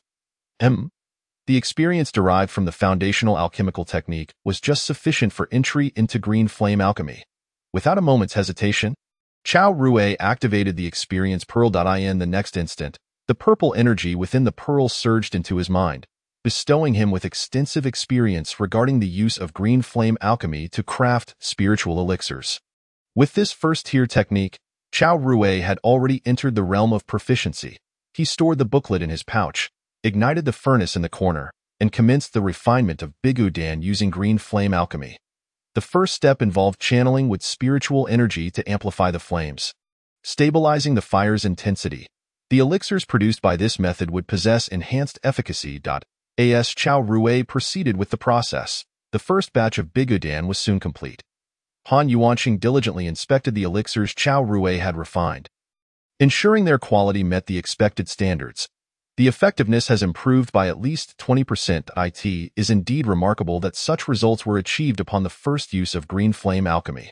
Master Chao's innate talent is truly formidable, and Han Yuanqing also holds him in high esteem. He himself did not progress as swiftly as Chao Rui. With a mere smile, Chao Rui resumed his alchemical endeavors, crafting the pill of absence. With each batch he concocted, he could observe the experience points for both the pill of absence and the green flame alchemy increasing. This rare opportunity drove him to continue his work unabated. Thus, a month passed in the blink of an eye, during which he produced a quantity of pill of absence far exceeding what he had achieved in 2.5 years. Through the accumulation of substantial experience points, Chao Rui successfully elevated the pill of absence to perfection, achieving a 100% success rate. Furthermore, green flame alchemy advanced to a minor success, significantly enhancing the quality of the elixirs produced. The combination of both allowed Chao Rui's pill of absence to rival the quality of those crafted by Han Yuanqing himself. Han Yuanqing observed all of this with keen interest and, after a moment of astonishment, discreetly handed Chao Rui another recipe, the zero-rank spirit source pill. Although it belongs to the same zero-rank category as the pill of absence, the difficulty of crafting the spirit source pill is considerably greater, by some 40 to 50%. The spirit source pill is immensely beneficial for cultivators in the early stages of qi refinement, and it also provides some effects for those in the mid-stages. It is the second most consumed elixir within the sect. Following the pill of absence, and the sect has assigned me a task, I suggest you attempt to craft it a few times. Upon hearing this, Chao Rui felt a surge of joy within. After perfecting the pill of absence, any further attempts at crafting it would only marginally enhance the experience points for green flame alchemy. However, the experience points for the pill of absence had already reached their maximum and could not be improved further. Thus, switching to the spirit source pill was undoubtedly the best opportunity to master a new recipe. Under Han Yuanqing's watchful gaze, Chao Rui began to meticulously study the recipe for the spirit source pill. This is part of the materials for the spirit source pill. Master Chao, please remain here for a while. I must take my leave, Han Yuanqing stated. Chapter 63. The Initiate Alchemist, mastering the spirit source pill engrossed in the rapid enhancement of his alchemical experience. Chao Rui looked up at Han Yuanqing. Master Han, how long will you be away? Han Yuanqing shook his head slightly and replied, it is uncertain. It could be as brief as a few months or as long as a year and a half. However, I have reported to the main peak, so you may rest assured to cultivate here. Originally, the sect would periodically supply the necessary materials for crafting the Pill of Absence, Spirit Source Pill, and Yellow Dragon Pill. Now, I have exhausted my quota for the Spirit Source Pill and Yellow Dragon Pill for the year. If you have the chance, could you assist with crafting some Pill of Absence? Additionally, I have left some materials for the Spirit Source Pill here. Sufficient for your initial practice, I hope you can successfully master the Spirit Source Pill within these few months. Should I not return in a few months, you may choose to either stay or return to your own cultivation cave. Han Yuanqing had evidently made all necessary arrangements for Chao Rui. Thank you for your trouble, Master Han, Chao Rui said with a slight bow of gratitude. There is no need for such formality. Master Uncle, Han Yuanqing waved dismissively before rising to depart. In his haste, he took with him the level 1 alchemical furnace from the alchemical chamber, along with 2,000 feathered cranes, leaving in a somewhat hurried manner. There was a sense of determination in Han Yuanqing's tone that suggested he was leaving no room for retreat. Chao Rui pondered for a moment but found the information too scant to deduce Han Yuanqing's purpose for leaving. However, as a direct disciple, he would leave a trace of his soul energy within the sect, ensuring his safety while away. Thus, Chao Rui resumed his study of the Spirit Source Pill recipe. Days later, the experience orb for the Spirit Source Pill appeared in Chao Rui's mind, marking the commencement of his first attempt at crafting the Spirit Source Pill. With the green flame alchemy at a minor success level, and aided by the zero-rank alchemical furnace, Chao Rui felt relatively composed despite it being his first attempt. This is the advantage of an experienced alchemist. Even when encountering new recipes, they can succeed based on their knowledge and alchemical skills. Successfully crafting an elixir such as the Spirit Source Pill, classified as a zero-rank cultivation elixir, is one of the hallmarks of becoming an initiate alchemist in Han Yuanqing's eyes. If Chao Rui could master the Spirit Source Pill, it would signify that he had cultivated another alchemist for the sect. Carefully adhering to the sequence of materials, Chao Rui activated the green flame alchemy and proceeded with the initial crafting of the Spirit Source Pill. After half an hour, the furnace emitted a resounding hum, accompanied by the scent of burnt herbs. He had failed. However, Chao Rui did not lose heart, as he swiftly analyzed the reasons for the failure. In his mind, both the experience points for green flame alchemy and the Spirit Source Pill increased. Thus, he continued crafting the Spirit Source Pill. On his 5th attempt, he finally succeeded. Such progress was indeed impressive. With the successful crafting of the Spirit Source Pill, I can now consider myself an initiate alchemist.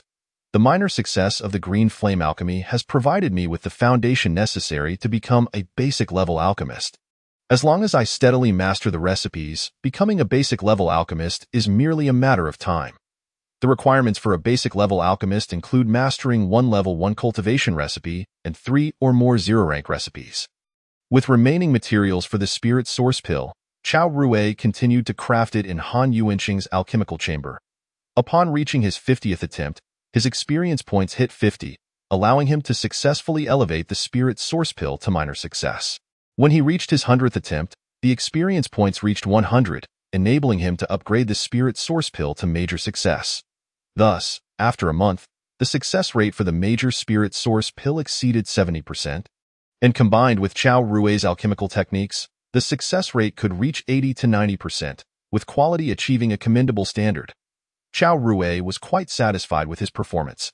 However, the materials for crafting the Spirit Source Pill left by Han Yuanqing had now been completely consumed. With Han Yuanqing still absent, remaining here held little significance.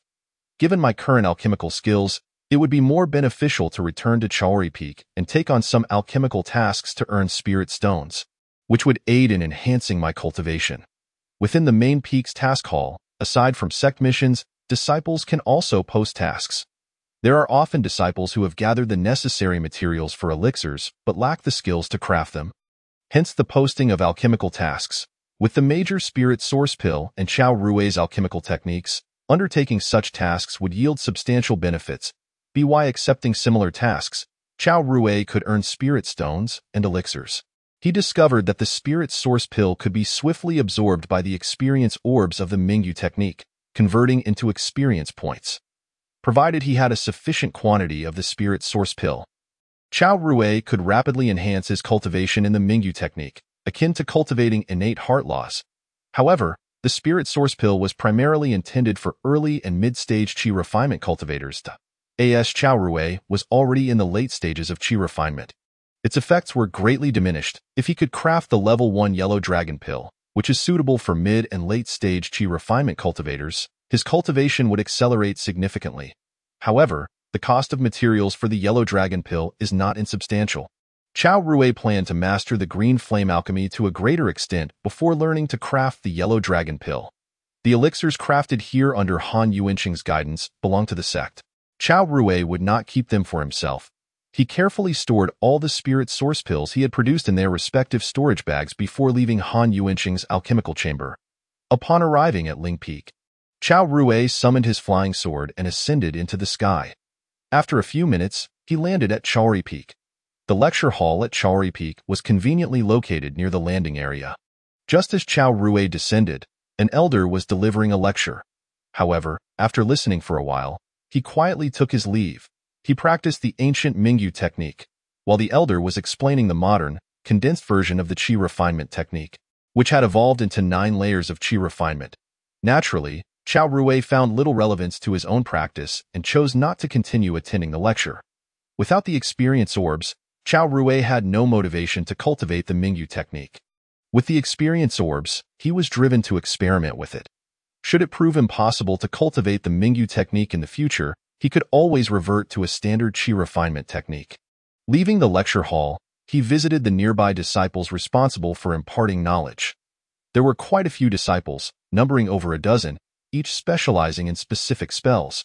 Becoming a disciple who imparts knowledge at Chaori Peak is also considered a sect mission, with rewards of spirit stones provided by the sect.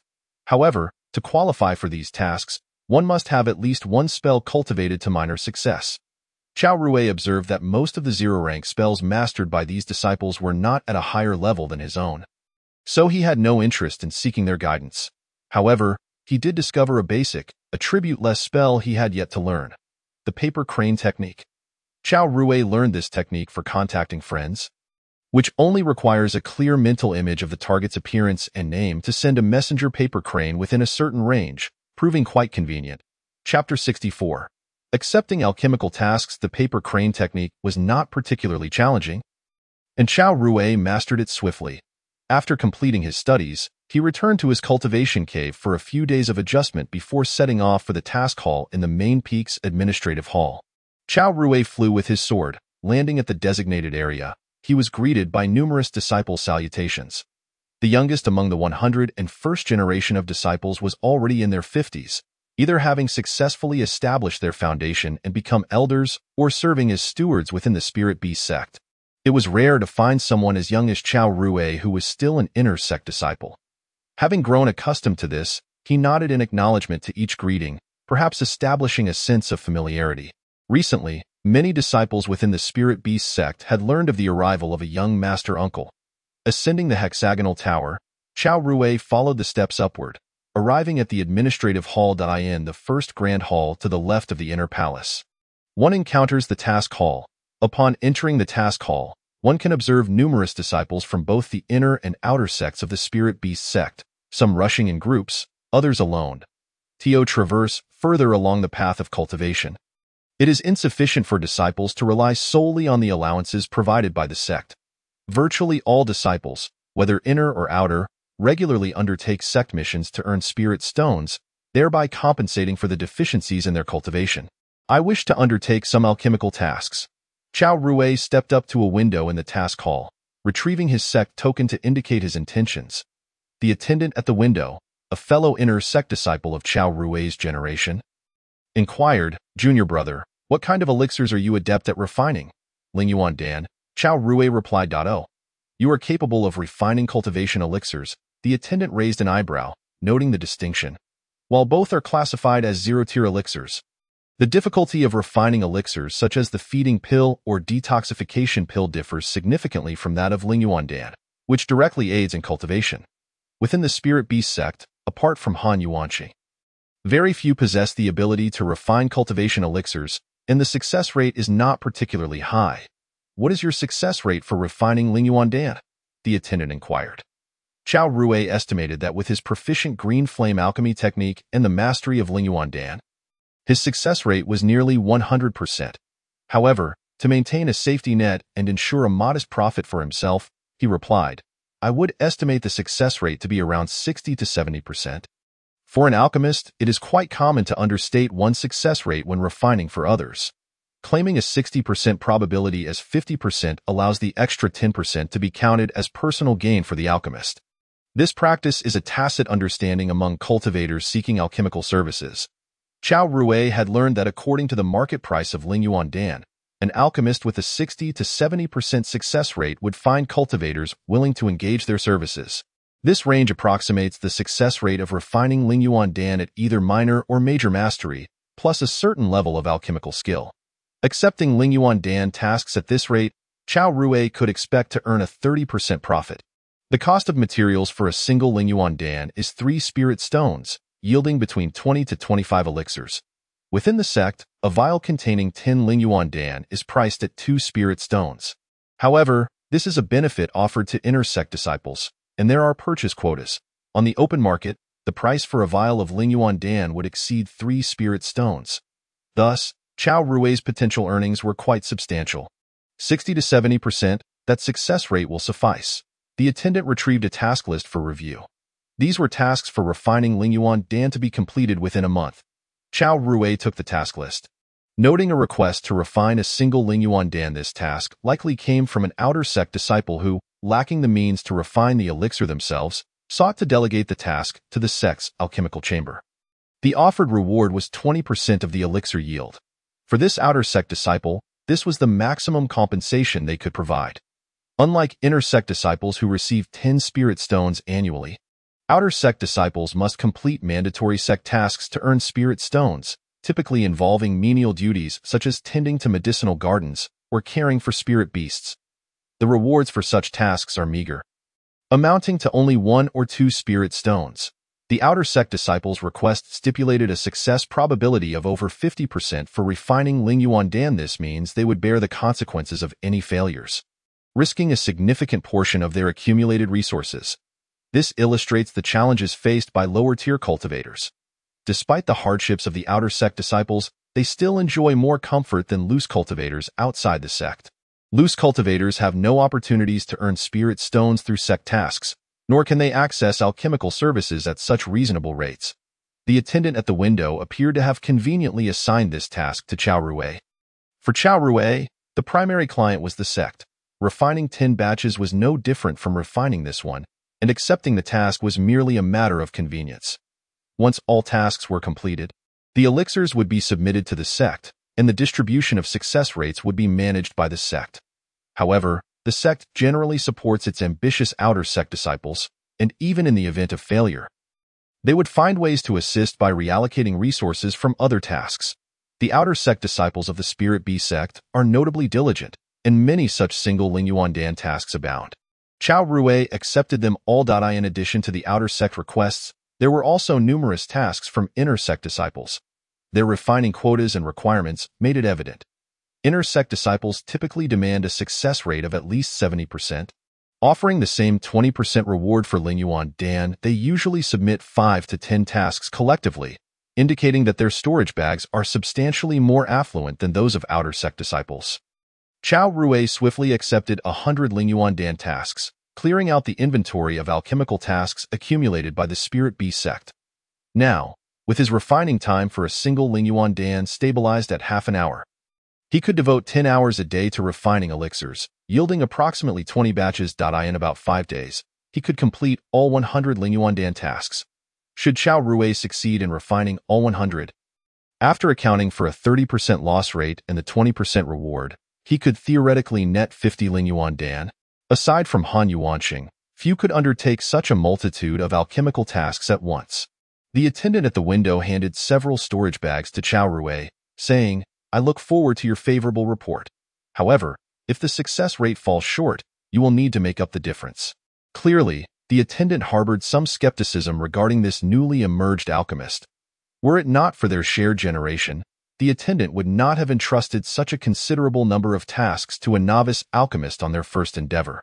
Understood, Chao Rui simply replied before turning to leave the inner palace. Chapter 65. Net Prophet Chao Rui accepted the alchemical tasks. After some contemplation, he decided against heading to Chaoyang Peak, opting instead to visit Han Yuanqing's Spirit Peak for his refining work. Han Yuanqing had left a zero-tier alchemical furnace in the refining chamber for Chao Rui, which significantly enhances the alchemical process. Now that he had taken on these tasks, every additional portion refined would contribute to his profit. Moreover, Chao Rui had promised Han Yuanqing to help him refine the monthly quota of feeding pills. A visit would allow him to refine those materials concurrently if they had arrived. With a soft hum, Chao Rui soared down on his flying sword to the main peak. His mastery of sword control had improved significantly, and soon he arrived at Han Yuanqing's Spirit Peak. To his surprise, materials for the feeding pill had indeed been delivered. Outside the refining chamber, a storage bag containing the required materials awaited him. Having acquired the alchemical skills imparted by Han Yuanqing, it was only right for Chao Rui to assist with some sect tasks. He entered the refining chamber and began the process of crafting feeding pills. Given his complete mastery over the feeding pill and his proficiency in green flame alchemy, the quality and efficacy of the pills he produced were indistinguishable from those refined by Han Yuanqing. After 10 days of diligent effort, Chao Rui successfully converted all the materials provided by the sect into feeding pills. He carefully placed the elixirs into a storage bag, positioning it prominently at the entrance of the refining chamber. This way, the alchemists of the sect would come to collect the batch of feeding pills on their own. After resting for a few hours, he finally calmed his mind. With Han Yuanqing's task completed, it was time to focus on his own. Thus, Chao Rui began the process of refining Lingyuan Dan over the next 5 days. He immersed himself wholeheartedly in the alchemical work, remaining tirelessly occupied. By the end of the 5th day, he had successfully completed all 100 Lingyuan Dan. He placed the final elixir into his storage bag. A sigh of relief escaped him, and a satisfied smile graced his face. "Excellent. I only encountered 3 failures among the 100 Lingyuan Dan." Chao Rui murmured in delight. Upon meticulous tallying, he discovered that he had successfully refined 93 Lingyuan Dan, totaling 2,139 elixirs. According to the task hall's requirements, submitting 1,000 Lingyuan Dan would suffice to fulfill the task. Consequently, he would retain an additional 1139 Lingyuan Dan. If he sold these surplus elixirs in the market, he could exchange them for over 300 spirit stones. Chao Rui calculated this in his mind. Feeling immensely pleased with his haul, most importantly, his experience with Lingyuan Dan had now reached 100%. He glanced at the experience gauge for Lingyuan Dan in his mind, excitement and anticipation flickering in his eyes as he envisioned boundless possibilities. After refining 100 Lingyuan Dan, the experience gauge was fully charged. This was a unique gain that set Chao Rui apart from others. Without hesitation, he clicked on the full experience gauge.in the next instant. The experience coalesced into a brilliant stream of light, surging into Chao Rui's consciousness. The experiences and insights gained from countless hours of refining flooded his mind, indistinguishable from his own lived experiences. This influx of knowledge propelled Chao Rui to unlock a door leading to a higher realm, perfection. Lingyuan Dan was perfected. Chao Rui murmured, a gentle smile gracing his lips. Achieving perfection signifies that his mastery over Lingyuan Dan has reached its pinnacle. It is likely that even the alchemist Han Yuanqing has yet to attain this level. The experience pearls of the zero-tier elixirs are relatively easy to accumulate. However, I am curious about the situation regarding the experience pearls of the first-tier Huanglong Dan. As Chao Rui pondered, he felt an overwhelming sense of curiosity and desire regarding the path of alchemy that lay ahead. He understood that with the elevation of elixir tiers, the complexity of concocting these potions would inevitably increase. Yet, armed with experience pearls, he believed that with ample time, he would eventually master each of these spiritual elixirs. The successful refinement of the perfect Lingyuan Dan would elevate the success rate to a full 100%.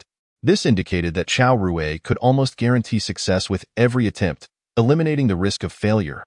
Furthermore, when paired with the proficient green flame alchemy technique, he could produce a maximum of 25 Lingyuan Dan per batch, significantly enhancing both the quality and quantity of the elixirs. The superior quality of the Lingyuan Dan would also provide him with considerable advantages and benefits.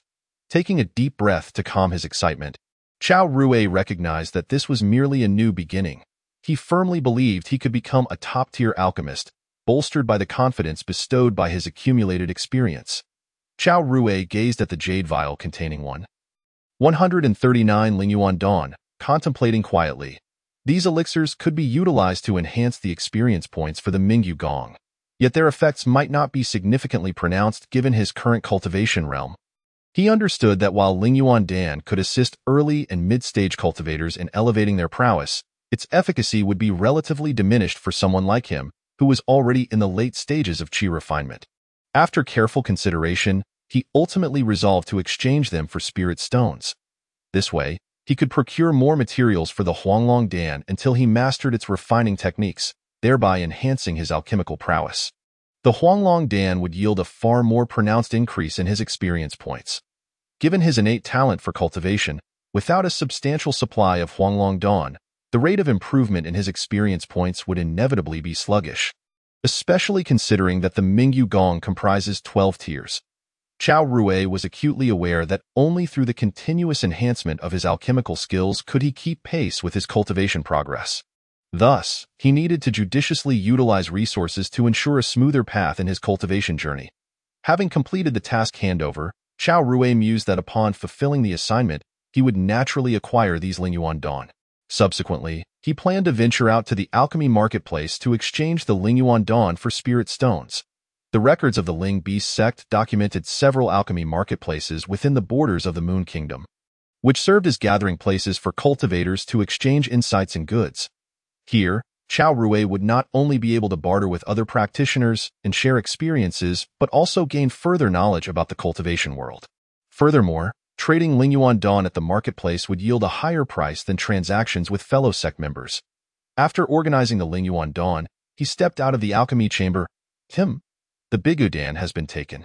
Chao Rui noticed that the Bigudan he had crafted was no longer on the shelf at the alchemy hall. The Bigudan was a spiritual elixir that the sect consumed in large quantities.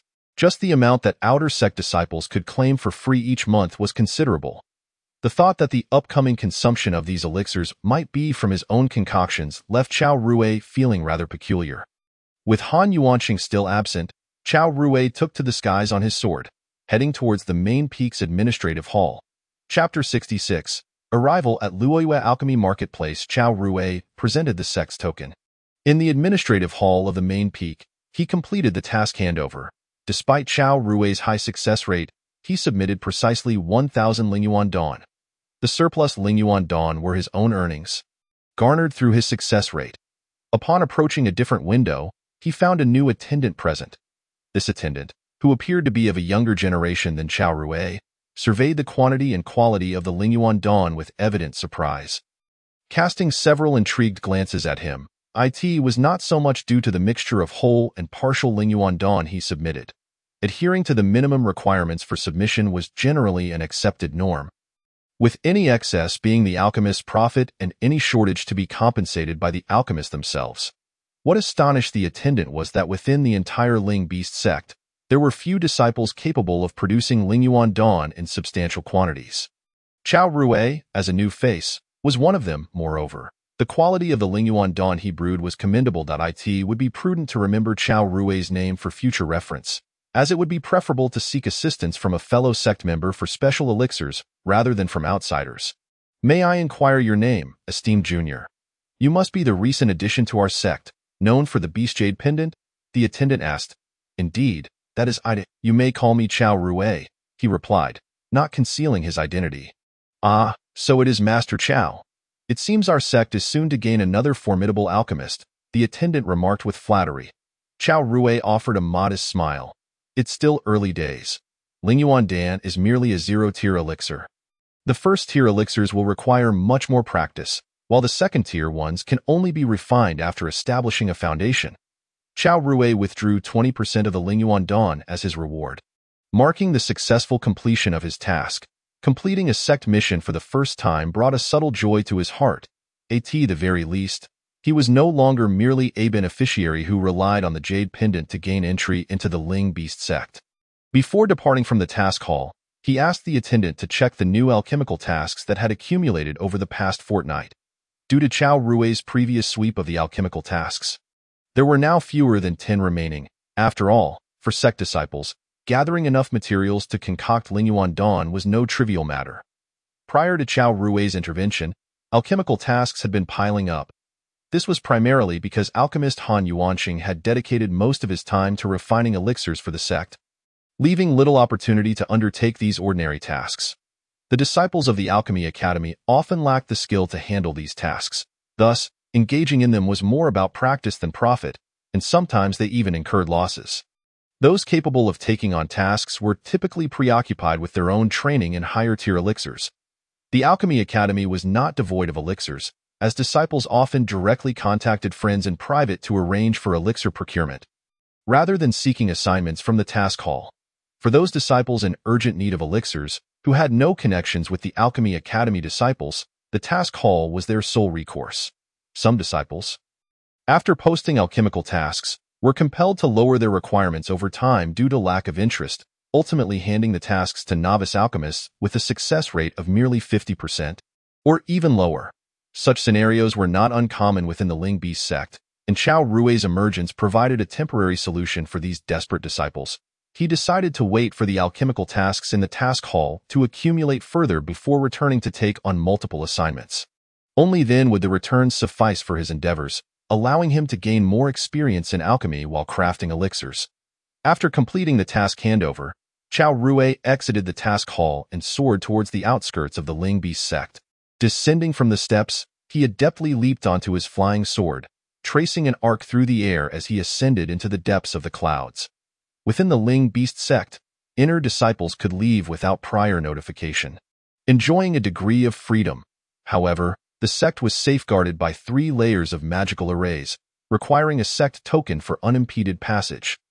Chao Rui kept the sect token fastened to his waist, and as he traversed the magical array, he felt a gentle ripple of magical energy. Upon emerging from the array, the landscape transformed before his eyes into a realm of ordinary mountains. Turning to glance back, he saw that the ethereal peaks of the sect had been obscured by the protective magical formations. This was the function of the illusion array within the 3-tiered defenses of the Ling Beast sect. Its primary purpose was to prevent mundane individuals from intruding. After all, there must be a boundary between cultivators and the mortal realm. Without such a line, ordinary people would inevitably flood into the sect's rich reservoir of spiritual energy. Immortality is a dream cherished by every mortal, yet the existence of spiritual roots creates an insurmountable chasm between the immortal and mortal worlds. Of course, beyond the illusion array, the other 2 arrays possess offensive and defensive capabilities specifically designed to confront other cultivators. Standing upon his flying sword, feeling the rush of air and the whistling wind, Chao Rui could not help but lament. The speed of a novice sword flyer is exceedingly sluggish. Moreover, standing on such a small flying sword is truly uncomfortable. Mastering authentic sword flight requires a solid foundation and robust spiritual awareness. It seems I must make numerous trips to the alchemy marketplace in the future. I must also find time to visit the Spirit Beast Institute to acquire a Chinyu crane as my Spirit Beast mount. Chao Rui recalled that he still possessed a Spirit Beast talisman, which could be used to exchange for a Spirit Beast at the Spirit Beast Institute.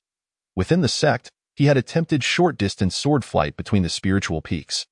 But during that time, the brief distances did not reveal any significant issues. However, upon embarking on longer journeys, he truly realized that his current sword flight technique was merely a provisional version, fraught with inconveniences. Not only was it slow, but the discomfort was also quite pronounced at this moment. He was en route to the nearest alchemy marketplace, the Luoyue Alchemy Marketplace, situated approximately 5,000 miles from the Ling Beast sect. Given his current rudimentary sword flight skills, he could travel a maximum of 700 to 800 miles per day. This meant he would need to fly continuously for 7 to 8 days to reach his destination. Enduring the confines of the small sword for the entirety of that time, a thought that filled him with immense dread, it would be far more comfortable to travel by horse than to endure such a torment. Resolute, Chao Rui continued his sword flight for half a day before finally departing from the mountain range. After a prolonged journey through the skies, Chao Rui descended upon a tranquil little town. In this quaint locale, he encountered several merchants from whom he procured a splendid assortment of robust steeds. Subsequently, he acquired a carriage, and reclining within the vehicle, adorned with animal pelts, he deftly commanded the horses with his spiritual sense, creating the uncanny illusion of a driverless carriage. With a sense of purpose, Chao Rui directed the carriage towards the Luoyue Immortal Market. Within the confines of the carriage, he found ample opportunity to cultivate a far more comfortable endeavor than his rudimentary sword-flying techniques. 10 days later, Chao Rui arrived at the Luoyue Immortal Market, nestled within a valley flanked by two towering peaks. The market derived its name from the fact that it was positioned precisely beneath the setting full moon. On the surface, the Luoyue Immortal Market appeared to be an ordinary town, yet according to the intelligence gathered by Chao Rui, the entrance to this mystical market lay concealed within a narrow alley. Chapter 67. The difficulty of grave digging. Before entering Luoyue town, Chao Rui undertook a series of precautionary measures to ensure his safety and to cloak his true identity. He first retrieved a plain black robe from his storage bag, replacing the blue inner disciple attire emblazoned with the emblem of the Spirit Beast sect. This change would prevent others from recognizing him as a disciple of the Spirit Beast sect, as sect members were often conspicuous in scattered cultivator markets. Next, he donned a mask to completely obscure his features. Although cultivators typically identify one another through their unique fluctuations of spiritual power, it was prudent to exercise caution. Having taken these precautions, Chao Rui confidently stepped into Luoyue town. With his late-stage qi refinement cultivation, the profound power bestowed by the ancient Mingyu technique, and mastery of multiple perfected level 0 spells, he felt a considerable sense of confidence in his abilities. However, given the treacherous nature of the cultivation world, vigilance was essential. Only by safeguarding himself could he navigate the realm of immortality with ease. The scale of Luoyue town was comparable to that of the former Heishui town, yet one was situated in the Shao kingdom while the other lay in the Yu kingdom, leading to marked differences in attire, speech, and mannerisms among the residents. Following the guidance in his records, Chao Rui ultimately arrived at the 7th alley of Luoyue Street. The alley was long, but at its end, he encountered a gray-brown earthen wall, presenting the appearance of a dead end. Nevertheless, undeterred, he advanced confidently, employing his spiritual sense to probe the surroundings. As he approached within 10 meters, a haze of gray spiritual mist suddenly emerged in his path, with flickering gray light illuminating the entrance, clearly indicating the presence of a formation. The seemingly dead-end alley was merely a barrier to deter the uninitiated. Confirming the entrance's location with his spiritual sense, Chao Rui cautiously approached, feeling a subtle resistance emanating from the wall, as if attempting to repel him. Yet, he did not falter. Instead, he concentrated his spiritual power and pushed forward, successfully stepping into the formation. To any ordinary person observing from the alley, it would appear as though Chao Rui's entire being had seamlessly merged into the wall. However, should any ordinary individual attempt a similar maneuver, the force of the formation would impart a harsh lesson. Only those possessing spiritual power could enter. Once within the formation, Chao Rui's surroundings brightened. The scene before him resembled the outside world yet bore subtle differences. It remained an alley, albeit significantly longer than its external counterpart. Flanking the alley were not dilapidated houses, but rather a series of cultivators, each seated cross-legged before their respective stalls every few meters. Beyond the high walls of the alley lay a gray expanse, likely a barrier separating the mundane from the mystical. A brief glance revealed an array of items on display, ranging from flying swords to books and spiritual herbs. However, these wares were predominantly low-tier cultivation supplies meant for early-stage qi refinement practitioners. At the end of the alley lay a square, from which the two mountains of Luoyue town loomed in the distance, suggesting that this location served as an ideal vantage point for moon gazing during the lunar transitions. The square, along with the alley, constituted the entirety of this cultivation market, as it was not feasible for a formation established by scattered cultivators to encompass a vast area. The Spirit Beast Sect's manual had briefly mentioned this market, noting that stallholders in the alley were not required to pay any fees, whereas those in the square needed to remit a certain amount of rent. Consequently, the merchandise sold in the square was generally of superior quality and more specialized. For instance, a store dedicated to magical artifacts would exclusively sell magical items, while an alchemy shop would focus solely on elixirs, and a herbalist would specialize in spiritual herbs. Chao Rui's dealings with Ling Yuan Dan could only occur within the shops of the square. As he entered the alley, the stallholders immediately turned their attention to him, scrutinizing him from head to toe. Had Chao Rui been a novice in the realm of immortality, he would have undoubtedly been met with an exuberant welcome. However, in this moment, he made no effort to conceal the aura of late-stage chi refinement emanating from him. The scattered cultivators merely cast a fleeting glance in his direction before promptly averting their eyes. In the cultivation world, status and age held little significance. Only cultivation level mattered. Given Chao Rui's current prowess, he undoubtedly ranked among the absolute elite among these scattered practitioners, confronted with such a formidable presence. They dared not engage him unless they sought their own demise. Chao Rui strode through the alley with steady, purposeful steps. The cultivators at the stalls were woefully weak, with only a handful at mid-stage chi refinement catching his eye. His spiritual sense flowed like invisible tendrils, swiftly scanning the stalls on either side. This allowed him to instantly discern the items displayed, whether they were precious treasures or mere trinkets, all within his perceptive reach. The realization that many late-stage chi refinement practitioners had previously engaged in similar treasure-seeking endeavors led Chao Rui to conclude that the odds of finding something valuable among the stalls were virtually non-existent. Suddenly, Chao Rui halted before one particular stall, captivated by an item that elicited a soft gasp of intrigue. Observing the other wares at this stall, he discerned that the proprietor was engaging in a rather amusing ruse. As the spiritual herbs were likely self-manufactured imitations, his spiritual sense revealed that the ordinary herbs had been dusted with spiritual powder to masquerade as genuine spiritual herbs. Nevertheless, the audacity of the scheme was commendable. The stallholder, a minor cultivator at the third layer of chi refinement, felt a pang of anxiety as he noticed Chao Rui pausing before his stall, his heart racing. He silently prayed that Chao Rui was merely browsing and would not uncover the flaws in his offerings. After all, if he were faced with a cultivator of similar strength, he could manage the situation, but against a late-stage chi refinement expert, he would not dare provoke. Feigning calmness, the stallholder cautiously inquired, "Ahem, esteemed senior. Have you found anything to your liking? Please feel free to choose." He endeavored to keep his tone steady, all the while inwardly hoping that Chao Rui would not sense his unease. Chao Rui, upon hearing this, felt no need for pretense. With a flick of his hand, he activated his telekinetic abilities and effortlessly drew the only half of an ancient tome from the stall. The stallholder's heart eased slightly upon noticing that what Chao Rui had taken was not the spiritual herb.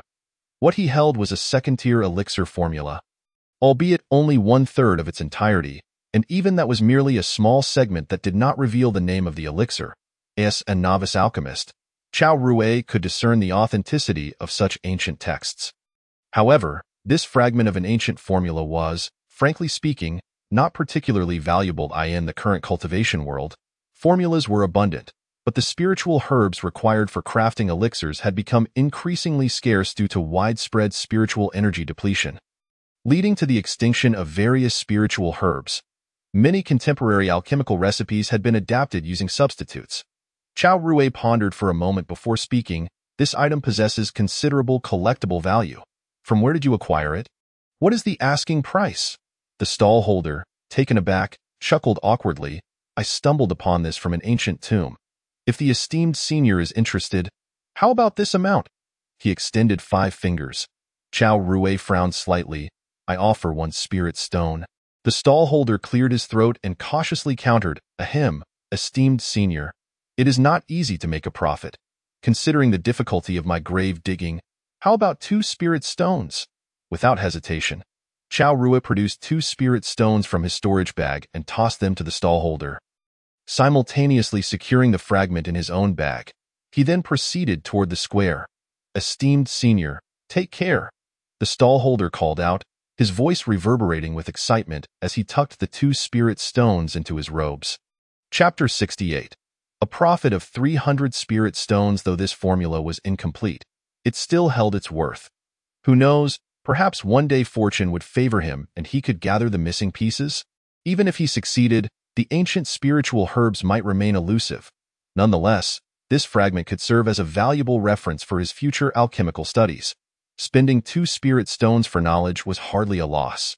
Given his current resources, the expenditure was well within Chao Rui's means. As he ambled along the alley, he noted the presence of numerous cultivators within this market. Entry into the Luoyue Immortal Market also necessitated the payment of spirit stones. However, this market had the advantage of offering a brief grace period, typically lasting 12 hours, after which designated personnel would approach to collect fees. Should one fail to comply, they would be expelled from the market and marked by the formation, rendering them unable to re-enter for a certain duration. The establishment of this free period has rendered the Luoyue Immortal Market even more prosperous. After paying their spirit stones, wandering cultivators typically choose to remain within the market, for it is built upon a spiritual vein, providing an abundance of spiritual energy compared to the outside world. Having spent their resources, who would venture out for no reason? Chao Rui surveyed the crowd and the array of shops, first making a circuit around the square. Upon careful observation, he discovered there were 3 alchemy shops in total. After some deliberation, Chao Rui decided to enter a store named Danling Baoga. Danling Baoga is a renowned chain of spiritual elixir shops within the Yunzhou cultivation community. Backed by a formidable force, this establishment primarily deals in spiritual elixirs, while also selling related products such as spiritual herbs. Danling Baoga not only sells spiritual elixirs, but also buys them in large quantities to profit from the price difference. However, they maintain strict quality standards for the elixirs they purchase, only acquiring those of above-average quality. Due to the widespread presence of Danling Baoga branches throughout the cultivation world, even with numerous alchemists, fulfilling market demand proves challenging.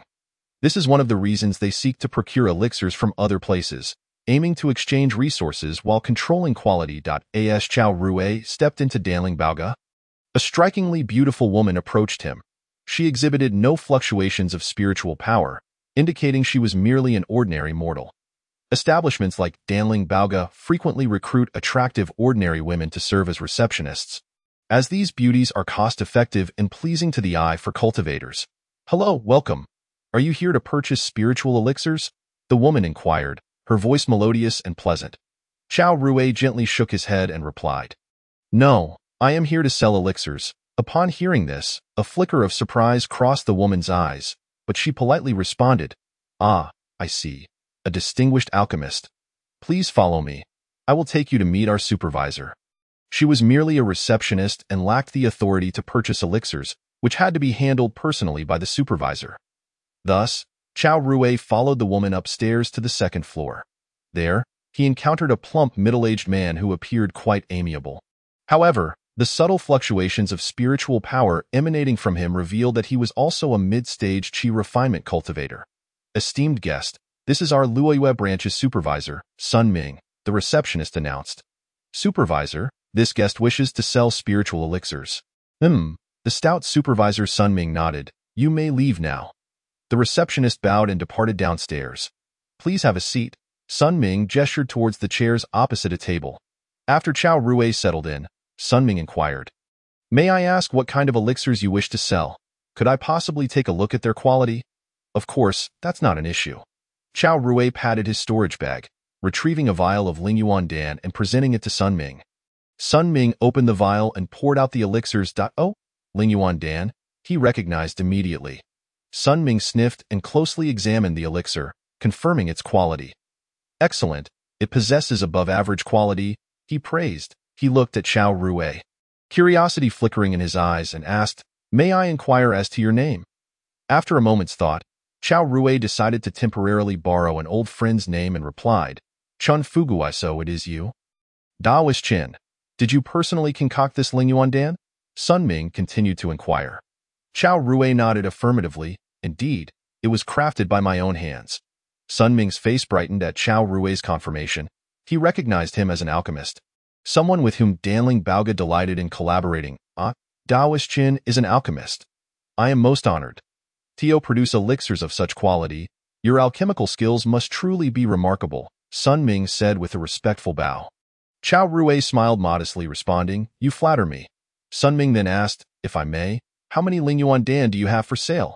Chao Rui replied, In total, I have 1,100. He deemed it unnecessary to mention the 30-odd extras. Sun Ming's eyes lit up at the figure. 1,100 was indeed a substantial quantity. Moreover, Lingyuan Dan is exceedingly popular among numerous low-level cultivators.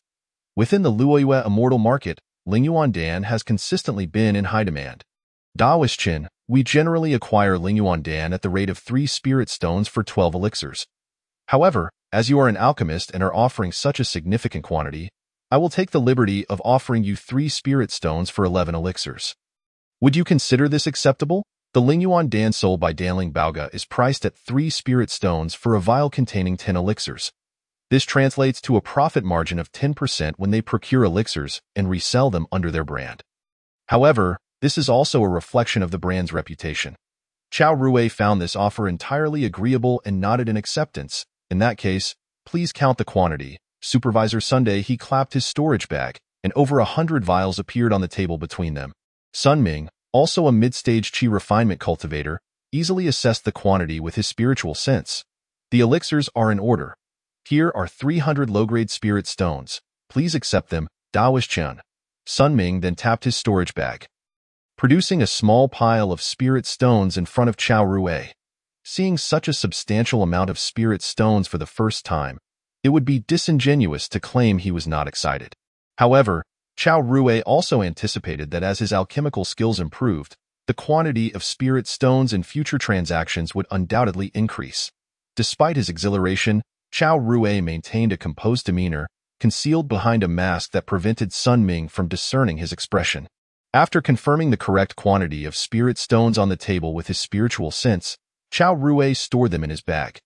Having successfully completed the transaction for Lingyuan Dan, he pondered and asked, Might I inquire if you have any spiritual herbs for crafting Huanglong Dan? Chapter 69. The Earthly Brother Sunday. Huanglong Dan, a first-tier elixir for cultivation, is the next elixir Chao Rui intends to master. By mastering Huanglong Dan, he would nearly qualify as a novice alchemist. Moreover, this elixir would significantly enhance his experience points in Mingyu Gong. Mastering this elixir is essential for Chao Rui's continued advancement in cultivation. Spiritual herbs for crafting Huanglong Dan. Could it be that Daoist Qin is able to concoct first-tier elixirs and is thus a novice alchemist? Sun Ming's eyes brightened again. Chao Rui waved his hand dismissively. Supervisor Sun, you overestimate me. I merely wish to experiment a little. Haha. I suspect Daoist Qin must possess some confidence in crafting Huanglong Dan, prompting your inquiry about the herbs. We certainly have the herbs for Huanglong Dan at Danling Baoga. And if it is you, Daoist Qin, who is purchasing, I assure you we can offer you a satisfactory price. Sun Ming pledged, eager to establish a deeper connection with this unfamiliar alchemist. What price are you offering? Chao Rui inquired. Sun Ming pondered for a moment before promptly providing a precise figure. In the marketplace, a portion of herbs for Huanglong Dan typically sells for no less than 10 spirit stones.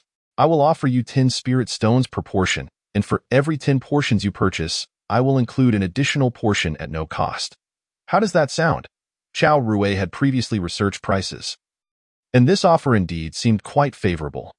Given that Huanglong Dan is a first-tier elixir, the variety of herbs required is significantly more complex than for Lingyuan Dan, with prices fluctuating between 10, 11, and even 12 per portion in recent years.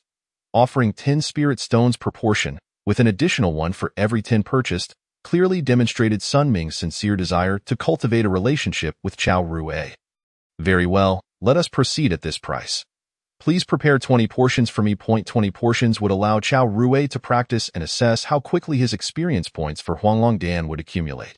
From the 300 spirit stones he had just acquired, he withdrew 200 and handed them to Sun Ming. After purchasing the 20 portions of herbs for Huanglong Dan, he was left with 109 spirit stones for future contingencies.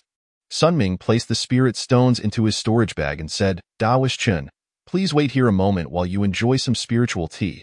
I will have someone gather the herbs. Sun Ming summoned a male shop attendant, whispered a few instructions, and then opened a tea cabinet to personally brew a pot of spiritual tea for Chao Rui. After taking a sip, Chao Rui felt the spiritual energy of the tea invigorate his senses, even slightly boosting his experience points in Mingyu Gong. Before long, the male attendant returned, carrying a storage bag. Sun Ming took the bag, inspected its contents, and then handed it to Chao Rui. Daoish Chen, here are the materials for a total of 20 portions of Huanglong Dan. Chao Rui accepted the storage bag and examined its contents carefully. When Han Yuansheng was present, he had discussed the formula for Huanglong Dan, and Chao Rui had previously processed the materials for him, thus he recognized them instantly. Indeed, there are a total of 22 portions, Chao Rui confirmed. Then, Daoish Chen, I wish for our collaboration to be fruitful, and I hope you will return to Danling Baoga for future elixir sales, Sun Ming warmly invited. Chao Rui nodded, I will certainly return next time. With the transaction complete, Chao Rui stood to take his leave. Sun Ming, being quite seasoned, recognized from Chao Rui's attire that he wished to keep his identity concealed and, understanding the sensitivities of cultivators, merely escorted him to the stairway. After descending, Chao Rui promptly exited Danling Baoga and took a moment to browse the shops within the market. Having witnessed the prices of various magical artifacts, Chao Rui found that apart from the urgently needed elixirs and materials for practice, he was not in want of anything else, and thus decided to leave the market without lingering. He had spent merely over an hour within the realm of the cultivation market. As he exited, the carriage awaiting him at the alley remained unharmed. Chao Rui boarded the carriage and, with the aid of his spiritual consciousness, urged the horses towards the direction of the spirit beast sect. Almost as soon as he departed from Luoyue town, he sensed two waves of magical energy rapidly approaching from behind. A scheme to kill and seize treasures? Reacting swiftly, Chao Rui immediately cast a spell of golden light upon himself. He then used his telekinesis to summon his flying sword, propelling himself into the air from the carriage. Upon glancing back, he indeed spotted two masked cultivators flanking him, one on the left and the other on the right, emanating a yellow glow indicative of some earth elemental low-level spell, moving with remarkable speed. Their magical energy signatures suggested that they were likely at the late stage of chi refinement. As Chao Rui contemplated whether to ascend further to evade them or to take the initiative and strike, another figure approached from the distance, soaring through the air with great speed using sword control technique. You two rascals of the Earthwalker clan, should you dare to set your sights on me, a distinguished guest of the Danling Treasure Pavilion, do not expect to show your faces in Luoyue Market again. The figure shouted before even arriving. The two masked cultivators were momentarily startled by Chao Rui's ability to ascend into the air, but upon realizing that the sword wielder was closing in, they turned and fled without a backward glance. The approaching swordsman, who had come from not far in front of Chao Rui, addressed him. I am Xian Luo, a guard from the Danling Treasure Pavilion. Sent by Supervisor Sun to keep watch, I noticed these Earthwalker brothers behaving suspiciously, so I took the liberty to follow them. Please do not take offense. It turned out that the Earthwalker brothers were notorious bandit cultivators in the Luoyue cultivation market, often lurking in the vicinity of Luoyue town to rob passing cultivators. Both brothers were at the 8th layer of chi refinement, proficient in sharp earth elemental spells, and had somehow learned a low-level earth evasion technique, making them exceptionally swift. The overseers of the market had long sought to deal with the brothers, but their remarkable evasion skills had thwarted any opportunity to apprehend them. Chao Rui responded, I understand. Thank you, Xian Luo. Please also convey my gratitude to Supervisor Sun. It is no trouble, Chun Dao Yu. Although those brothers have commendable evasion techniques, they cannot fly. I observe that you are capable of aerial maneuvers. Thus, you need not worry about them any longer, Xian Luo reassured him. Understood, Chao Rui nodded. I shall take my leave now. We shall meet again another day. With that, Xian Luo soared away, quickly vanishing from Chao Rui's sight. Late-stage chi refinement? Earth evasion technique? Chao Rui squinted slightly, opting to descend from the air and re-enter the carriage. It was quite an accomplishment for an ordinary chi refinement cultivator to master a single spell to such an extent. Given that Chao Rui possessed numerous perfected spells, It was time to test his own combat prowess. Soon, the carriage resumed its journey, moving further away from Luoyue town. Inside, Chao Rui sat cross-legged, his eyes gently closed. Yet his spiritual consciousness gradually expanded, akin to radar, absorbing everything within a 10-meter radius into his mind. Indeed, they have caught up. Suddenly, Chao Rui's eyes snapped open, a glint of coldness flashing within. Just moments ago, he had distinctly sensed two familiar waves of magical energy approaching from behind. The fluctuations during spellcasting were unavoidable and could be sensed by cultivators from a distance, especially for a technique like the Earth Evasion spell, which required continuous casting. Chao Rui was certain that it was the Earthwalker brothers returning. However, he had anticipated this scenario. As Xian Luo had indicated, by returning to the ground, he had inadvertently given them another opportunity, and they would not let this chance slip by. A subtle smile crept onto Chao Rui's lips, yet who was hunting whom remained uncertain. Unhurriedly, Chao Rui tossed several black seeds from the carriage window. Using his telekinesis, he ensured that the seeds took root swiftly upon touching the ground. Simultaneously, he formed a hand seal, channeling his magical energy throughout his body. With his movements, a brilliant golden light erupted from him, forming a protective golden shield that enveloped him completely. This was the first defensive spell he had learned, the spell of golden light. After completing these preparations, Chao Rui activated his perfected light feather technique, his form flashing like a wraith. While the perfected light feather technique may not be suitable for long-distance travel, it proved immensely advantageous for swift maneuvers in short-range combat. With a whoosh, Chao Rui darted out from the window of the moving carriage.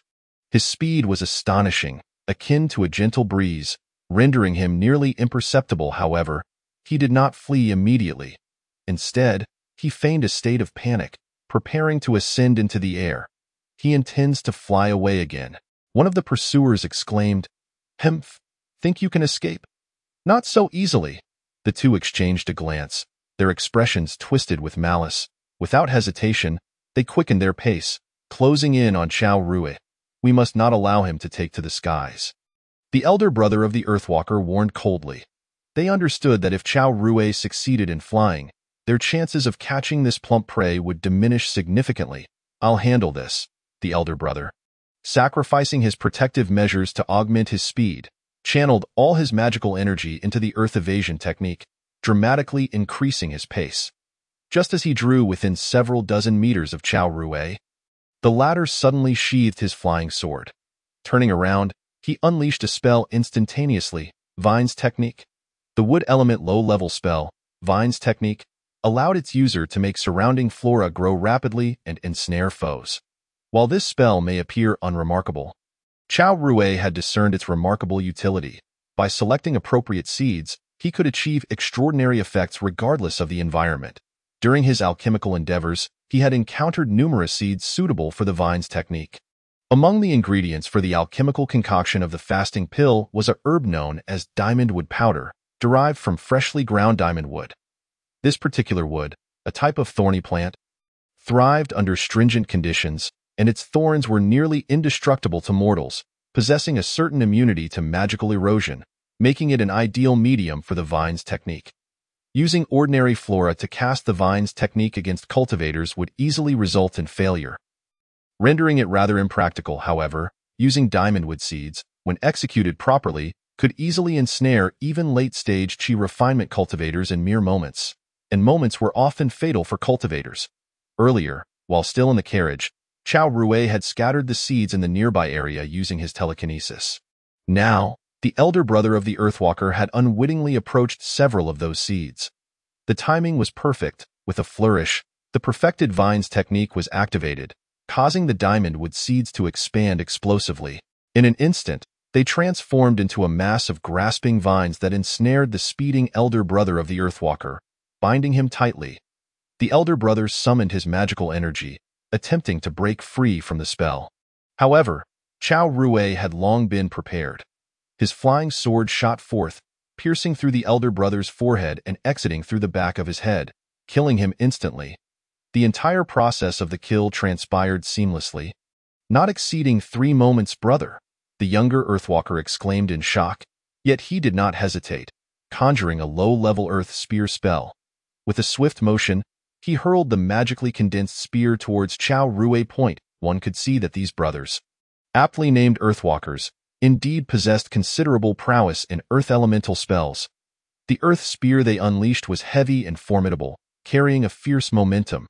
However, in the face of this attack, Chao Rui did not flinch. Instead, he charged forward. He feared not engaging in combat, but rather that this rogue might utilize the Earth evasion technique to escape. At his current speed with sword control, he would find it challenging to catch the Earthwalker brothers once they activated their evasion technique. As he swiftly approached his opponent using the light feather technique, he simultaneously activated the nearby diamondwood seeds, rapidly transforming them into dense vines to intercept and weaken the Earth Spear's might. Finally, as the Earth Spear drew near, Chao Rui resolutely activated his Golden Light spell to absorb the impact. With a resonating thud, the golden light surrounding him surged violently, flickering erratically. Though he was jolted back slightly, with a hint of blood seeping from his mouth and nose, the golden light soon stabilized, while the Earth Spear dissipated into the air. This demonstrated that the perfected Golden Light spell retained substantial defensive capabilities. Not to be underestimated, at this moment, the distance was sufficient. The Earthwalker brother was still preparing a second spell to ensnare Chao Rui, and he could even sense the surrounding soil shifting. Thus, without pausing, Chao Rui unleashed another instantaneous spell, Fire Element low-level spell, Fireball Technique. A dark red fireball of several meters in diameter suddenly formed and plummeted towards the position of the Earthwalker. Was it yet another instant cast? The Earthwalker's hair stood on end. The most unpredictable aspect of instant spells is that as soon as the magical fluctuations manifest, the spell is already upon you, leaving little time for the cultivator to react. The perfected fireball technique is exceedingly swift, and given the proximity, the Earthwalker misjudged the situation while in the midst of casting. Despite his rapid and decisive attempt to conclude his spell and employ the Earth Escape technique to evade, the dark red fireball struck him nonetheless, impacting a portion of his body. Following a faint explosion, all that remained was a pit about a meter deep and a charred expanse. The Earthwalker's brother, however, had lost both legs and lay on the ground, desperately howling in agony. Chao Rui stepped forward, commanding his magic sword to strike down the remaining Earthwalker without hesitation from a distance. Only after the magic sword had pierced the Earthwalker's vital points repeatedly did Chao Rui begin to survey the aftermath. The first priority was to examine the storage bags of the two. Thanks to Chao Rui's deliberate protection, neither of the storage bags had been damaged. Upon inspecting their contents, Chao Rui couldn't help but frown slightly. They were far too impoverished. It seemed these two had spent any wealth they possessed on resources to elevate themselves. Together, the storage bags of the two cultivators at the 8th level of Qi refinement contained merely over 50 spirit stones. However, fortune smiled upon Chao Rui, for he did indeed discover within their bags a first-tier Earth Escape technique known as Yellow Earth Shadow. Chapter 71. Mastery of Green Flame Alchemy. Yellow Earth Shadow. A first-tier Earth attribute spell. Practitioners can utilize the power of Earth elements to burrow underground, moving with the agility of a fish in water. This spell not only allows the practitioner to completely conceal their form, but also enables them to traverse swiftly through the earth, becoming as elusive as a specter. When tracking an enemy, a practitioner need only immerse their feet into the ground to delve beneath the surface, proceeding quietly while maintaining keen awareness of the surroundings ahead, thus easily achieving their objective. However, to learn this first-tier spell during the Qi refinement stage, certain conditions must be met. Only those with commendable Earth attribute spiritual roots, typically late-stage Qi refinement or foundation establishment cultivators, can successfully practice it. Chao Rui pondered inwardly. If he could successfully cultivate the Yellow Earth Shadow, he would no longer fear any opponent in terms of speed. He resolved to attempt to condense the experience orb for this first-tier spell once he had the opportunity. If successful, it would allow him to cultivate the spell. With a wave of his hand, he stored the spirit stones and the tome detailing Yellow Earth Shadow into his own storage bag. Aside from these precious resources, there were no other magical artifacts within the two bags. However, the elder brother's bag contained a second-tier talisman that could still be utilized twice. This second-tier talisman recorded the second-tier fire attribute spell. Flame Dragon Technique. Presumably, this was the ace up the sleeves of the Earthwalker brothers. Fortunately, Chao Rui had disguised himself adeptly and seized the perfect moment to launch his surprise attack, executing a seamless series of lethal strikes that left no opportunity for the other party to utilize the second-tier talisman before he had slain them. The second-tier talisman contained spells that could only be employed by those at the Foundation establishment stage. Though its power diminishes once crafted into a talisman, if used at the right moment, it can still pose a threat even to Foundation establishment cultivators. A second-tier talisman typically requires several hundred spirit stones to procure. This was likely an item the brothers had specifically acquired for self-defense against potential threats during their plundering endeavors. After carefully examining the talisman, Chao Rui stored it in his bag. From this moment on, this second-tier talisman had become his secret weapon. Continuing his inspection of the brothers' storage bags, he found nothing of further value beyond some recovery pills for replenishing magical energy. After thoroughly looting, Chao Rui saw no reason to waste the 2 storage bags. Ordinary storage bags could fetch 1 or 2 spirit stones if sold. Moreover, storage bags can be stacked, provided they are empty. Otherwise, they risk damage. After emptying both bags, he tossed them into his own storage bag and soared away on his sword, pursuing the horses that had fled in terror from the scene. Riding through the air, Chao Rui soon located the horses, which were grazing on wild grass in a thicket several miles away. He climbed aboard the carriage, directing the horses with his spiritual sense, and set off once more towards the spirit beast sect. This time, the journey was uninterrupted by any unusual occurrences. 10 days later, Chao Rui successfully arrived at the Moonfall Mountain Range, home to the spirit beast sect. Changing into the blue robes of an inner disciple, he flew on his sword through the formation and entered the sect's gates. This outing had taken a total of 20 days. During the journey, Chao Rui had also accumulated experience points for the Mingyu technique. Although the effectiveness of cultivation in the outside world was somewhat diminished, the experience points for Mingyu had nonetheless increased to 78, bringing him one step closer to the 8th level of Qi refinement. Upon returning to the sect gate, Chao Rui hurried to the Lingfeng to check if Han Yuanqing had returned. However, he found no trace of him. Outside the alchemy room, there was a new storage bag filled with materials for refining the pill of abstinence. Since Han Yuanqing had generously imparted his alchemical knowledge, Chao Rui naturally felt compelled to reciprocate. Moreover, refining the pill of abstinence would also enhance his experience in the green flame alchemy technique. Accepting the task of refining the pill of abstinence was thus a duty he embraced wholeheartedly. After 3 days, he successfully completed the batch of abstinence pills. Only then did he settle down to refine his own yellow dragon pill. As a first-tier medicinal pill, the refining process was considerably more complex. Additionally, as it was his first attempt, Chao Rui spent over 2 hours before concluding the process. With a hum, the alchemical furnace opened. As expected, the attempt to refine the yellow dragon pill was a failure. Chao Rui felt little disappointment. Attaining minor success in green flame alchemy, achieving a 50% success rate on the first attempt to refine a first-tier spiritual pill was commendable. He glanced at the experience orb for the yellow dragon pill that had appeared in his mind. Refining a single yellow dragon pill yielded approximately a 0.5 increase in experience points. To master the first-tier spiritual pill, a total of 50% experience points was required. This indicated that he needed to refine 100 yellow dragon pills to reach mastery through experience orbs. However, refining first-tier spiritual pills had significantly increased his experience in green flame alchemy. Continuing to refine, Chao Rui established his alchemical practice within Han Yuanqing's alchemy room. Each yellow dragon pill took over 2 hours to refine. With proficiency, he could complete it in 2 hours. He managed to refine about 3 pills a day. After 7 days, the materials for 20 yellow dragon pills were entirely consumed. Of these, Chao Rui succeeded in refining only 1. A staggering low success rate. The yield from his successful batch was a mere 9 pills, falling far short of the standard rate of 15 to 20 pills per furnace.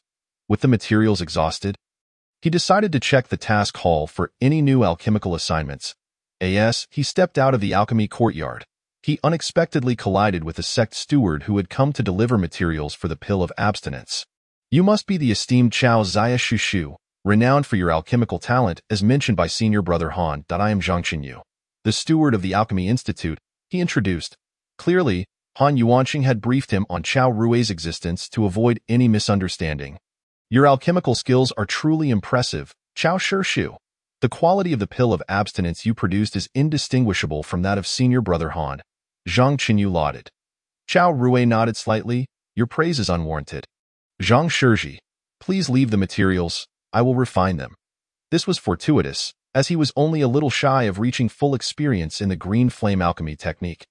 Advancing this technique to mastery would significantly enhance his alchemical skills. Then I shall trouble you, Chao Shishu, Zhang Qinyu said, handing over the storage bag before taking his leave. Chao Rui then re-entered the alchemy room, resuming his refining. 4 days later, after placing the storage bag containing the pill of abstinence on the shelf, he took to the skies on his sword, leaving Ling Feng behind. The green flame alchemy technique had finally reached mastery. The speed and quality of refining spiritual pills had increased a notch. Now, all that remained was to grasp the pill formula. In terms of alchemical skill alone, he could now confidently consider himself a novice alchemist. With this breakthrough in alchemy, Chao Rui was in high spirits as he flew down to the main peak's landing area. Chapter 72. Subduing the Black Feather Demon at the main peak's task hall of the Spirit Beast sect. Chao Rui stood before the task window, surveying the task listings laid out before him. Over a month had passed, and the accumulated tasks for refining spirit source pills numbered less than 50. Meanwhile, the orders for yellow dragon pills also numbered in the dozens, though he could not accept them yet as he had yet to master the yellow dragon pill formula. After some contemplation, he decided to take on all the spirit source pill refining tasks at once. Once he had accumulated a sufficient quantity, he could head to the Luoyue cultivation market to sell them. There were a total of 48 spirit source pill tasks. If he refined 10 each day, he could complete them in less than 5 days and hand them in. Chao Rui received the materials for the spirit source pills from the steward at the window, fastening them to his waist before departing the task hall. Next, he resolved to visit the Spirit Beast Institute to utilize a Spirit Beast talisman and obtain a 1,000-feather crane as a mount. Riding on the back of a 1,000-feather crane was far more comfortable than his rudimentary sword flying technique, and the speed was significantly greater. Additionally, a well-cultivated Spirit Beast could serve as a formidable force in battle. The most renowned aspect of Spirit Beast sect disciples during their ventures into the outside world was their ability to summon Spirit Beasts for assistance. The Spirit Beast Institute was not far from the main peak. Chao Rui's sword on his sword and soon arrived above the Spirit Beast peak. Even from high in the air, he could see the vast numbers of Spirit Beasts being raised on the peak, with the most abundant being the 1,000-feather cranes.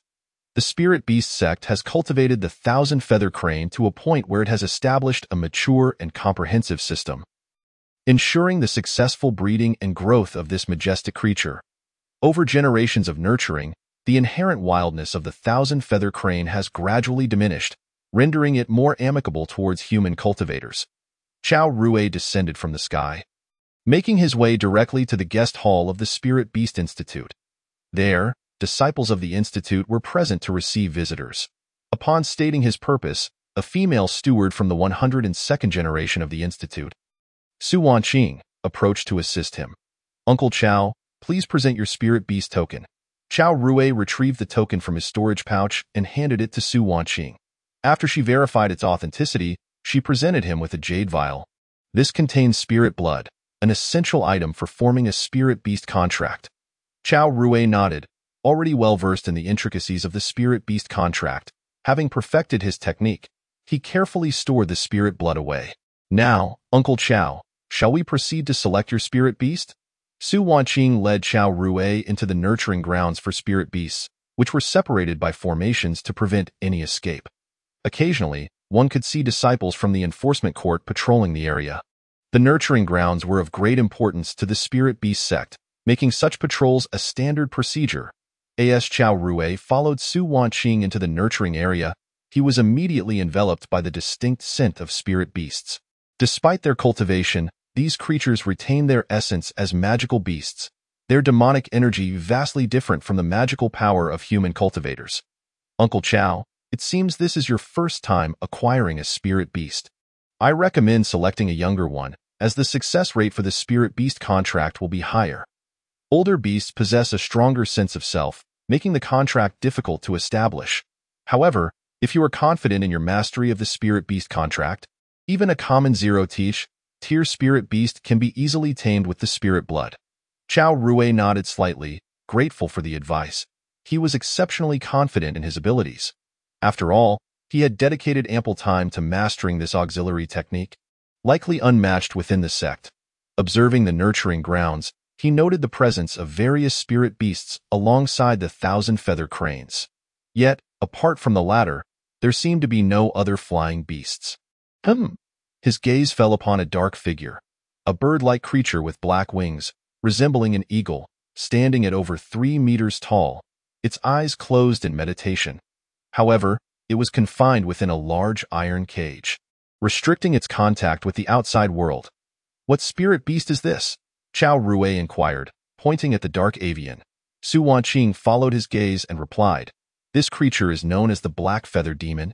A fierce avian beast was discovered nesting in the Moonfall Mountains 6 months ago and has been tamed since, yet its wild nature remains strong, hence its confinement. Given its demonic energy fluctuations, it appears to have reached the first tier and has condensed a demon core. A first-tier beast is equivalent to a human cultivator in the late stage of chi refinement.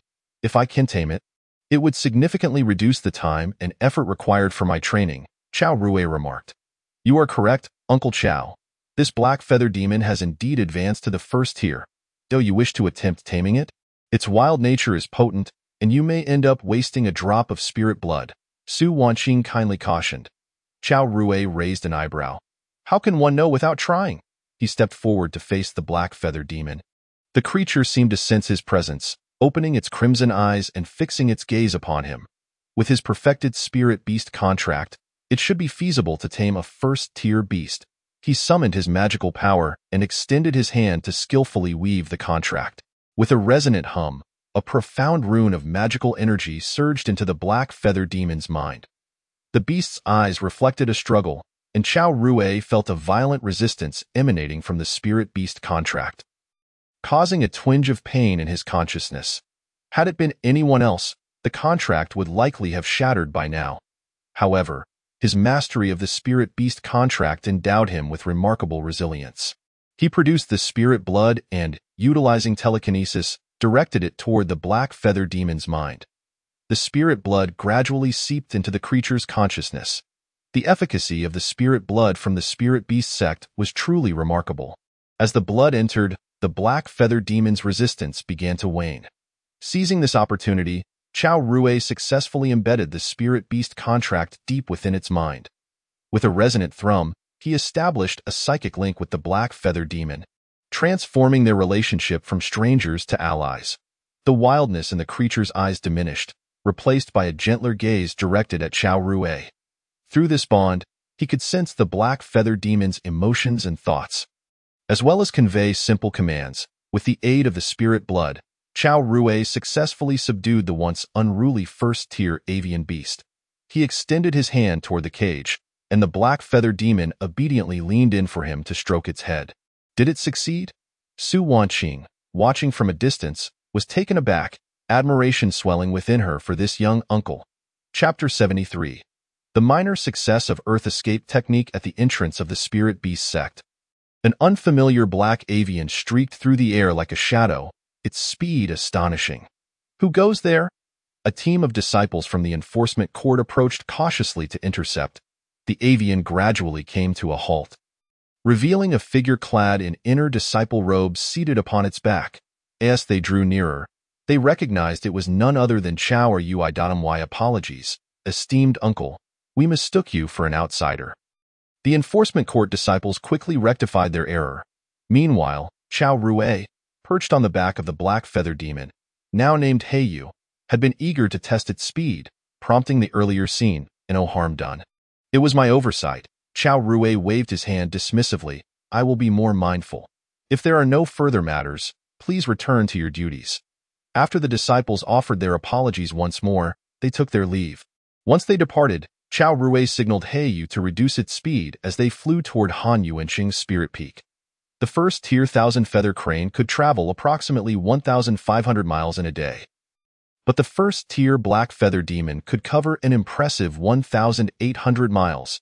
In moments of explosive acceleration, its speed was even greater. Chao Rui was exceedingly pleased with Heiyu's performance, feeling justified in taking the risk of potentially wasting spirit blood to tame it.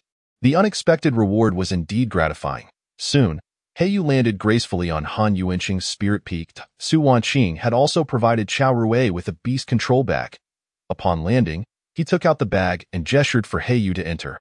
The Black Feather Demon seemed familiar with the bag. Upon seeing it, it conveyed a sense of reluctance through their bond. Very well, you may remain on the Spirit Peak, but remember not to harm any visiting cultivators from the Spirit Beast sect or disrupt the surroundings. Chao Rui instructed. Heiyu responded with a human-like nod. While Spirit Beasts can absorb the spiritual energy of heaven and earth independently, their cultivation can take significantly longer without the aid of spirit pills. Therefore, nurturing spirit beasts typically requires regular feeding of spirit pills. Contemplating this, Chao Rui retrieved the remaining spirit pills from his possession, opened the vial, and fed one to Heiyu. The creature devoured it like a candy, affectionately nuzzling Chao Rui's shoulder before taking flight into the forest atop the spirit peak. The abundant spiritual energy and plethora of small animals in the forest would serve as ample sustenance. Shaking his head, Chao Rui entered the alchemy chamber, retrieving the materials needed to refine spirit pills. Having perfected the recipe for the spirit source pill and mastered the green flame alchemy technique, crafting the pills was now second nature. In less than half an hour, fragrant aromas wafted from the alchemical furnace. With a surge of magical power, Chao Rui opened the furnace to reveal 25 spirit source pills rotating within. He waved his hand, employing telekinesis to gather the pills. Swallowing one himself, he allowed the Mingyu technique to absorb its essence. Quite good. The quality has improved by about 20% at this rate. Han Yuanqing's refined spirit source pills may not surpass my own. Satisfied, Chao Rui stored the pills in a prepared vial. Over the course of 5 days, by noon on the 5th day, he had successfully refined all 48 batches of spirit source pills, yielding 25 pills. Considering a 30% loss rate alongside a 20% gain, he only needed to submit 600 pills to the task hall, netting him a profit of 600 spirit source pills. In reality, the alchemy division calculated an average yield of 22 to 23 pills per furnace.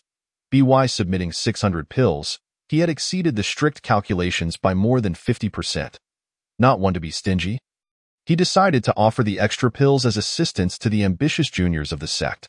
That very day, Chao Rui went to submit the spirit source pills and complete the task. For now, there were no additional spirit source pill requests from the task hall. While he awaited the next opportunity to accumulate alchemical tasks, he returned to his cultivation cave on Morning Sun Peak to practice the first-tier spell he had acquired during his outing. Earth Escape Technique. He meticulously studied the spell and repeatedly practiced it within the confines of his cave. 3 days later, the experience pearl of the Yellow Earth Escape Technique finally coalesced in Chao Rui's mind. A surge of joy welled up within him. The ability to condense the experience pearl signified that he could successfully cultivate the Yellow Earth Escape Technique. This marked the first occasion on which Chao Rui had condensed an experience pearl for a first-tier spell, rendering the process of mastering the Yellow Earth Escape Technique immensely valuable for reference. He focused on gathering the earth elements to envelop his body, allowing himself to gently merge with the soil. However, each attempt at casting the spell often culminated in failure, as Chao Rui's earth affinity was rather unremarkable. Yet, the experience value from the Yellow Earth Escape Technique's experience pearls steadily increased despite the setbacks. The failures were inconsequential. The growth in experience was sufficient for him. Immersed in the cultivation of the Yellow Earth Escape Technique, after a month had elapsed, the experience value reached 30%. A thought crossed Chao Rui's mind, prompting him to click on the experience pearl. The pearl flashed with a purple light, and an influx of memories and experiences related to the cultivation of the Yellow Earth Escape Technique surged into his consciousness. In just 1 month, Chao Rui had successfully grasped the fundamentals of this first-tier spell, thanks to the experience pearl. Typically, ordinary cultivators would require 2 to 3 years of seclusion to attain proficiency in a first-tier spell. If others were to discover the swiftness of my cultivation, they would undoubtedly label me a prodigy. Over the course of a month, the alchemical tasks at the task hall must have dwindled. It would be prudent to continue refining the yellow earth escape technique to a greater degree. Thus, Chao Rue immersed himself in rigorous training once more. After 3 months, the experience value of the pearl reached 60%. The pearl trembled slightly, signaling that Chao Rue could surpass his current realm. Without hesitation, he clicked on the experience value. The insights into the yellow earth escape technique flooded into his mind, and upon digesting this knowledge, he found it indistinguishable from his own cultivated experiences. Moreover, his body underwent subtle transformations under the influence of this newfound knowledge, becoming even more suited for executing the yellow earth escape technique. The yellow earth escape technique had reached a minor success. First-tier spells are not to be compared with zero-tier spells. They are typically reserved for a select few talented individuals in the latter stages of Qi refinement. While the majority only gain access to such spells during the foundation establishment phase, would it not take ordinary cultivators a decade or more to refine a first-tier spell to minor success?